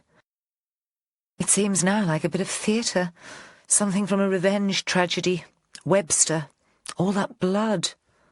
"Brilliant timing, though." Chrissy couldn't keep her exuberance in check. "With the new book out, I mean. I've sorted out a few interviews with the national press, and Radio Newcastle, of course." She must have realised she sounded callous, and frowned. "That is all right. I don't think Miranda would have minded. She could be pushy enough when she wanted. Nina, following Chrissy into the office, didn't answer directly. She sat on the small red sofa that stood against one wall. Did Miranda ever approach you about publishing her? The police asked me if she was still writing. It's only just occurred to me that you might know that better than me. No, Chrissy said absent-mindedly. She was scrabbling through the papers on her desk, looking for the list of interviews she'd arranged for Nina. Shame, really. She'd be selling like hotcakes now. They talked for a while about publicity. There's a woman from the Times in Scotland. They won't read it in London, I'm afraid, but it'll be on their website for the world to read. Seems lovely, and she's prepared to come down from Edinburgh. And how do you fancy a piece on woman's hour? Nina thought that a month ago she'd have gone out to buy champagne to celebrate all this attention. Now it seemed as if she was profiting from two people's deaths. I suppose they all want to talk about the murders in the writer's house. Of course they do, darling. Sometimes Chrissy affected an arty voice just for show. But can you blame them? You were talking about crime fiction, and suddenly two people die in dramatic and horrible circumstances. It's too delicious for words. She was perched on her desk and leaned forward. You will do it, won't you, Nina? It's not as if you actually liked either of them as individuals, is it? And really, this could be the breakthrough you need. It's just a pity we're not promoting a crime novel. I started writing a crime short story, Nina said, while I was there. Did you? Is it finished? It's not ready to show, and it's only a short piece. But still, one of the more intelligent women's magazines might take it. In fact, I know just the person to talk to. Chrissy was already flicking through her address book, looking for a phone number. Nina thought she'd never seen her so excited. A couple of the other students were very impressive, she said, hoping to create a distraction. She wasn't sure she wanted Chrissy selling her story to a magazine. The writing was good, but surely it was too close to reality to turn into entertainment. Certainly, she didn't want to hear the publisher make the pitch. You might want to look at their work before they're approached by one of the larger publishers. That stopped Chrissy in her tracks. Tell me about them. One's called Joanna Tobin. She and her partner run a small holding in the wilds. Hers is a sort of woman in jeopardy story. The other is a guy called Lenny Thomas. He used to work on the open cast until his back gave up. He spent 6 months in prison, so he knows what he's talking about. And that was when Chrissy came up with her idea for a collection of the work from the course, but somehow making it sound as if the brainwave had been Nina's. Of course! I see just how it would work. A sampler to show the sort of writing you were doing. And a few seconds later, she dropped the bombshell that she'd been thinking of finding a way to keep the writer's house going. Inspector Stanhope will never wear it, Nina said. I'll ask her, of course. Chrissy looked at her watch. In fact, I'll ask her very soon. She'll be here in a quarter of an hour. She phoned up and made an appointment. Now, I'm not sure how she thinks I can help her. I wasn't even there. Nina thought the last thing she needed was to bump into Inspector Stanhope again so soon. If it had been the sergeant, she might have hung around. She still hadn't thanked him for allowing her to leave the writer's house that morning, and she would have been glad to see him. She said goodbye to Chrissy and drove away. That night, she persuaded a friend to go out for dinner with her. He worked at the university and harboured, Nina knew, hopes that one day they might be more than friends. She found him sweet, but ineffectual, and despised herself for using him when she was desperate for a companion. They had a pleasant Italian meal together in a small restaurant not far from her flat. He was sympathetic about her ordeal and allowed her to talk about it all evening. They shared a bottle of wine. Afterwards, he offered to walk her home, but he'd taken her hand over the table and told her to phone him at any time, that he would always be there for her, so she knew there would be an awkwardness on her doorstep when he fumbled to kiss her. She even thought she might feel so lonely that she'd invite him inside and sleep with him. That would lead to horrible complications. So she squeezed his hands and thanked him and said she'd be fine. It was only half a mile, after all. You do understand, don't you, Ian, why I need to be alone tonight? He nodded gravely and said that of course he did. Though that was ludicrous, because if he'd been anyone else, being alone would have been the last thing she'd have wanted. She left him outside the restaurant and walked off briskly, suspecting that he'd be watching her at least until she reached the corner. It was freezing again, and her breath came in white clouds. She put her hands in her coat pockets. It was only 8 o'clock, but the cold seemed to have kept people indoors. Away from the main street, the roads were empty. All the curtains were closed. She thought she heard footsteps behind her. Ian, perhaps, risking her displeasure by playing the gentleman after all. But when she looked, nobody was there. She walked so quickly then, almost running for the last 100 yards, that when she got inside she felt suddenly very warm. The heating had come on while she was out. She locked her door, glad that she lived on the first floor. There was no danger of an intruder climbing in through the window. I never used to think like that. I never used to worry. Is that what violent death does to the people left behind? It makes us victims too, of our own anxiety. She ran a bath and lay there, running over our meeting with Chrissy. How robust she seemed. If she'd been at the writer's house over the past week, would she be imagining footsteps in the dark? Nina thought probably not. She wondered if Chrissy would take on Joanna and Lenny as North Farm writers, and what she, Nina, would make of it if that happened. In one sense, they'd become her competition. She thought suddenly that she never wanted to see either of them again. Lenny had already sent her his whole novel as an email attachment. I know it's a cheek, but would you mind having a look and tell me what you think? She hadn't opened the attachment or sent a reply. She wished them both well as writers, but she didn't want anything to remind her of the past week. When she went to bed, she switched on the radio beside it. It took her a long time to fall asleep, and she listened to the BBC World Service talking about floods in Pakistan, a riot in the streets in Rio, an earthquake in Mexico.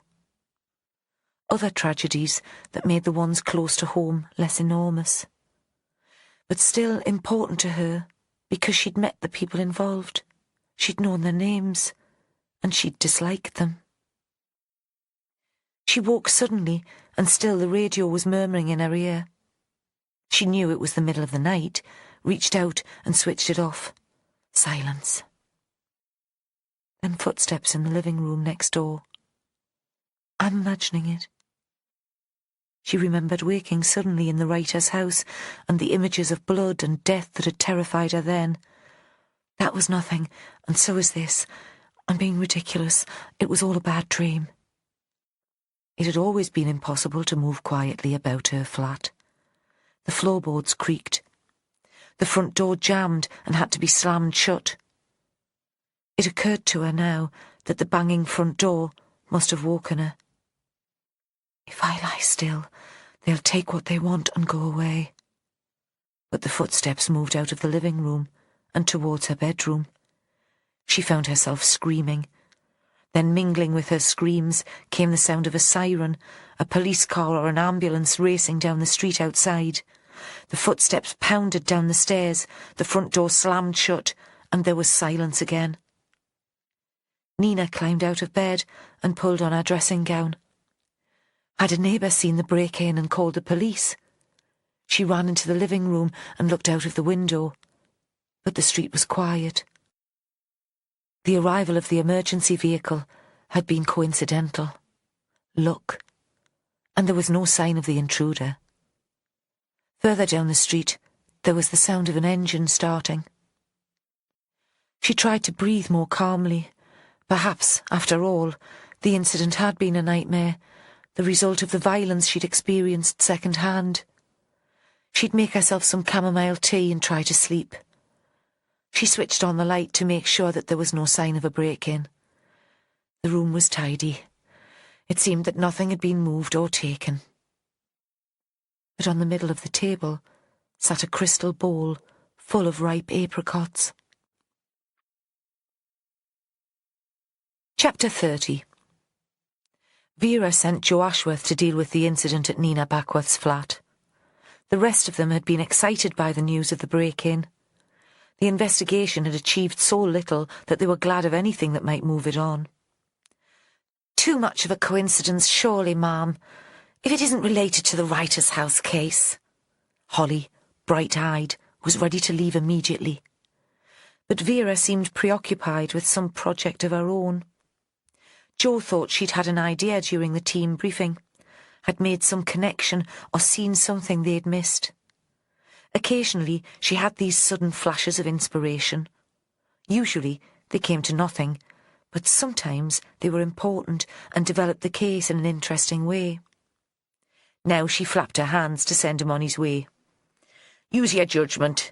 You'll know if it's just a coincidence, some yob trying his luck, or if it's related to our investigation. Probably nothing. The CSIs have already been in. Holly, you start chivying the publishers. I need to know what Miranda was up to. That's our priority at the moment. Joe went, secretly pleased to have an excuse to see Nina again, but offended too that Vera hadn't decided to confide in him. Usually she was happy enough to share her daft ideas. When he arrived in Newcastle, he sat for a moment outside the house where Nina lived. By now it was lunchtime, and girls from a private school at the end of the road were walking along the pavement, giggling and scuffing the fallen leaves with their feet. He waited until they'd passed. Then he got out of the car and rang the bell. He thought Nina must be dressed for work. She seemed to him very smart. "This is such a nuisance." Her voice was peevish. "I've already had to cancel my class at the university, and I'm supposed to be doing a radio interview this afternoon. It won't take long." Suddenly she put her head in her hands. "Oh, God, I'm sorry. It's not your fault, and it was good of you to come. I'm scared, absolutely bloody terrified. Waking up in the middle of the night to find someone in the flat. I thought I was going to die like the others." "Of course you're scared." She led him into a large living room with a deep bay window. All the furniture was old. One wall was covered in books. There was a table under the window where long blue velvet curtains reached almost to the floor, and on the floor a grey carpet. "It looks very tidy," he said. "You've not moved anything?" "Don't you believe me?" She turned on him, and he saw how close she was to hysteria. "Of course I believe you. Has anything been taken?" She shook her head. "Not that I can tell." He thought she would know if anything was missing. This was an ordered place.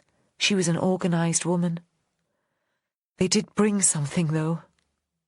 She pointed to a glass bowl containing small fruit. They were so perfect that if it hadn't been for the smell, he'd have thought they weren't real, that they were wood or china painted. They were there, left by the intruder. He meant to leave them. That's why he came in here first. He was on his way to the bedroom when the siren frightened him off. Apricots, are they? He wondered if she was losing her mind. She'd been so tense when he'd last seen her, so strung out, that he wouldn't have been so surprised. Yes. Why would a burglar bring you apricots? You must have bought them before you went away and forgotten all about them. He kept his voice gentle. You can tell by the smell that they're very ripe. They could have been here a week. I didn't buy them, she said. She was frowning and a little angry, but he thought that she was quite sane, after all. There's no sign of a break-in. He took a seat on a scratched leather chair. No, and I don't get that either. It's like he's some ghost who can walk through walls. More likely someone who's got hold of a key, Ashworth said. Did you have a spare? Have you ever given one to a friend? He was thinking that the fruit could be a message. From a lover, maybe, or a drunken student thinking it would be funny to scare his teacher. This might have nothing to do with the Writer's House investigation after all. No, I've never given a key away. I've always lived here, alone. But you'll have a spare. Could you check it for me, please? My neighbour has one in case of emergencies. But Dennis has been here as long as I have. He wouldn't play this kind of stunt. Dennis was a small, tidy man in his 60s. He'd worked as an engineer in the shipyards, moved into the garden flat below Nina when his wife had died. Nina filled in the background information as they went downstairs. They found him sweeping leaves in the yard at the front of his flat. Nina told him about the break-in and asked about the key. "It's hanging up in the kitchen where it always is, pet." He seemed affronted, as if Nina had accused him of committing burglary. "See for yourself." He led them through an arched gate at the side of the house and in through the open kitchen door. Over the sink there was a row of hooks, each neatly labelled. The one marked Nina was empty. "Not a ghost, then," Ashworth said. They were back in Nina's flat, and she'd made coffee and a sandwich. It was a poor sort of joke, but he wanted to make her more cheerful. He wasn't sure how he'd cope if she started to cry. "I'll wait until the locksmith comes before I leave." "But why go to all that bother?" Now she was furious, and he thought it was only the anger that was holding her together. Wait until Dennis was in the back garden and slip into the flat and steal the key. And how would the intruder know he'd have my key in the first place? Did you tell anyone that Dennis kept the key? A friend? She shook her head. A good guess, then, Ashworth said. But he was thinking that they were dealing with someone intelligent, or an experienced burglar. Someone had planned this carefully, recce'd both flats in advance. And like Nina, he was wondering why anyone would go to all the bother. You're sure nothing was taken? Absolutely certain. She looked up from her coffee. You do realise I was a target, like Tony Ferdinand and Miranda. If he hadn't been scared off by the siren, he'd have killed me like the others. Ashworth didn't answer. He sensed her growing paranoia and couldn't think what to say that wouldn't feed it.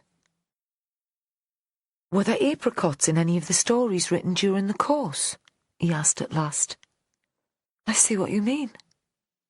She gave him a quick nod of appreciation. You think the intruder was copying a scene from a piece of fiction, in the same way that the murder on the terrace was stolen from my work? But no, I don't remember anything like that. Of course, I didn't see everything the students wrote. But when I first saw the apricots, they reminded me of something I'd read. It was nothing recent. Where will I find that written material? Lenny sent me his novel as an email. I can show you that now if you want. And I've already given you the few paragraphs that Miranda read at the party. Joe nodded. No soft fruit there, he said. He was pleased to see I give a small smile. And I'll ask Lenny to let me have a copy of his book. He looked at her. Is there anywhere you could stay for a while? A friend who might put you up? You think it's not safe here, even with new locks? Again, he tried to keep his tone light. I'd worry about you. Not really a joke, but she tried another smile. He thought she'd dismissed the idea out of hand, but she considered. I'll ask Chrissy, my publisher. She has lots of room. She picked up her phone, but didn't dial immediately. I think someone was following me last night, she said. How do I know they won't follow me to North Farm? I checked the street before I came in, he said. There was nobody there. He stood in the road and waved her off. Now the children in the posh school were spilling out of the gates at the end of the day. A couple of small boys were playing conkers, swinging the nuts hard on long shoelaces. A few parents waited in smart vehicles to collect their children, but none of the cars pulled off when Nina did. Jo drove fast back to the police station. Holly was on her own in the office, eyes fixed on the computer monitor. She looked up when she heard Ashworth come in. "Was Nina all right?" He shrugged. "Shit scared, but putting on a brave face." "What was it? A run-of-the-mill burglary?" "No," he said. "Anything but that." He thought the place seemed very quiet. "Where's the boss?" He still couldn't bring himself to call her Vera. Found it difficult even when they were on their own in the pub, or she was bending his ear at her house. "She spoke to Alex Barton on the phone and then disappeared up the coast. She didn't tell me where exactly, or why. You know what she can be like. A drama queen. She said she'd see everyone for the briefing tomorrow." Jo always felt disloyal complaining about the inspector behind her back. "And Charlie?" "God knows." She stretched and rubbed the back of her neck. He nodded towards the screen. "What are you up to?" "I'm trying to trace Miranda's publisher. The books are out of print and they're not on Amazon. Nobody recognised that piece she'd read at the writer's house. There's no support for Vera's theory that she's been writing again." "Except the piece that she read?" Holly said. "That could be years old." "The boss has got one of her books in there." He nodded through to Vera's office. "I saw a copy on her desk. Cruel Women, it was called. I thought it was appropriate." Holly was still grinning when he came back with the novel. "I think she pinched it from Miranda's cottage. The publisher should be listed on the title page." He opened the book. "Rutherford. Not much use to you if you're trying to find out if Miranda's been trying to sell a new book. Giles Rickard told the boss that Rutherford Press had got taken over by a multinational years ago." He turned to Holly to check that she was listening. She hated being told what to do. "Though I suppose some of the same staff might still be there. Worth a punt?" He closed the book and slipped it into his jacket pocket. He wondered if this was another coincidence. Rutherford, who ran the company that published Miranda's novels, had been Joanna Tobin's father-in-law. He wondered, too, if Vera had known the name of the publisher all the time and had been waiting to see how long it would take Holly to track it down. Nah, he thought. Not even Vera would be that petty. "Where are you off to with that book?" He should have realised Holly was so sharp she'd notice what he was up to. "I'm going to read it," he said. "See if there's anything in it about apricots." Chapter 31. Further north, the weather changed suddenly. The sun disappeared, and there was a mountain of cloud to the east. A brisk northerly breeze blew against the Land Rover and found its way through the gaps in the windows. Winter had come early. Vera hadn't warned Giles Rickard that she was coming, but he didn't seem surprised to see her when she knocked at his door. His holiday cottage was in Craster and looked out over the harbour. There was a narrow front garden, everything brown and salt-blown. The first splashes of rain. "My dad used to come here every winter," she said, looking down at the exposed sand. "To get Mediterranean gull for the year. There's one that turns up in the autumn, regular as clockwork." He didn't respond. "You're not a bird watcher, then?" "Aye, well, it's not much of a hobby, and I expect your writing has taken up most of your time. The bonny birds, mind, med gulls. Get someone to point it out to you, if you get a chance." She followed him into the house. The cottage was small and unpretentious. The front door led straight into a living room with a wood-burning stove, a table under the window, and a couple of armchairs. She looked round, making a show of it. No computer? I don't write any more, Inspector. I've retired. How does that work, then? You just wake up one day and decide you're not going to tell any more stories? Yes, he said. That's exactly how it happens. What do you do here all day? She was genuinely interested. She and Rickard had a lot in common. No family, few friends, it seemed. She might learn something from him that would help her come to terms with her own retirement. I read, he said. I think. I remember. Aye, well, it's your memory I'm interested in. I really don't think I can help you further, Inspector. I've told you everything I know. His voice was firm. I bought this place so that I'd be undisturbed. In London there are always people who expect me to be pleased to talk to them. Journalists, students. I'd thought that would end when I stopped writing, but it seems not to have been the case. This is where I escape from unwanted conversation. Indulge me, she said. I've come a long way. She sat in one of the armchairs, wedged herself in, making it clear she was there for the long haul. He looked at her and decided that further argument was futile. He opened the door of the stove and pushed in a log. Can I offer you a drink, Inspector? Hey, pet, I thought you'd never ask. Whiskey with a dash of water, unless you've got a single malt, and then I'll take it neat. Just a small one. I'll be driving. He poured whiskey for them both. No water. She saw that his hand was still and didn't tremble. His movements seemed stronger than they had in the writer's house. Perhaps he felt happier on home territory. He pulled a small table between them and set the drinks on it, then took the other armchair.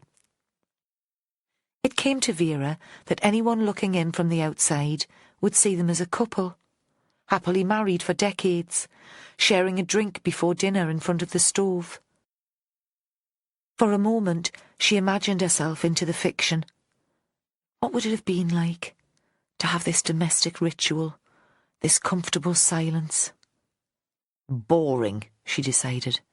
It would be bloody boring. I spoke to Alex Barton earlier, she said. How is he? They could have been discussing a mutual friend, a neighbour perhaps, nobody too close or dear to them. I don't know. He seems a strange young man to me. I'm not sure if that's because his mother has just died, or if he was always like that.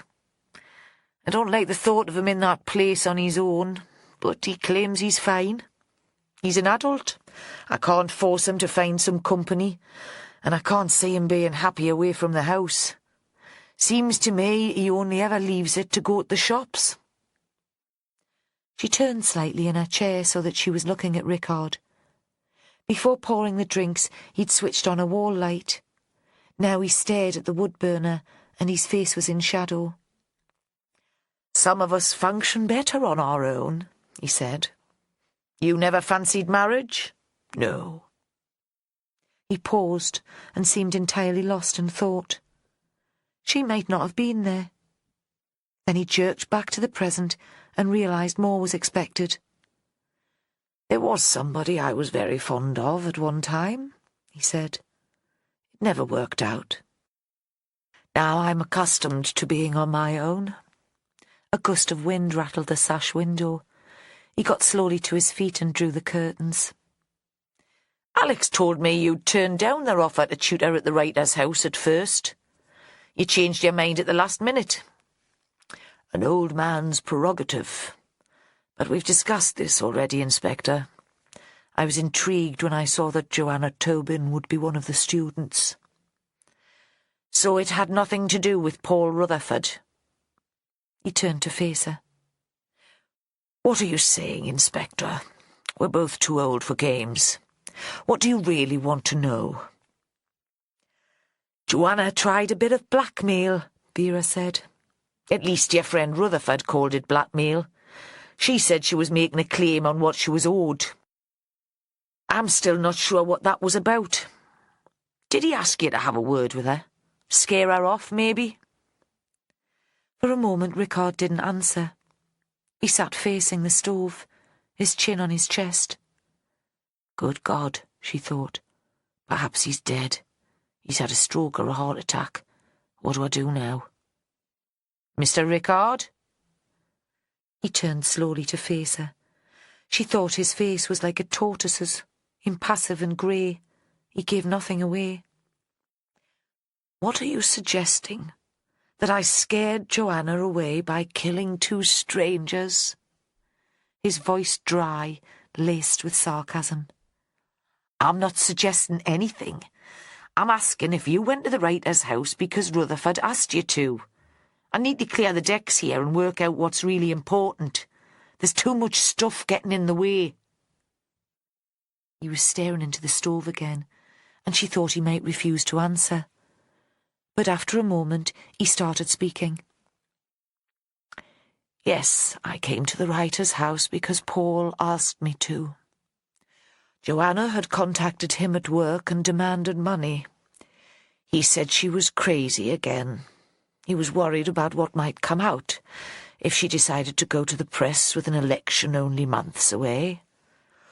You're up in Northumberland anyway, it'll only be for a few days. See what's happening, what's rattling her cage after all this time. What I don't understand, Vera said, is why you agreed. You've retired. You hate meeting readers, all the marketing bollocks, don't you? You've just said that's why you bought this place. He nodded his tortoise head. As you say, I hate the bollocks. So why didn't you tell Rutherford to deal with his own shit? Vera wondered why she felt the need to be crude. It wasn't like her. She could swear like a trooper in her own home, but she was professional enough when it came to work. Did she hope the coarse language would shake Rickard from his slow and solid resistance to her questions? He paused for a beat, and then he started talking. He didn't look at her, and the words came with difficulty.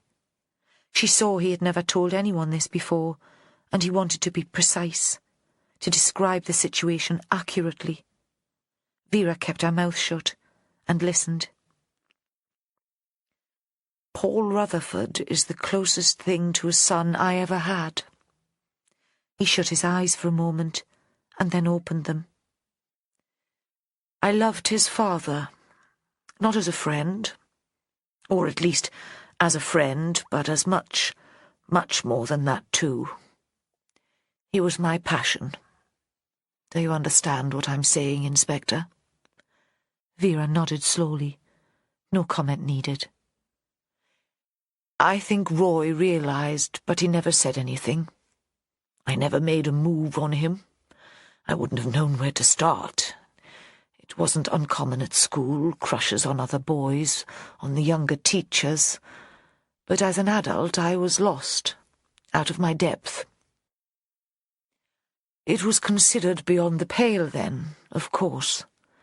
But that wasn't what prevented me. He hesitated and put the following words in conceptual quotation marks. Exploring my sexuality. I was a coward, and I didn't want to stand out. And sexual experimentation was never really what it was about, despite my fantasies. Though I had fantasies that would have made your hair curl, and which certainly shocked me. It was about Roy. I wanted to be with him, to serve him. There was never anyone else. Physical contact has never been so important to me. I was happy to make do with the occasional touch, an arm around the shoulder, a handshake. He looked at her. She noticed that his glass was empty. I'm sure you think I'm foolish. He married, after all. He had a son. I think you're fortunate to have found someone you were able to love. He looked at her sharply. Did that never happen to you? There was a moment's silence. We're not talking about me, she said at last. I think you should value what you had. Yes, I suppose that I should. But now Roy's dead, and all I have left of him is Paul. I see his father sometimes in Paul's expression, the way he stands. Like an indulgent parent, I can deny Paul nothing. As I've said, I'm a foolish old man. Does he know how you felt about his father? Vera asked. No, I don't think so. Ricard was shocked. Do you think he guessed? Younger people are more sexually aware than old ones, and he seems to have been prepared to exploit your affection for his father. She swirled the remainder of her whisky in her glass. It was unlike her to have made it last so long. She thought this had been a peculiar encounter. She'd even been tempted to make a confession of her own. Just be careful what he's dragging you into, eh? Joanna had told Paul that she'd won the bursary for the writer's house. Paul asked me to go there and report back on her state of mind, Inspector. The acerbic and witty tone returned. He didn't ask me to commit 2 murders. Did you know that Rutherford published Miranda Barton? Holly had texted Vera with that information. The message had been on her phone when she got out of the Land Rover at Craster. Everyone's entitled to make mistakes. Ricard pulled himself to his feet and took the bottle of whisky out of the sideboard. He offered it to Vera, but she shook her head. He poured a splash into his own glass. Even Roy. Was it a mistake, Vera asked, to publish Miranda? She was never a great writer. Not dreadful, and the market was less demanding in those days. But Roy had founded his business to champion traditional storytelling, and she was never particularly good at that. Was Roy susceptible to her female charms, do you think? Is that why he decided to publish her? Vera tried to imagine how that had worked.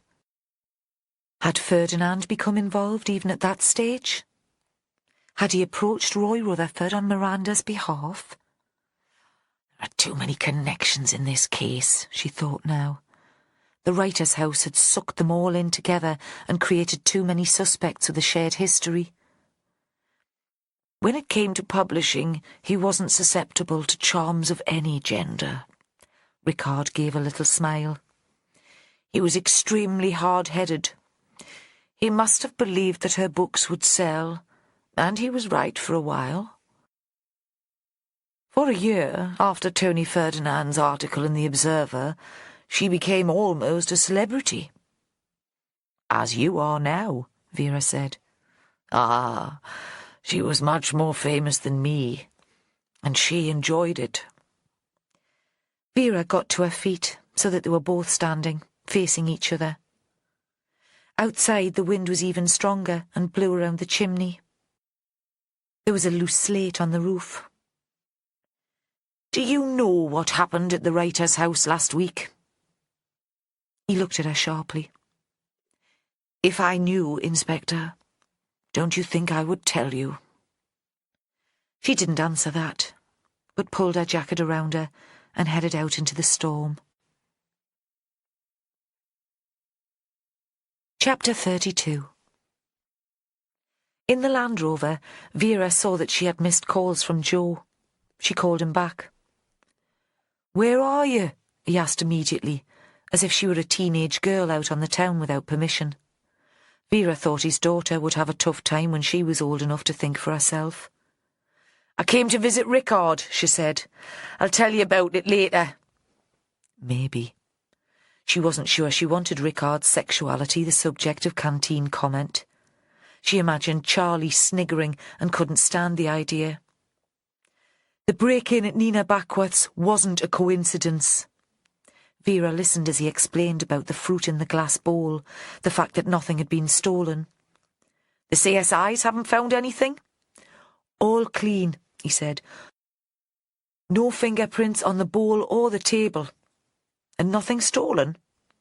She couldn't see how this could be relevant, how it could relate to the writer's house killings. Nina claims not. So it's Nina now, is it? Is this our Joe with ideas above his station? The tide had come in since she'd arrived in Craster, and with the wind behind it, the waves were breaking against the harbour wall. The Land Rover was suddenly covered in spray. Nina couldn't have set it up herself? She asked suddenly. She'd know about the key in the neighbour's flat, and the whole scene sounds like something she'd write. A good way to mislead us, if she were involved with the murders. No, he sounded horrified. She's scared. Scared enough to go and stay with that publisher at North Farm for the night. When she switched off the phone, Vera sat for a moment. She could go home, light a fire and watch a few hours of bad television to unwind. There was nothing cosier than Hector's house with the wind and the rain outside.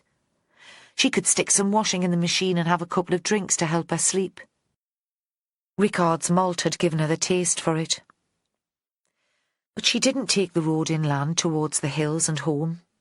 She turned down the coast towards the writer's house. In the lane leading to it, the path was covered with small branches, already snapped by the wind. At one point, she had to drive on the verge to negotiate the debris. There were no lights in the main building, but two of the windows in the cottage, one downstairs and one up, were lit. The curtains hadn't been drawn, but she saw no silhouette, and there was a light in the chapel. Alex Barton was still rattling around this enormous space on his own. She thought if he hadn't been mad to start with, he certainly would be now. When she got out of the vehicle, the wind caught her and she almost lost her balance. Even from this distance, the sound of waves on the shore was deafening. There was something exhilarating about being part of the noise and the gale. She ran towards the cottage and knocked on the door. No answer. She pushed it open. The kitchen was as she had remembered it. The rocking chair by the Aga, the small table with its oilcloth cover.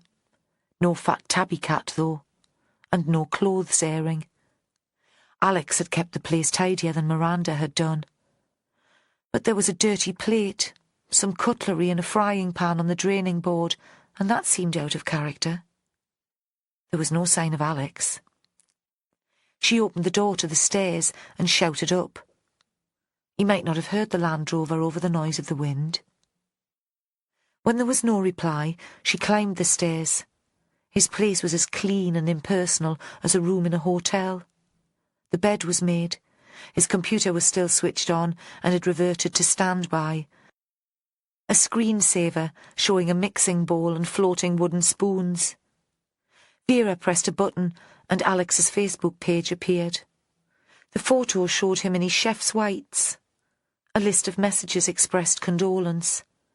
Vera supposed there was no way of telling whether these were real friends or people he'd met through the internet. Virtual friends. She'd never been on Facebook before, though she'd caught Holly on it once at work.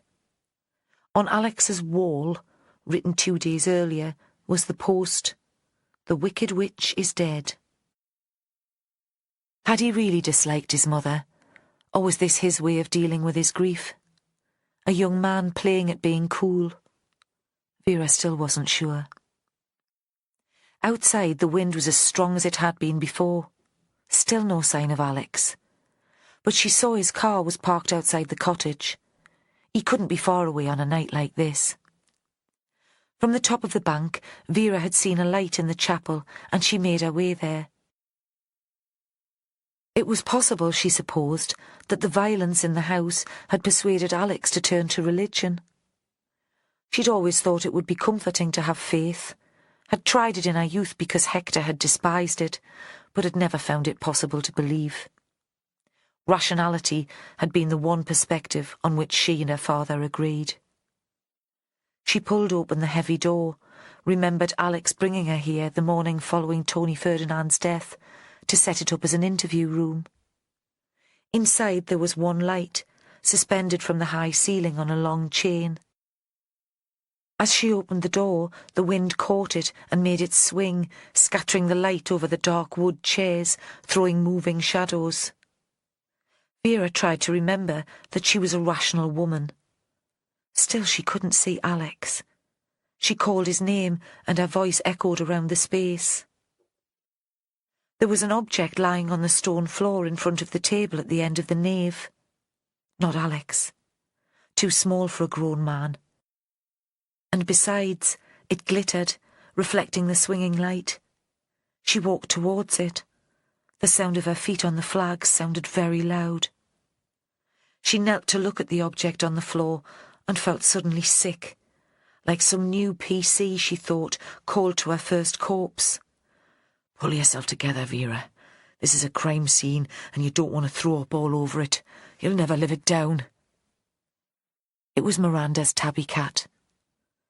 As a way of focusing away from her nausea, Vera tried to remember its name. Ophelia, a stupid name. Why call a cat after a mad lass in a play? The animal looked fat and ridiculous, lying on its back. A kitchen knife had been stuck in its belly. Part of the blade was exposed, and that was reflecting in the hanging light. There wasn't much blood, but the guts were spilling out. She stood up and saw another corpse on the white table, this time tiny. A robin. No blood. She remembered the bird feeders outside the drawing room window of the big house, and Alex filling them with nuts and seeds. Had he been attracting the birds just to kill them? Or was stabbing the cat a kind of retribution because it had caught the robin? Mad either way. The chapel door banged and she stood up. "What are you doing?" Not her voice. The voice of Alex Barton, standing at the back of the nave. He looked wild and windswept, no coat, a thick jersey and baggy jeans, baseball boots on his feet. He stood blocking her exit from the building. "We'll go back to the cottage, shall we?" Vera said. "I could murder a cup of tea." She thought she could make a phone call from there, get the mental health team out. He probably just needed a few nights in a psychiatric unit to sort him out. Unless he turned out to be a murderer.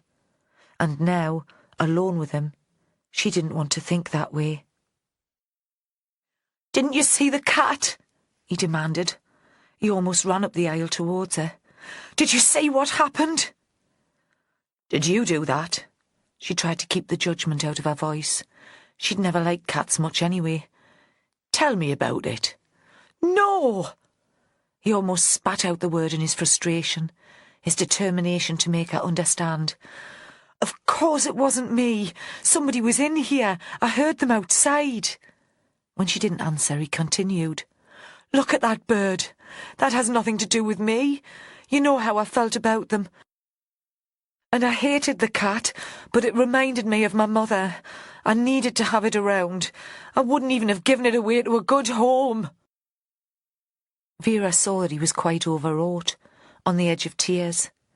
She thought a couple of nights in hospital wouldn't do him any harm anyway. She'd persuade a sympathetic medic at the Wansbeck Hospital to admit him later. But not until she'd had a few words with him. "Let's get out of here," she said. "I'll deal with all this in a little while. Let's get you home." In the cottage, he curled up in the rocking chair like a baby. It was hard to remember him as the confident young man in charge of the kitchen in the big house. She found milk in the fridge and heated it up on the Aga, made mugs of hot chocolate for them both. "They say you need tea for shock, but chocolate always cheers me up." Wittering as usual. Outside it was still windy, but she thought the worst of the storm had passed. She felt awkward in front of his grief. A real woman, a woman who'd had kids, would know how to deal with him. She sat on a hard kitchen chair and leaned towards him. "Are you up to talking me through what happened here tonight?" He nodded, big eyes over the rim of the mug. He looked like a boy who'd woken from a nightmare, still confused and unsure what was real. You made yourself something to eat, she said. He nodded again. An omelette, fried potatoes, broccoli. Then you went up to your room to use the computer. He didn't seem surprised or upset that she could guess his movements. I was just going to check my Facebook. I knew I wouldn't be long. I thought I could do the washing up afterwards. What happened then? She kept her voice gentle. She didn't want to scare him or stop the flow of the story. I heard a noise outside. A car? How else would an intruder get here? She tried to remember if she'd passed a vehicle in the lane. Certainly there'd been nothing coming the other way up the track. No, Alex said. Footsteps. And you could hear those over the noise of the wind? They were on the gravel path just beneath my window, and we don't have double glazing in the cottage. She nodded to show that she believed him and to encourage him to continue talking. But by the time I got up to look outside, there was nobody there. I thought I'd imagined it. It's easy to get spooked all by myself in this place. Of course, she said. Anybody would be. I shouldn't have let you stay here on your own. They sat for a minute in silence. She wiped the milk from around her mouth with the back of her hand. Where was the cat? She asked. Was it in the kitchen while you were eating? Cats seem to know when there's food about, don't they? She wanted to go out, he said. I opened the door for her to go into the garden. She hated the bad weather and I thought she'd be scratching to come back in straight away, but she didn't. And I went upstairs and thought I'd shout her in as soon as I came back down. I'm sorry I interrupted you. Vera sat back and waited for the rest of the story. I was still at the window, he said. I'd looked out and there was nobody there. Then a light came on in the chapel. My God, you must have been petrified. I was going to bolt all the doors and call the police, he said. That was the first plan. She thought he was beginning to recover from the shock. He uncurled his legs, seemed almost embarrassed by his previous outburst, sat upright, set the half-drunk mug of chocolate on the table with something like disdain. Too cool for chocolate, too. That would have been a sensible plan. But I couldn't do it, he said. I couldn't sit here, some sitting duck, helpless, waiting for the killer to come. Vera thought he'd seen too many horror movies, or he could tell a good story. He looked at her with something of the old competence. This was the man who had greeted her on her first visit to the writer's house. I had to do something. So you went into the chapel, she said. Outside the storm was so wild I could hardly think. It was brilliant, actually, liberating. It reminded me of when I was a boy and used to swim in the sea. Nothing but the noise of the surf. For a while I stopped being scared. After all, what did it matter? So you went into the chapel? She asked again. She preferred the quiet, scared Alex to the manic one. Yes. She thought she would have to prompt him, but he continued almost immediately. There was nobody there. The light was still on, and then I saw Ophelia. He looked up at her and gave a quick smile. That was what we called the cat. Mother's idea. He paused for a beat. I couldn't take it in. I couldn't believe anyone would do that. Like it was a sacrifice. And then there was the robin on the table. What did you do then? Vera had finished her drink. It was obvious that Alex didn't want his. She wondered if he'd notice if she took it. I couldn't stay there. I went outside screaming something like, "Where are you? Come out!" I ran around the house to the terrace, in case he was there. It was dark, Vera said. How could you see? I've lived here since I was 9. I could find my way round with my eyes closed, literally. And then? I stood for a moment on the terrace, letting the wind blow against me, listening to the sea. I wondered... What did you wonder? She took his mug and finished the drink, enjoyed it immensely, more than she had her own stolen pleasures. He looked up at her again. I wondered what it would be like to run down the path to the shore and run into the sea and keep on running until I drowned. Bloody cold, she said. That's what it would be like. I didn't do it. No, she said. You had more sense. I came back round to the yard and I saw the door of the chapel closing. That would have been me, she said. Her voice comfortable, ordinary. She thought he could do with more of the ordinary in his life. Yes, it was you. He curled his legs under him again and sat there in silence. He didn't object when Vera told him she'd like him to spend a few days in hospital. Shock does weird things to us. Perhaps he was relieved, after all, to have an excuse to leave the house. When the hospital car came to collect him, he was docile. He carried a small bag with a pair of pyjamas and a toothbrush inside it, and reminded her of an obedient child. Chapter 33. Joe Ashworth couldn't get worked up over a dead cat, or a dead bird. The inspector wanted him immediately to drive out there in the worst storm of the autumn. And for what? In these conditions it would be dangerous just getting to the end of the road. He explained all this to Vera Stanhope, keeping his voice reasonable. There was never any point in losing his temper with her. She liked it when she provoked a reaction. In the end, he came up with a lie. Anyway, I can't drive. I've had a couple of drinks. Even she couldn't order him out after that. He wasn't sure what had kept him at home, because he would have enjoyed the drama of the drive through the windy night, being Vera's confidant and right at the heart of the case. That evening, he would even have been glad of an excuse to get out of the house. The wind always made the children wild, and the weather meant they'd been cooped up all day. Guilt, he thought. Nobody did guilt like good Catholics. Not that he had anything to feel guilty about, except a vague attraction to a female academic. All the same, he did his penance, cleared the dishes after supper, pulled apart the squabbling children, took on bath time single-handed, read each of the bedtime stories. When they were alone at last, he sat with his wife on the sofa, his arm around her shoulders, cuddling together like teenagers. Thought there was nobody in the world he would feel so at ease with. He couldn't imagine Nina Backworth watching old episodes of The Simpsons and laughing with him at the same jokes. Later he took Sal to bed and they made love. Afterwards he lay awake, listening to her breathing, loving her with all his heart and soul and pushing away the feeling that there should be more to life than this. In the morning he was first in the incident room for the briefing. Guilt again.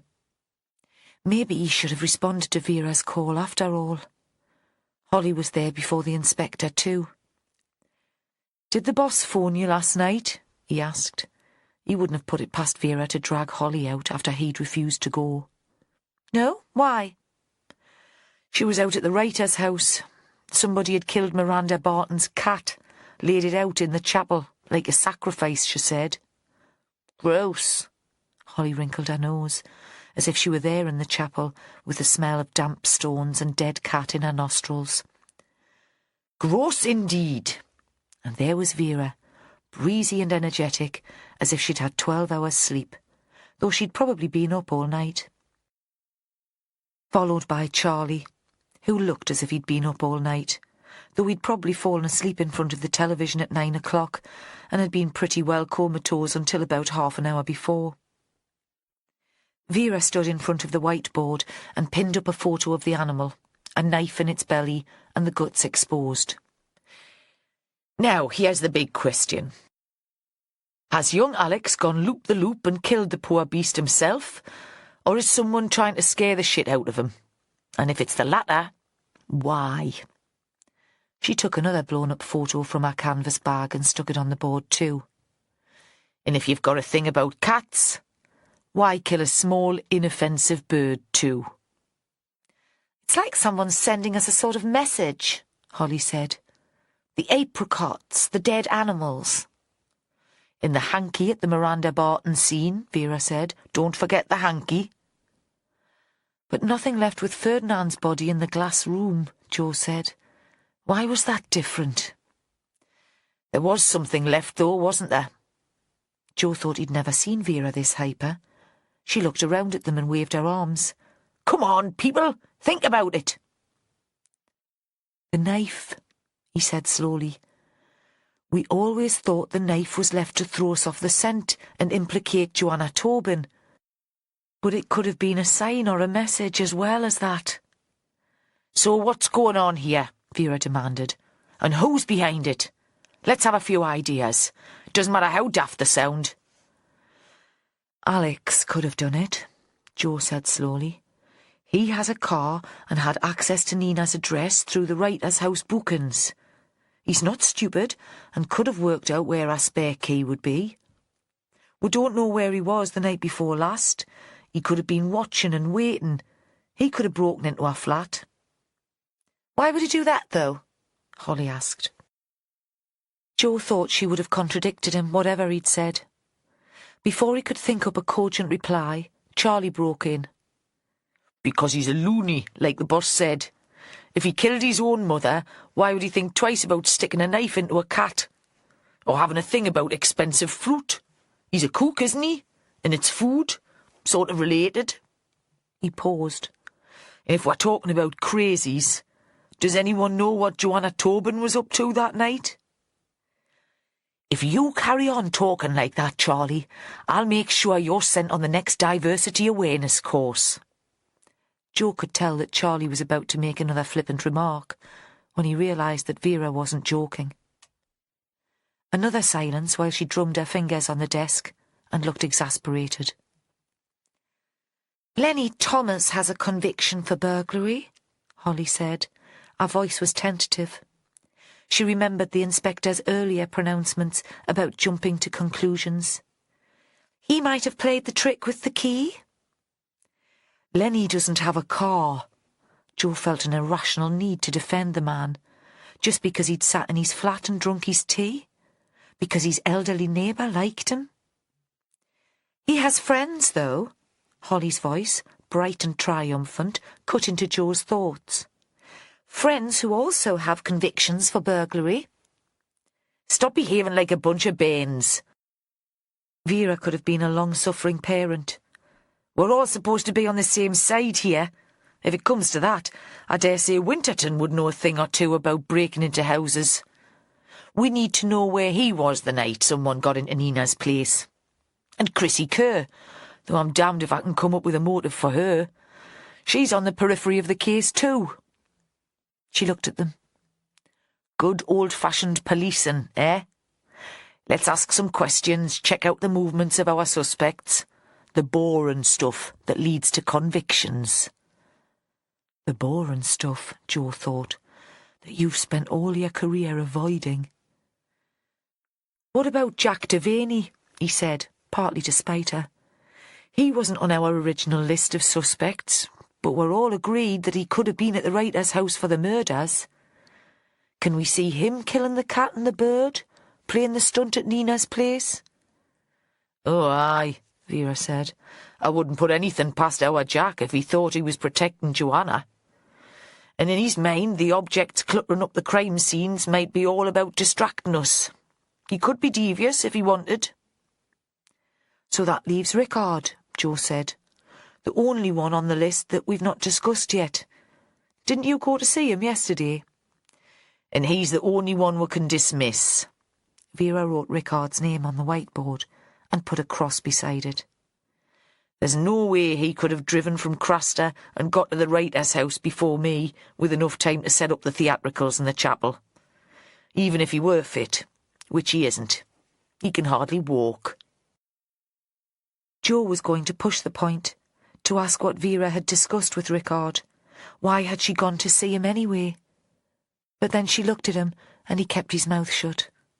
He'd ask her later, when they were on their own. Are you saying we can dismiss Rickard from the murders too? Holly looked up from her notebook, kept her voice bland so that she wouldn't incur Vera's wrath by getting it wrong. I don't see how he could have done the stabbing, Vera said, with the arthritis in his hands. But maybe if he was angry enough or desperate enough... She broke off and looked at them. But that's speculation. So let's sort out the actions for the rest of the day. The greengrocers and the credit cards. Any news on that, Joe? Only negative. If anyone bought the apricots in Jesmond, they paid cash. Of course, Vera muttered almost to herself. They would. Our killer's too clever to be caught out like that. I don't think we're looking for what Charlie would call a loony. Not in the conventional sense, at least. So it's a question of driving round and asking who bought a big bag of apricots for cash. Flash a few photos around. Try the supermarkets too. Charlie, that sounds like one for you? Charlie nodded. Joe, you go out to Maya's farm and speak to Joanna and Jack. He looked up, surprised. You want me to go on me own? He thought Vera would want to be around too. It's all right, she said. They don't bite. He thought he wasn't so sure, where Jack was concerned. And Holly, get on the phone to Cumbria. Get them to check out Mark Winterton's movements over the last few days. If they're arsey, refer them to me. Or if you fancy a trip out west, go and do the legwork yourself. Charlie looked up sharply. I've got contacts out west. I know you have, Vera said, and that's why I've asked Holly to do it. She smiled serenely in Joe's direction. We need to take care about apparent conflicts of interest. When Joe arrived, Jack was digging over part of the vegetable plot. The soil was wet and it must have been heavy going. A row of black sprout stalks had been flattened by the wind of the previous day. For a while Jack pretended that he hadn't noticed the detective's car on the track, though he must have seen it coming for miles. Then he looked up. Despite the raw weather, he'd worked up a sweat. Your boss is out, he said. It's you I've come to see, you and your Joanna. Jack weighed the spade in his hands, held it like a weapon, then made an effort to keep his temper. You'd better come in then. She's writing. He spoke the last word as if it were a strange and unnatural activity. At the house, he sat on the doorstep and began to pull off mud-caked boots. Joe saw that the man would insist on being present at any interview and thought this might be the only chance to talk to him alone. This must be a quiet time on the farm? Jack looked at him, suspicious. It's not really a farm, like, more a small holding, and there's always stuff to do. You don't manage to get the odd day away, then? Look, I've been dealing with pigs like you since I were a scally lad in Liverpool. He sounded tired. And I'm old, as old as the hills. Why don't you just ask what you want to know? Someone broke into Nina Backworth's flat and then into the chapel at the writer's house, Joe said. The night before last, in Backworth's place in Jesmond. And late yesterday afternoon at the writer's house. Where were you and Joanna? Jack looked up at him. He was still sitting with one boot on. Nina Backworth is helping Joanna get a publisher. They're putting together a book, a kind of collection of writer's house work. Why would we do anything to get in the way of that? Joe wished he weren't towering above the man. He felt like a bully. I'm not accusing you, he said. I just want to know where you were. I was out yesterday afternoon, Jack said. I went to the agricultural suppliers in Kimmerston. Layers mash for the hens. I'm a regular and they'll remember me. The night before, Joanna and I were both at home. He pulled off his second boot and led Joe inside. Come in and talk to Joanna. She's been at that computer since she woke up this morning. Maybe at least if she's talking to you, it'll be a break for her. I'm worried. She seems lost in it. Driven. And Joe realised that Jack must be worried, because he almost seemed glad to let the policeman into the house. Joanna was sitting at the kitchen table, working on a laptop. She was wearing big round glasses that had slid down her nose. There were 2 mugs half full of coffee next to her. Both were obviously long cold. "Sergeant Ashworth has come to speak to us," Jack Devaney said. She glanced up, but Jo could tell she was miles away, caught up in her story. "I'll make some coffee, shall I?" Jack persisted. "Yes," but she frowned, looked at Jo. "Will you be long?" "Just a couple of questions." He sat at the table beside her. "I've got a deadline," she said. Her voice was excited. He thought she sounded unwell. Had she stopped taking her pills again?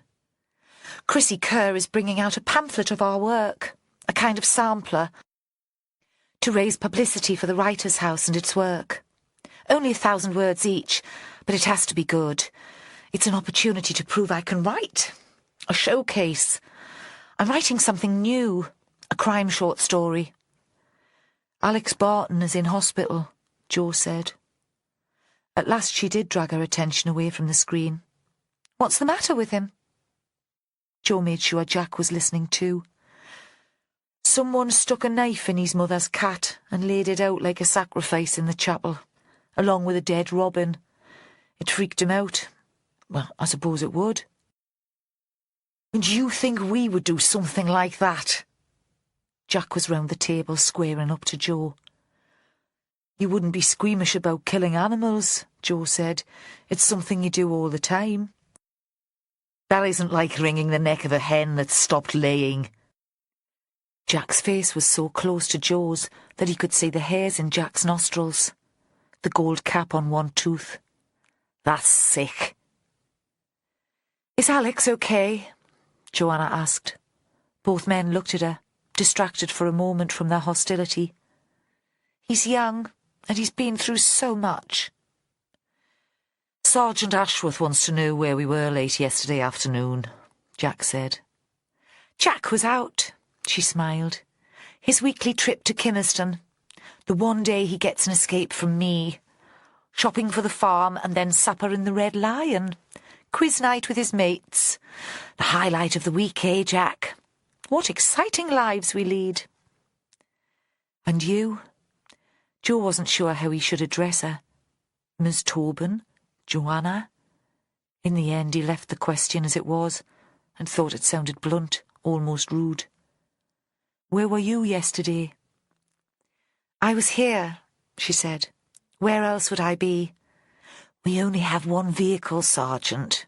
Without that, I'm stranded." Jo thought she'd escaped by taxi once before, but said nothing. Before leaving the house, he glanced over Joanna's shoulder at the computer screen and read the first paragraph. It was a description of a dead man lying on a beach. His face was covered in scratch marks, as if he'd been attacked by a wolf. Joanna's idea of an entertaining read. Chapter 34. Chrissy wouldn't hear of Nina going back to the flat in Jesmond. "Really, you can't, not with some nutter about. I wouldn't forgive myself if anything happened to you." So Nina allowed herself to be persuaded, and after a few days she found she was really enjoying her stay in the big house in the country.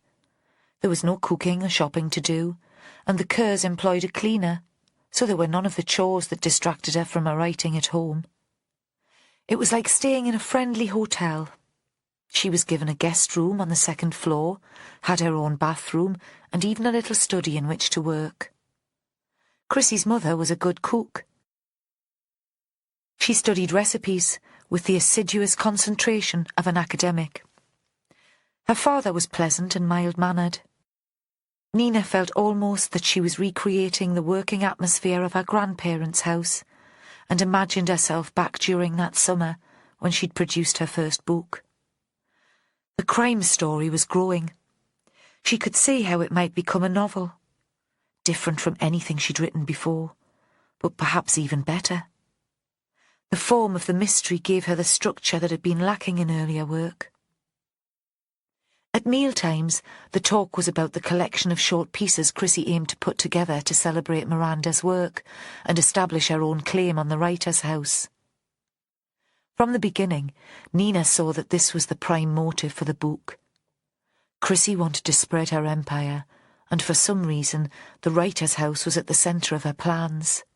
She could talk of little else. It had become an obsession. "That detective phoned," Chrissie said. They were eating dinner. Nina had been at the university all day. She'd been given a glass of wine as soon as she got through the door, and now there was a lasagna on the table, as good as any she'd tasted. Bread from an artisan bakery in Morpeth. Salad in a big glass bowl. "That fat one, Inspector Stanhope. She wants us to fix a date for Miranda Barton's memorial celebration. It was her idea in the first place. A party to launch the book and remember all the good work Miranda did to encourage new writers. She said that Alex is okay with the idea. He's back at home, much better. I suggested a week on Friday and said I'd go to see poor Alex to discuss the details. What do you think?" "Can you get the book out by then?" Nina had other objections, but thought Chrissie would only care about the practicalities. The work had by now turned from a modest pamphlet to a substantial anthology.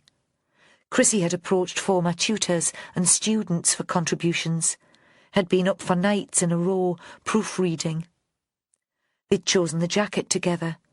It was a black and white photo of the writer's house in winter, the trees bare, the sea flat and grey.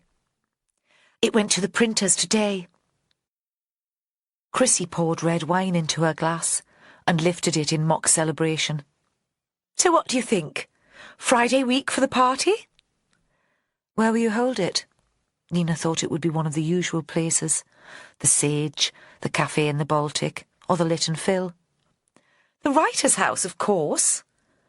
Chrissie looked at her as if she were mad. "Where else? I thought you'd understood that was my plan from the start." Until now, Nina had been swept along by her friend's enthusiasm. She'd listened to Chrissie's ideas about the important people in the literary establishment and the media who should be invited, how the evening should be run. But now she set down her glass. "You can't. It's a dreadful idea. Besides, the inspector would never allow it." "She already has." Chrissie looked at Nina with amusement. "Of course I asked her permission first. It has to be at the writer's house. All this press coverage. We'll fill the place as soon as I send out the invitations. I've even had interest from the culture show. They're doing a special memorial programme on Tony Ferdinand. Then. But we won't have readings. There's nothing more tedious than listening to new writers reading from their work. A couple of very short speeches will be quite enough. You'll speak, won't you, Nina? You'll tell them how important the writer's house is to literature in the North East." And Nina said yes, because she felt she had no alternative. How could she refuse Chrissie when she was sitting in this house, enjoying her parents' hospitality, when Chrissie had been the person to save her from joining the ranks of the great unpublished? But later, sitting in her room, plotting out the chapter she intended to write the next day, her unease about the whole event grew. 2 people had died. The killer had not been brought to justice. Chrissie's excitement, her zest for business and for making sales seemed inappropriate. Besides, Nina thought she never wanted to set foot in the writer's house again. In the days that followed, as the date for the party approached, her anxiety about the event increased. She didn't want to see the players in the drama. Lenny and Giles Rickard, Joanna and Jack, Mark Winterton and Alex Barton, they belonged elsewhere. Now they lived not in Cumbria or Red Row or Craster, but in her imagination. They provided the cruel fuel that fired her story. She hadn't created characters exactly like the real people, but the sense of menace that she remembered from her time in the house, the odd friction, All that was feeding into her book. All writers are parasites, she thought. She was anxious that if she met the real people, the magic would die and the heart of her story would disappear. But that's crazy. Are all writers mad too? The next day she had a free morning. She should be writing her students' assessments, but the weather was beautiful, sunny and clear, and she joined Chrissy as she took the family dog for a walk. This was a ritual and Chrissy's only exercise. She would take the animal on a circular trip along footpaths that crossed former North Farm land. It was hardly a mile, but Chrissy would return red-cheeked and out of breath, as if she had run it. In fact, it seemed she did walk very quickly, resenting perhaps the time away from her desk. And now Nina struggled to keep up with her. "Do you think it's a good idea to launch the book and the appeal so quickly?" Nina said. Another attempt to stop the juggernaut that seemed to be rolling towards the inevitable party. "Shouldn't we wait until the killer has been caught? It seems rather tasteless to go ahead now." Chrissy stopped in her tracks, bent to release the dog from her lead, and watched her gallop away. "Of course we must do it now," she said. "Absolutely." She turned to face Nina, and her eyes shone with excitement, almost, Nina thought, with a kind of madness. "These days there's no reason why all the major players within publishing should be based in London. I'd have to pay a fortune to get this quality and quantity of publicity, to get noticed.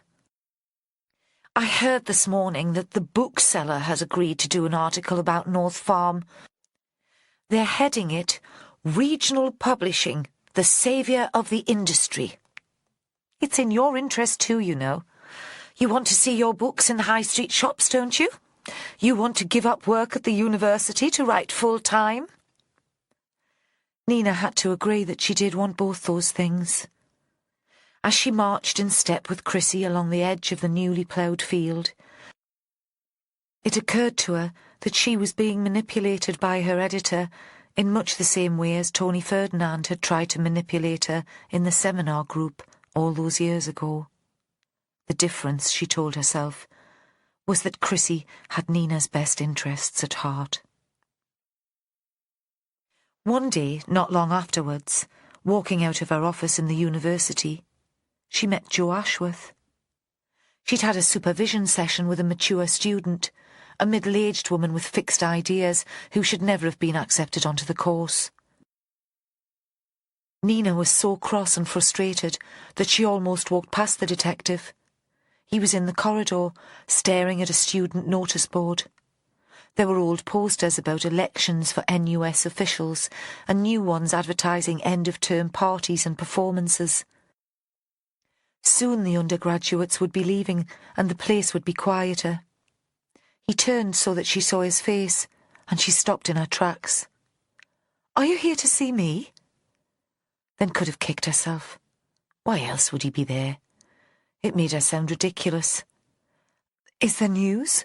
Do you know who broke into my flat? Have you caught the killer?" "No," he said. She thought he looked older than she remembered, certainly more tired. "Have you got time for a coffee?" "Sure." She was in no hurry to get back to North Farm. Chrissy had threatened to drag her to the supermarket to buy wine for the writer's house party if she got back in time. And Chrissy, with her restless energy and constant enthusiasm for the project, was irritating her more each day. Nina took him to a small coffee shop in a back street between the university and the hospital. It was dark, like walking into a Victorian parlour at dusk. The place was run by an elderly man. He baked great cakes and scones, and the coffee was very good, but he had no sense of how to treat customers. Perhaps he had Asperger's syndrome, or some other condition that made him awkward in social situations. "What do you want?" he would ask very brusquely as soon as anyone walked in. He hated waiting to take an order. He loved to read, and it was as if the customer had wandered into his home and disturbed him in the middle of his book. But once served, the customer would be left alone, unbothered. They sat by the window. Outside, the streetlights came on suddenly. Already the shops in the main street at the end of the alley had Christmas displays in the windows. Nina smelled the chamomile tea as it was set before her, watched Ashworth drink his coffee as if he needed it to stay alive. Then he spread butter on a warm cheese scone and took a bite. She wondered when he had last eaten. "How can I help you?" Because Nina thought the man did want her help. He sat across the table from her, looking tentative and anxious, the scone poised near his mouth. "This do at the writer's house." "Yes." "How's it going to work, like?" "It'll be a party," she said. "Like a launch party, only for a group of authors instead of an individual. And the idea is to start a fund to keep Miranda's vision of the writer's house alive." Across the street, she saw a mother holding the hand of a little girl. The girl was skipping, almost dancing along the pavement. Nina imagined what it would feel like to be holding the hand, and thought that probably she'd never really know. "Have you talked to Alex about the idea?" Ashworth had swallowed the scone and had almost finished his coffee. He stared at her. "I haven't. I'm sure Chrissy has. She talked about going to see him the other day. It's her project." Still Nina couldn't work out what the detective wanted from her. Had the fat woman sent him to get information? Was Alex having second thoughts about hosting the party? Nina wouldn't blame him if he was. Chrissy might dress it up as a memorial celebration, but it would be a party nevertheless. Had Alex complained to the police that he was being bounced into something he didn't care for? Ashworth said nothing. He gazed out of the window, and she saw that he was watching the mother and daughter too. "Is there any news on the investigation?"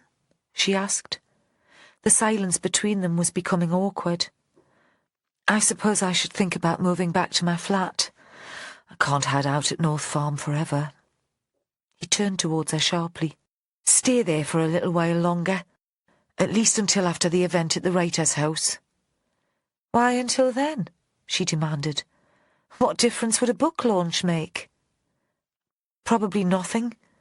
He gave a strange little laugh. Nervousness? Or to cover the fact that he was lying to her? "We just hope that we'll have a result by then." "You're close then?" He looked at her as if he didn't quite understand, and she added, mimicking his words, "To getting a result." He didn't answer, and instead came back with a question of his own. "Who will be there from the Shortcuts course?" "Everyone who contributed to the anthology. Giles Rickard donated a special story. Mark Winterton has written a true crime piece. Lenny Thomas, Joanna Tobin, me. And Chrissy will be there, of course, even though she hasn't written anything for the book." "Is it important?" "Probably not."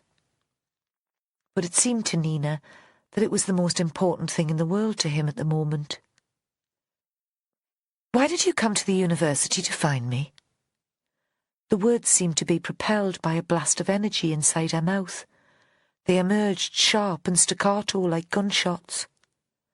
He seemed shocked by her bluntness. "I wanted to check you were all right." "Did the inspector send you?" "No," he said. "I suggested it." "But she knows you're here." Nina thought he was here to gain information after all. Why couldn't Vera Stanhope do her own dirty business? She was in touch with Chrissy. She stood up. It seemed to her that the exchange was going nowhere. "I should be getting back to North Farm. I promised Chrissy I'd go shopping with her. Stuff for the memorial party." He got up, and they stood for a moment side by side. The elderly cafe owner continued to read his book, oblivious, it seemed, to any tension, though Nina could feel it, physically, like static electricity. Ashworth put a hand on her arm. "Take care," he said. "Yeah?" and he hurried off and was swallowed up by the Christmas shoppers. She stood for a moment, still unsure of the purpose of his visit. Had it all been about those last few words? Had he come into town just to warn her? Chapter 35. Joe Ashworth hurried through the busy streets and thought he should never have come into town. What had he hoped to achieve? He stopped for a moment outside Fenwick's department store, drawn by the crowd staring at the window. It was a Newcastle institution, Fenwick's Christmas window. He and Sal always brought the bairns in to see it, and the trip marked the start of the festive season. This year it had a space theme. Mechanical astronauts bouncing on the moon, whirling stars, and a rocket that took off in one window and landed in another. Real sparks from the engine.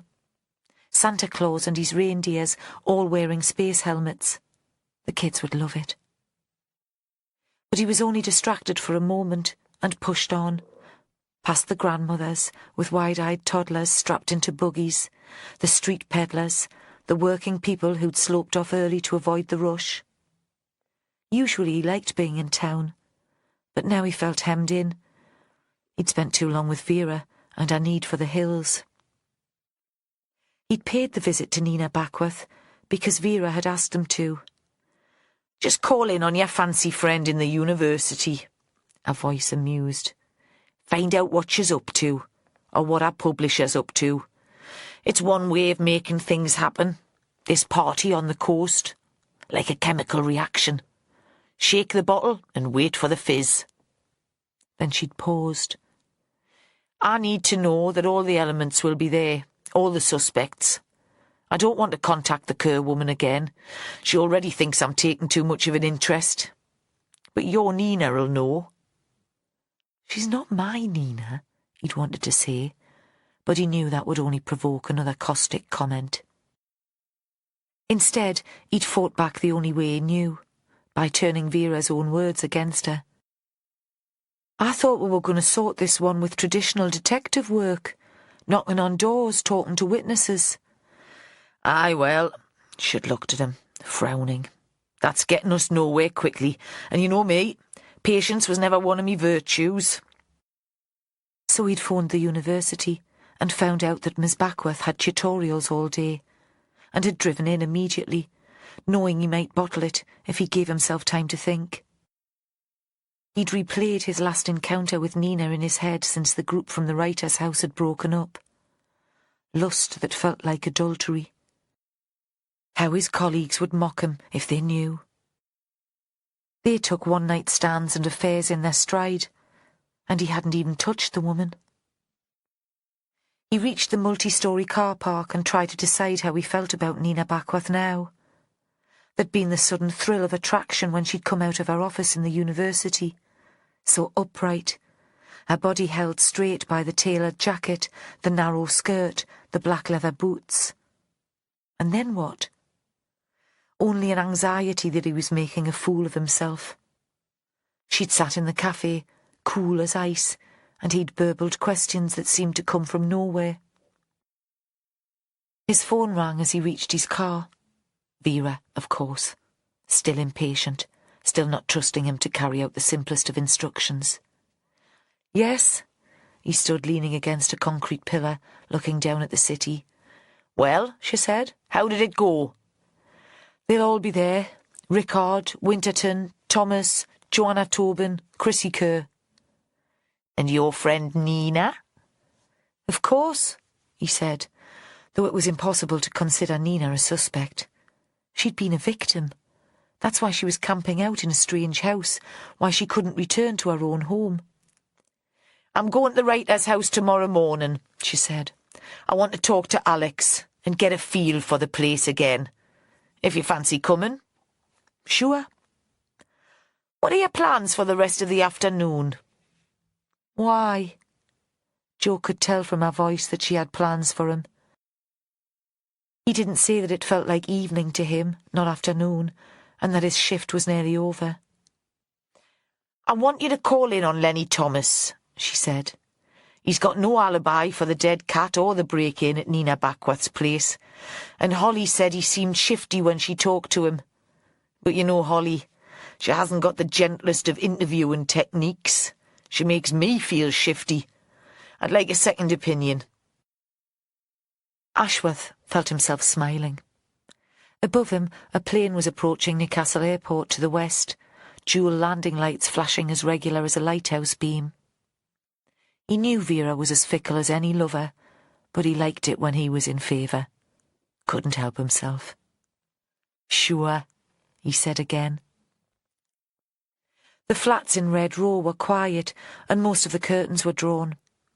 Climbing the stairs, he heard the occasional murmur of the television behind closed doors.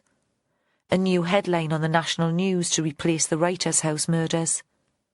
There was still heavy press interest, though it was mostly local now. On one of the doors, someone had hung a Christmas wreath.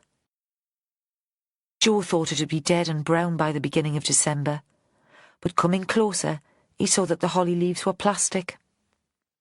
A sudden squawk of a baby reminded him of his wife and the kids at home. Then silence again. Lenny answered as soon as Joe knocked.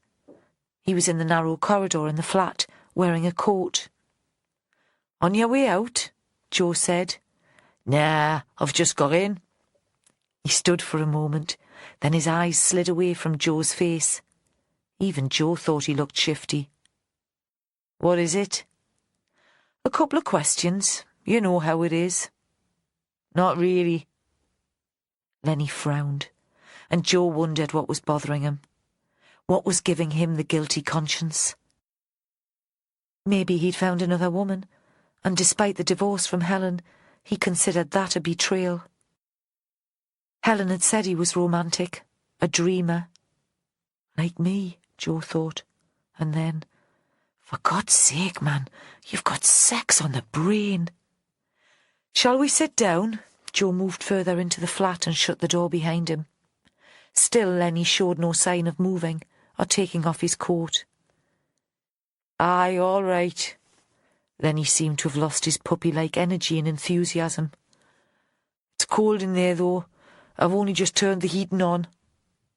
"I could murder a cup of tea. That'll soon warm us through." The living room was cold. Lenny switched on the light and pulled the curtains shut. The place was tidy enough, but there was dust on the mantelpiece and biscuit crumbs on the carpet. Lenny saw Joe looking at the muck on the floor. "Sorry." For a moment he was himself again, apologetic and eager to please. "I haven't done the hoovering this week." Still wearing his coat, he went through to the kitchen and filled the kettle. Joe remained standing. He considered what it must be like to live alone. He'd gone straight from his mum and dad's place to setting up home with Sal. Under the window there was a table spread with a few sheets of printed paper and a glossy image of a house surrounded by bare trees. The angle was unfamiliar, and it took the arty writing of the title, "Shortcuts from the Writer's House," to make him recognise it. He turned and saw Lenny watching him from the kitchen door. "That's the page proofs," he said. "You get them from the publisher and check for mistakes. The picture'll be on the cover." "You'll be at the launch party then?" "I will." Lenny hesitated. The kettle boiled and clicked off, but he took no notice. "I wondered if I'd ask Helen, me ex. She never thought I'd make it, and here I am with me name on a book.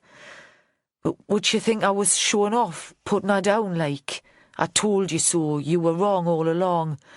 I wouldn't want it to be like that." "I think she'd like you to ask her," Joe said.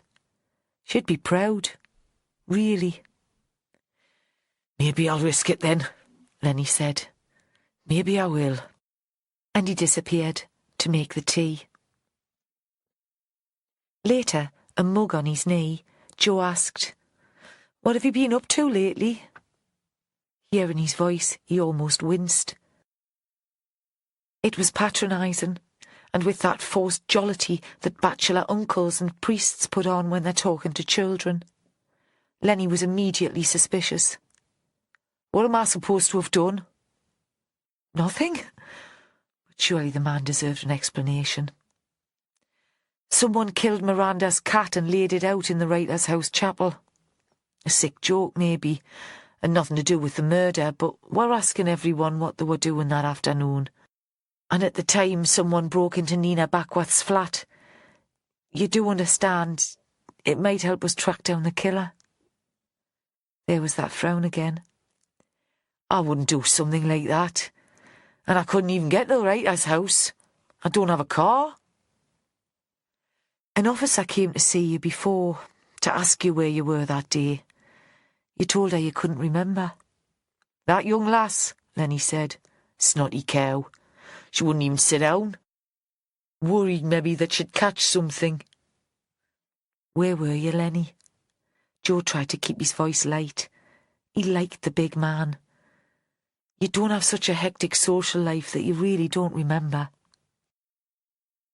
Lenny paused, and for a moment Joe thought he was preparing an answer.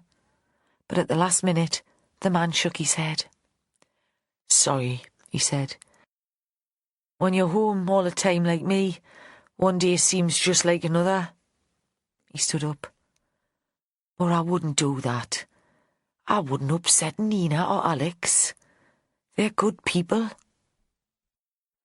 Joe realised that Lenny hadn't answered the question. Perhaps he couldn't bring himself to lie. But he knew fine well where he was, those days of the bizarre happenings. He just wasn't seeing.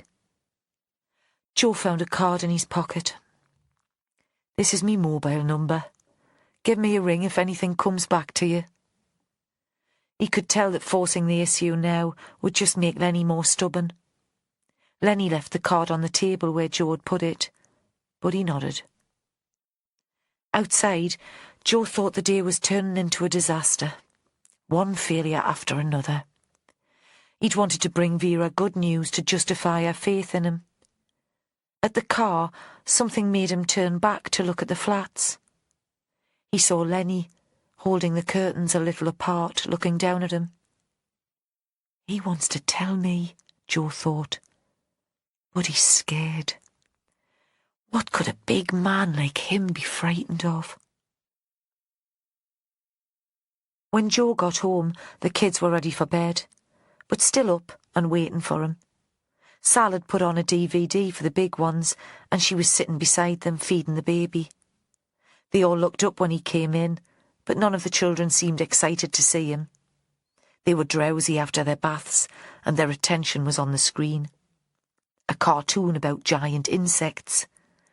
He was pleased to find the house calm, but oddly disappointed all the same. I ate with the kids, Sal said. I wasn't sure what time you'd be home. Her voice was flat, and he couldn't tell if she was apologising or if it was a complaint. No problem, I'll get something when they're in bed. He scooped up the middle child, the boy, and put him on his knee. His thumb was in his mouth, and he was almost asleep. I need to spend more time with them when the investigation's over. All evening with the kids, and later eating scrambled eggs on a tray, with Sal sitting next to him. Joe felt that he was a peeping Tom, snooping on his own family. It was as if he was in the garden, peering in through the window. He wasn't part of it at all. Sal went to bed early, but he said he'd stay up for a bit. He was all wired up, and he'd only keep her awake too. You drink too much coffee? Our only comment. But he could tell she was hurt. He heard her upstairs, her footsteps on the bedroom floor, the flush of the toilet. Every sound a reproach. He'd been reading Miranda Barton's book, Cruel Women, and finding it heavy going. Too many words that he didn't understand, not very much happening. It was about a single mother making her way in London. The first chapter described the woman giving birth, and he thought she made a lot of fuss about something that Sal took in her stride. The rest of the novel followed her encounters with work colleagues and lovers. Even the sex scenes were boring. It was 11 o'clock, but there was only one chapter left. Joe read on. He wanted to be sure Sal was fast asleep before he went up. In this scene, Samantha, the businesswoman's central character, had just been rejected by a lover. The book ended with Samantha slumped on the floor. The conclusion was ambiguous. Perhaps she'd committed suicide, or perhaps she was just sleeping. To Joe, that felt like cheating. But despite that, Joe reread the final chapter, making sure he didn't skip a word. Not because the story held his attention. He couldn't for a moment believe in Samantha or her desperation, but because the setting of the final scene was so familiar. The encounter took place in the home of a friend, in a conservatory. The arrangement of the furniture and the plants, the colour of the new rug on the floor, the newspaper on the table. All these matched exactly the room in which Miranda had found Tony Ferdinand's body. And the position of Ferdinand's body, in a corner, had mirrored that of the fictional Samantha. Once again, it seemed, a scene from a story had been brought to life. Joe's first impulse was to phone Vera Stanhope. Other detectives saw intricate complications in a case as distractions or put them down to coincidence. Vera was excited by them. She hated things to be too easy. Where was the challenge in that? Then he decided there was no rush. Let his boss have her beauty sleep. The notion of Vera and beauty in the same thought made him smile. And he was still smiling when he went upstairs. When he climbed into bed beside Sal and felt how warm and soft she was, he no longer felt like a stranger in his own house. Chapter 36. Of course I knew the book was important, Vera said. That's why I took it from Miranda's cottage. She didn't care if Joe believed her or not. His description of the final chapter of Cruel Women was firing sparks in her brain. Confusing sparks. She'd thought she was groping towards a solution. Did this new information confirm her theory, or would she have to think again? They were in Hector's Land Rover, breaking all the rules about officers using their own vehicles, but she had plans for later in the day and didn't want to be tied to a pool car. She looked at Joe, expecting him to challenge her, but he let the comment go. He probably realised that she'd have got round to reading Miranda's book in the end. She changed into four-wheel drive to go down a steep bank. In the night, there'd been hail and the roads were still greasy. So that's why Miranda was so hysterical when she found the professor's body, Vera said. It would have been like walking into one of her own books, or into a nightmare. Like Nina finding Miranda on the terrace and recognising her own short story. Vera looked at him sharply. She couldn't work out what was going on between Joe and the Backworth woman. This was something else that confused her.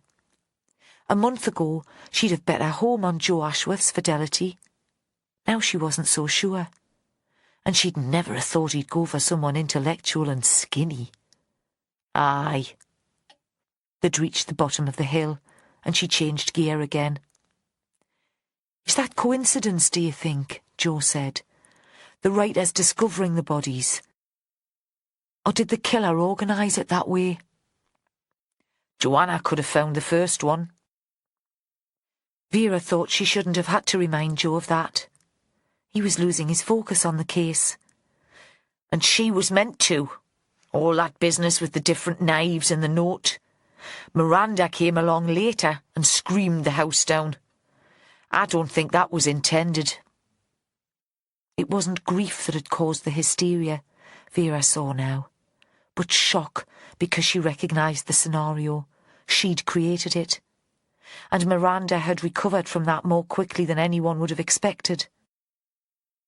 It seemed she hadn't really cared for Tony Ferdinand at all. Why didn't she tell us that the scene came from her book? Joe frowned and looked like a school kid doing difficult sums.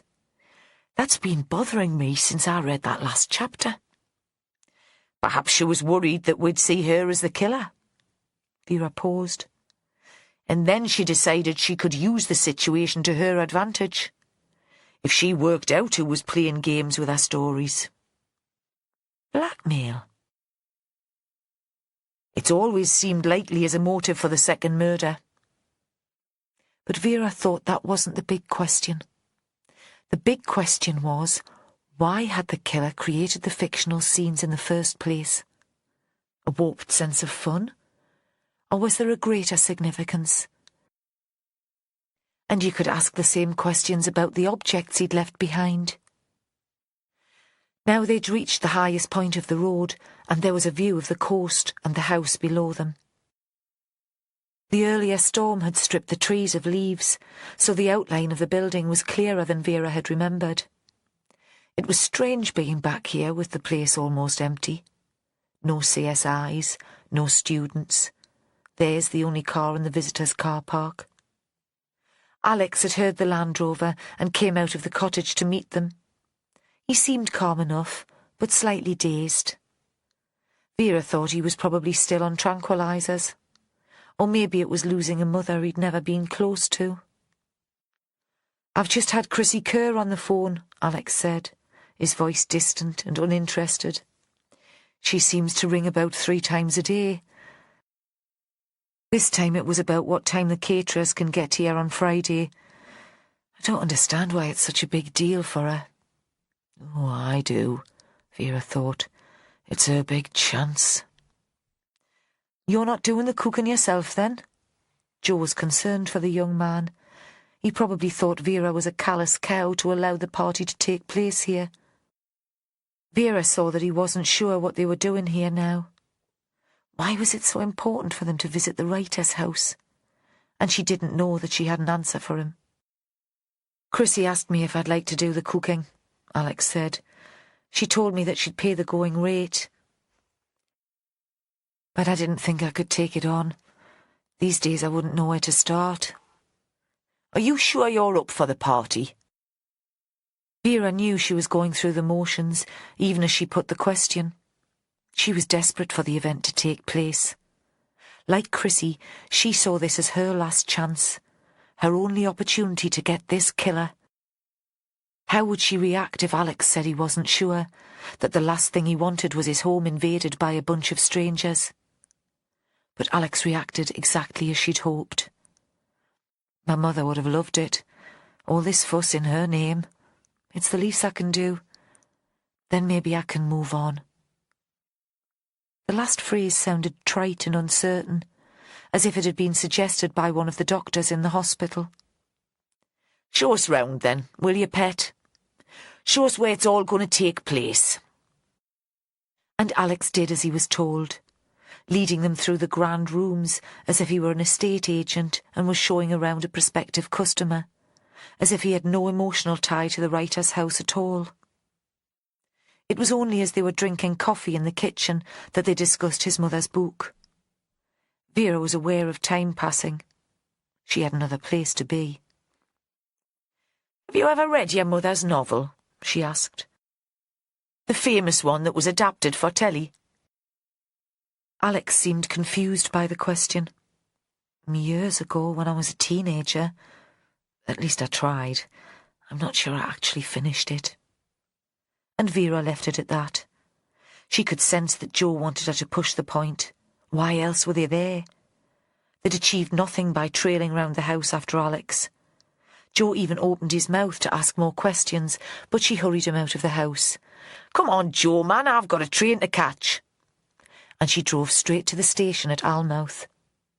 They got there just as the London train was pulling in, so she left Joe to park her Land Rover and to arrange for a taxi to get himself back to the office.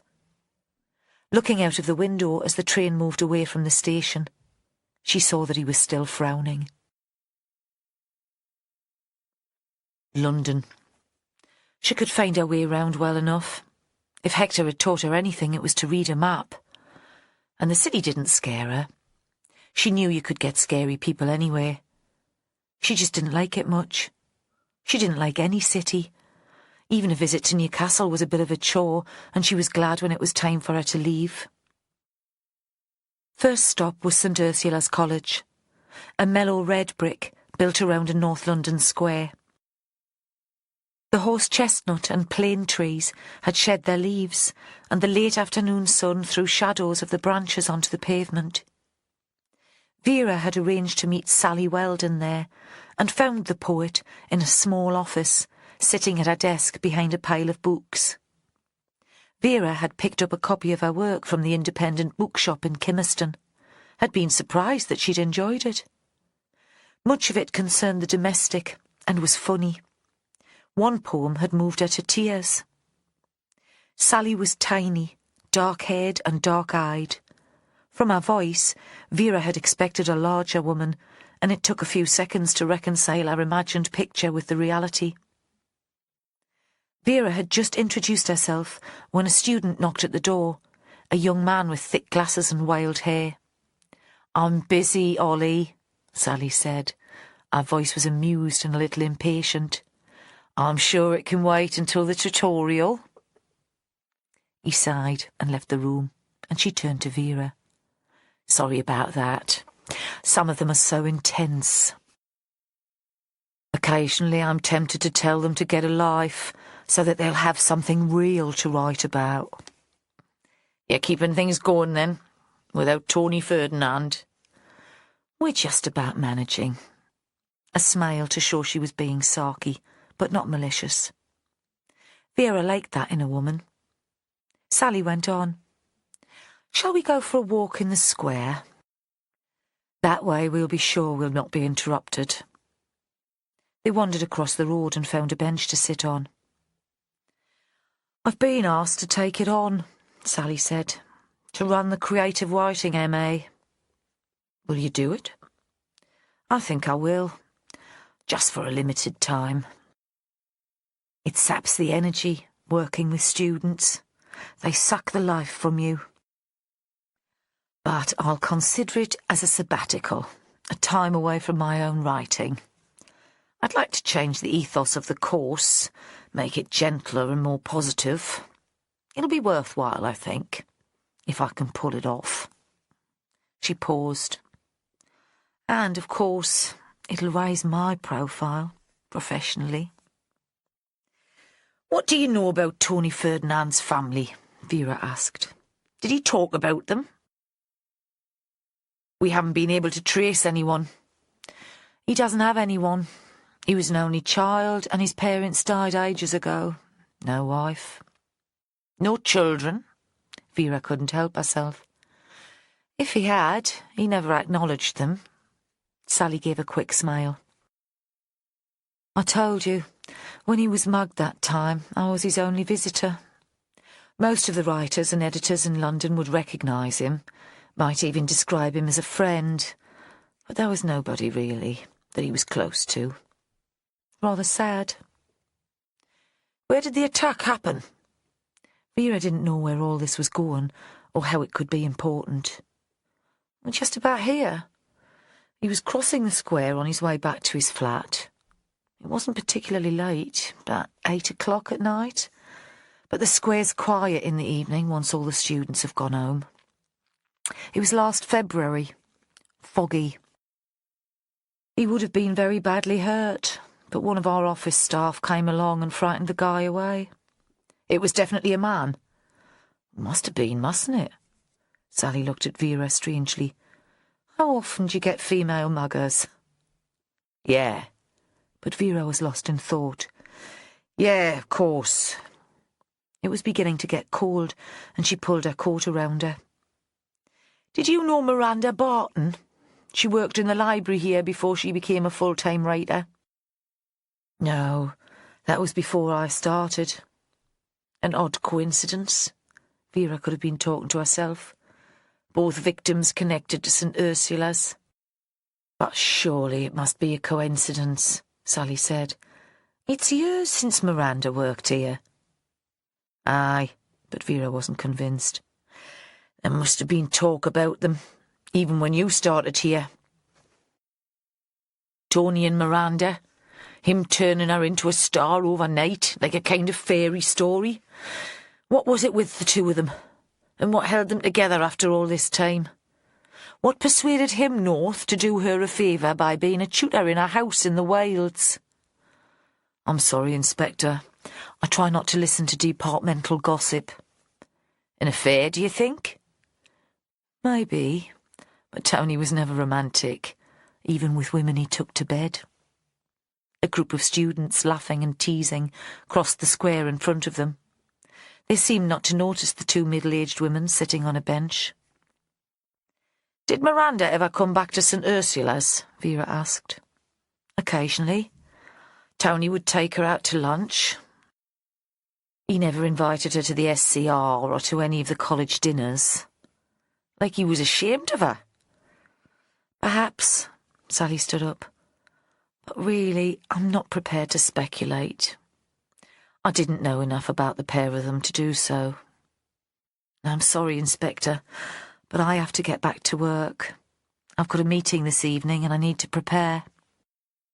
"Is there anyone in the college who might remember Miranda?" Vera got to her feet too. She felt that the encounter had been unsatisfactory. She'd arranged a meeting with an admin officer to look at college records, and that might prove more fruitful. But so far, it had been a long train journey for so little. "Jonathan Barnes, our senior librarian, has been there for years. You might talk to him." St. Ursula's library was housed in a new building behind the college and hidden from the square. Barnes was a small, round man with a huge belly. He made coffee for Vera in his office, and he, it seemed, had no qualms about passing on gossip. "Of course I remember Miranda. She was rather glamorous at that time, all shiny makeup and big hair. We knew she had ambitions as a writer. The day she found a publisher, she brought in champagne. She thought it would change her life. Unfortunately, the book sank without trace.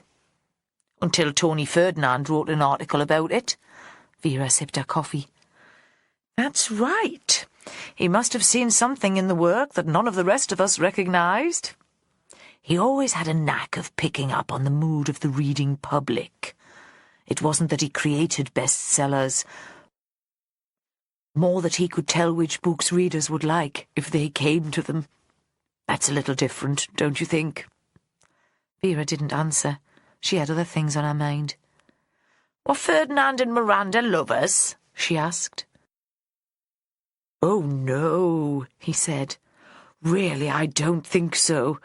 She had a baby by then, and no way was Tony going to be saddled with a child." "Who was the baby's father?" Vera looked up at him. His face was round, and for an older man, it was remarkably smooth. "Miranda would never say. It was her one big secret. She always implied that it was someone grand in the publishing world, but I never believed that." "Why not?" "Oh, my dear, she would never have kept that to herself. I suspected the boy was the result of a rather sordid one-night stand, and that was why she refused to speak of it." It was clear that Barnes would have been prepared to talk to her for hours, but Vera had an appointment with a woman in HR to keep, and a boring trawl through college records in the hope of finding another connection between Miranda, Ferdinand, and any of the other suspects in the case. She drank the rest of her coffee and left. Later, Vera met up with a lad who'd worked with her until he'd got ambition and moved to the Met. They ended up in a pub behind King's Cross, so she wouldn't have far to go to get her train at the end of the night. They were drinking brown ale because the man was homesick, and she wanted to keep him sweet. At the end of the evening, she was a lot more sober than he was. One more bottle, and he'd be singing the Bladen Races and applying for a transfer back north. But the trip to London had provided her with the information she wanted. Hurtling through the night in the carriage with exhausted businessmen and a couple of pissed housewives who'd spent the day Christmas shopping for themselves, she thought she knew what had happened in the writer's house. Now, she just had to prove it. Chapter 37. Nina Backworth took the Friday of the Writers' House party as a day off work. She was tempted to throw a sickie, but in the end she played it straight, went to her head of department and explained. "Take a day's compassionate leave," he'd said. He was old and tired and counting the days to retirement. He didn't have to play games with the management. "You were there when the woman died. It's not unreasonable that you'd want to pay your respects at a memorial service." Memorial service made Nina think of a cold church and gloomy hymns. Chrissy's plans for the event were a million miles away from that. The farmhouse had been full of preparations for days. She'd had her mother and a couple of other women from the WI making floral decorations, great glowing bowls of dahlias and chrysanthemums, berries and coloured leaves. Very similar, Nina thought, to the flowers that had been in the writer's house on the evening of Miranda's death. The flower arrangements were already loaded in a van hired for the occasion. "Alex wants a celebration for his mother," Chrissy said. "We have to respect that, don't we?" Now, sitting in the kitchen at North Farm, Chrissy was as high as a child looking forward to a birthday party. She couldn't sit still. Nina found the excitement distasteful and wished the evening was over, wished she'd spoken up against it when she had the chance. The present conversation was about clothes. "What will you wear, Nina? Not black. Really, darling, I know it's your statement style, but please don't wear black tonight. It's so funereal." Nina thought funereal might be appropriate. But to her relief, Chrissy broke off to answer her mobile phone, and she was saved the need for an immediate answer. It was the producer of the local BBC news programme, confirming that he'd send out a reporter and a cameraman. As soon as the call was over, though, Chrissy persisted. "What about that red frock?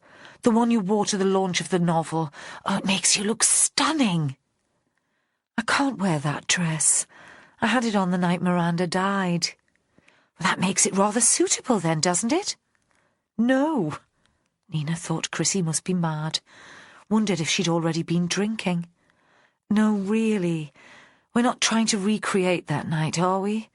You're not hoping for another murder?" "Of course not, darling. This is a party, a celebration." Nina thought it was time to move back to her flat in town. She wasn't made for communal living.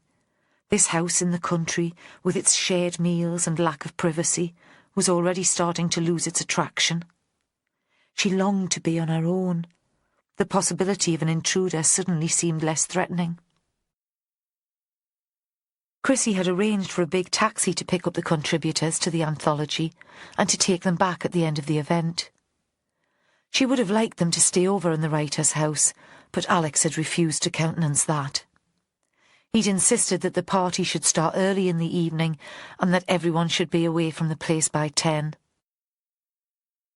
As if, Chrissy said later to Nina, reporting back on the conversation, he was a sort of male Cinderella and would turn into a pumpkin at the strike of the clock at midnight.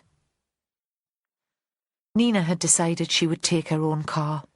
She felt the need of an escape route. She allowed the van driven by Chrissy's father, with Chrissy sitting beside him, to drive ahead of her, and was relieved when it disappeared from view and she felt at last that she was alone. She drove slowly, putting off the moment when she'd arrive and be drawn into discussions about canapes and the arrangement of chairs, when she'd have to fix a smile onto her lips and greet the other guests. She drove down the bank to the house in the last of the sunshine.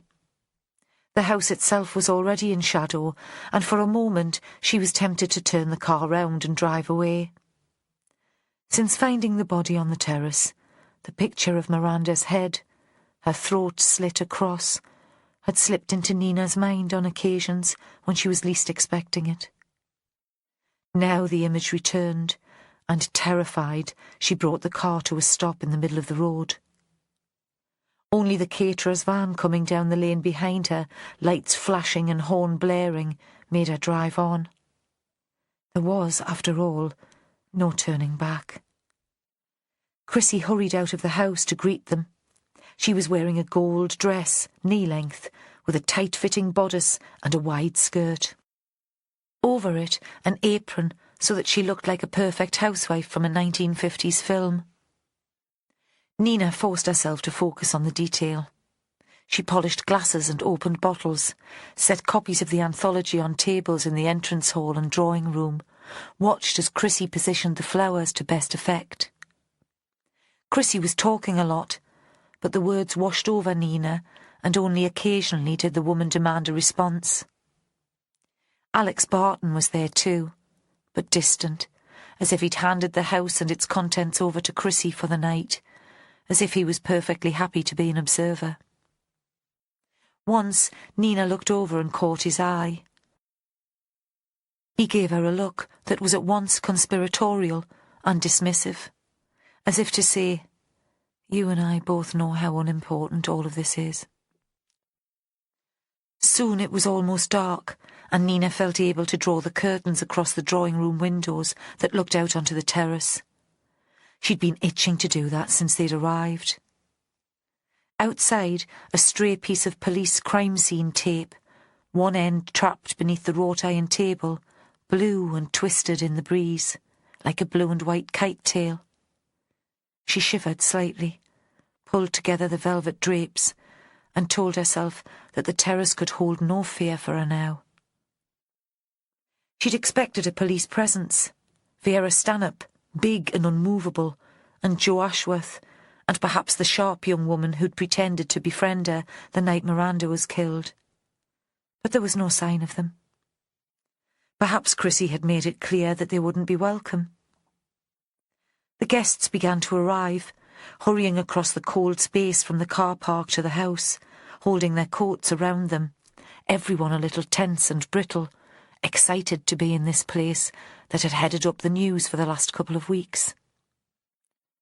Many of the guests were acquaintances. Academics and poets, arts administrators and arts funders. Nina had met them on similar occasions, talked books and politics and publishers, usually standing, usually with a glass of white wine in her hand. Today, though, she was holding orange juice. All that kept her going was the knowledge that her little car was waiting outside and that she could escape whenever things became too heavy. Today the talk was of Miranda, of the importance of keeping the writer's house alive as a base for literary talent and encouragement. But Nina knew that few of them would have made the trek north from Newcastle if the place hadn't been made notorious by the murders. These calm men and women, with their references to high fiction and classical theatre, were inquisitive, as voyeuristic as readers of tabloid newspapers. Nina remembered Jack Devaney's outburst at their final dinner here, and could understand what had led to his outrage. She felt like shouting too and creating a scene. "You don't care about Miranda Barton. You don't even care about keeping this place going, though you have a vested interest, of course. You'll come along as tutors and advisors, promote your own work, and earn fees for the privilege. You just want to see where 2 murders took place." But she didn't have Jack's courage. So she stood with her back to the wall, watching and smiling. Chrissy was beginning to panic because the big taxi with the writers hadn't yet arrived. Mark Winterton was there. He'd driven from Cumbria and looked rather dashing, Nina thought, in a dark suit. He smiled at her across the room and was making his way to join her when the others burst in, with tales of a driver who'd completely lost his way, all of them laughing. The companionship of people who'd shared a minor drama. Chrissy was pouring wine for them and taking their coats, and suddenly the room seemed warmer and the atmosphere more natural. Perhaps, after all, the evening would go well. Lenny was there with a woman. Girlfriend? Not a wife, surely, because he'd told her he was divorced. She seemed very small in comparison to him, and Lenny was proud. Of her and himself. He took the woman to the table where the books were laid out, picked up a copy as if it were something precious and delicate, and opened it to the title page to show her. She smiled and took his hand.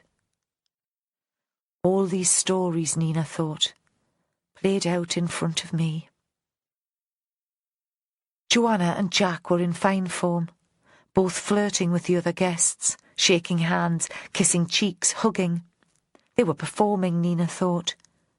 They'd prepared their script ahead of time and decided that all this physical contact was necessary to the role. But there was a watchfulness too, despite the good humour. Occasionally, Joanna, taller than most of the men in the room, would look around her, like an animal sniffing for danger, a meerkat in the desert. For a while, Nina thought that Giles Rickard had decided to stay away. What reason would he have to be there? He didn't need the publicity. He had fame and money enough, and during his stay at the writer's house, he hadn't formed a real attachment to any of the residents. Those now dead, or those still living. She didn't see him as a sentimental man who would feel that he should be there to support the rest. Yet here he was. He'd arrived in the taxi too, but perhaps he'd been to the cloakroom and avoided the mass arrival of the rest. Chrissy, flushed with the success of the evening so far, went up to greet him. She'd discarded the apron and looked beautiful. Nina was reminded of a fictional character and struggled to remember which one. And then it came to her. Samantha, the eponymous cruel woman in Miranda's novel. Nina had found her old copy at home and was in the process of reading it. Her tribute to the writer who had died. She still thought it a bad book, but the visual description of the central character had stuck with her. Now Chrissy was calling the event to order. She clapped her hands and the conversation died away. Why was I so nervous about tonight? Nina thought suddenly. She could have come in the taxi with the others, drunk wine, relaxed and laughed, and shared memories of the dead. Nothing terrible will happen here.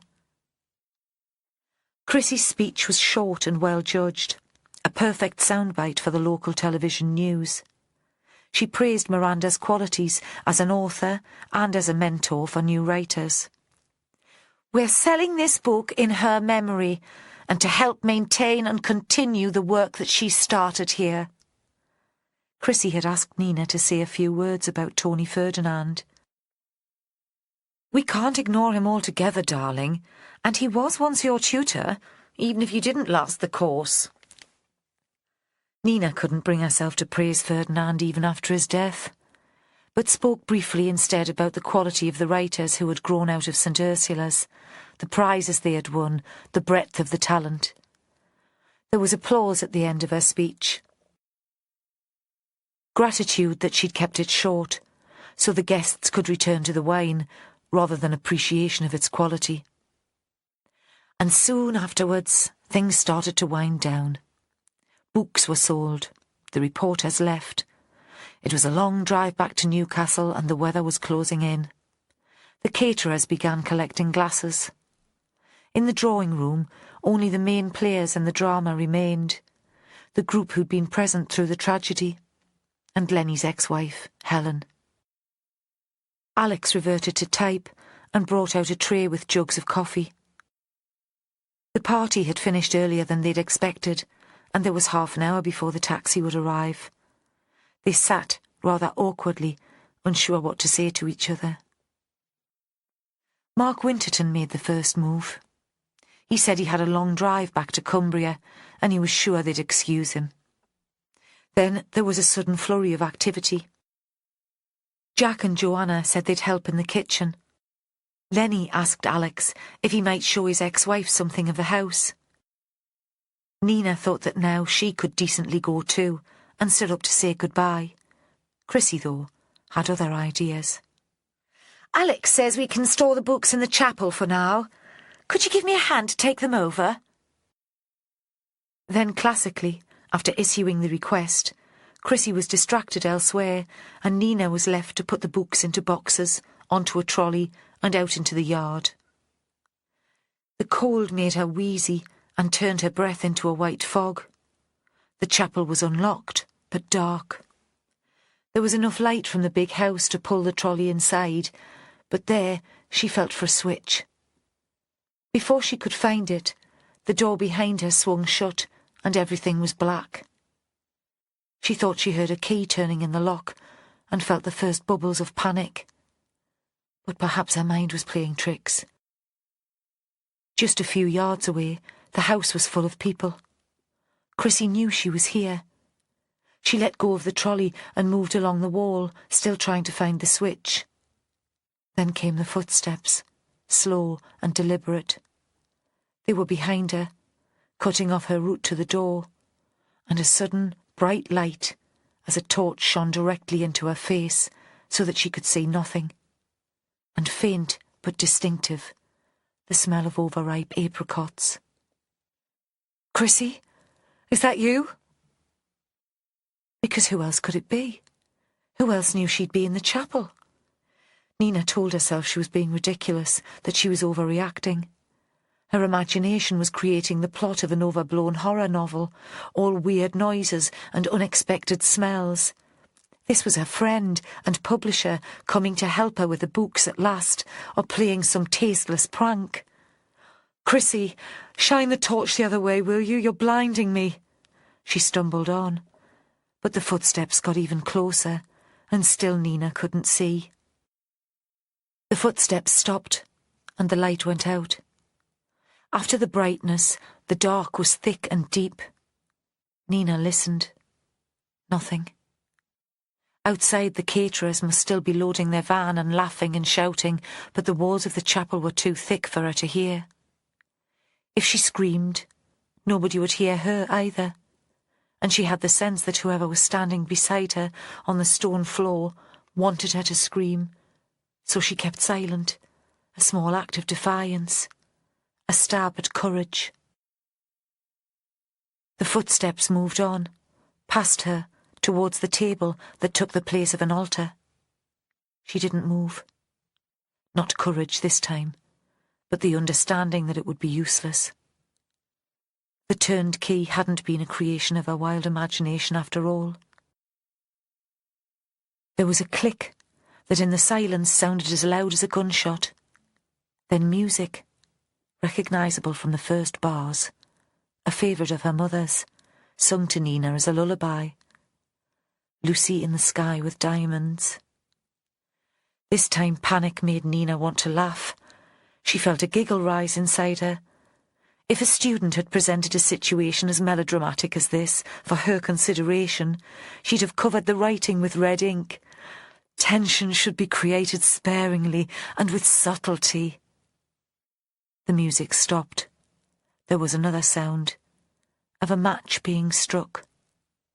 A flash of light so small and fleeting that all she could see was the hand holding the match and the wick of the candle towards which it was carried.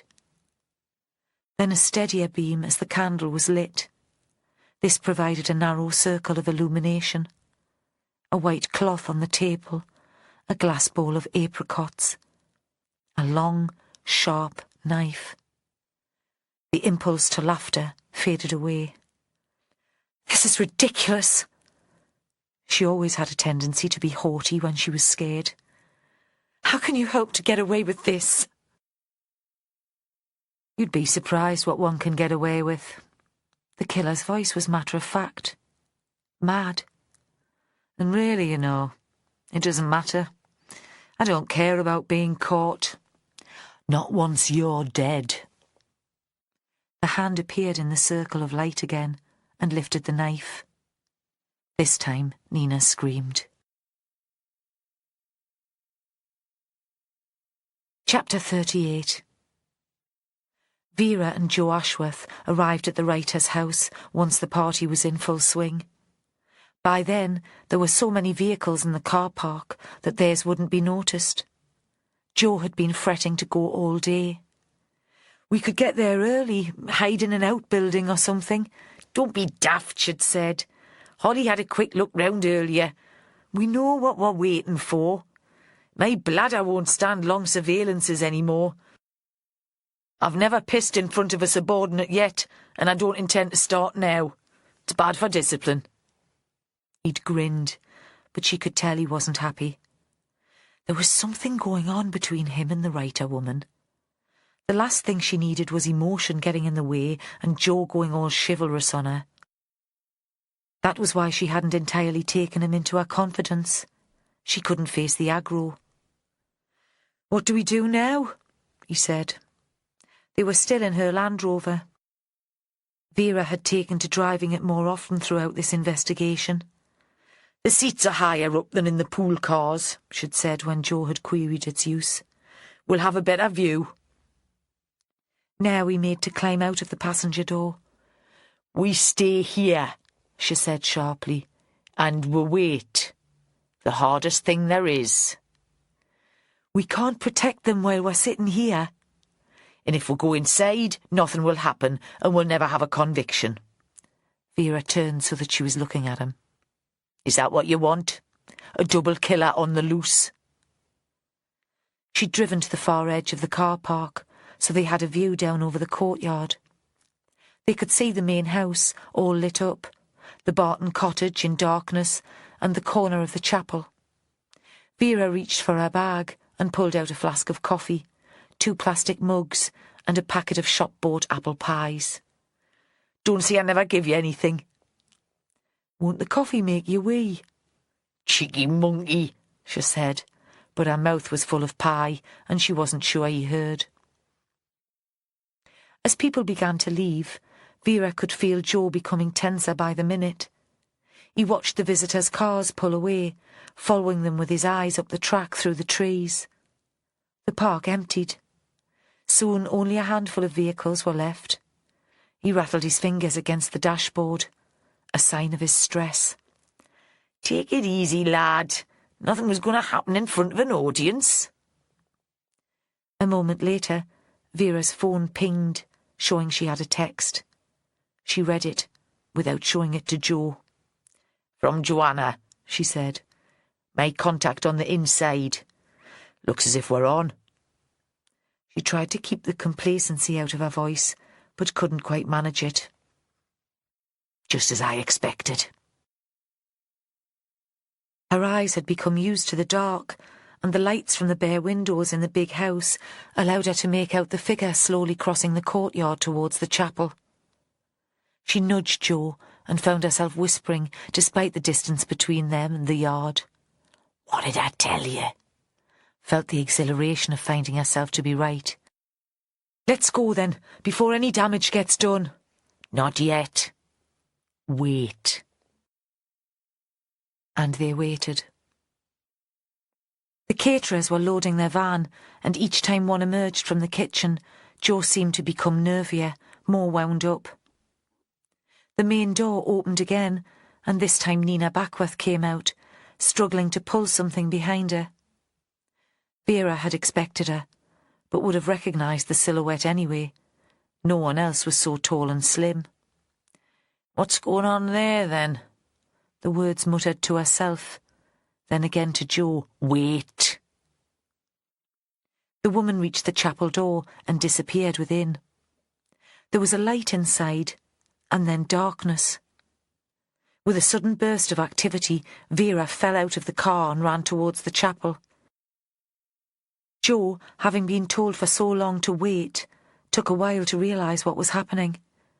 He was behind her out of the Land Rover and didn't catch up until she'd reached the building. Despite her size and her age, she'd covered the ground as quickly as him. Excitement and fear had sent her flying. The door was fastened by a latch. She pressed it and pushed, but nothing happened. It had been locked from inside. "I should have told Holly to take out the key. She'd never have thought of that for herself. My fault, then, if it all goes tits up." Joe Ashworth seemed to lose his reason. The tension of the wait in the Land Rover and his anxiety for the woman, the frustrations of the case, all came together, and he put his weight behind the door, swearing under his breath. Words she'd never heard him use before. She knew it would be no good. The chapel had been built to withstand the border reivers, the wild raiders from the north. One man wouldn't shift the door. The opaque glass in the windows glowed with a gentle light. Candles had been lit. Then a woman screamed. The thickness of the walls made the noise faint, but they could make out the terror in the voice. Joe battered on the door with his fists.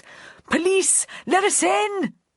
He was yelling so loud that Vera thought his throat would be scratchy and sore in the morning. He'd not be able to speak for days. He turned to her, furious that she was so calm. "Isn't there another way in?" She shook her head. She couldn't bring herself to speak. No point in letting him see that she was as scared as he was.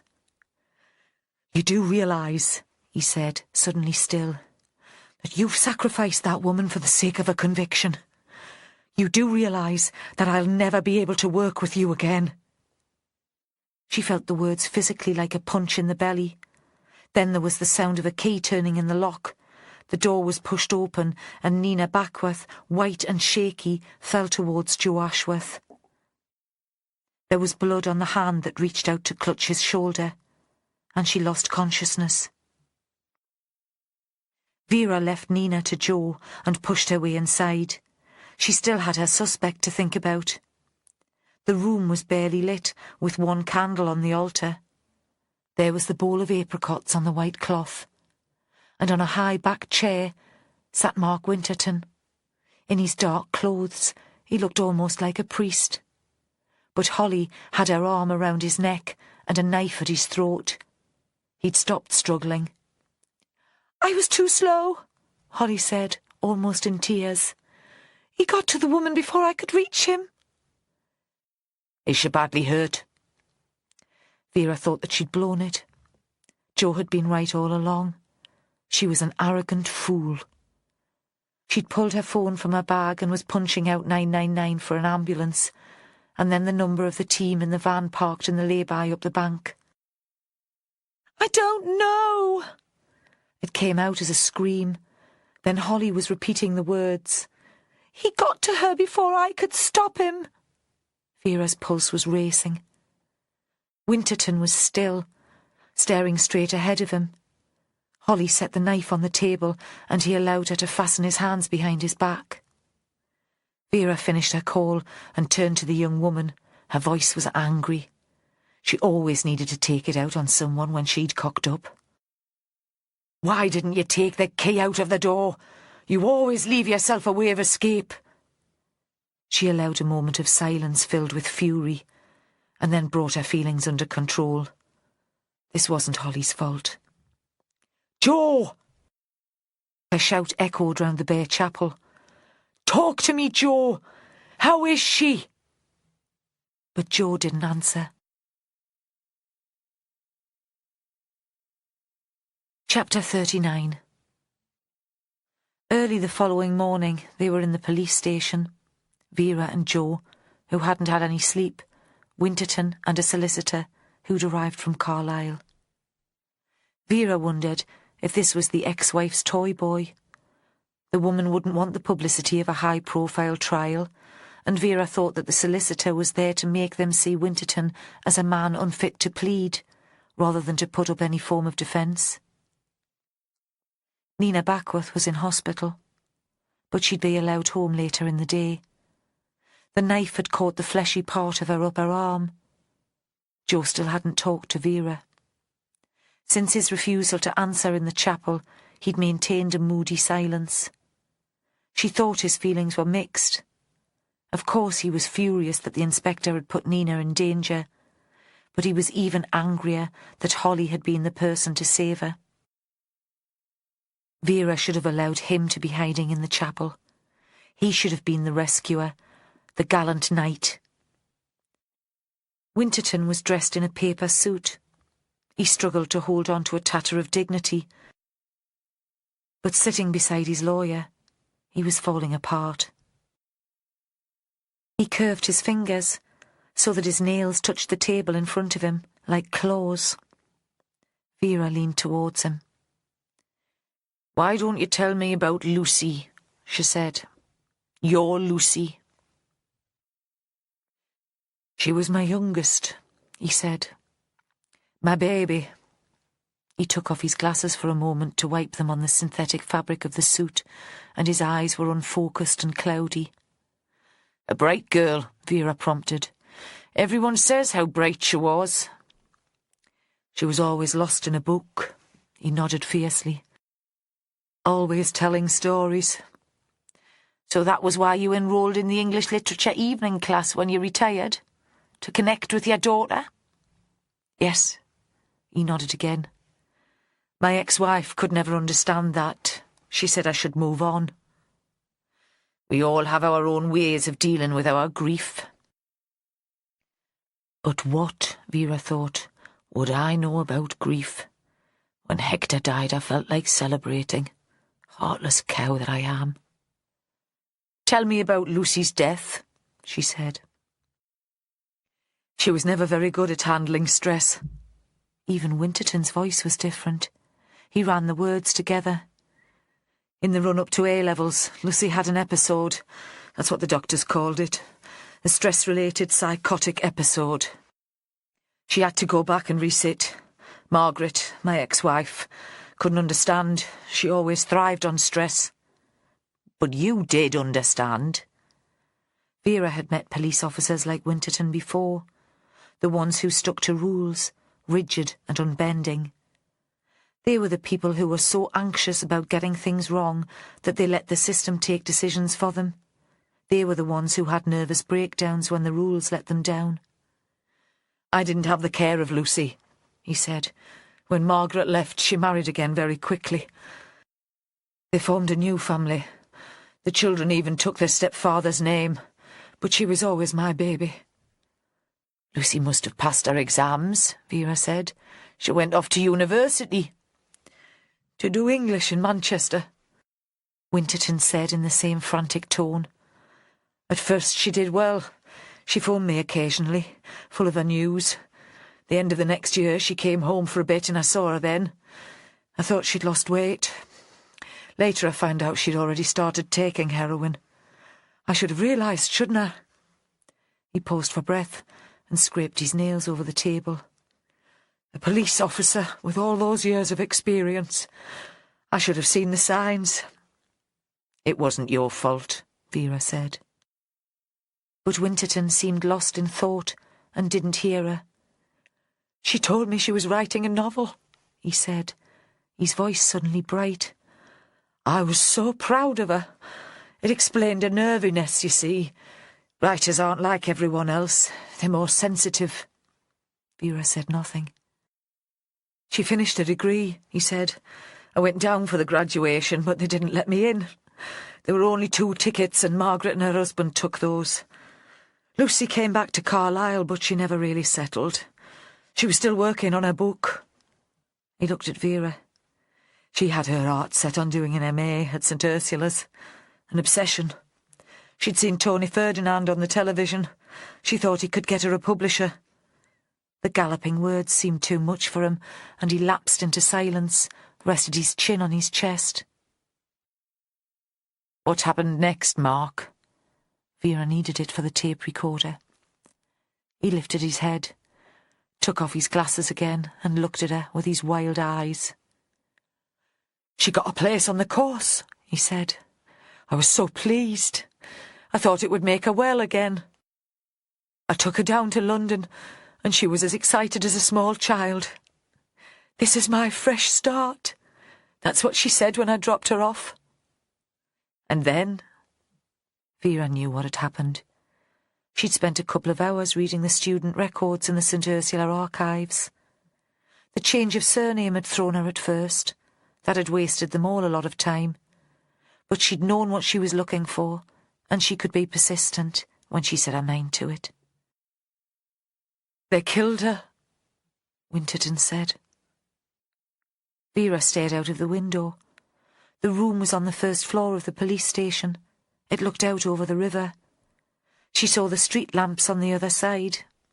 Soon it would be daylight, and the town would be busy with folk on their way to work. She turned back to the room.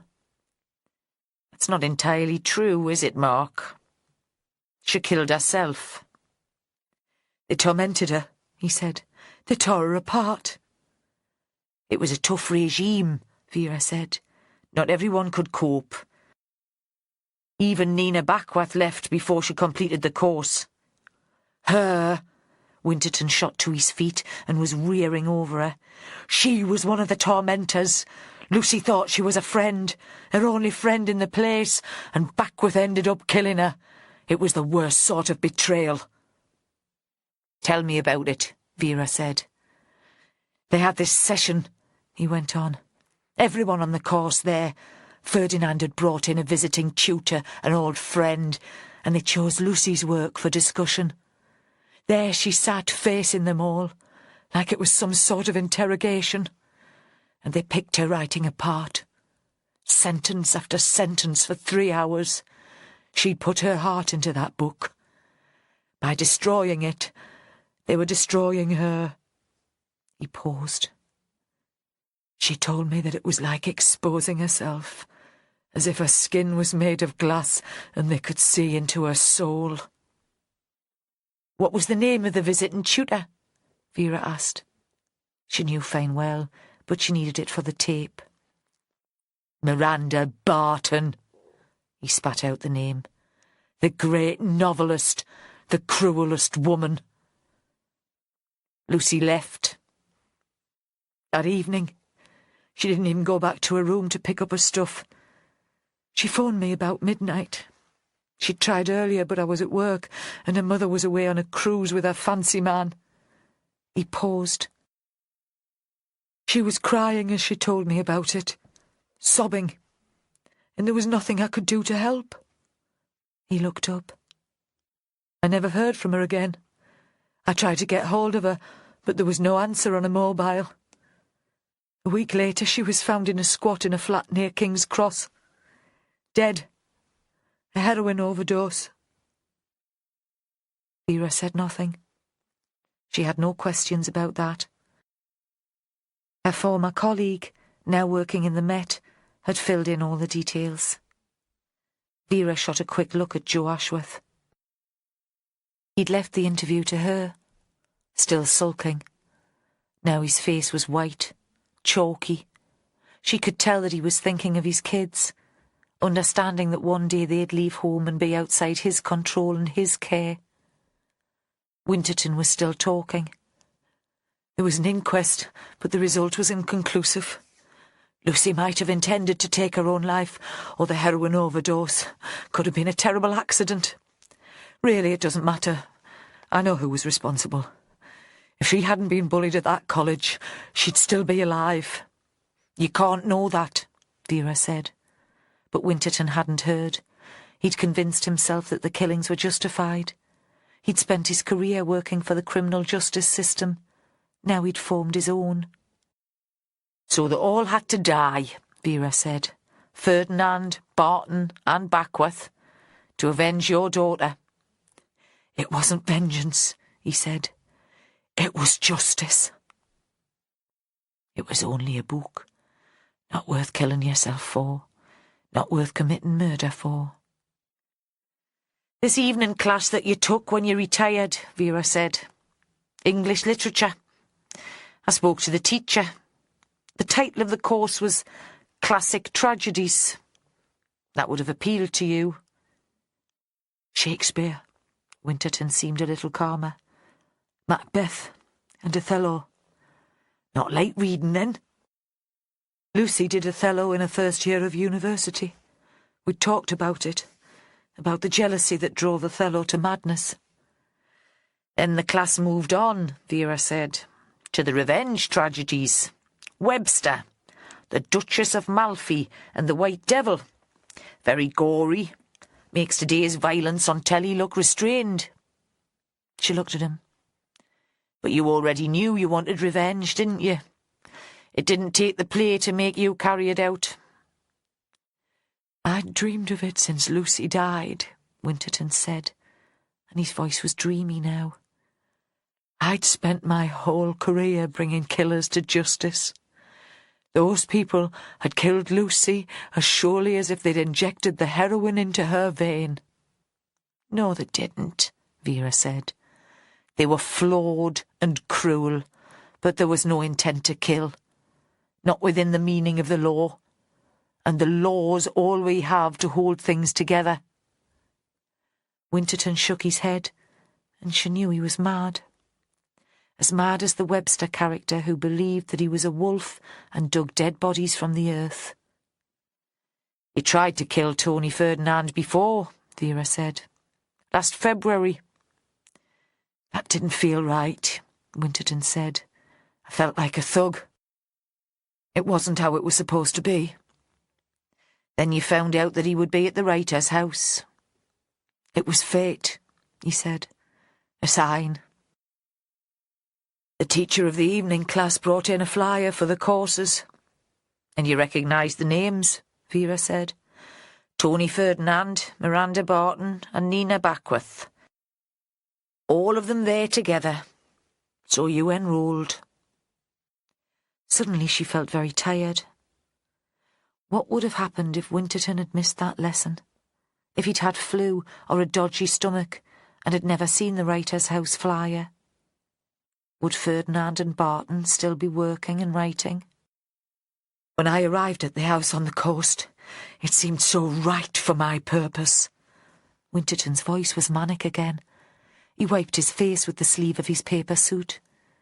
The atmosphere, the grandeur, it was a fitting place for justice to be executed.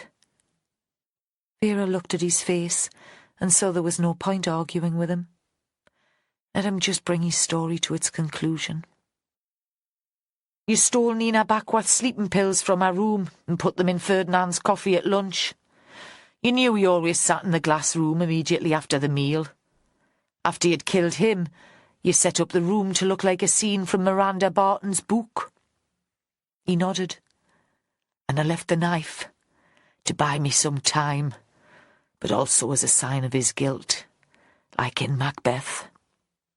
Ah, pet, she said. The world couldn't read your signs and messages. I struggled, and I'm almost as daft as you are. He looked at her, but again she saw that he would only hear what he wanted to. You played music, Vera said. Lucy in the Sky with Diamonds. Was Ferdinand supposed to hear it? To remember and realise what he'd done? It was her song, Winterton said. It was for her. You wrote the note for Joanna and hoped that she would pick up the knife. Let's move this on, Vera thought. Get it over with. The futility of his actions made her want to weep, and if she didn't get her breakfast soon, she'd faint. Tell me about the handkerchief on the terrace after you killed Miranda, she said briskly. Another play? Othello. Vera smiled as if she'd known all along. She thought Google was a wonderful thing. Desdemona's hanky, she said. White cloth embroidered with strawberries.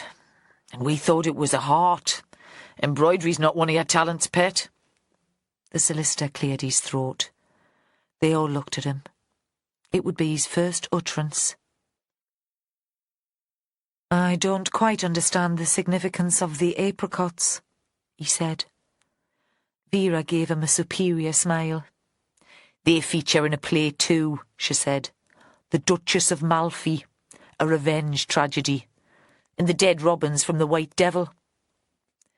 Winterton lay back in his chair and closed his eyes, reciting, Call for the robin redbreast and the wren, since o'er shady groves they hover, and with leaves and flowers do cover the friendless bodies of unburied men. He sat upright. That's Cornelia mourning a dead child. The room was very quiet. Nobody knew what to say. Vera broke the silence. You certainly gave Miranda a fright, killing Ferdinand in a scene from her most successful book. Very weird. When I heard her screaming, Winterton said, it was the happiest I'd been since Lucy died. Well, everyone believed that Joanna killed Tony Ferdinand. Miranda could persuade herself that the scene was a coincidence, Vera went on. It was only after Joanna was released from custody that she began to reconsider. She was a stupid, greedy woman, Winterton said. She tried to blackmail you. She had grand ideas for the writer's house and her own work. Winterton looked disdainful.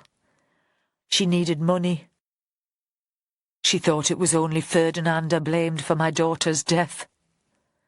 And this time you used the scene from Nina Backworth's short story.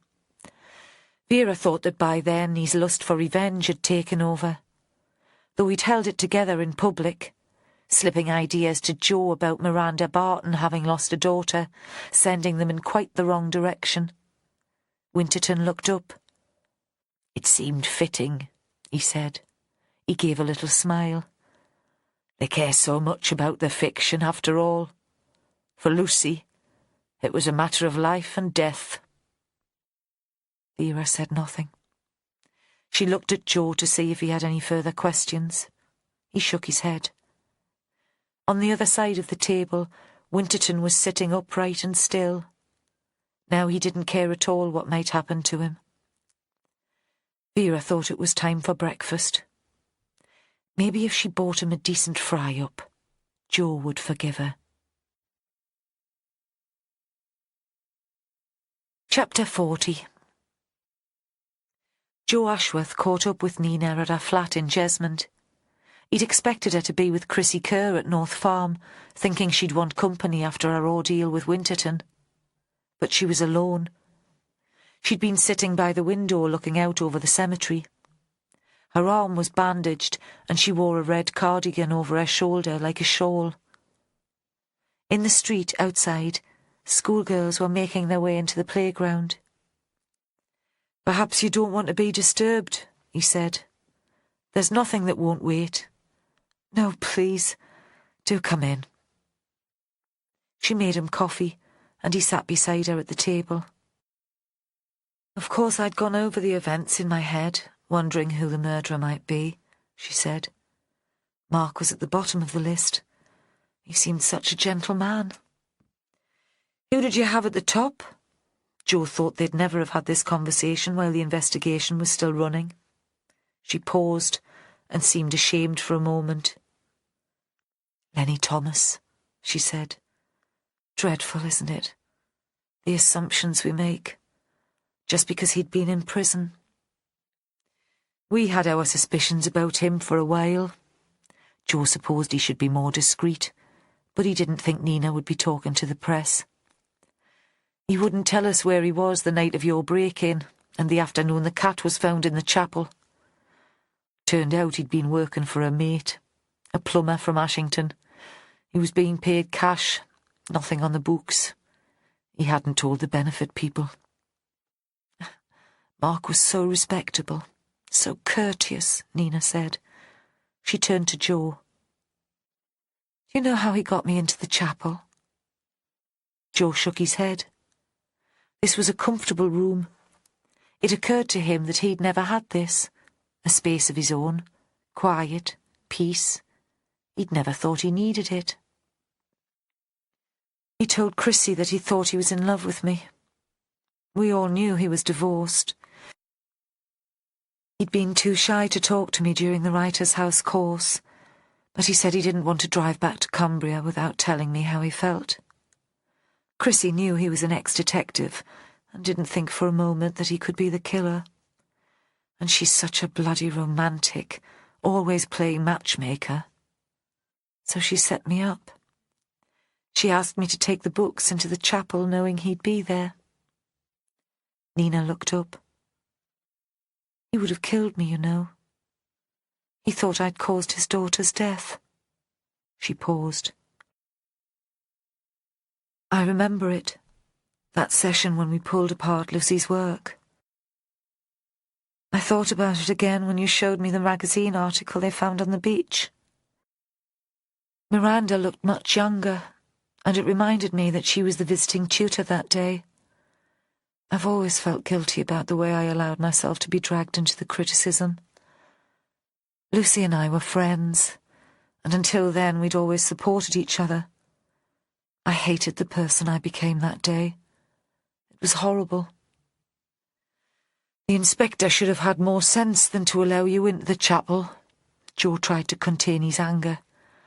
Playing God with other people's lives. I told her she was crazy. She came to see me in hospital after you'd finished with Winterton, Nina said. Apologised. I told her I understood. She was doing her job. She's bloody lucky you don't sue, or make a formal complaint. Nina smiled at him. She told me you were sulking. Joe didn't know what to say to that. Lucy in the Sky with Diamonds, Nina said. That's what he was playing in the chapel. His song for his daughter, I suppose. They sat for a moment in silence. A bell rang to mark the beginning of school. I feel such a fool that I didn't recognise the reference to the apricots, she said suddenly. It's years since I've seen the play, but all the same. And the handkerchief. The inspector Googled it. They looked at each other and grinned. A moment of intimacy. Joe got to his feet. I should go. I told me wife I'd be home. Chapter 41. Vera had a late breakfast at Maya's farm with Jack and Joanna. Joe had turned down her offer of a fry-up, and she felt that she owed them an explanation, and that Joanna at least owed one to her. There was local bacon and sausage and eggs from the Maya's hens, and it was a while before she could give her full attention to the case. So it was all about revenge, Joanna said when she'd heard the story. Mark saw himself as a great avenging angel, acting on behalf of his daughter. Aye. Vera wasn't sure she believed in Winterton as an angel. Something like that. Though I suspect the shrinks'll say he's too mad to plead and he'll go straight to the loony bin. Joanna said nothing to that, and Vera thought she was remembering her own stay in a psychiatric clinic. It was cold again outside, but snug in the kitchen, and there was condensation clouding the windows, so she couldn't see into the farmyard. What about you? Vera asked.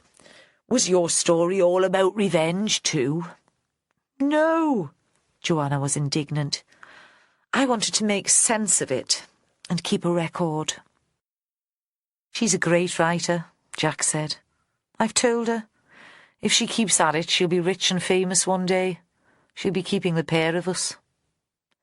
He reached out and touched the woman's hand, then got to his feet, went to the door and pulled on his boots. But I can't sit here gassing all day. I've got work to do. Vera waited until the door had closed behind him. The warm kitchen was making her feel as if she could fall asleep at any minute. Joanna seemed about to go back to work too. So what was going on? Vera asked. The demands for money, stopping your medication. What was all that about? I don't think, Joanna said, playing the grand lady again, that it's any of your business, V. It's not a police matter. I want to know. I can't stand unfinished business. Is it another man? Vera couldn't bear to see Jack hurt, and she couldn't bear the thought of him dripping around the place, disturbing her with his misery. No! Joanna threw back her head and laughed. What would I want with another man? I'm perfectly happy with the one I've got, and anyway, who else would have me? So what then? I can be as stubborn as you, lady. Perhaps Joanna realised that Vera wasn't going to give up. Or perhaps she wanted to discuss the idea, put it into words. I want a baby, she said, before it's too late. I can't be pregnant on the medication, and I thought I should have some financial security before bringing a child into the world. So I asked Paul for money. That's what it's all about. Does Jack know? No point telling Jack until I've made up my mind, Joanna said. He'll be so excited he won't be able to contain himself. He'll talk about nothing else. What's the next move? I've made an appointment with the doctor to talk through the options. Very sensible. You should be proud of me, V. Vera stood up and yawned. She needed a few hours' sleep before she went back to the station. Joanna followed her to the door. "What about you?" Joanna asked as they stood together, looking out down the valley. "Did you never want a child?" Pet. What sort of mother would I have made?" Vera stomped off towards her house. Both of them knew that wasn't any sort of answer to the question. You have been listening to The Glass Room. It was written by Ann Cleeves and read by Charlie Hardwick.